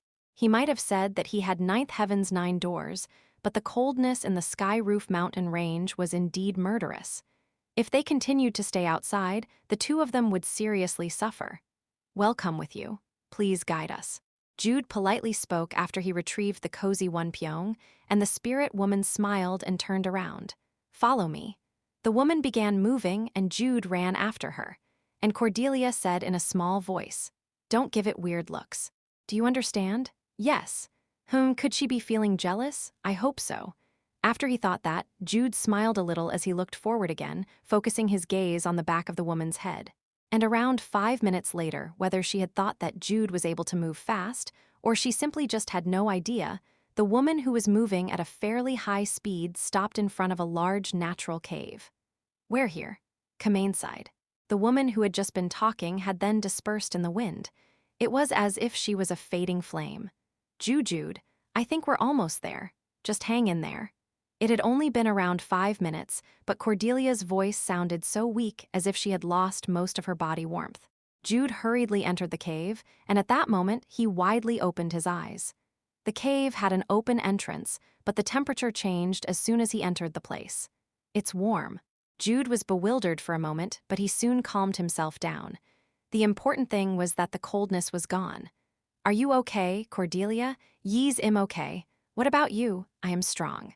Jude deliberately answered with some exaggeration before he looked around again. The cave was quite spacious, but he could tell that it was a man-made structure. Did they enlarge a natural cave? Something like the underground city of the dwarves. This way, please. They heard the woman speaking again.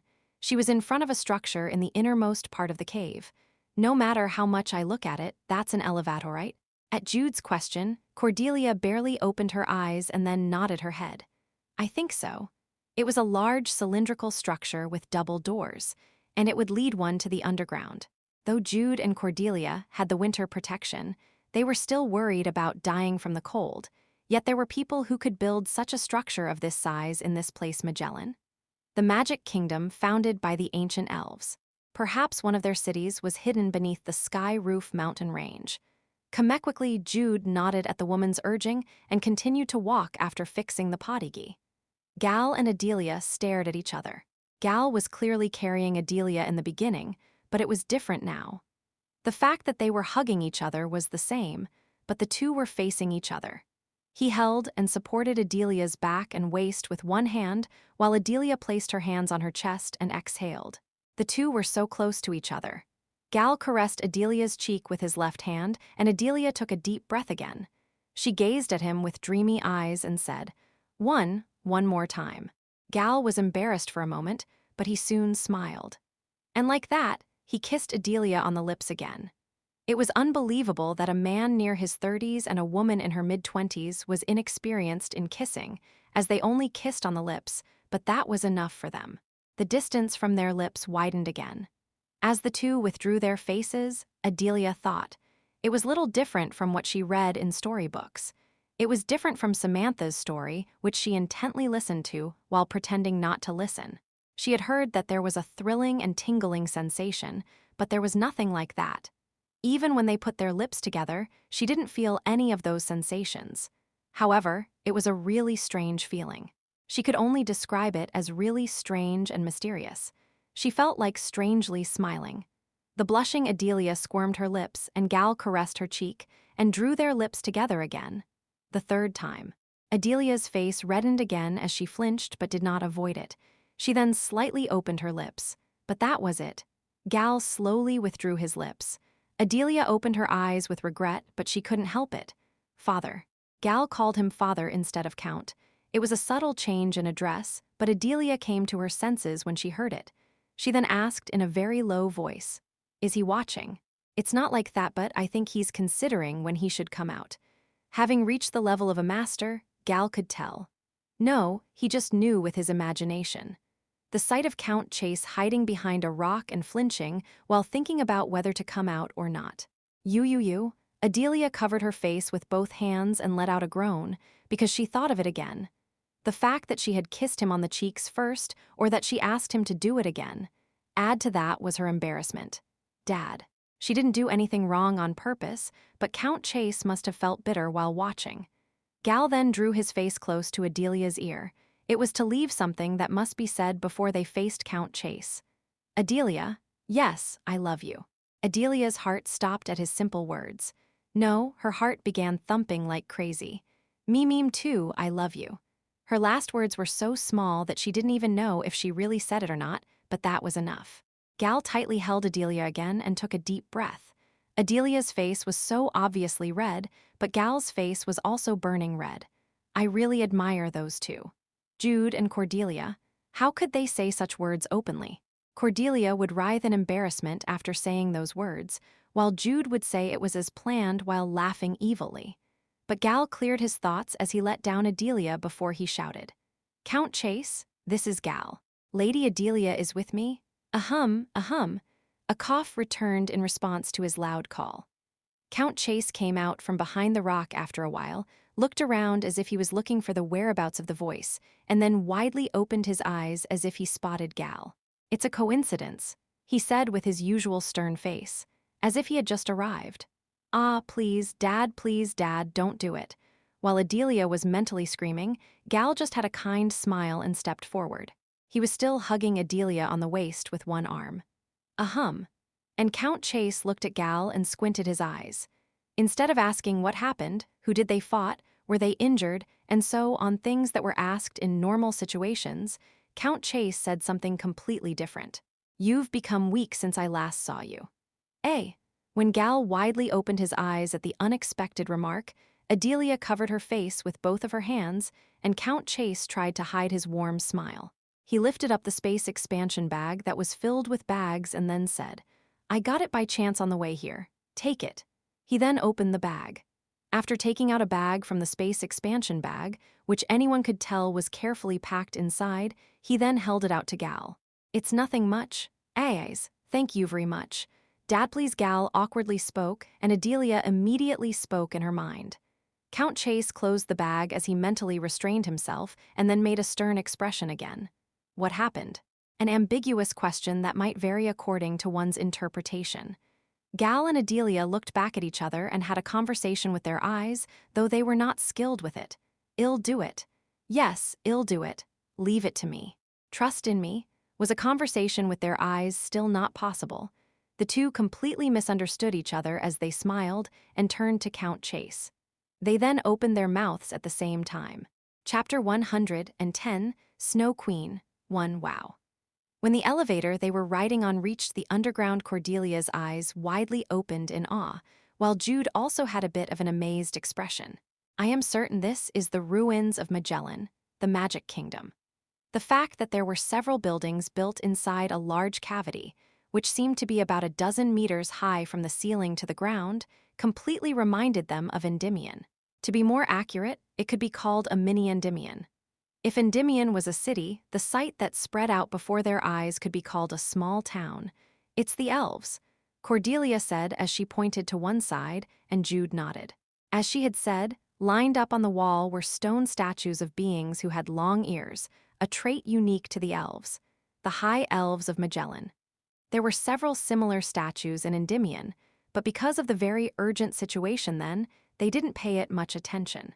Was this structure built at the same time as Endymion? If Kaplan had been here, he would have looked around in excitement. He would have also answered Jude's question. Unfortunately, Kaplan was far away, and Jude had no archaeological knowledge to guess the time period of the ruins. But there's a clue.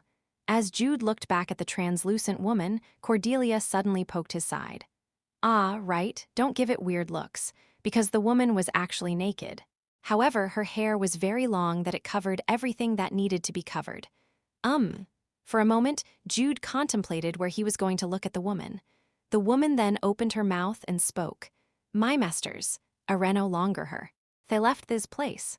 Her gloomy voice made it seem like she would burst into tears at any moment. "I miss at them, but I couldn't see them." The woman's shoulders eventually fell, and she began to sniff. Cordelia then patted Jude's back. She was telling him that she wanted to get off his back. Wait a second. Jude quickly untied the podigi, and Cordelia got off his back and approached the woman. "Are you all right? I'm not okay, but I can't do much about it." She was like a child. The woman spoke honestly and met eyes with Cordelia, who felt sorry for her. "Pretty, more than me masters. Ooh, thank you. Hee. Cordelia softly laughed, and the woman also had a small smile before she turned around again and said, "If you go to the center it becomes clearer." "What do you mean by clearer?" Cordelia tilted her head, but Jude seemed to understand what she meant. Because the figure of the translucent woman had become a bit clearer than before they came down to the underground. Her voice also has a little more presence now. Perhaps when they reach the center, her thinking abilities would improve. What is it? Why am I the only one who didn't get it? Please explain it to me." "No, it's that. As I had thought, Cordelia is very pretty, more than the High Elves." "HMPH, of course I am. I am Cordelia, okay?" Cordelia shrugged as if to brag, but her face quickly turned red. After all, she was Cordelia herself. And that was why she was embarrassed. Because it's not transmigration, it was reincarnation. Her awareness that she had become Cordelia herself had grown stronger than before. "What are you embarrassed about? It is true. You. Cordelia blushed even more at Jude's words, and she turned around to hide her embarrassment. Jude then said as he stepped forward, "Anyway, let's follow her. She has already gone quite far." Quickly, the woman urged them at that perfect moment, and Cordelia also quickly moved. Harith's way she headed for the center after saying that, and about 30 meters ahead of them, a large cylindrical structure that was like an elevator appeared again. Ride down this another way down to the center. Jude and Cordelia reached the elevator and got on it right away. And around tens of seconds or so, the elevator stopped after descending more than a dozen meters. Don't be surprised. It won't harm you. At the moment they heard her voice, Jude and Cordelia were astonished when they saw the woman. Her figure no longer looked stretched or blurred. Her voice was also clear. In addition, even her appearance was different. She was still translucent, but unlike before, the woman was now wearing clothes that looked like a pure white racing suit. Il opened the door. The elevator door opened when the woman moved her hand as she smiled at the gazes of the two, and Jude and Cordelia immediately understood why she told them not to be surprised. Wow, dragon vein. As soon as the door opened, a faint golden light poured in. On the other side of the underground cavity was a flowing golden stream on where the wall should be. Is this the dragon vein? They had seen the dragon vein several times, but the viewpoint was different.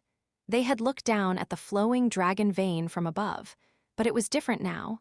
They were in the dragon vein itself. They weren't looking down from above nor looking at it from the outside.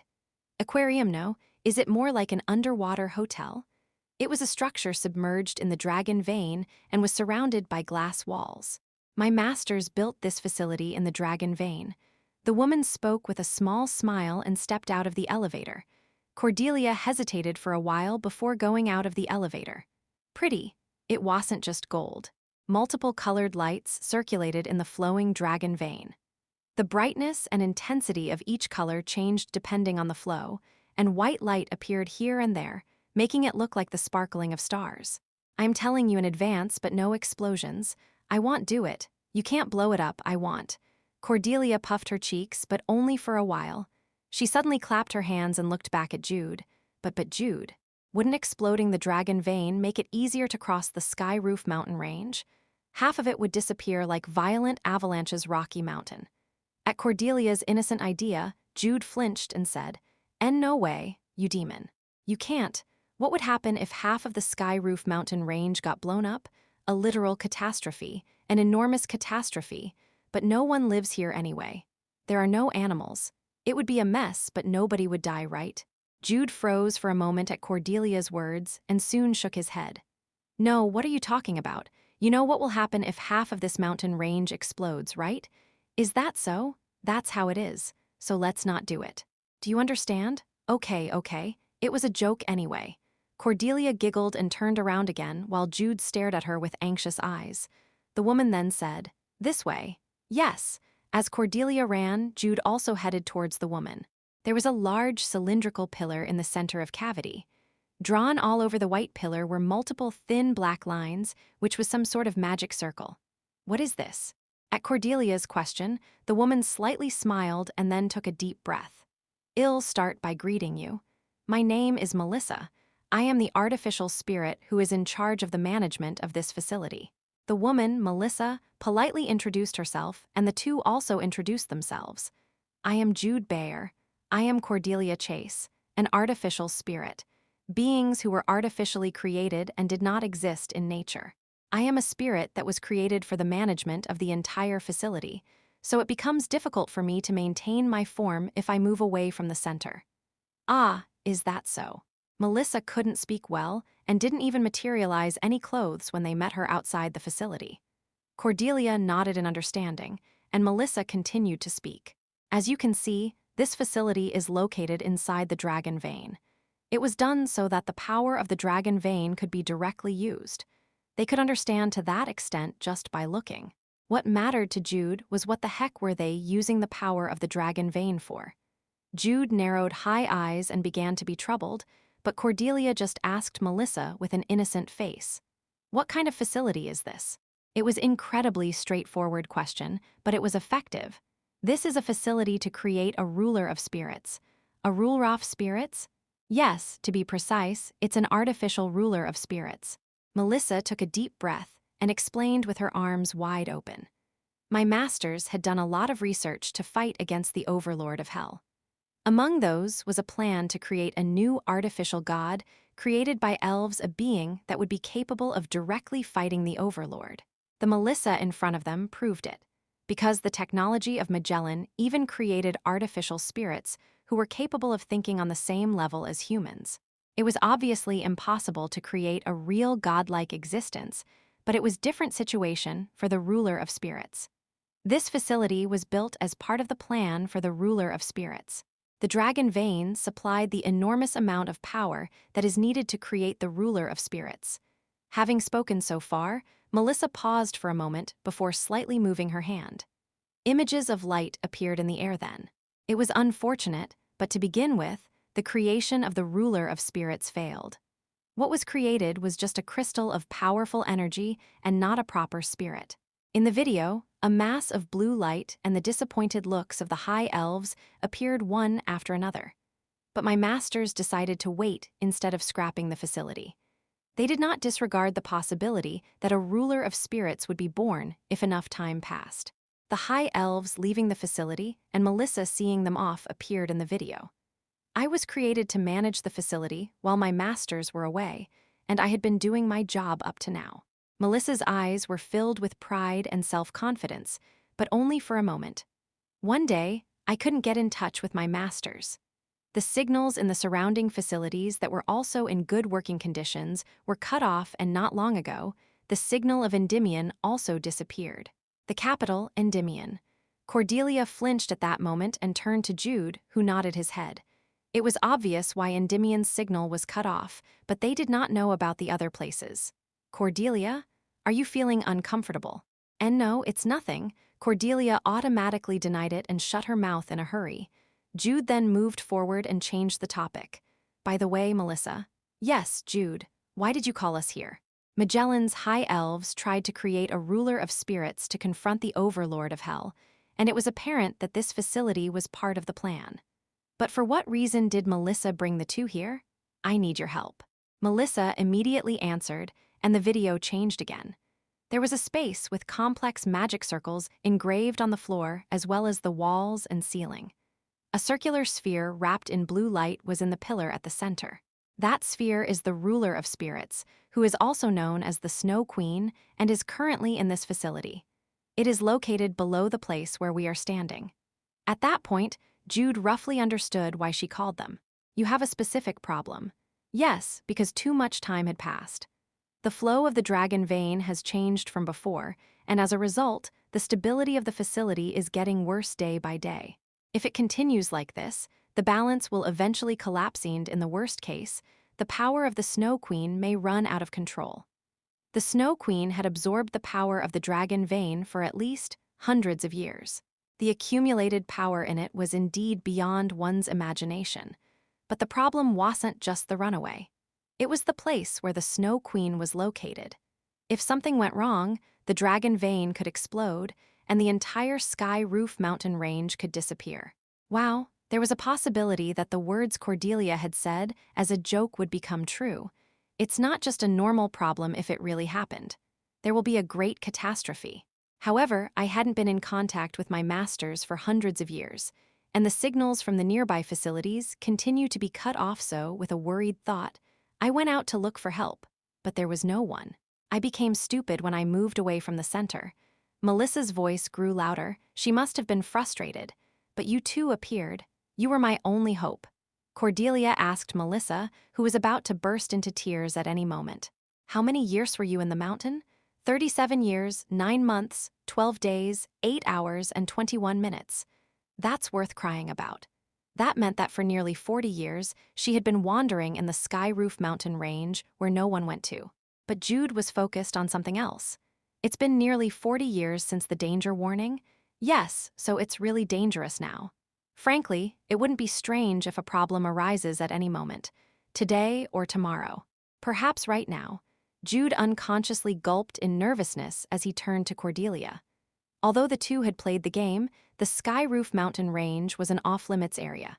Just like Melissa, neither of the two had any information if the Sky Roof Mountain Range would explode, or when it would happen if it did. What should we do? You just need to separate the Snow Queen from the pillar. I couldn't do it because I have no substance. Melissa had now begun to cry. Her sadness seemed to have burst out as she spoke. Don't cry. We will help you. Cordelia reached out to soothe Melissa with the method she used to soothe Red Wind, but Melissa truly had no substance. Rather than being able to hug her, her hand just passed, and Melissa cried louder. Hong Yoo Hee was I made like this. Calm down. Cordelia pretended to hug Melissa as if she was a mime, and Melissa pretended to lean on Cordelia's arms. And Jude waited for the two before saying, "We just need to remove the crystal." It was this kind of facility. It was clear that besides Melissa, there would be some defense mechanisms. Perhaps a guardian or something. A guardian of a treasure. A knight of steel who would protect the Snow Queen. And it was as Jude expected. The sobbing Melissa moved her fingers and showed a new video. It has a guardian. It can be neutralized if we had my master's crest, but they haven't arrived or contacted Mehuhuhu. In short, the two had to forcefully get it. Therefore, Jude looked at the guardian in the video once again. A giant white being was crouched down in front of the pillar. It had a dragon's head and a tiger's body, but it looked familiar to him. And it wasn't just Jude. Yalavaska. Cordelia gulped her saliva and spoke with her eyes, and Jude nodded his head. Light Dragon Yalavaska, a mighty monster that appeared in the middle of Legend of Heroes 2, one of the 7 major calamities. If horns and wings were added to that guardian, and it grew several times in size, it would become the Yalavaska in the calamity. And that was why Jude and Cordelia understood it. As Melissa had thought, there's a problem with the sphere. The Snow Queen would merge with the guardian during that time? Perhaps. Light Dragon Yalavaska was born at that time. It depended on which character was played, but in the end, the mighty monster killed either Red Wind or Carrara, or even both. We have to defeat it here, before it became Yalavaska. Before the Snow Queen's sphere ran out of control. Will you help me? When Melissa asked as she cried, Jude and Cordelia nodded. Even if it wasn't Melissa's request, it was a problem that must be taken care of. But by the way, Melissa. Yes, Jude, do you have a stockroom or something? Like a treasure room? Treasure? Yes, a treasure room. Since they had to take care of things, they should also get what they could get. At Jude's question, Melissa blinked her eyes while Cordelia gave him a thumbs up.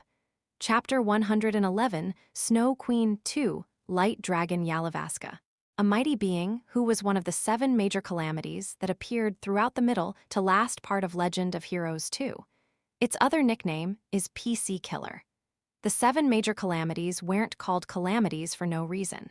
Each major calamity caused enormous damage to Pleiades, the stage of Legend of Heroes, and among them was Yalavaska, who was a famous calamity that killed a lot of PC, playable character. If you went the Red Wind route, it would be Carrara, and if you went the Carrara route, it would be Red Wind. And if one was playing a playable character who was not from the Wildlands, there was a high probability that it would be both Red Wind and Carrara. Yalavaska was notorious among the 7 major calamities because aside from the 2, other playable characters would also die depending on one's progress. A lot clearly died, but in the game, Yalavaska's origin was not fully revealed, except that it was just a dragon with an ice attribute who came down from the north one day. But it was actually created here. The legacy of Magellan, the Magic Kingdom. The false ruler of spirits, the Snow Queen, and its guardian merged into one, giving birth to Yalavaska. We have to defeat it before it grows. Before the ruler of spirits and its guardian merged and became the Light Dragon. Before it was reborn as one of the 7 major calamities. Well, save Red Wind. Just as they saved Lucas by defeating the low-ranking demonic human, Minos of the Devil's Hand, they were now in a position to save Red Wind by stopping one of the 7 major calamities. Being particularly fond of Red Wind, Cordelia spoke as she revealed her canines, and Jude nodded his head. The consequences are great if we can stop it here. The problem wasn't just the playable characters. The existence of Yalavaska would alter the events in the world itself. The events in the Argon Empire would be lessened. The Argon Empire had a hostile relationship to the Slen Kingdom, but it was still a human country like theirs. If Light Dragon Yalavaska disappeared and the western part of the empire remained intact, the future catastrophe and its aftermath would also be different, for a perfect happy ending. In a low voice, Jude chanted that like a spell before he turned to Cordelia. Wearing a white combat suit with a design similar to what Melissa had worn, Cordelia breathed in and out and then clenched and opened her fists. Looking at her flushed face, she seemed to be quite nervous. Nervous? I am nervous. It's Yalavaska. Yalavaska was not one of the 7 major calamities for no reason. In the game, an entire army was even mobilized to defeat Yalavaska. Considering its specs, it's possible to do it. It wasn't Yalavaska yet. Considering the Guardian's specs, it wasn't at a level that they couldn't defeat. But Jude, yes, I think you've become taller, Cordelia said as she looked up at Jude, who was wearing a similar white combat suit, just like herself. He was clearly in the mid-170s during the past few weeks, but he was now in the latter half. Cordelia was clearly a bit taller than him back then, but that had been reversed, and they now had a height difference of more than 10 cm. Oh, it's because I didn't really talk much about it, but my knees and calves had been greatly aching for some time. He grew more than 10 centimeters in 2 months. Does it still hurt? Yes. Perhaps he'll be in the mid-180s if he continued growing like this. After Jude replied, Cordelia narrowed her eyes and studied him up and down as if evaluating him. It's nice to look at. He didn't just grow tall as his body also got better.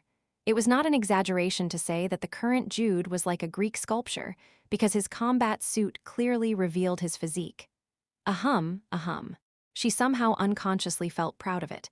And at the time, Jude had a similar thought as hers while staring at Cordelia, but Jude. Yes, that wouldn't you get bigger? Just like Landius. And no way. Landius had said that it wouldn't be that much.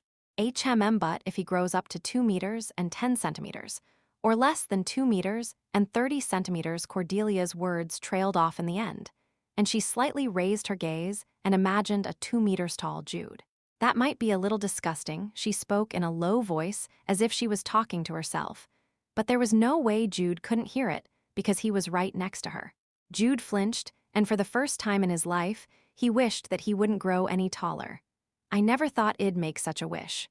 Wouldn't that wish be almost hard to fulfill since it's complicated and difficult? In any case, Jude's trivial and serious concerns allowed both of them to be less tense. Anyway, shall we go? I'll stand in the front line, so I'll leave the rear to you, madam. Oh, are you standing in the front line now? How can I let madam be on the front line? Jude spoke in a theatrical fashion before he pushed a button to open the elevator door. A spacious and tranquil place. The Snow Queen's core was in the center, and a guardian was guarding in front of it. Dragon attribute, holy attribute. It constantly receives power from the field. Virtually infinite MP. Breath weapon. The jewel on its forehead glows prior to using it. Can use dragon fear. It uses 2 living swords and 2 living shields as auxiliary weapons. This was the guardian's information that Melissa gave them. Haste, strength, double casting. Cordelia cast spells on Jude and herself. At the same time, Jude tore the scrolls.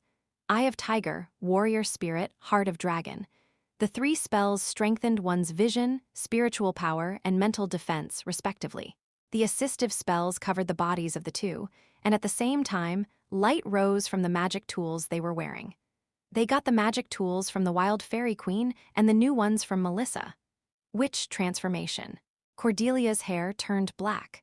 The magic tools she wore on her entire body glowed red, and Cordelia's mana was amplified. I'll be the damage dealer. It would be difficult to gain an advantage over the Guardian's nature, who possessed both dragon and holy attributes. Therefore, they had to attack it with pure firepower. Cordelia concentrated her mana on Moonlight and looked straight ahead, and Jude stepped forward as he said, "I'll be the tank." Jude himself became the anvil and Cordelia became the hammer. The 2 left the elevator. The crouched guardian then raised its head. The blue eyes on its dragon-like face glowed, and a blue aura spread over its entire white body. And one more. The floor began to shine. The power of the dragon vein started to rise from the bottom. Jude took a deep breath. He opened the power of the 3rd door and created a golden whirlwind. I'll protect you," Jude said, and Cordelia had a small smile instead of telling him off. He then kicked the ground. Go. Bang, Jude dashed at lightning speed. The Guardian quickly stood up and Jude's fist, the black cross, exploded on the Guardian. Boom. Victory went to the one who made the first move. When the black cross was destroyed in the collision with the Guardian, Cordelia's eyes shone. They needed to reduce the Guardian's high magic defense first, so she repeatedly chanted the witch's curse. Curse, curse, curse, curse. Spells echo and double casting. The purple curses flew toward the Guardian in succession. And at that moment, the Guardian roared. The huge living swords and living shields that were around 3 meters long popped out from the floor and ceiling and played their respective roles. Ruar, the Guardian's roar was like the roaring of a lion. It charged towards Jude, who likewise kicked the ground and generated chi energy-filled airwaves, which offset the Guardian's roar. At the same time, he saw the living swords heading towards him, so he calculated the trajectory and threw himself without hesitation. Screech, it was impossible to completely avoid the swords. So Jude blocked the living sword's blade with the gauntlet on his arm. Instead of pouring attacks on the living shield that blocked the front like a wall, he soared up high with the black wind. Chwak. He jumped over the wall-like living shield. Jude met eyes with the Guardian, who opened its mouth at that moment. Quah, breath weapon. He had predicted it, so he gained distance by propelling himself from the edge of the living shield. He threw himself to evade the pillar of light that came from the Guardian's mouth, and as soon as he landed on the floor, he rolled once and stood up. He kicked the living shield in front of him. Cord, she responded to his cry. Cordelia fired dozens of magic missiles, which flew towards the space Jude had secured. The missiles then exploded on the Guardian. Quah, the Guardian moved away. Jude kicked the living swords that aimed at Cordelia instead of pursuing the Guardian. One was blown away by the wind while the other one was kicked by Jude. Ah! Cordelia let out the witch's scream. The ear-splitting shriek shook the entire place and briefly stopped the movement of the living swords and shields. Ha! He used the black dragon cross strike in succession. He turned around and fired 5 black crosses, which consecutively hit the Guardian. Boom, boom, boom, boom, boom, light burst together with the booming sounds, and Jude realized it. Cordelia felt it. It was blocked, and they were right. In front of the Guardian was a barrier of light that blocked Jude's black dragon cross strike. It was something that should normally not happen, but it did happen, and Jude figured out why. And as usual, Cordelia arrived at the conclusion without going through the process. The power of the dragon vein, it was stronger than they thought. The Guardian maintained the barrier of light that should have been broken because the dragon vein constantly supplied it power through the ground. Moreover, it wasn't just that. The Guardian was heavily damaged by Cordelia's attack, but it was fine now, because the dragon vein's power healed its injuries. The barrier of light was broken. The living swords and shields headed towards the Guardian's side, and the Guardian snarled and stared at Jude and Cordelia. A blue light rose from its feet. We can't defeat it as it is. Cordelia was certain of that. Its recovery because of the dragon vein had exceeded their expectations. They had to think of another strategy. Should I hold it in the air? To cut off its link with the ground. They would then hit it while it was floating in the air. What she needed then was her telekinetic power. Cordelia herself would lift it, while Jude would kill it. Would it be possible? Would Cordelia herself be able to endure while Jude attacks? Would it be really possible to lift it up?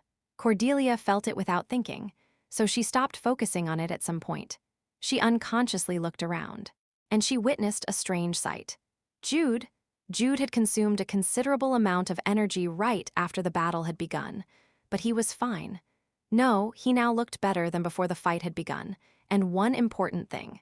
Blue lightning rose near the soles of Jude's feet. It was another unexpected situation. Wow, Jude exclaimed. Cordelia had a hunch at that moment. Jude was also able to absorb the power of the dragon vein on the ground. But how? Dragon aura? Jude and Cordelia spoke simultaneously. What rose from the ground was the processed power of the dragon vein. It was a power that the Guardian could absorb because of its dragon attribute.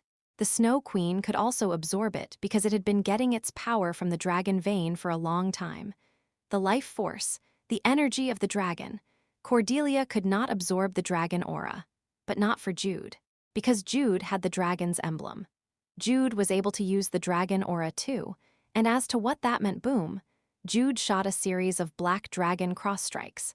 Right after he stunned the Guardian for a moment, he moved back to Cordelia and shouted, "We have a chance at winning."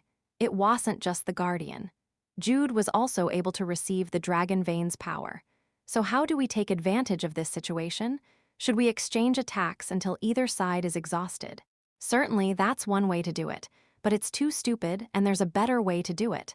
That way, please protect me, Jude said. His words were too short, but the two were good at eye-to-eye conversations. Cordelia figured out exactly what Jude wanted her to do. "FCK, you crazy beastard."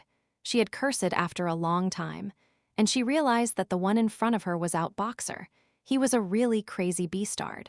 And that was why this man was able to remain as first place all the time. Roar, the Guardian roared. It fired its breath weapon, and the living swords also flew like a time difference attack. Quia. Jude and Cordelia flung themselves to the side. The breath weapon pierced between the two and hit the wall before being absorbed. Cordelia then used her telekinetic power against the ruthlessly charging living swords. Bang, bang. The living swords hit the ground. Instead of launching further attacks, Jude ran towards the elevator, and Cordelia stood in front of the Guardian as if to hide Jude. "Please protect me." FCK. As she had expected, it would be quite some time before she graduated from the front line.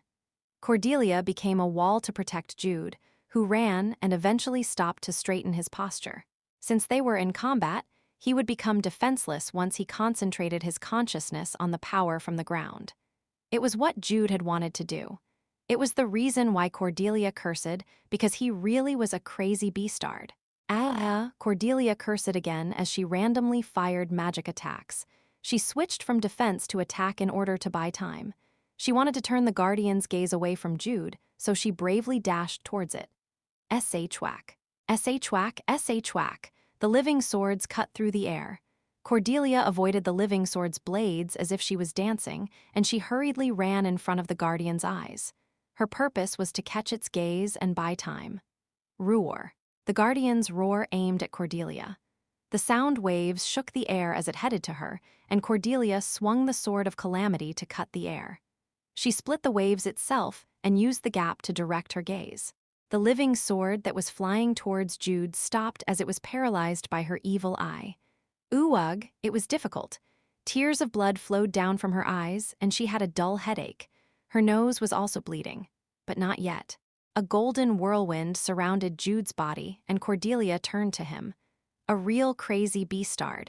He was not fighting because he was doing something, but Cordelia knew that this was for the best, and the Guardian also noticed it, that Cordelia's actions were focused on defending Jude rather than attacking the Guardian. Roar.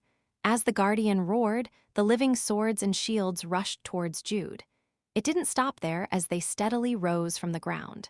Though the room was wide, its diameter was only in the dozens of meters. Cordelia clenched her teeth. At the same time, she used it again to stop the 5 attackers. Stop, paralyzing evil eye. She didn't target anything specific. Rather, she targeted everything in her field of vision.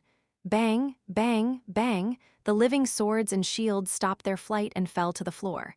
The Guardian also fell to the ground from its jumping position. 1 second, 2 seconds, 3 seconds, her eyes felt like it was burning. Her vision began to turn white, and Cordelia's intuition felt it. She wouldn't be able to see. After a second or so, she lost her sight. It wasn't permanent. However, it would be hard to recover at least within this battle. So Cordelia had remembered everything she had seen earlier. She bit her lips, endured the pain, but she eventually screamed. In the meantime, one of the living shields rose up from the ground. It was right in front of Jude.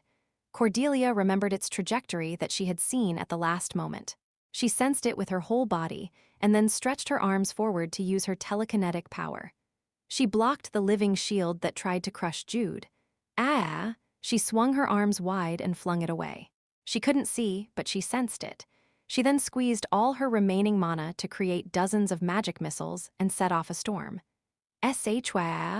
The magic missiles swirled around Jude and Cordelia. The Guardian did not dare to jump, but the flying living swords were hit by the magic missiles and fell to the side. And like that, 1 second and 2 seconds passed again.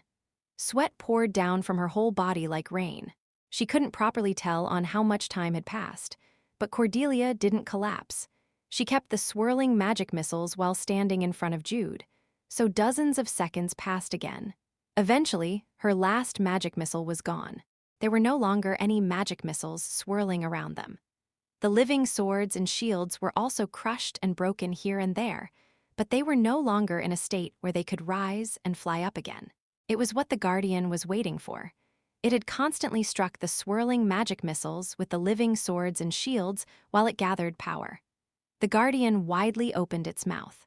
At the moment the magic missiles disappeared, it released its breath weapon.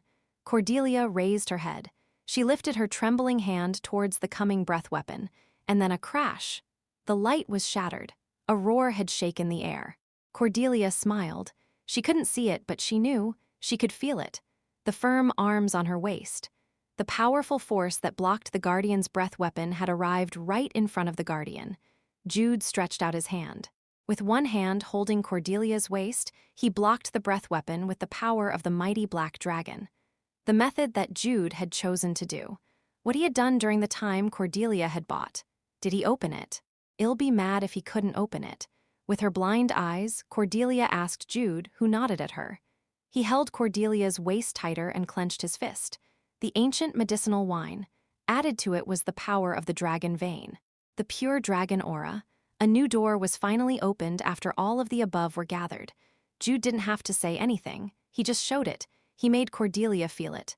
Ninth Heaven's 9 doors, 4th door. Black dragons roar. 4 black dragons rose from Jude's fist. The fierce roar became beams of light to crush the enemy. Chapter 112, Snow Queen 3, Cordelia lost her sight, but she could clearly feel it. The arm of Jude, whom she could trust and depend on as he tightly hugged her waist. When did he grow up like this? Cordelia thought while in Jude's arms, and she could hear it, the roar of 4 dragons. The surging powerful force that awakened, bringing destruction and ruin to everything. The hairs on her entire body seemed to stand up. A shudder ran along her back, and her heart was pounding. Ninth Heaven's 9 doors, 4th door. The cause that changed everything. 4 black dragons were released at the same time. Strong, he definitely changed. He didn't become a little stronger because he reached the 4th door after being 1/5 away from it.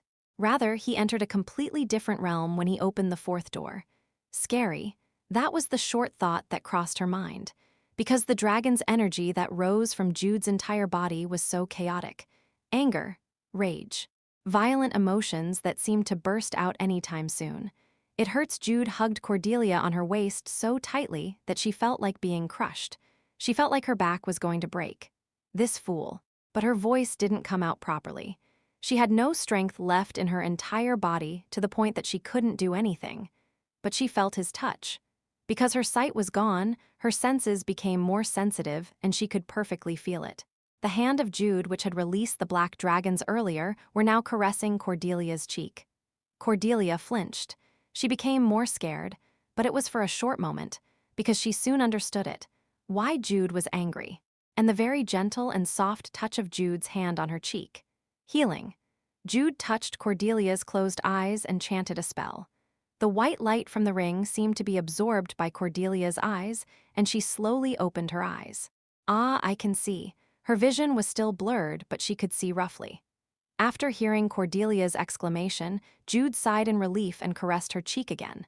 I am sorry, it must have been really painful, right? His voice was slightly different than usual. Moreover, he was touching her cheek, so Cordelia was embarrassed and pretended to be calm to overcome this strange situation. HMPH. It was very difficult. I am sorry. Jude apologized again, and Cordelia was seriously overwhelmed by a strange feeling. She wanted to shout to him to just behave like usual and not act like this. She felt like closing her eyes was better while her heart began beating as if it was going to burst. Why? Why are you doing this? The reason why Jude was acting like this to her. And Jude moved again. He stared straight into Cordelia's eyes and said, I'll be back. Cordelia unconsciously nodded. Jude unexpectedly smiled after seeing her blushing face as she meekly nodded. He then moved her very carefully. He gently sat Cordelia, who plopped down because of her weak legs, before he looked back at the guardian. Cordelia felt him letting out his repressed anger. Grrrr, the guardian weakly growled. But it was different from before. It felt fear. It felt like being restrained by energy of the powerful dragon emanating from Jude. Grrrr, it wasn't waiting for Jude and Cordelia. However, it had no choice but to only wait, because it's scared. Cordelia sensed the guardian's fear. She could clearly feel it because of her senses that were more like a beast than a human's, the energy of the dragon coming from Jude. The power of the black dragon burned like a black flame and covered Jude's whole body. Cordelia's eyes were not completely cured. It was still blurry, and she couldn't see the colors well. But that was why she could clearly see it.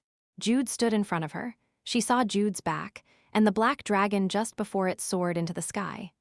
"Come," Jude spoke in a low voice. It was a small voice, but she could clearly hear it. His voice was like the gentle ripples that spread out. What is this shyness? Why was she feeling shy? The guardian reacted while Cordelia was fidgeting. It loudly roared as if to shake away its fear. Ruer. The living swords and shields moved at the same time. They flew in to crush and smash Jude and Cordelia, in all directions, at the same time, but Jude was not afraid. He saw, felt, calculated, and took action. Thud. A low and dull sound. But what happened then was so fast and light. Black wind's advent, the jet-black wind and the golden whirlwinds. Jude traversed the place. He looked to the right and stretched out his hand to the living shield. Black dragon release technique. The black dragon roared as it rushed forward. It not only struck the living shield, but also pushed it. The center of the living shield sunk, and it flew straight to the wall and crashed. Bang! There was a loud noise. But it was too late. Jude had already run to the left, the living sword. The blade flew straight ahead. Jude rotated his body in the air. As he did that, he sent a kick towards the flying living sword. The black dragon's energy was released at the same time. He swung his foot to the ground. Bang! The flying living sword was struck to the ground, and it only took 2 seconds for all of that to happen. That short duration of time. Thus, the living swords and shields could not attack the sitting Cordelia. 1 second was insufficient for that. In that 1 second, Jude crossed the space. At the moment the living sword hit the floor and made a loud noise, he kicked the ground and became faster than sound. He turned to Cordelia and stretched out his arms. He added a black gale to the black dragon's energy. Black dragon gale form. Quia! 2 black dragons came out from Jude's hands and wildly shook with the air. The living sword and shield were trapped in a black vortex and ended up being flung onto the wall and ceiling. Bang! A loud sound reverberated at almost the same time. Cordelia blinked her eyes, and Jude turned his head. He rushed towards the guardian, who was flustered that the living swords and shields were no longer moving. Roar! The guardian roared and charged forward, but its momentum was weak. It was dispirited, so its actions and thoughts seemed to be all visible. Bang! Black dragon thunder form. The jet-black energy exploded with the golden thunderbolt. Jude's spin kick struck the guardian's head. The emanating black dragon's energy hit the guardian's head and sent it to the ground. Thud! The guardian's large body collapsed. After having turned several times in the air, Jude landed on the ground and made another dash. Thunderstrike. Bang! A thunderbolt burst again. The lightning strike hit the chest of the guardian, who couldn't even properly scream. Bang! But it was a guardian. It absorbed the dragon aura from the ground and the lightning that struck its whole body. As soon as it stopped Jude's attack, it roared. Kaya, dragon fear, a power that causes fear. Bang! But it was useless. Jude roughly stomped on the ground and caused a loud noise. It was to stop the guardian's skill as he let out the dragon's energy at the same time. The guardian's dragon fear was neutralized by the noise filled with a stronger dragon's energy. Kua! The guardian writhed and screamed. And Jude calculated it again. The height of the ceiling, the size of the guardian, the power required to make it fly up, and the time it would stay in the air. I have to finish it in the air. He was in a situation where he had to do everything himself, but it took too long for him to finish it off through that way. After sending it flying into the air and cutting off its power supply from the dragon vein, he had to finish it with 1 strike. He needed to do 2 things. a means to send it flying into the air, and a powerful technique to finish it off while in the air. Kua, the guardian writhed again, so Jude halted his thoughts and moved. Jude punched the guardian in the chest, making it crouch again. He retreated and deliberately let the guardian have time to get up before he struck it again. Wham! The guardian was a four-legged beast, so when he struck it on its back, he saw its chest and belly. As the guardian was lying on the floor, Jude did a handstand and aimed for the guardian's abdomen at the same time. He kicked the guardian's abdomen with all his power. Bang! The black dragon's energy soared. It hit the waist and sent the guardian into the air. Bang! The guardian crashed into the ceiling. Then it began to fall. The remaining time until it reached the ground was only a few seconds. Jude corrected his posture and drew the Eastern warrior's sword from his waist. He infused it with the black dragon's energy. Then he realized. The ceiling was too low. There was not enough time to gather enough power to kill it off. But Jude did not stop, because he saw it. A green power swallowed the guardian. It was the witch's telekinetic power which held the guardian in the air. After all, you can't do it without me. He heard Cordelia's voice from behind him. It also seemed like he heard the words that she left out saying. Cordelia, combat genius. She didn't just watch. She restored her mana by using mana drain on the dragon aura rising from the ground. The efficiency was definitely not very good. But even so, she could recover her mana from it. And as a result, as expected, Yurei the best, Jude said. He smiled and drew the Eastern warrior's sword before swinging it towards the guardian who was stuck in the air and couldn't move. Black Dragon Hell's Blood Slash. The black blade did its job well.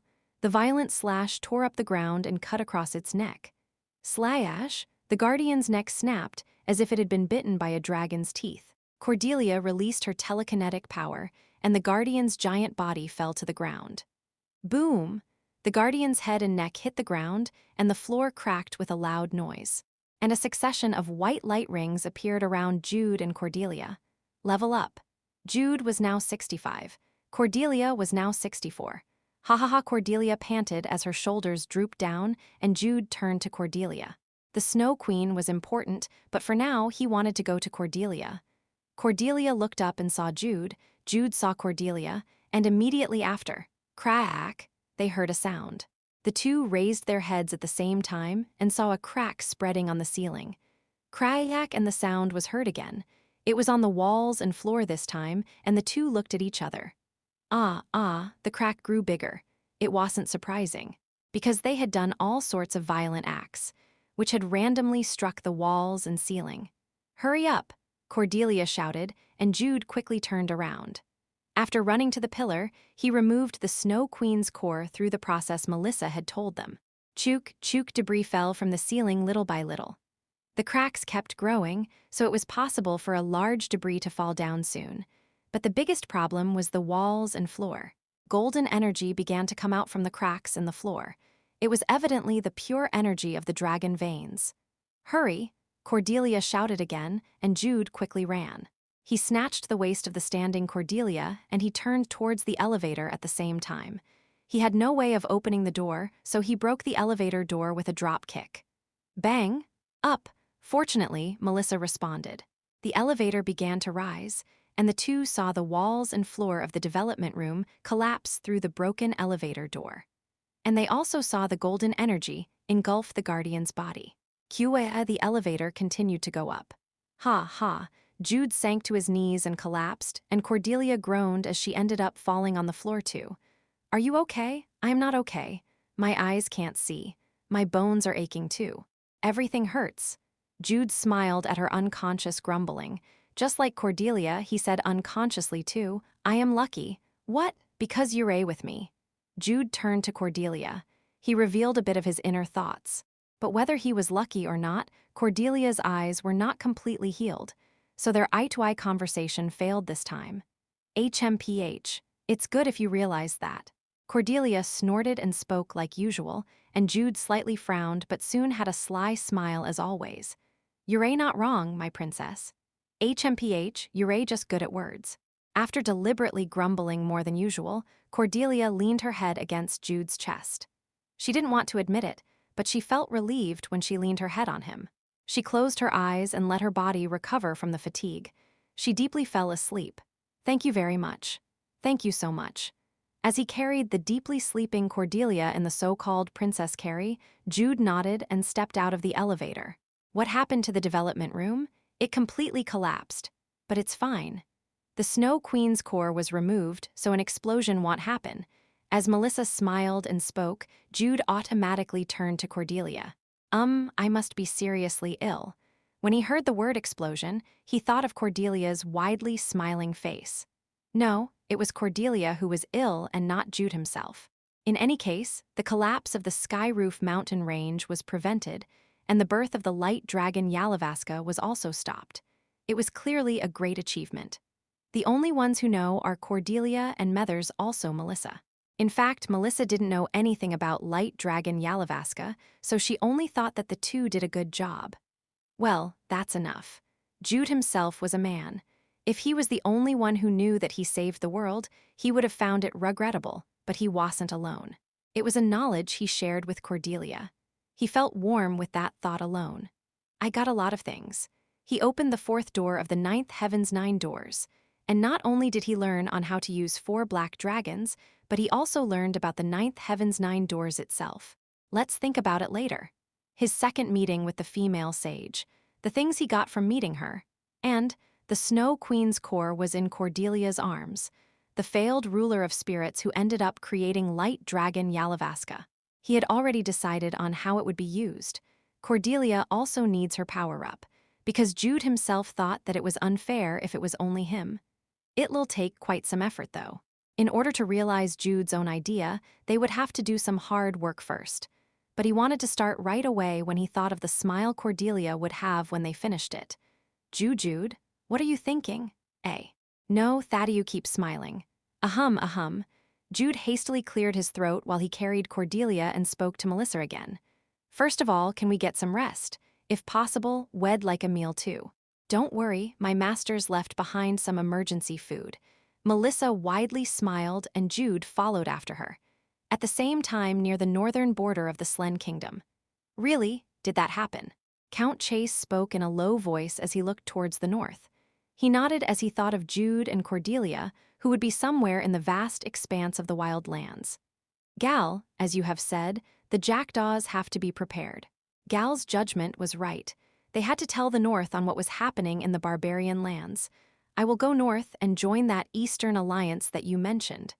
Gal, you go with Adelia to the Thunderdoom Fortress. I understand. It was as he had expected, but what would happen next was unexpected for Gal. By the way, Gal, yes, Count. As I see you again, you look weak and frail. You don't have strength. Unlike Jude, Gal couldn't adapt to Count Chase. Therefore, Count Chase clicked his tongue and opened the space expansion bag. It would take a while until they met again if they parted here. Even if it was a little awkward, he had to settle this at once. Are you eating properly? You're not starving Adelia, right? That sword is old. I don't think it can be fixed. Count. Gal blinked his eyes because he didn't understand what the Count was talking about, but Adelia covered her face with both hands and screamed in her mind. Dad? She was embarrassed. She was very, very embarrassed. But she didn't think of stopping him. Why would she stop it if her father would be giving something to Gal? Count Chase's bizarre nitpicking continued. Gal looked in disbelief as the bag in front of him increased into 2, and Adelia sat down as she was at a loss on what to do. A dozen minutes passed like that. After Gal and Adelia's luggage multiplied by several times, Count Chase saw them off as they headed to Thunderdoom Fortress, and he turned around to go his way. He then headed to the north. Chapter 113 Joining. The main forces of the east and west headed towards Snow Breeze Plain. If they continued moving forward, the two sides would face each other 3 days from now. Morale was very high on both sides. The East had a great cause of saving the wild lands from the demon followers. The wild gods were also with them, so their morale couldn't be low. But we shall win. There was a reason why the morale of the West was high. Since its first military expedition, the Angry Bull tribe had never been defeated. Their wins and victories kept piling up like a mountain, giving confidence to the Angry Bull tribe but fear to the defeated and absorbed tribes. In the end, it's a head-on fight. The pitched battle in Snow Breeze Plain would determine the fate of the wild lands. However, Hurricane, a high-ranking demonic human of the Devil's Eye and the one in charge of the plan in the wild lands, suppressed his angry voice from coming out. The reason was simple. They were annihilated. The demonic humans and troops he had prepared to infiltrate and corrupt the Eastern Dragon Veins were annihilated. At first, he thought there was a problem with the demon record, because 7 mid-ranking demonic humans suddenly disappeared, but it wasn't that. 7 mid-ranking demonic humans really died and disappeared. There's only one possibility.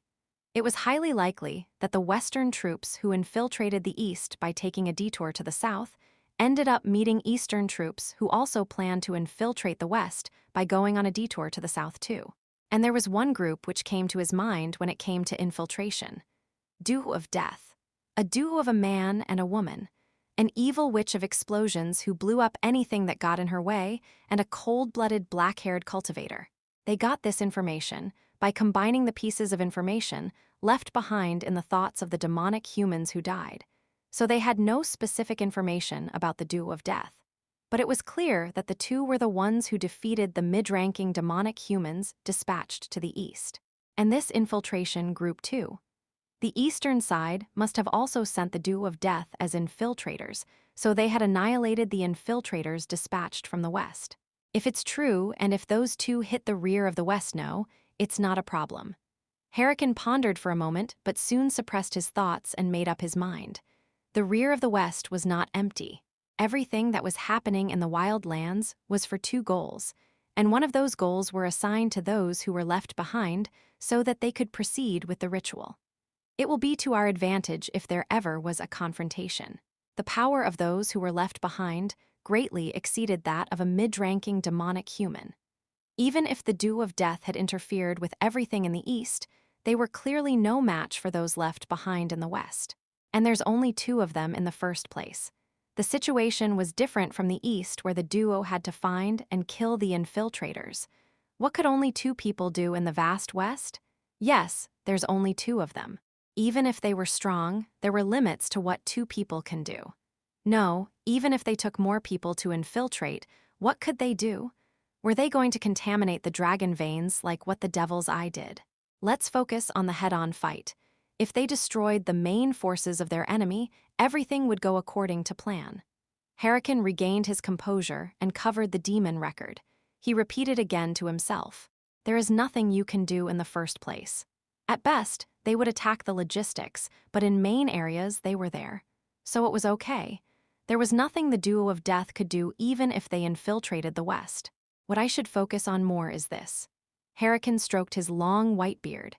He sharply looked at the east with his compound eyes like that of an insect. The sleeping Cordelia, who was curled up on the bed and drooling, suddenly raised her upper body and shouted. Explosion, her shout seemed like a response to something. And Jude thought after he had entered the room at that perfect timing. What the hell were you dreaming of? What kind of dream did she had that made her talk in her sleep and shout explosion? Jude had a hunch, but decided not to think too much about it as he approached Cordelia. "My princess, are you awake?" At his gentle question, Cordelia replied by sniffing with her nose, because she smelled something delicious. "Oh, Cordelia said in a blank voice as she sniffed and began stretching her arms. She seemed to have woken up. Cordelia's waist bent like a bow as she did some stretching. Instead of falling down, she leaned forward and said in a still sleepy voice, "Jude, you're there, right?" She could smell Jude together with the delicious smell. Despite catching his scent, Cordelia asked in confirmation because of her eyes, "I am here. Can you still not see?" My sight is worse than before." Cordelia's blue eyes didn't have any focus. Jude frowned and replied, "Melissa said that it's a temporary disability caused by straining yourself. But all your external wounds have been perfectly healed, so you'll recover in time. That's a relief." She was pretending to be calm, but she was also scared of the possibility that she wouldn't be able to see permanently. "But I can feel that something's growing. If I become stronger than I am now, I think I'll be able to use the evil eye of paralysis without any difficulty." In the beginning, she had to make eye contact with the specific target in order to paralyze it, but now she could paralyze anyone within her line of sight at the same time. The duration of the paralysis was obviously shorter, and she lost her eyesight as a price, but her skill had clearly grown. Ha, even if I tell you not to overdo it, you wouldn't listen. No, wasn't it my fault in the first place that she overworked herself? Jude sighed and sat in a chair next to Cordelia's bed. He placed the tray he was carrying onto the bed. It smells good. What food is it? It's soup. Cordelia's face brightened at Jude's answer. Wow, I am really hungry. She reflexively pat her stomach before her hands groped and touched the air. She seemed to be looking for the tray and spoon, so Jude clicked his tongue and said as he grabbed Cordelia's wrist. Stop, how are you supposed to do it if you can't see it? I'll feed you. Ah, eh? I'll be feeding you, so say ah. Ah, Cordelia blinked at Jude's words. If it was the usual no, if it was the Cordelia back then at Frost Anvil, she would have asked him to feed her and opened her mouth, but it was a little different now. Yim, fine, I think I can eat it with my own hands. Why is he treating me like a kid? Okay, then don't spill it. I can do it. Cordelia said before she focused on her senses. Her eyes weren't completely blind, so as soon as she grasped the position of the tray, she stretched her hand and grabbed the spoon. She then began eating the soup with good skills. How is it? Can you eat well? Being able to eat soup without spilling was not something a 17-year-old girl should be proud of, but he certainly found it admirable that she could do that despite being somewhat blind. Wow, wouldn't it be normal if something spills? This isn't something that people usually train about. While Jude was admiring her, Cordelia felt better and said with a smile. Hee hee, you're not the only one who's good at moving your body, okay. I'm also good at moving my entire body. Tusk, I should have tied your hands. What? Jude pretended not to hear Cordelia's question. With a look of regret, he put away the bib he had intentionally prepared before he spoke again. Now then, listen while you're eating. Wow, this is really delicious. Can I have another bowl? Cordelia continued to eat while Jude spoke. He replied that there were 3 more bowls before he returned to their main topic. First of all, we did a good job. Although the development room collapsed, we secured the core of the Snow Queen. There was no explosion and the dragon vein was safe. Don't be sad. We'd all be dead if it exploded, right? No, I'm not sad. I was just a little disappointed. With a spoon in her mouth, Cordelia made a regretful expression, and Jude wondered how she ended up like that, but soon realized why. Ah, she was originally like this. Because Yellowstorm wasn't called a human disaster for no reason. She had liked explosions and destruction in the first place. Why are you thinking of something strange right now? No, I am thinking about something nice and proper. Anyway, we have prevented the birth of Light Dragon Yalavaska, so one of the 7 major calamities is gone. This may perhaps be the biggest butterfly effect that we have ever done. It's quite unbelievable. If they hadn't gone to the Sky Roof mountain range, if they didn't have the Phoenix's feather, everything led to this result. You can't say that it's all luck. The smiling Jude continued his words. Anyway, we got the Snow Queen's core, right? Now that the development room is gone, we can't just leave it alone in this place. So I've decided that we'll take it. That's a good idea, but did Melissa agree? Of course. Melissa even helped. Jude said, and then lifted up the moonlight that was under the bed. She implanted the Snow Queen's core into the moonlight. Ah, that's right. Moonlight has sockets. The sacred rod originally had socket holes for the purpose of strengthening it, but she was a bit uncertain if the core could be implanted there. However, the implant went more smoothly than she had thought. Perhaps moonlight was also made by Magellan's high elves. In any case, the Snow Queen's core was implanted into moonlight, and as a result, the B-rank moonlight was now reborn as an item with a minimum rank of A, not S or SS, because the Snow Queen's core is imperfect. We don't know what's going to happen if we use it at full power. If we find a way to stabilize it, you may be able to use the same power as Light Dragon Yalavaska one day. Woo! A wand with the same strength as Light Dragon Yalavaska, one of the 7 major calamities. Is it mine? Can I use it then? Heh, I love it. It's a power-up. It was nice that Jude got stronger, but the best thing was that she could become stronger too. Wow, the ice attribute was added, huh? Because it's the Snow Queen. The moon attribute, which could be called the basic attribute of moonlight, was a good match with the ice attribute. I'll be able to use ice magic. You should study then. Yes, teacher. Cordelia cheerfully responded as she put her spoon down and began to grope the sacred rod. And at that perfect moment, Melissa entered the room. "Is your body okay?" "Melissa, is that you, Melissa?" Unlike Jude, Melissa had no smell because she had no substance. When Cordelia asked as she looked in the direction of Melissa's voice, Melissa nodded her head. "Yes, it's me." She warmly responded before standing next to Jude and asking in a low voice, "Jude, have you told her?" "No, I was about to do it now. I will tell her then." "What are you talking about?" The last one was Cordelia. Melissa had a small smile before she spoke. "I am very thankful to the two of you. Because of you two, we were able to avoid the worst." "Ah, that. Heh." Cordelia was weak to praises, so he cheeks quickly turned red. "I've already told Jude, but I'll guide you to a shortcut to cross the mountain range. It's a passage that my masters used." "Oh, really?" "Yes, it's a tunnel through the mountain, so you don't have to go outside. You can also save a lot of time." "Wow, that's the best. Thank you very much." Cordelia was more pleased in being able to avoid the murderous cold than the time being shortened. But Melissa? "Yes, Cordelia. What will Melissa do now then?" I mean, you said that the development room is gone." "Yes, it's gone." "Then, there's nothing for you to do now, right?" Melissa was an artificial spirit that was created to manage the facility where the development room was located. The reason for Melissa's very existence was gone, so at Cordelia's question, Melissa thought as she frowned and then replied with a slightly lonely voice. "But I don't know when my masters will return. I should tell them about what happened here. When they come back, you can write a letter." A letter. "I am leaving because of blank," and so on. Melissa blinked at Cordelia's words, because she had never thought of that. "I am leaving after leaving behind a letter?" "Yes, wouldn't that work?" "No, I mean, you're leaving to find your masters, right? Find them?" "Yes, to find them. Jude and I will be going around the ruins of Magellan anyway." "Then, wouldn't it be possible to meet your masters there? We might also get clues there." Magellan's high elves were beings with a transcendent lifespan, and there were survivors of Magellan in Pleiades, though not as playable characters. We met a few of them in the second half of the game. "So wouldn't it be nice if Melissa went with us?" Cordelia turned to Jude, and Jude understood what Cordelia wanted to say, despite her inability to communicate with her eyes. He nodded and added something more convincing. "You don't have to worry if it's the way to go there.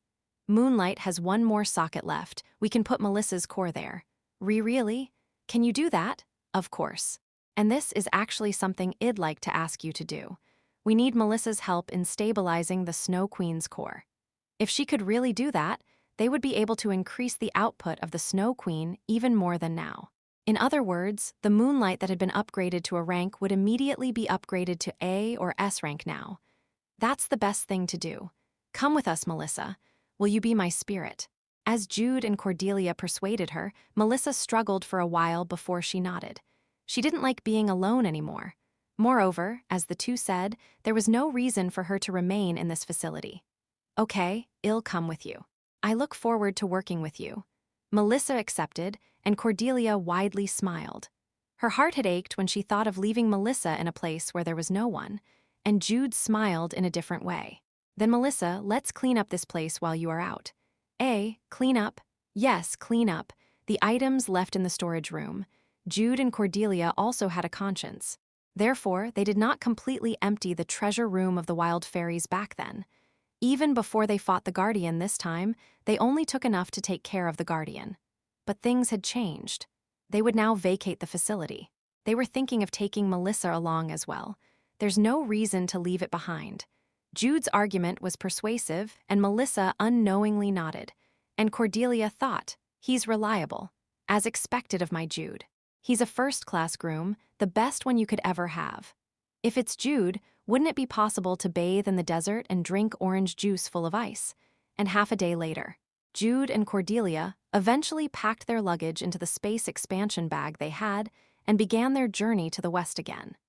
Their purpose was to blow up the contaminated dragon veins and cause confusion. At first glance, it seemed to be a terrorist's goal, but their actions were legal because they had the permission of the landlord. "We have to pop it in a star shape. I'll make it pretty when I blow it up." Cordelia babbled as she moved while her rabbit tail shook, and the love-blind Jude didn't say anything as he just stared. and 2 days later again. The first explosion that heralded the second and third ones had begun. Chapter 114 Twist 1. The Invasion of the Northern Barbarians, a major event that took place in the early part of the game, was more of a background setting than an event that the players actually took part in. Regardless of which PC, playable character one chose, the difference in levels between the PC and the enemies were too large that it was impossible for the PC to actually go to the front line and fight. Therefore, their actual participation came after the Thunderdoom Fortress, guarded by the Jackdaws, fell to the barbarians and demon followers, wherein the PC escaped or entered the devastated northern part of the Slen Kingdom. Each playable character faced a different enemy. There were the fallen wild gods that Jude did not know were the wild gods back then because there was no information about them in the game. Likewise, there were the corrupted barbarian warriors who became the puppets of the demons. If one chose the Jude route, they would face Violent Avalanche and Sun Song. And if one chose the Cordelia route, they would face the fallen Gentle Snow Breeze and the Fine Snow and Clear Snow Brothers. And the enemies you'd face regardless of which character you chose. The ones who led the Northern Barbarian invasion and conquered the North had caused confusion and fear.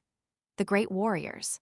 They were special barbarian warriors, including 7 horns, the chieftain of the Angry Bull tribe, and were in fact equivalent to mid-bosses in the northern barbarian part of the game. And Hurricane, a high-ranking demonic human of the Devil's Eye one would meet in the beginning and the end of the northern barbarian invasion. He was the first high-ranking demonic human one would encounter if they normally proceeded, and was like a kind of wall that clearly informed the players of the difference between a high-ranking and a mid-ranking demonic human. The last one, the final boss of the northern barbarian part, one of Overlord Belial's henchmen, the Great Demon Creamler, the demon of the magic sword who killed Count Bayer and Gal Bayer, as well as Count Chase. He was the strongest enemy in the north that Jude and Cordelia must stop. The eastern and western forces who were steadily moving towards Snow Breeze Plain stopped marching at a certain point, as if the two sides had an agreement with each other. They were at the point where both sides had the Snow Breeze Plain in their sight. They built their strongpoints, and there was no communication between the two sides, but the eastern and western forces knew. Tomorrow morning, the wheel of fate of the wild lands would begin turning. We will win. At the words of Sun Song, Red Wind awkwardly smiled as he looked at the Snow Breeze Plain with a nervous face. She wanted to brightly smile like Cordelia, but it was impossible for her. This was her first war. This was her first time in the front lines with so many people, so she was scared. Frankly, she was afraid. Thus, she had a very frightened expression on her face. It's natural to be scared. It was the same when I first went to the front lines. No, it was more than you. I am only saying this to you here, but I wanted to run away at that time. Red Wind's eyes widely opened when she heard Sun Song speaking quietly. Although she had won with the help of Jude and Cordelia, she would clearly be defeated 9 out of 10 times if she fought Sun Song now again. He was a strong and seasoned warrior. He seemed to have been courageous since birth, so she couldn't imagine him being young and weak. But there was a time when he was a baby, and there was a time when he was a novice. But you have to overcome it.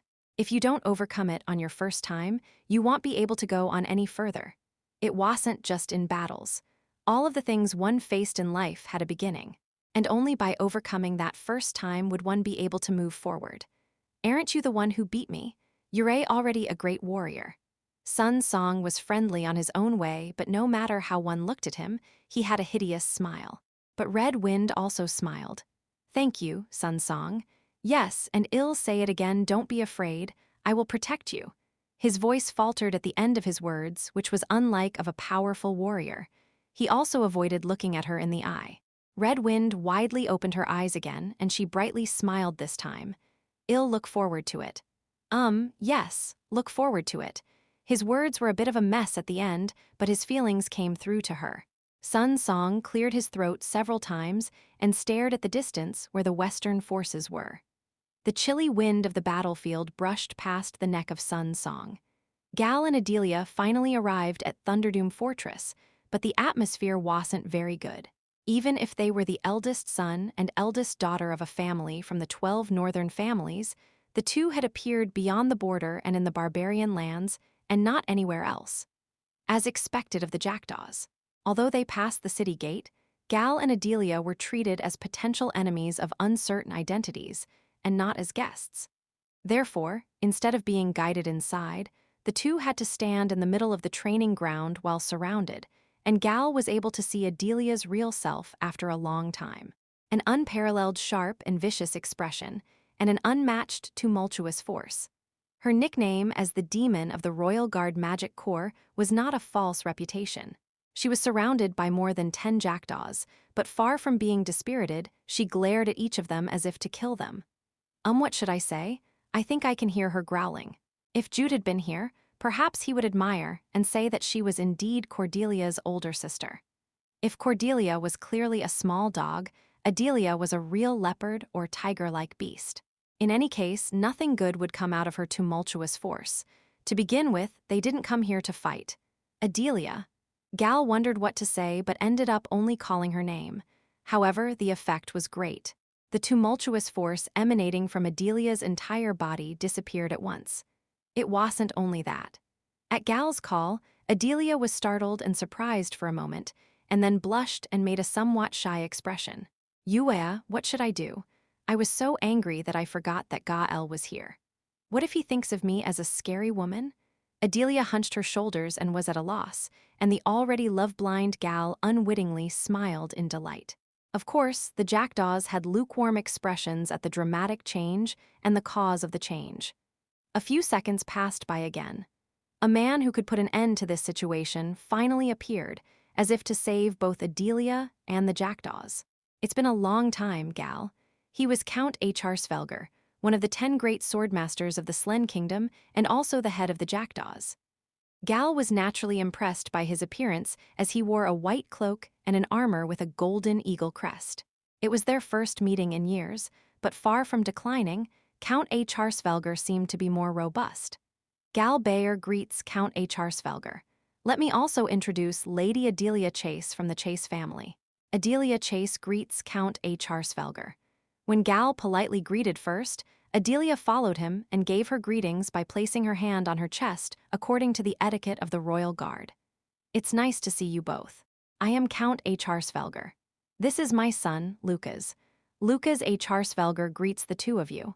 Standing next to Count H.R. Svelger was Lucas, who gave his greetings by thumping his chest with his fist like how knights do. He had met Gal once at Langesthay, but this was his first time in meeting Adelia. Let's talk in detail inside.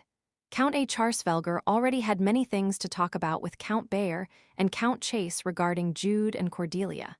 However, Gal and Adelia's problem was added to it, because the two had crossed the border from the barbaric land side and not anywhere else. I'll tell you all about it. Yes, you will have to. Count H.R. Svelger quietly answered and turned around, and Lucas, who had a face full of questions, also hurriedly turned around. And Gal and Adelia looked at each other. I'll do the talking. Yes, I will protect Lord Gal too. Their conversation with the eyes failed again. But the two did not know about that fact and just smiled at the same time before they began walking with satisfied faces. Chapter 115 Twist 2 Great Warrior Garamaru. He was originally a powerful spirit warrior, but completely changed after accepting Overlord Belial's power through Hurricane. He extinguished the spirits that were no different from his kin with his own hands, and accepted the ancient evil spirits, thus becoming a powerful being who knew many ancient secret arts. He was quite unusual even in the game. It was the great warriors, and not the chieftains of each tribe, who led the barbarians in the destruction of the northern part of the Slen Kingdom. Therefore, they reigned as rulers of the north, and were not meant to be encountered in the early stages of the northern barbarian event. Fighting them would only lead to death, because the level difference was so great. The playable characters' levels were bound to be low since the Northern Barbarian event itself was an event that took place in the early stages of the game. Though Cordelia had relatively enough time to level up then, she still had a low level because the time skip a few months have passed since then suddenly appeared in her route. On the other hand, Jude had begun his route right before the Northern Barbarian event started, so his level was obviously low too. 20 minutes, 30 levels at most. And the levels of the warriors were around 65. There was such a disparity that no one would think of trying it given the odds of winning.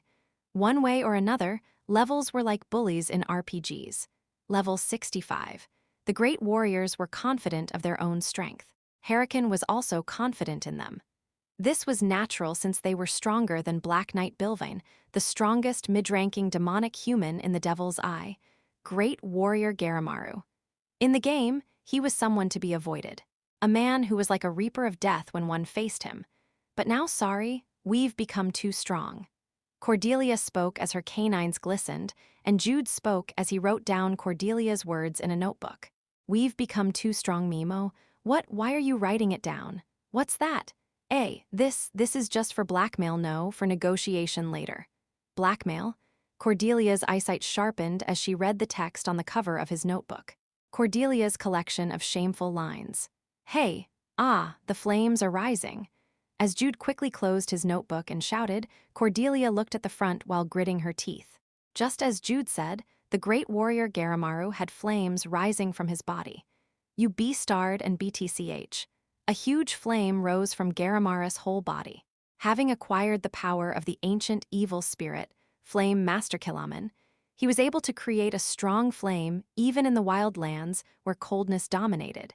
And it was also possible for him to quickly turn the surrounding area into a land of scorching heat. He then glared at Jude and Cordelia. Once again, he tried to burn everything with the flames of hell. You, he roared, and Cordelia chanted the spell. And what happened afterwards, you B-stards? Splash.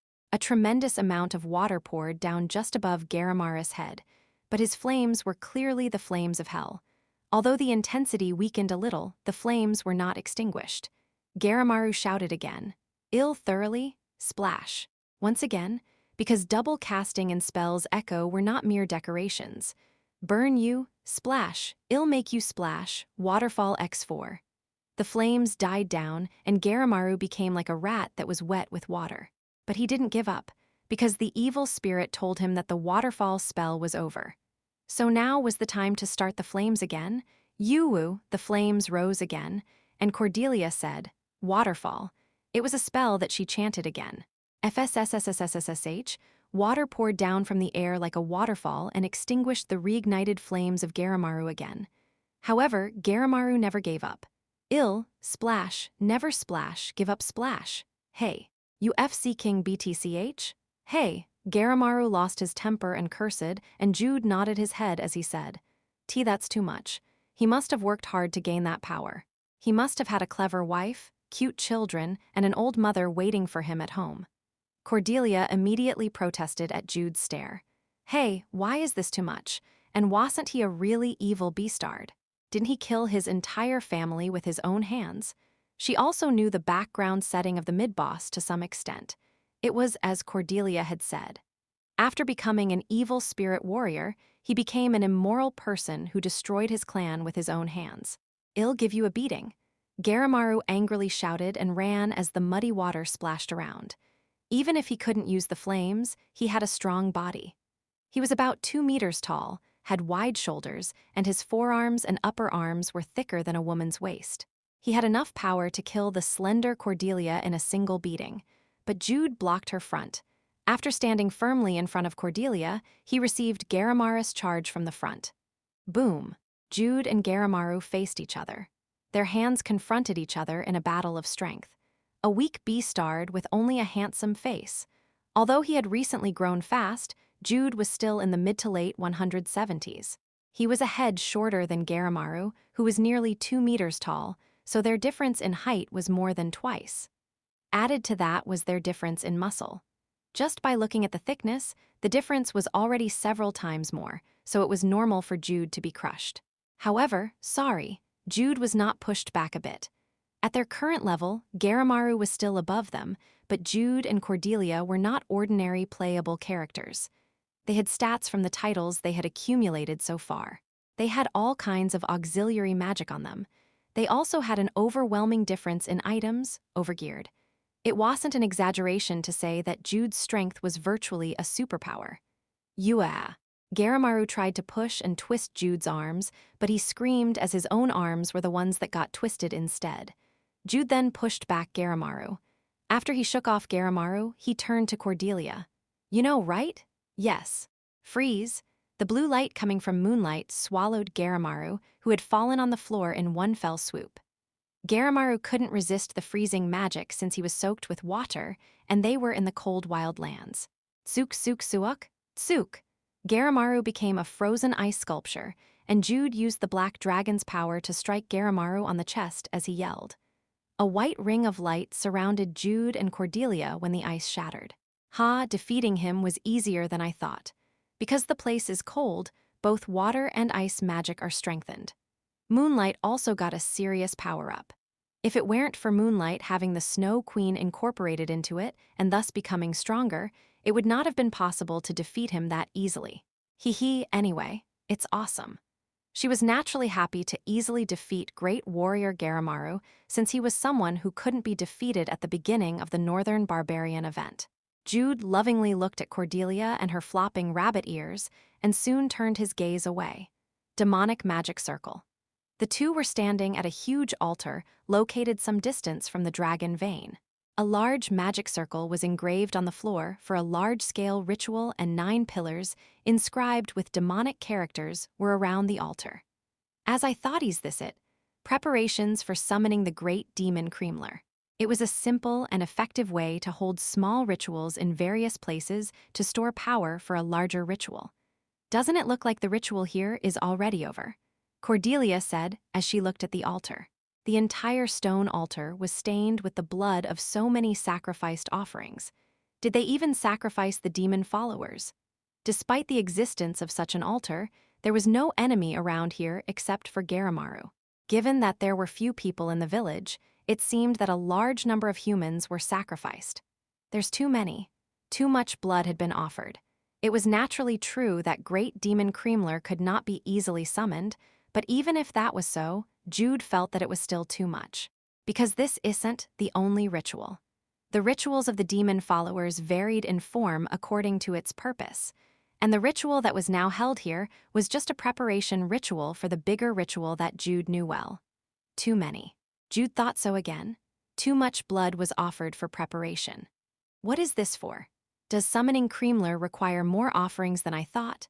Or the preparation ritual was not conducted by all of the great warriors, but only a few, including Garamaru, and the preparation rituals that had to be done in 5 places were only conducted in 3 places, so more blood had to be given.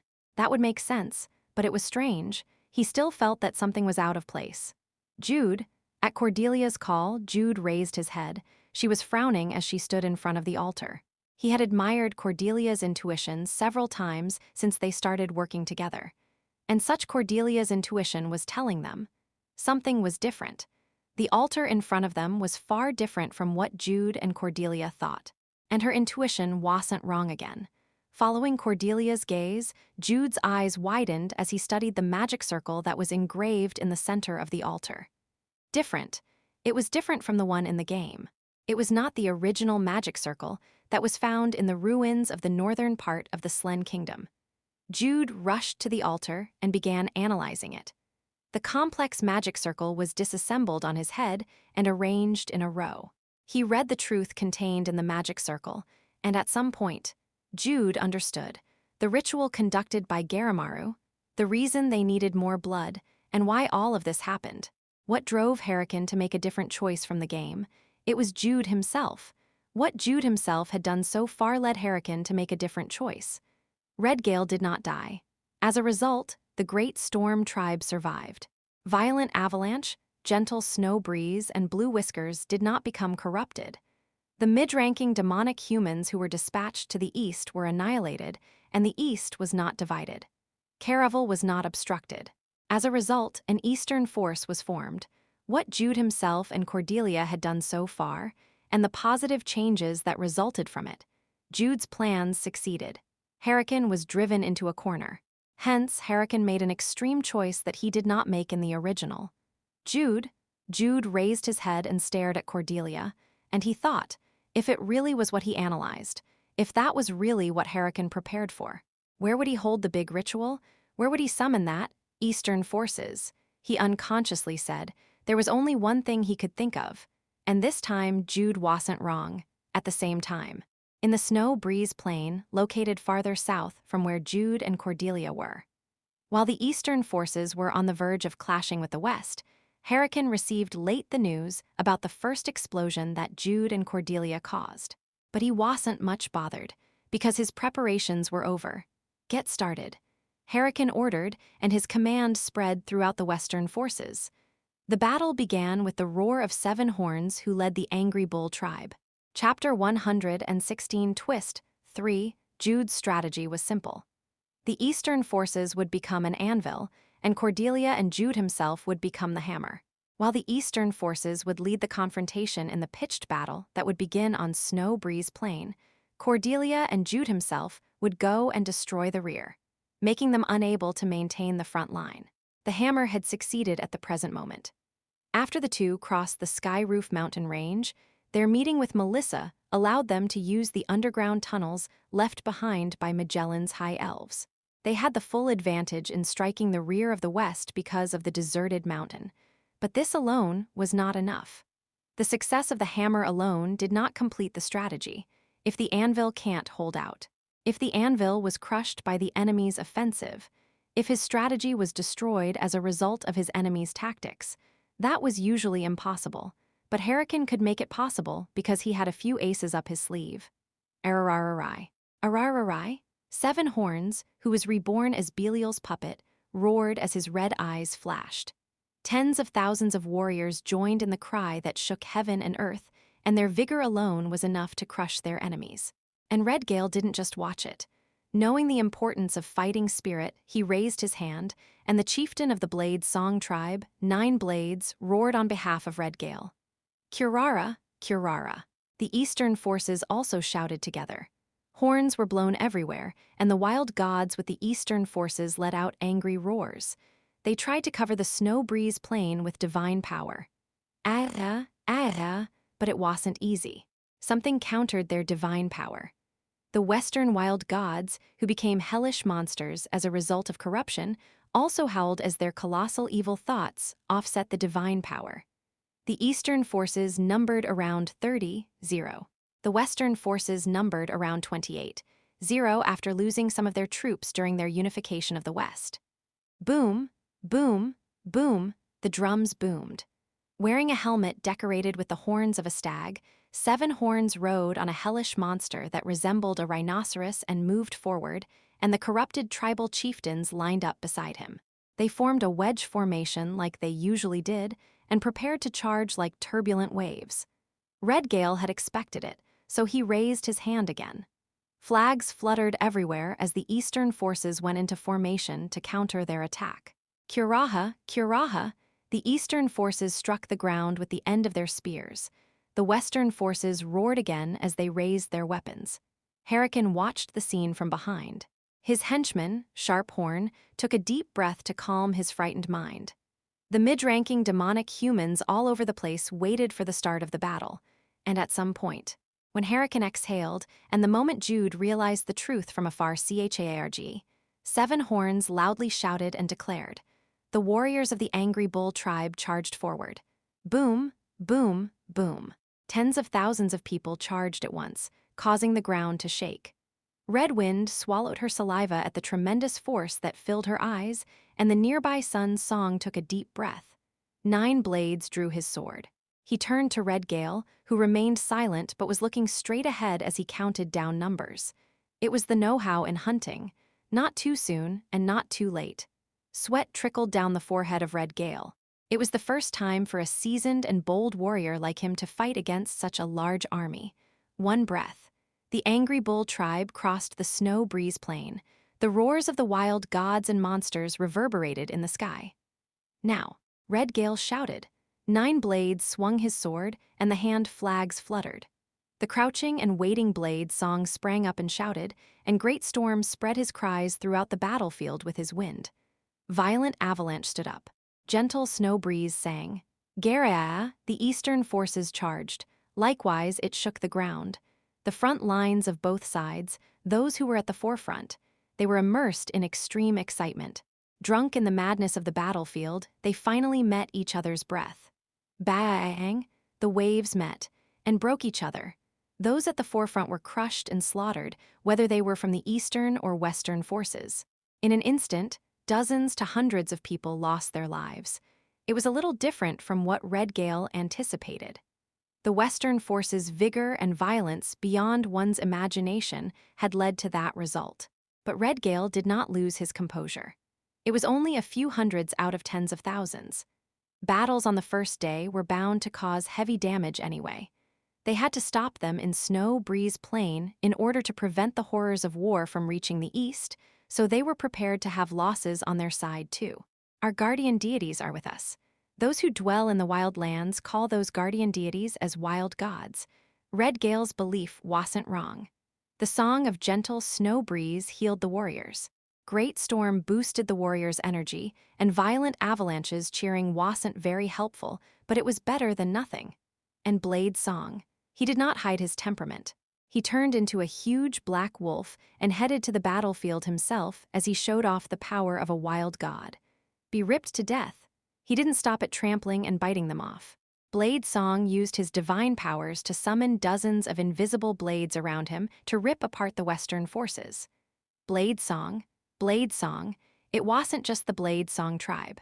The Eastern forces loudly cheered, and Blade's song felt better as he went around the battlefield. Red Wind also fought hard. Instead of going to the front line, she used the phoenix in a place somewhat behind it, and her gaze was drawn to the back of Sun's song who fought at the forefront. Great Storm headed up to Sky after reverting his true form of a giant bird. From there, he monitored the entire battlefield and conveyed what he saw to Red Gale. Although the battle between the Eastern and Western forces were violent enough that those in the front lines were crushed, it had now entered a lull. Instead of people dying one after another, they were just pushing each other away. It wasn't bad. The Western forces did not make any tactical maneuvers. There was no mobile unit in the back, nor was there anything unusual in the reserve. It was just a thoughtless charge. Perhaps we can do it. Would we be able to destroy the Western forces altogether instead of just holding our ground? Both ends of the Eastern forces stealthily headed toward the front. They intended to besiege the Western forces, who was thoughtlessly attempting to break through the front. If they succeeded in their besiegement, Great Storm thought that they would be greatly victorious. The song of gentle snow breeze reminded him of a victory song, and Hurricane looked up at the sky. Hurricane saw Great Storm, the beautiful white bird looking down from above before he moved his hand. Do it, the ritual, what they had been preparing for. Sharphorn lifted the flag.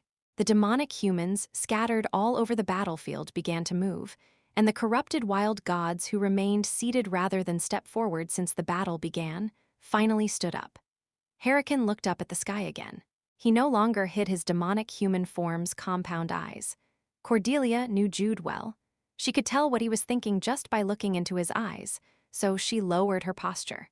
She sat in front of the altar and made eye contact with Jude, who had a stupefied look on his face. Jude, she called him again. Jude came to his senses and stared at Cordelia, who looked at him again instead of talking. Jude took a deep breath. He calmed down after doing that several times. He returned to the Jude that Cordelia knew well. What kind of ritual is it? It was not a ritual to summon the great demon Creamler. Cordelia could understand that much. Jude opened his mouth. He told her what he found out, and soon after, Cordelia's intuition felt it. Her instincts told her. The Eastern forces would be defeated. They wouldn't be able to beat the Western forces. And as always, her intuition wasn't wrong. Hurricane easily captured the wild lands in the original scenario. Almost all of the wild gods in the West and East were corrupted and went under his command, and Red Gale and the other rebellious chieftains were purged, so the barbarians were united into a single army. Therefore, the headquarters of the Devil's Eye in the Argon Empire did not interfere with Hurricane's movements. Rather, they did not spare their support for him.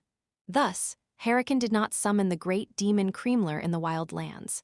He unified the barbarians, who together with the corrupted wild gods, destroyed the northern border area of the Slen Kingdom before Creamler was summoned. He didn't need to do it before. It wasn't until the two swordsmen, Count Bayer and Count H.R. Svelger, defeated the barbarian chieftains as well as the corrupted wild gods, did he have enough losses? But everything had changed. Jude and Cordelia made it that way. Hurricane was cornered and made a choice that he did not make in the original. Oh, Belial, Hurricane creepily smiled. The West was virtually devastated. All were sacrificed, except for the great warriors on the battlefield and the minimum number of personnel for rear support. A river of blood flowed at the ritual conducted by the great warriors. No one will be spared. The wild gods. All the firewood would be burned. In front of Hurricane. In a place located a little behind the battle between the Western and Eastern forces, at a point where both ends of the Eastern forces were slowly approaching. The corrupted wild gods gathered there.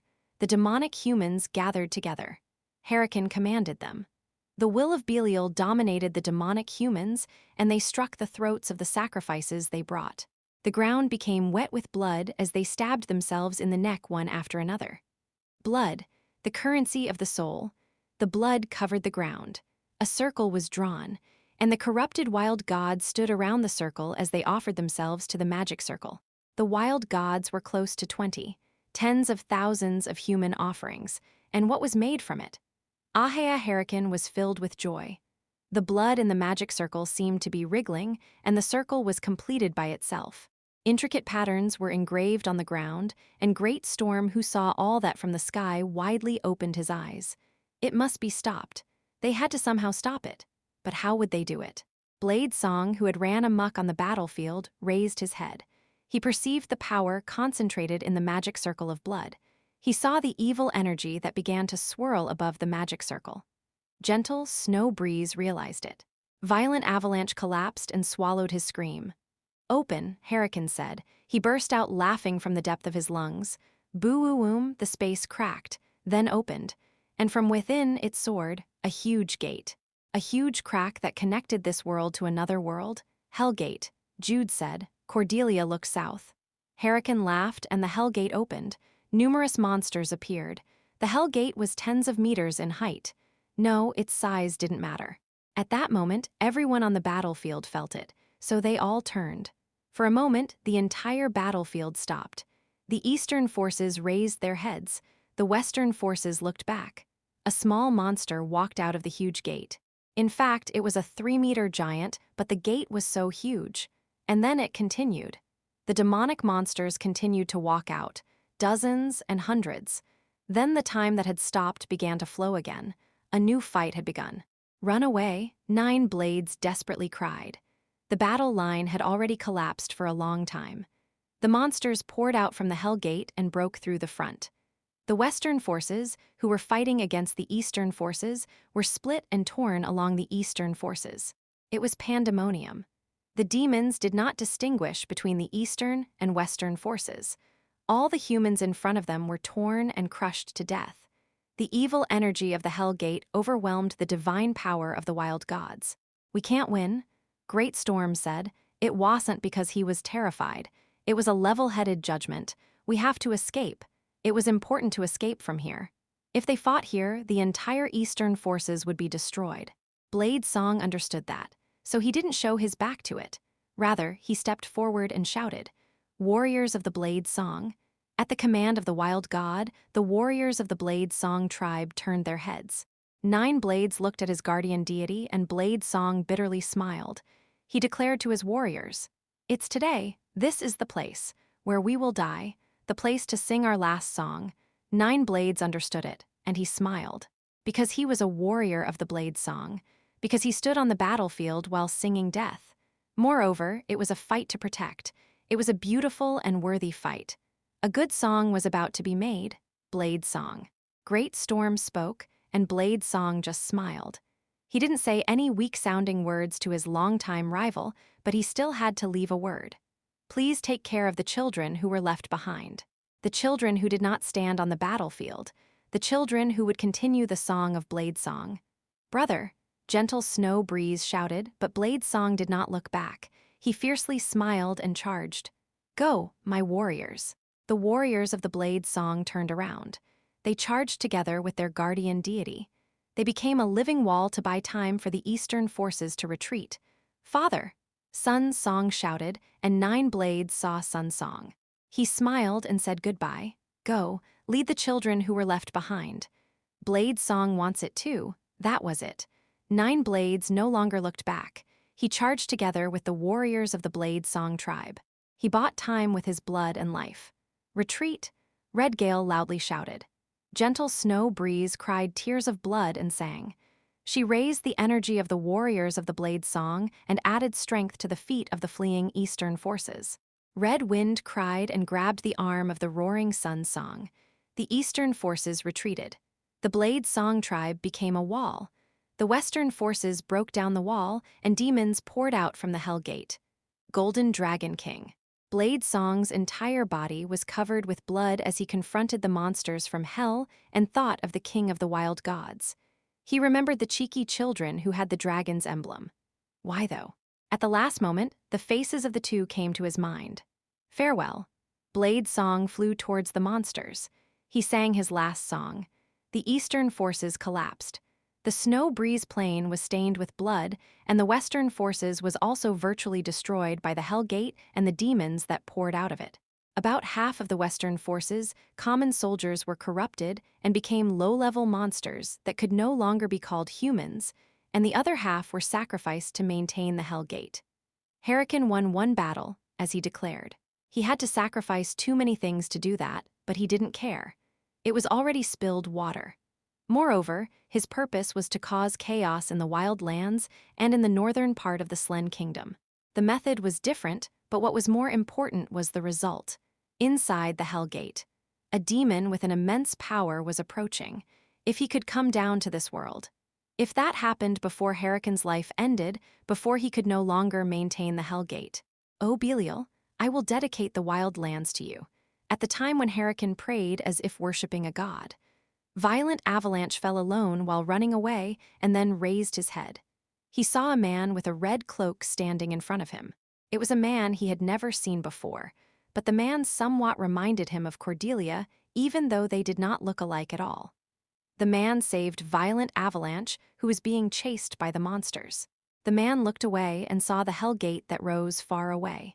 Having deeply studied the tragedy of the Paragon Kingdom, he knew about the Hell Gate. Cordelia. The man spoke in a low voice, and Count Chase turned to Violent Avalanche. And at the same time, at the edge of the east, a place called the Sacred Place. Blue Whiskers shriveled at the terrifying aura he felt in the west and raised his head as he looked at his back. He hastily flew into the temple, and he faced that person. The white wings of the angel spread out. The angel who washed away the aura of hell opened her eyes. Lena Ainsberg, one of the 5 heroes who ended the tragedy of the Paragon Kingdom. She woke up and looked west. Chapter 117, Holy Angel 1, Hell Gate. It wasn't something unfamiliar to them. The chances of seeing the Hell Gate in the Legend of Heroes series were surprisingly numerous, but the timing was wrong. Only one gate appeared in the first episode of Legend of Heroes. Demon Prince Bakehazel, the final boss who caused the tragedy of the Paragon Kingdom. The last battle in the first episode involved defeating him and closing the Hell Gate he opened. The next one was in the middle of the second episode. Opening the Hell Gate on this world was by no means ordinary. In addition to numerous offerings, a catalyst was needed in order to open the Hell Gate. Catalyst. Things that came together with the overlords of hell when they descended on this world in the past. The catalysts varied in form and were different from each other, but they were not common. Even in large organizations like the Devil's Hand or Devil's Eye, there were only 1 to 2 catalysts that could open the Hell Gate. Lena's situation was different. The Hell Gate that opened in Endymion was not summoned in the usual way. A link had formed when Lena escaped from hell and returned to this world. Therefore, it differed from the usual Hell Gate in several ways. The Hell Gate was opened in the opposite way from hell to this world and not from this world to hell. So the Hell Gate remained open because it could replenish its power from hell without any additional support sacrifices. But that's not it. He didn't do that. Jude stared at the altar once again. He interpreted the disassembled magic circle in his head. It was the usual Hell Gate. It was like the one he saw several times in Legend of Heroes 2. It can't be kept open for a long time. It needed power to maintain the Hell Gate. If the Hell Gate was opened on Snow Breeze Plain as Jude had thought, there would be no other means to maintain it other than through sacrificial offerings. About a week at most. There would naturally be some miscalculation because he inferred it from the various events in the game, but the difference wouldn't be that great. Did I go too far? No, did he turn the board upside down? Basically, Jude and Hurricane are playing a game of chess and Hurricane's plans are losing to Jude's strategy, so he turned the board upside down. There were few opportunities to summon the Hell Gate. In the game, instead of summoning the Hell Gate, Hurricane corrupted the wild gods and took control of the barbarians before attacking the northern part of the kingdom, because it was much more efficient. He opened the Hell Gate after destroying the northern part and attacking the royal capital. Which would be more effective, opening the Hell Gate in the wild lands or opening it in the royal capital of the Slen Kingdom? He didn't even have to think about the answer. It was definitely the latter. To begin with, he had no information if Hurricane had a catalyst, but it made sense. Even Jude himself wouldn't waste the catalyst in that way. The best way was to summon the Hell Gate in a key place after subduing the wild lands, the barbarians, and the northern part of the Slen Kingdom. But he didn't do that, because Jude himself had obviously interfered with Hurricane's plans every time. Compared to the game, Hurricane was currently in a very bad situation. But summoning the Hell Gate was excessive. This was almost a desperate move on Hurricane's side. It meant that he gave up most of the power in the wild lands that he had secured. Why? Wasn't it better to have the Western and Eastern forces fight? Why did Hurricane give up the fight? There was a reason. An incident that changed Hurricane's mind that Jude didn't know about yet. Gal and Adelia.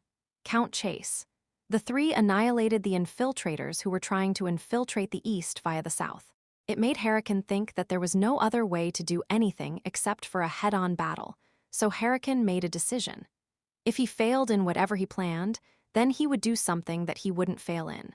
He would do something that his enemies couldn't stop, because that was better than a complete failure. That was the time he turned the board upside down. The power of the wild lands had already been cut in half. In his situation, even if the Eastern forces were defeated in the head-on battle, the damage would be too great. He wouldn't be able to properly carry out his original plan with just half of the power. So he flipped the board. He created a new board, but Jude didn't know about that even if he was a rotten water. Therefore, Jude stopped worrying about it. He needed information first. Their present location was not a good place to keep thinking about it. Cordelia immediately responded to Jude's call. She also had a stiff face as she was worried about it in her own way. Let's move for now. Yes, she had to brighten up at times like this. Cordelia energetically responded on purpose and took the lead. He didn't tell her where their destination was, but there was only one place to go in this situation. The underground passage left by the High Elves of Magellan. Melissa gave them information that was not available in the game.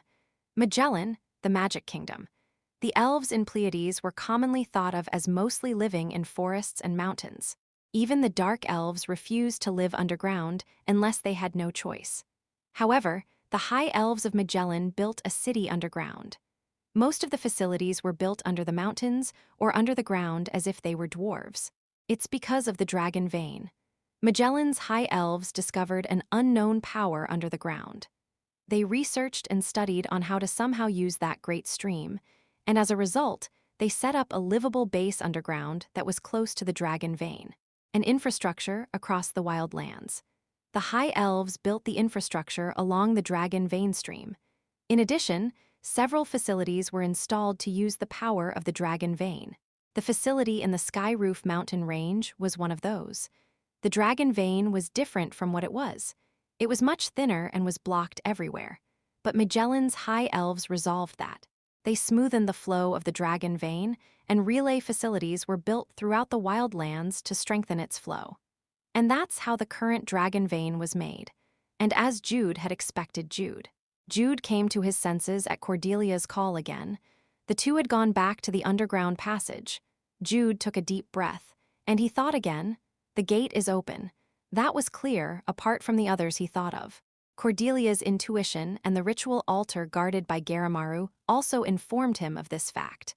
What should we do now? Should we break the western dragon veins as planned? We don't have enough time. The reasons for opening the Hell Gate in the game all led to one answer: to call out a mighty being to this world who couldn't be summoned in the usual way. Hurricane went overboard. He opened the Hell Gate using several catalysts from the Devil's Eye. If so, he wouldn't be satisfied with someone on the level of Creamler. He would try to call someone higher than Creamler to this world. How many days would that take? If he calculated the time required compared to the other events in the game, 5 days at most. If it was short, 3 to 4 days. Then, it was impossible for them. Even if they used the High Elves' tunnels that they had opened, they wouldn't be able to make it. The Wild Lands was too wide for them. Town Portal. A space leaping door that was used by the High Elves. According to Melissa's investigation, there were still a few functional space leaping doors in the west. They would be able to immediately return to the east once they got to that door. But there was no way to directly go to that door from here. Going there would consume time anyway. Jude's thoughts deepened. He thought and thought again, and Cordelia saw such Jude. She groaned and began to worry about it like him. Is there any other way? Maybe there's a solution. Yoo. This kind of thinking didn't suit her, nor was it something she liked to do. So Cordelia groaned and repeatedly stomped her feet. But she didn't stop thinking. And at some point... Cordelia raised her head. She grabbed Jude's shoulder in a hurry. After forcibly pulling out the struggling Jude from the pit of thoughts that he had sunk into, she talked about the idea that came to her mind. What do you think? It wasn't a specific idea. Just one idea. Jude stared at Cordelia. He didn't blink once, and in response, Cordelia's shoulders drooped and she made a glum expression. Was that not it? What was I thinking? I guess it's not something I should think about. So when Cordelia began to be dispirited, Jude unexpectedly burst into laughter. He brightly smiled and hugged Cordelia all of a sudden. Jude, you're the best. My princess, my angel. What? My what? The grossed out Cordelia got goosebumps at his choice of words, but Jude didn't care much about it. He tried to resume his thoughts again to make Cordelia's idea a reality. But at that very moment, Jude and Cordelia looked at each other again. They focused on the voice they heard in their minds. Thanks to the heroic sacrifice of Blade Song, the Eastern forces were able to leave the battlefield. But too much blood had already been shed. But even so, Great Storm looked towards the west with sunken eyes. He stared at the Hell Gate located far away that was radiating a chaotic aura even at this moment. He was at a great distance. But his eyes could see at a far distance from up high. He could still see the monsters crawling out of the Hell Gate at this time. That was why he declared, "It must be closed." Great Storm didn't know much about the Hell Gate. Only a few wild gods remembered the days when the Magic Kingdom Magellan fought the Overlord of Hell. Excluding the Golden Dragon King, there was no other wild god at that time who was active at the present moment. Therefore, the wild gods didn't know much about the demons. They couldn't even guess how long the Hell Gate could be maintained and what beings would come out of it, so they thought of a more resolute response. At any cost. If the Hell Gate stayed as it is, if more demons came out of it, the Wild Lands would cease to exist. It would just become a small hell ruled by the demons from hell. Brother, Violent Avalanche Great Storm looked at his back. Gentle Snow Breeze's face was filled with tears as she sniffled. She didn't like Blade Song very much, but that didn't mean she deeply hated him. But Blade Song had saved everyone and died. He made a heroic sacrifice. Even his tribe, and even the numerous children in the Wild Lands. And even Violent Avalanche's whereabouts were unknown now. Gentle Snow Breeze's tears did not dry out. She couldn't stop crying. But Great Storm reached out to her for a moment and wiped her tears. He said with a forced smile, "He will be fine. He's a wild god even if he had lost his powers. He has lived far longer than we have. He just took the wrong road and didn't lose his life." "Is that so?" "Yes, it is. Yes, it is." Great Storm hugged Gentle Snow Breeze and patted her back. It was like he was soothing a child, but Gentle Snow Breeze was actually taller than Great Storm in terms of their human forms, though that didn't matter to them. She held back her tears in the arms of Great Storm. "We must gather the wild gods." Every single wild god in the east had to be gathered. The surviving main force and the remaining troops in the east had to be combined in order to form the final do-or-die army. Blade Song and his children sacrificed their lives to give the East, the Wild Lands, one more chance, so they had to live up to their songs. Gentle snow breeze, gather the children. Gather the wild gods. Gentle snow breeze nodded. She wiped her face several times before she turned around and ran. Great Storm gazed at the back of Gentle Snow Breeze. He then turned around and looked at the west. Hellgate. It reminded Great Storm of Blade Song. He remembered the wild gods of the west that he hadn't seen for a long time. All of them were dead. And now, more wild gods might die, but even so, it's our calling to protect the wild lands. Great Storm let out a cold breath. He prepared for the final battle. Hurricane stared at the Hellgate. The creepy aura of hell gave him a new power. Hurricane smiled. His stronger power had now allowed him to sense someone approaching from beyond the Hellgate. He paid his respects to it. Demon Prince, a demon with a title. It surpassed the great demon Creamler and was a being in the same class as Baykazel, who caused the tragedy of the Paragon Kingdom in the past. Hurricane's smile turned wry. His thoughts had changed too, perhaps because of the aura of hell. Indeed, this was my calling. So what if it wasn't the royal capital of the Slen Kingdom? It would be enough if the demon prince descended. He would lead the demons and end the wild lands. They would then advance to the Slen Kingdom. The demons and monster that came out from the Hell Gate did not go through a contract process. Therefore, they did not follow or were under Hurricane. But that didn't matter to Hurricane, because the demons and monsters knew it. The demon prince was coming. It was their calling to follow its command. Master Hurricane. Hurricane turned to the voice that was mixed with fear. The ever-faithful Sharphorn looked at him with eyes full of hesitation. Sharphorn couldn't help it. The Western forces were destroyed, and the angry bull tribe who accepted the aura of hell had now become creatures that could no longer be called humans. Even at this moment, human offerings continued to be offered in order to maintain the Hell Gate. Hurricane looked at Sharphorn. Sharphorn was no longer a human too. He was close to a monster. His human mind still remained, but it was only a matter of time. So Hurricane showed him a little mercy and told him the words that he wanted to hear. Not bad. You did well. It will be fine if you follow me as always. Sharphorn nodded at Hurricane's words. He let go of his fear and blindly believed in Hurricane's words. He wouldn't be able to withstand the current situation otherwise. Just wait. For the greater glory shall be with us. Hurricane brightly smiled and looked at the Hell Gate again.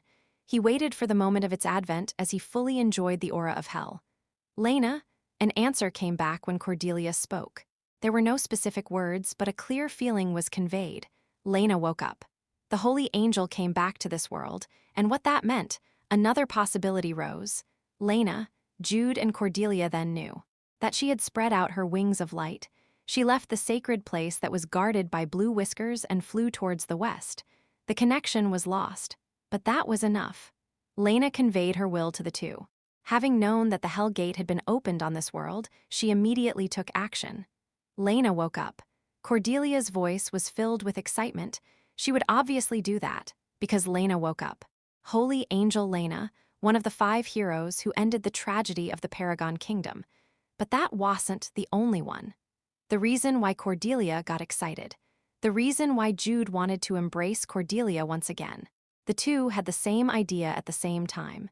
They looked at each other and laughed, and Jude opened his arms. However, Cordelia stepped back and brightly smiled instead of hugging Jude. She took out the item she had always carried since she got it and kept it where her eyes could reach even when she was taking a bath. She took the item from her back and placed it in front of Jude. Heavenly Judgment. A sword forged by the god herself, by Oriel, the Archangel of Judgment. A sacred weapon that only angels could use, and the other possibility. Something Lena could try to do now that she was awake. My angel. Jude tried to hug Cordelia as he shamelessly spoke, but Cordelia retreated with disgust. She soon giggled and said as her canines glistened, "I'll show you a nice look for the battle ahead." There might not be one angel who would fly in the skies. Jude nodded his head, and he smiled in satisfaction, because he finished it right at this moment. Their best strategy, as expected of my Jude. Jude was satisfied with Cordelia's smile. They went into action again in order to reach a perfect happy ending. Chapter 118, Holy Angel 2, time had passed. 4 days after the battle on Snow Breeze Plain. The Hell Gate was still present, and the Snow Breeze Plain was covered with the purple aura of hell. The Eastern forces gathered again. A large army of 40 troops was created when the main forces who were defeated in Snow Breeze Plain were joined up with the troops who came from all over the eastern side. It's all thanks to Blade's song and the sacrifice of his children. The missing Violent Avalanche did not return, but they did not have the time to search for him. Great Storm gathered all of the wild gods in the east and sought for a way to destroy the Hell Gate. I don't know much about it, but I think we can only attack it head-on. The other wild gods nodded at the words of Heavy Steps, a new wild god from the eastern side. It was because of the information they had newly acquired. I've heard that if you leave the Hell Gate open for a long time, there'll be more problems than just the increasing number of monsters. It was the Hell Gate's nature to grow more and more as long as it remained open. The only ones who could cross over the recently opened Hell Gate were low-level monsters or demons without a name. But as time passed for a day or two, the Hell Gate became larger and more serious, and higher beings were also able to descend to this world through the gate. The longer this drags on, the more disadvantageous it would be for us, and the worst could come. The faces of the other wild gods grew somber when Blue Whiskers spoke with a grave expression after he had heard about the Hell Gate from Lena. Until the afternoon of the 5th day at the Latestui must close or destroy the Hell Gate. Blue Whiskers didn't say the reason, but there was no one among the wild gods who did not know the reason. A mighty being will arrive, a being whom they would be helpless against even if they gathered the power of the entire East. The eyes of the wild gods centered on Great Storm, who was considered the representative of the eastern wild gods. Great Storm gently closed his eyes and spoke with a calm face. Tomorrow morning, we'll attack the Hell Gate. The forces of the East were brought together in just 4 days, which was not enough time for those injured in the battle on Snow Breeze Plain to heal their wounds. But they no longer had time, so they had to enter the decisive battle now. All of the wild gods had nervous faces, even more so because it was the first time that a large number of wild gods were gathered to fight in this manner. By the way, a wild god sitting in the corner raised his hand. He was a little boy with fox ears on his head, and as his appearance showed, the young boy Murmur was the youngest and weakest among the wild gods gathered here. He slightly raised his hand and spoke with a faint voice, but it sounded strangely loud because it was so quiet around them. All of the wild gods turned to Murmur, who flinched and stiffened as he hesitated before speaking. That those two have they arrived? Everyone's gaze returned to Great Storm at the question Murmur threw as he hugged his fluffy tail. Even though no one had said anything about it, all of them were actually curious about the two. Those two. The guardians of the wild lands who saved Violent Avalanche, Gentle Snow Breeze, and Blue Whiskers, and also fought in the crisis at Caravel. However, few knew the truth. They were a much-rumored existence for the wild gods. I heard that they destroyed Raptor Canyon. Didn't you say that they had already closed a Hell Gate once? Do they really blow up anything? I heard that nothing was left of the place. The mountain of Violent Avalanche collapsed, the fields of Gentle Snow Breeze were burned, and the topography of Raptor Canyon was completely changed. Gentle Snow Breeze awkwardly smiled at the fact-based rumors, and Great Storm bitterly smiled. Although it was sad that they were currently in a situation where the wild gods had to depend on 2 humans to protect and help them, he somehow understood them. Because even I do too. Wouldn't they do something if it's those two? That was probably why Murmur opened his mouth again. They must have arrived by now. They will also participate in the decisive battle tomorrow. Ooh, can we meet them? Murmur asked as the wild gods were relieved, but Gentle Snow Breeze shook her head. She stroked the still young Murmur's head. The two have to do something very important from now on. It's their last preparations that are necessary before we head to the decisive battle. Then we shouldn't bother them. You're right. Let's talk to them after the decisive battle, because we will win. At the words of Gentle Snow Breeze, Murmur widely opened his eyes and answered with a wide smile. That's right, because we will win. A child's smile would always bring hope. His smile spread over to the wild gods, and Great Storm met eyes with Gentle Snow Breeze and leaned back for a while. But what in the world is their preparation? He thought that they had already prepared this, and that before they came here in the first place. He'll know later. He didn't have the opportunity to properly talk to them until now. If it was necessary, he would have to talk to the two first tonight or tomorrow morning. The guardians of the wild lands. What would the difference be between the first fight in the snow breeze plain and now? How would the presence or absence of two people affect it? Great Storm pictured the faces of Jude and Cordelia in his head. Unnie, Red Wind. Red Wind and Cordelia hugged each other as they turned around in circles, or to be exact, Red Wind turned around in circles while hugging Cordelia.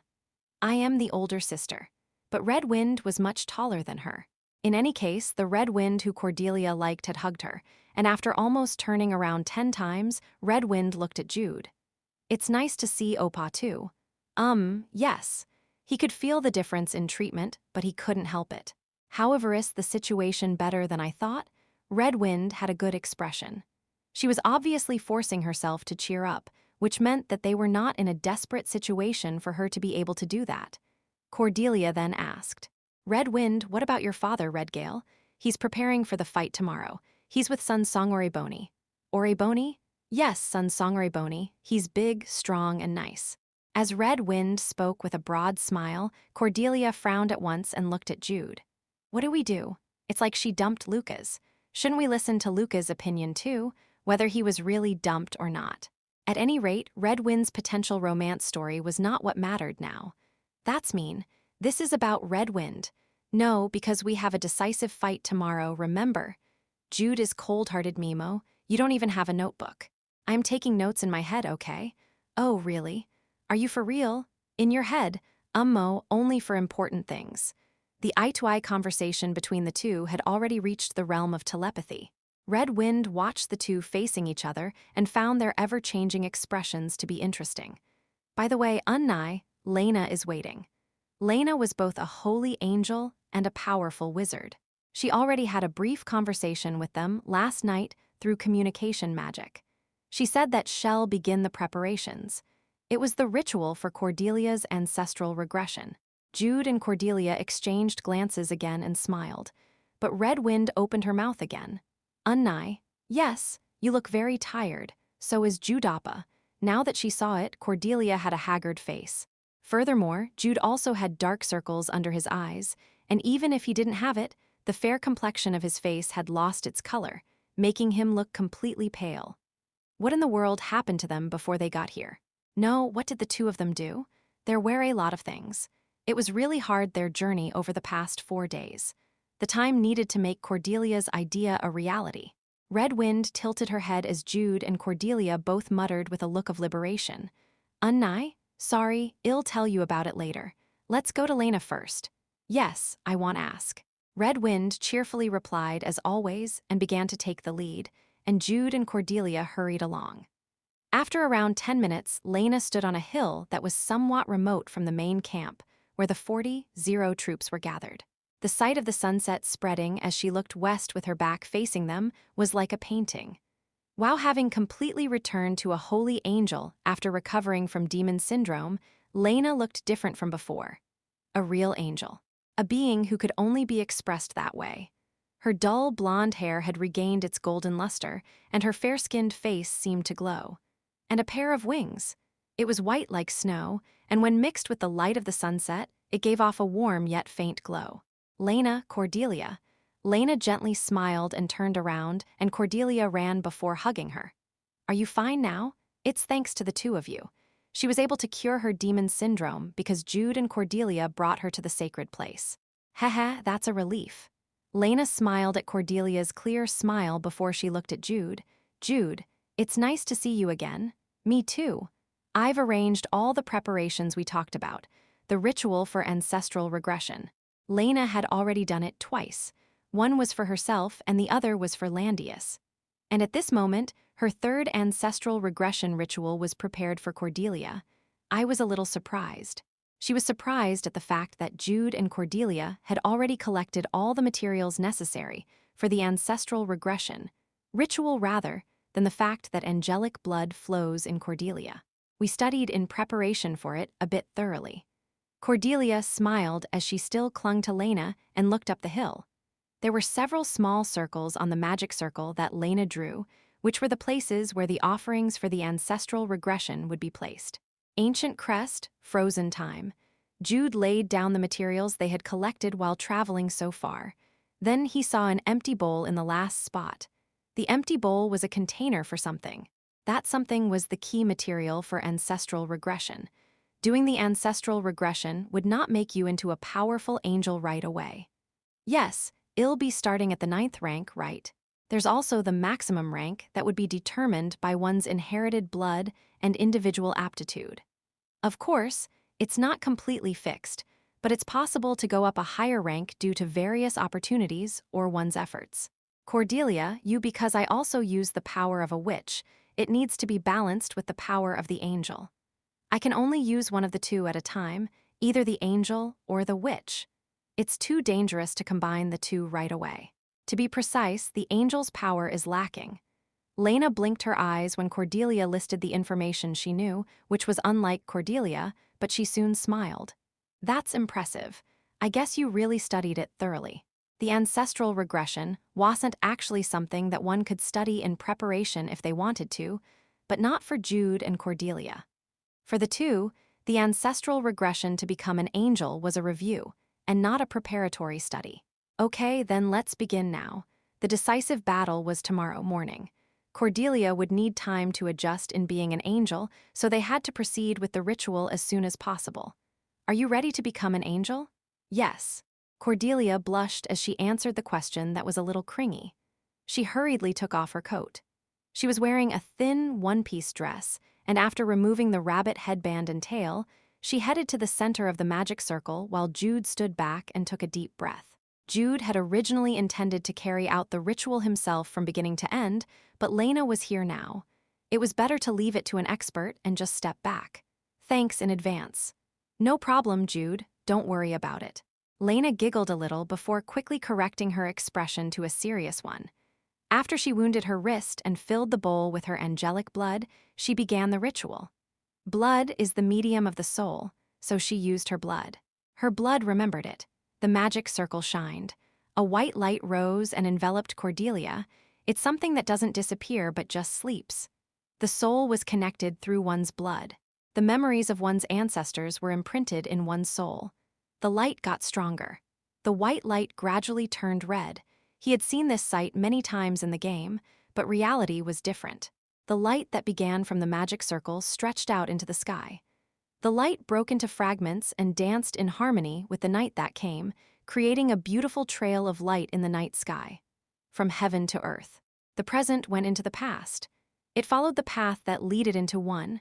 In the pillar of light that engulfed Cordelia, he could see a faint silhouette inside, that of a beautiful girl, and in addition to that, snow-white wings. Heavenly ring, halo, things that symbolized a heavenly being. Now you will reach it. Thus she would completely inherit it. The ancient crest broke, the frozen time melted. Lena's blood became light and scattered, and the pillar of light grew stronger. It turned redder and redder and then exploded at some point. An explosion of light, what that color meant, and what that light meant. The color of Cordelia, the color of her soul, the attribute of Cordelia, the power that symbolized her. There was no sound, but the beautiful and colorful explosion of light filled the night sky. There was a commotion in the main camp located far away, and even the wild gods were surprised at the mysterious sight before them. And Jude, he didn't hide his ecstatic feeling as he faced the mysterious sight. The girl in front of him. The white wings of light wrapped around her exposed body with flawless skin. Jude held his breath. And at that moment, the girl opened her eyes. She faced Jude with her blue eyes. She looked pure and innocent. But soon, Cordelia's playfulness revealed itself. Her canines glistened as she beautifully smiled. What do you think? Jude promptly replied to Cordelia's question that was somewhat pompous. Beautiful. No, not that one. Cordelia's face turned red at his words, and Jude cleared his throat and said with a very serious face, "Very beautiful." Hey, what are you saying? Are you making fun of me now? Jude laughed, and Cordelia said the answer she wanted to hear. I got stronger. Cordelia literally transcended a human being at this moment. In the first place, an angel was a superior race when compared to a human. Even the lowest rank 9, was incomparable to an ordinary human. Especially the mana. 5 times, perhaps. The base value of her mana had increased. If she added her witch's power, her mana would explosively increase. It will be perfect. If the allure of the fallen angel was added to the pure and innocent Cordelia. Jude nodded his head with a pleased look, and Cordelia nodded in quite a different meaning. It's not far. The moment she would show her true power as a human disaster. If she could even become a witch, she would be able to use her 7 prohibited magic that was Cordelia's exclusive trademark. Perfect. Yes, it's perfect. The two nodded as they misunderstood each other after a long time, but soon became in harmony with each other as they moved. Jude quickly brought out the clothes that Cordelia would wear, and Cordelia covered herself with her wings as she properly dressed herself. However, Mr. Jude. Yes, what is this? Cat set. It's better than the rabbit set. It was a black cat headband and tail. A set item that greatly increased not only one's agility but also their flexibility. Excuse me, Mr. Jude. Y'all become stronger. Cordelia narrowed her eyes, but soon finished wearing it as if she was being generous to him. And Lena smiled at the sight of Jude and Cordelia. Interesting. Ancestral regression was not something normal. It was a matter of throwing away oneself and becoming a new person. But the two of them were calm. They were very composed. And, what is this? They were in a situation where a decisive battle was in front of them, and the tragedy of Paragon might be repeated, but a smile still came out of her. She actually knew the reason. So Lena said to the two who were bickering, "Shall we do the final arrangements?" What Jude and Cordelia had prepared for the past 4 days, and what Lena herself had prepared. The last one to wrap it all up. Here it is. Jude brought out the heavenly judgment, and Cordelia took it. She handed it to Lena. Heavenly judgment could only be unsealed by an angel. It was a divine weapon that was forged by Oriel, the archangel of judgment. Cordelia and Lena exuded a divine power. The night sky was filled with light once again. Chapter 119 Guardians of the Wild Lands dawn arrived. The sun rose, and the eastern forces began marching. The western forces know, the demonic hordes, since they could no longer be called the western forces, soon became aware of the approaching eastern forces. Are they coming too? There was no longer an old man with a long white beard. Hurricane completely revealed his demonic human form of an insect as he stroked his chin with his insect hands. Those who are lowly but still call themselves gods. They must have felt something even if they didn't know much about the Hell Gate. How splendid. The timing of their attack. As if they knew that there wouldn't be any opportunities for them except for now. After cackling, Hurricane showed no further reaction.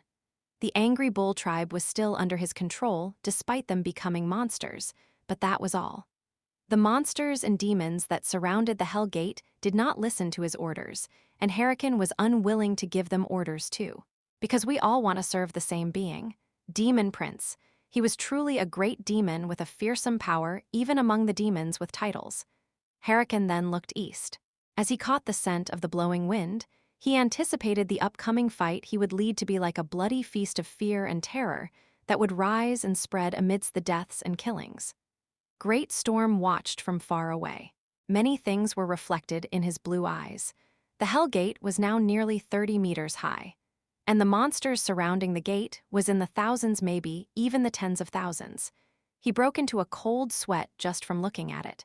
As he watched the purple aura of hell leaking out of the gate and the monsters roaming around the now dead land, the monsters noticed his gaze and glared at his direction.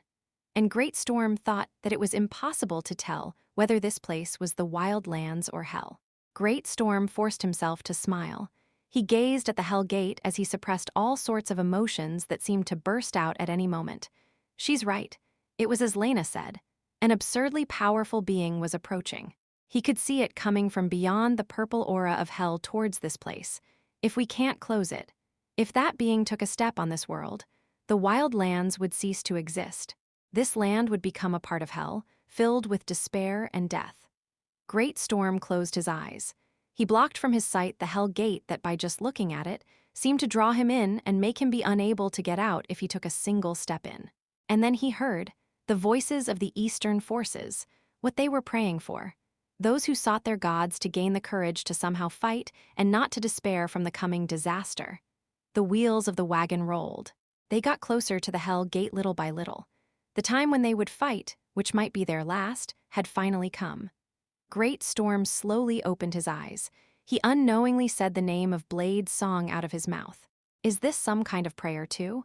Am I believing and relying on someone in order to gain the strength to fight? If it is, please give me your strength. To not at least despair. To be able to fight to the end as a wild god who leads and cares for his tribe. The wind blew. Great Storm smiled at the sound of the wind that sharply brushed past him, because he felt like he heard an answer from Blade's song. Yes, leave it to me. Gentle snow breeze and the children of the wild lands. Great Storm was no longer afraid. The wheels of the wagon continued rolling, and the time for the decisive battle had come. Red Gale touched the sun's necklace. After faintly saying a prayer to Solari, who prevented his curse from progressing, he raised his head and looked down the hill. Snow Breeze Plain. A beautiful snowfield covered with white snow. It was no more. All the snow had melted away, and the ground had turned purple. Hideous monsters covered the ground, and winged demons were in the sky. And the Hell Gate. It was located just a few hundred meters from where he stood now, but he had to break through thousands of monsters and demons in order to reach it. Red Gale held his breath. The air that was polluted with the evil aura was murky, but that was only for a while. A fresh wind blew and pushed away the polluted air. It was gentle Snow Breeze's wind. So Red Gale held his breath again, deeply inhaled and then exhaled as he listened. A large army nearing 40-0, they had gathered and held their breaths. 40-0 thoughts, 40-0 emotions. Red Gale looked straight ahead. The back of 9 blades came to his mind like an illusion. He sacrificed his life for today. Even though he knew that he was going to die, he stayed and fought. And today, Red Gale and 40-0 troops were gathered. In the end, it's the same. They would fight today too, in order to go hunting and fight beasts for tomorrow's food, in order to greet tomorrow, in order to protect, in order to continue the flow of life. I've become sentimental. What was I thinking when there's a fight right in front of me? But thanks to those thoughts, he managed to calm down. So Red Gale was able to calmly command the forces as he watched the monsters begin to rush forward. Beat the drums. The battle had now begun. The flags were raised. Hundreds of drums boomed at the same time. Boom, boom, boom, the monsters dashed towards the hill. The eastern forces on the hill raised their shields and held their spears. And at some point, the storm descended. We want charge. We defend first. Those were the words of Red Gale. Great Storm raised his arms high. His blue eyes shone as he showed off his power as a wild god. Great Storm. History had called him by that name. The wind blew. The weak winds gathered and became a strong wind, which intensified and became a gale. And it grew stronger again and became a storm that filled the skies and shook the ground. Crackle. A thunderbolt struck from the sky. Dark clouds appeared one after another. Rain heavily poured down from the sky. It wasn't the work of one wild god. Behind Great Storm stood other wild gods such as Gentle Snow Breeze. Gentle Snow Breeze added frost to the wind. Heavy dark cloud called forth rain and lightning. They strengthened the power of the storm. Go! The body of Great Storm rose into the air. His eyes were shining, and blue sparks came out of his entire body. And the storm raged. It headed straight towards the Hell Gate and swallowed everything that it came across. Crackle, lightning and strong winds, a blade-like blizzard. The eastern forces cheered at the wonders that happened before them. At the same time, the monsters that bypassed the storm headed to the hill. Ground, heavy steps heavily stepped on the ground. He was a rhinoceros, but he was huge even in his human form. Boom, boom, boom, he wasn't alone. The rookie wild gods, Wild Boar and Cool Fangs, provided support, and many other wild gods stepped on the ground together. They caused an earthquake. The ground along the hill split, and cracks soon spread towards the Hell Gate. Crack! The charging monsters fell into the cracks. The upheaved and raised ground became like a wall, storm and earthquake. Disasters brought on by the wild gods.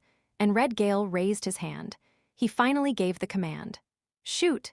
Dozens of flags were simultaneously raised. The eastern forces who were behind the raised wall received his command. Red Wind shot an arrow. Sun Song next to her threw his spear, and over 10,000 arrows and spears covered the sky. Shhh, the rain of arrows poured after the storm elapsed. Showers of blood spurted everywhere as the spears hit the heads of the monsters and demons. Kaya, cock, the running monsters that jumped over the cracks ended up dying. There was no way for them to avoid the inescapable rain of arrows. But it was not enough. Only a small portion died. Most of the monsters ignored the arrows. The demons manipulated the wind and twisted the arrow's trajectory, and some even offset the attack with flames and lightning. Raise the shields. Red Gale shouted again. Soldiers bearing shields stepped forward together. They crossed over the raised wall and began to directly confront the monsters that poured down from the sky. Ow! The shouts and screams mingled with each other. A wolf-like monster that jumped over the wall was stabbed to death by several spears, and 2 warriors of the Great Storm tribe were beheaded by a greatsword that was swung by a demon that descended from the sky. Kyuhung. Some of the wild gods revealed their true forms. A giant wolf and tiger leapt into the battlefield and bit the demons, and Great Storm became furious when a sight caught his gaze. A demon covered in the skin of a black wolf.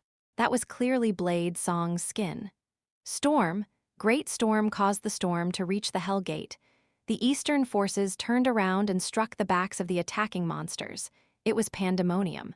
The barriers collapsed, and those in the front lines died. Monster howled and fell while demons were brought to the ground and crushed. Gentle Snow Breeze trembled at such a violent scene, but she kept her eyes wide open. The Hell Gate. She stared at the place that was much higher than the Hell Gate, the sky. This is enough. The fighting intensified. A sufficient number of monsters and demons attacked the eastern forces. So now, at this very moment, at the sky, at a very high place. A place that was too high to be properly discerned from the ground. A wooden board flew. 3 people rode on top of it. Jude looked at the ground and had a similar thought like Gentle Snow Breeze. It was now. Should I remove the shield? Wait, let me mentally prepare myself for the last time. He wanted to see something he liked just in case. Jude gazed at Cordelia's face, and Cordelia tilted her head.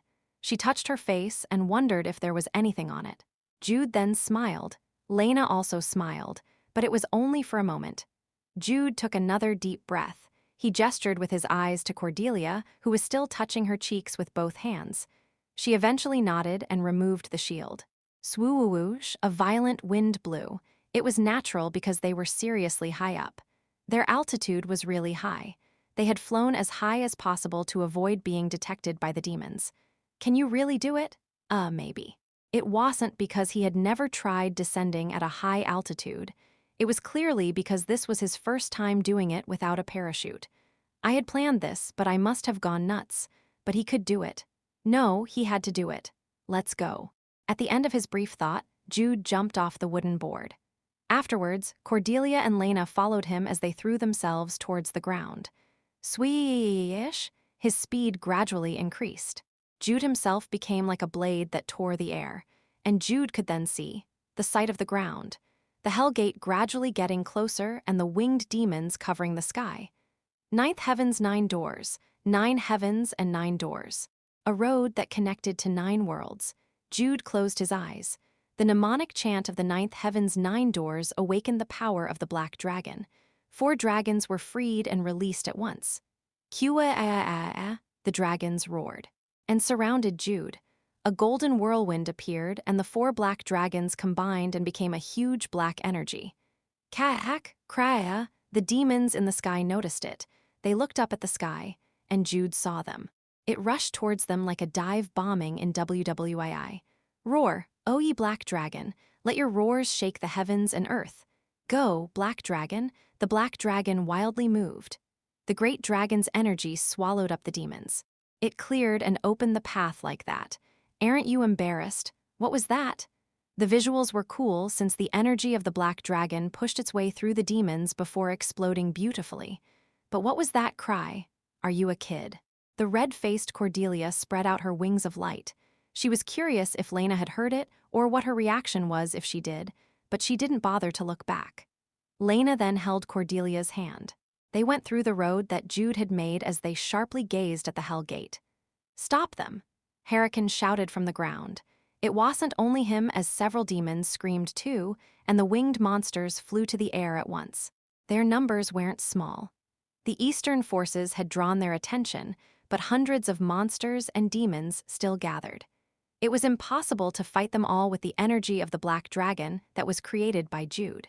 So Lena spread her wings. Together with Cordelia, they grasped the heavenly judgment. Swoosh, a reverse in direction. Cordelia and Lena, who were falling, had now flown and soared up. They spread their wings of light and raised the heavenly judgment that they held together. The demons in the ground, their flock in the hundreds. The two saw them all. Cordelia swung the sword at them to where the energy of the black dragon had gone, while Lena cast a spell. She called forth the light, the heavenly power. Right at that moment, the time of divine punishment arrived, day of judgment. FYI, the sky opened up. It could only be expressed that way, and it fell, from the heavens to the earth. Brilliant gold dazzlingly fell. Quagagagagaga. It was light, only light, a light that flashed gold. Dozens and hundreds of it penetrated the air. It descended on earth and literally melted the monsters and demons. Ah! The bodies of the demons burned. They screamed at the sweeping light. Since they had flocked to attack Jude, hundreds of monsters and demons could not escape the day of judgment. Quagaga, it was an awesome sight, a terrifying power, a light that destroys demons. The heavenly power heavily fell onto a place filled with the power of hell. The true power of heavenly judgment could only be exercised when Lena, a holy angel, was present. Yoo-woo-woo. The entire Eastern forces shouted in a roar. The whole battlefield came to a standstill at such an overwhelming sight. The monsters and demons attacking the Eastern forces also looked at the heavenly light with stunned faces. Wow. So did Jude. As he looked up at the sky while surrounded by the black dragon's energy, Jude couldn't hide his awe. The power of Day of Judgment was to burn demons. Therefore, it did not harm him a little, and Jude was able to see with his own eyes the light that fell from the sky and the appearance of two angels. And what followed afterwards? The reason why Cordelia was together with Lena on using the Day of Judgment for the first time. It wasn't because of the rings of light that continuously surrounded Cordelia. Leveling up was important, but there was a more important reason. The battlefield was cleared. Thus, the Hell Gate was fully exposed. Cordelia was exhausted on her first use of Day of Judgment and released her hold of the heavenly judgment. Lena concentrated all her power on the heavenly judgment. She would directly attack the Hell Gate. Since it was much larger than the one in Endymion, she poured out her heavenly power to break and weaken it. She would reduce it to a size that they could close. Stoop! Hurricane screamed from the ground. Some of the demons shrieked. And some of the demons fighting the Eastern forces threw themselves to the Hell Gate. But it was too far for them. There was no one between Lena and the Hell Gate at this moment. Power of Judgment. Lena poured out all her power. Instead of using the Day of Judgment that covered the ground, she focused it all into one spot and fired the light towards the Hell Gate, in order to break the Hell Gate, to reduce it by breaking it into half. And Cordelia used her remaining angel powers to use magic that would seal the gate. They would close the Hell Gate and stop the enemy's ambitions. Cordelia wanted to use her magic to literally seal or close the Hell Gate. The second would be its figurative meaning to close the doors of opportunity. She wanted to stop the enemy from having the opportunity to fulfill their ambitions. Source: Naver blog. The light moved forward. In a moment, in an instant. It felt like it wouldn't reach it because time seemed to have stopped. Hurricane squirmed. The demons turned their eyes to the nearing heavenly power. They did not dare confront it. And at that moment, when the power of judgment was about to crash into the Hell Gate, Jude saw it. What quickly came out from the Hell Gate? What came out at that moment and collided head-on with the power of judgment? Boo-woo-wum, the light exploded. The immense flash of light blinded everyone in the battlefield, but Jude realized it. Lena's intuition felt it.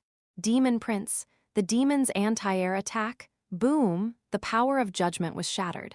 It couldn't reach the Hell Gate. Cordelia forced open her eyes and turned to the Hell Gate, and she could see. A huge black arm had squeezed through the Hell Gate, the hand of a demon.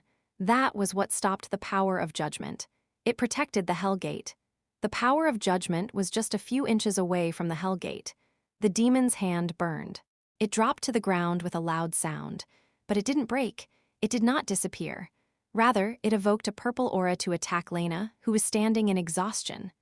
Lena, Cordelia flew over and pushed Lena away. The purple sphere launched by the demon prince pierced the air and killed everything it passed by. Purple sun, the highest-ranked magic that humans couldn't even use unless they were on the level of an archwizard. Although it was small in size, it was definitely purple sun. The demon prince had instantly materialized that terrifying magic of destruction. No, Cordelia looked at the ground again. The demon prince had not yet passed through the Hell Gate. Only an arm had come out, and that arm was severely damaged when it blocked the power of judgment. It had fought back, but that was all. As evidenced by this, the arm was stretched out but did not fire any magic again. But Lena's face turned pale, because she had used up too much power and that she also felt despair in their current situation. There's no other way. She had put all of her power in that one blow. She couldn't afford to do it one more time. She stopped the demon prince's right arm, but time was now on the enemy's side. Lena herself couldn't stop the demon prince. Cordelia's power was not enough to close the Hell Gate. Lena, Cordelia cried. She flew higher to evade the attacks of the monsters and demons that flew up higher too. She hugged Lena and cast her eyes on the ground. It was to find Jude. Kaya, the monsters rushed when Jude landed on the ground. The golden whirlwind surrounded Jude, but there were too many monsters that came at him from all sides. Hurricane laughed. He sighed in relief and soon burst into laughter because of his overwhelming emotions. Ah, that was it. That was the strategy you prepared. Yes, I admit it. I was alarmed. If the demon prince was a little late, and if it didn't strain itself, the Hell Gate might have been closed. But it didn't close. The demon prince's coming was only delayed because it tried to stop the attack, but time was on their side. The battle between the eastern forces and the demons began again. Hurricane looked at the ground with a smile. He saw Jude, who was fighting well but would soon be crushed by the monsters, and also saw the two angels in the sky. It was you. Those who interfered with my plans, forced me to make the choices I've made now. But I don't hate you too. I think I made the right choice because of you too. Hurricane continued to laugh. He saw Jude fighting desperately and Cordelia, who was at risk of falling down. He enjoyed seeing Lena's despair. And Cordelia looked at Jude. She held Lena's waist in her right hand and threw a flare with her left hand as she gazed at Jude. And Jude received her gaze. They were too far to have a conversation with their eyes, but as the two saw each other, they understood each other like always. Should I do it? Jude bitterly smiled at Cordelia's question. Yes, let's go to plan B in case Lena's plan had failed. Cordelia smiled. She forcibly did so. She revealed her best smile and drew her fist. She turned off her angelic power and unleashed the power of the witch. FYI. Cordelia's hair turned black. A dark red power burned on Cordelia's right arm. Lena turned to Cordelia. Cordelia widely smiled and swung her right arm. She threw the dark blade towards the ground. Hurricane saw Cordelia's action. He followed the trajectory of the dark blade, the ground, at a crack caused by the earthquake that the wild gods had triggered. The dark blade pierced through it, and Hurricane realized it. What Cordelia was trying to do, so he laughed. He mockingly laughed at Cordelia's foolishness. You foolish one. Yes, a dragon vein also flowed in the snow breeze plain, but that was all. There was no massive pool of the dragon vein here. Even if they made the dragon vein run away, it would only cause a small explosion. Whatever they did, the Hell Gate would remain intact. He was not wrong. It was a good judgment, and Jude and Cordelia also knew it. Bang, Cordelia said. And there was a small explosion. The ground shook because it still touched a part of the dragon vein. The monsters that flocked to Jude stopped at once upon hearing the explosion, and that was it. Their job ended with just that, but not yet. Cordelia did not lose her smile, because this was just the beginning. She just pulled the trigger. What Jude and Cordelia had prepared, what they wanted to do before they learned about Lena's recovery. My Jude is awesome. Cordelia spoke and Lena blinked her eyes. Hurricane sharply stared at Cordelia again. 1, 2. As she was counting down, Cordelia broadly smiled again. She said with her best smile, FCK bang, and an explosion happened. Bang. It wasn't that big again this time, but it continued. Explosions occurred in succession under the ground. Bang, bang, bang. It was unusual. Everyone wondered on what the hell was happening. The demons all saw the same place, and Hurricane realized it. The explosion was continuing in one direction. It was moving, because art is an explosion. Boom! There was a really huge explosion. It was far away. It wasn't close. But even that continued. The explosion continued. To the east, to the west, in a line, along the stream, dragon vein, a stream, something that was all connected into one. Cordelia's idea was simple. The dragon vein is a stream. Let's use that stream. An idea that she virtually passed to Jude without knowing how to do it. But that was enough. The idea was realized in Jude's mind. The infrastructure built by the High Elves of Magellan. A research facility built by the High Elves of Magellan. The reason why the other dragon vein pools did not explode in succession even after some exploded was because the distance between each dragon vein pool was long. But if there was something that related in between, if the dragon vein can cause a chain of explosions like falling dominoes, the Snow Queen was not one. There were abandoned research facilities in the east and west too. The infrastructure of the High Elves made the flow of the dragon vein clearer. Jude and Cordelia set bombs on the dragon vein, bombs that were frozen by the Snow Queen's power. And they ran and made the most of the town portal. They made all the dragon veins in the research facilities they could reach to be on the verge of a runaway. And at this moment, Plan B was put into motion. They pushed the first piece of the dominoes. Boom, boom, boom. Explosions continued at distant places that were out of their sight. The reason Cordelia did not use the Snow Queen in this battle was simple. It was used as a bomb to burst the dragon vein. Naturally, even Jude and Cordelia couldn't mass-produce bombs that could be used throughout the entire dragon vein in just 4 days. But that wasn't necessary in the first place, because the dragon vein was a stream. If it run out of control above a certain level, the entire dragon vein would eventually run away. Just like now. Boo-boo-boo-boo-boom. The dragon vein shook. The dragon vein pools run out of control in succession, and every time one of them went out of control, the runaway of the entire dragon vein accelerated. Artificial spirits exploded one after another. The High Elves' research facilities that were deep in the ground exploded, which added to the power of the runaway. East and west, the entire wild lands, the whole dragon vein, babba-babba-babbing. The earth shook. It was a result of all the eastern and western dragon vein streams running out of control. The ground shook, and earthquakes occurred everywhere. The wild gods could not conceal their shock. Gentle Snow Breeze felt her sanctuary exploding, and Blue Whiskers sensed the sacred place to have been blown away. Great Storm stared at Jude and Cordelia with a stunned face. Boo-boo-boom. There was also an explosion in the Sky Roof Mountain range far away. The fight stopped again.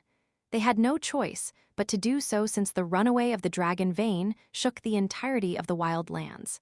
Even Hurricane looked at Cordelia with a stupefied face. He tried to understand the current situation somehow. The west was already in ruins. The sanctuaries of the wild gods and the dragon vein streams were quite far from the tribe's dwellings, so even if the entire dragon vein exploded, there would almost be no casualties. But even if that is so, you made the entire dragon vein run away. You blew up the sanctuaries of all the wild gods. They are not normal. No, there's something else that's more important than that. Why in the hell what would you gain from that? On the other hand, Great Storm knew the reason, so he couldn't help but laugh while also cursing. You crazy beastards, but they were his crazy beastards. Gentle Snow Breeze also knew. Blue Whiskers realized it too.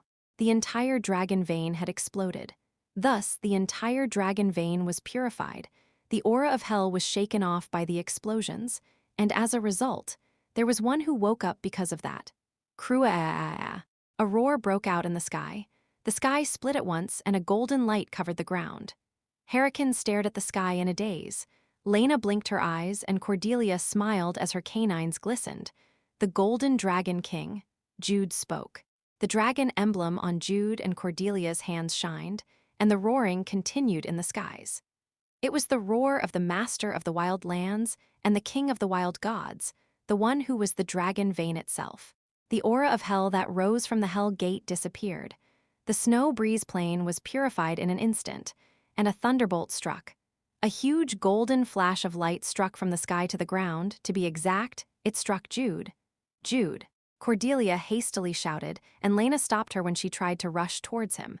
Because Lena, a holy angel, knew. The Golden Dragon King did not punish Jude. Rather, he handed over his power to Jude. How bold! Golden Dragon King said to Jude. He permitted them to burst the contaminated dragon veins, but he never thought that they would explode the entire dragon vein. Thanks to the two of you, I am not normal either. He woke up but couldn't move properly. Therefore, Golden Dragon King chose Jude. He entrusted his power to the guardian of the wild lands. Finish it, destroy and put an end to the Hell Gate. The power of the wild lands shall be with you. Light burst out. The monsters and demons surrounding Jude all vanished with a scream, and Jude stood, with his entire body colored with a golden radiance. He became the incarnation of the Golden Dragon King. Shall we start? Jude said as he looked up the sky, and Cordelia nodded. The power of the wild lands was also transmitted to Cordelia through the dragon's emblem. All that was left now was to close the Hell Gate. Jude and Cordelia looked at each other again. After exchanging smiles like always, they looked at the Hell Gate again.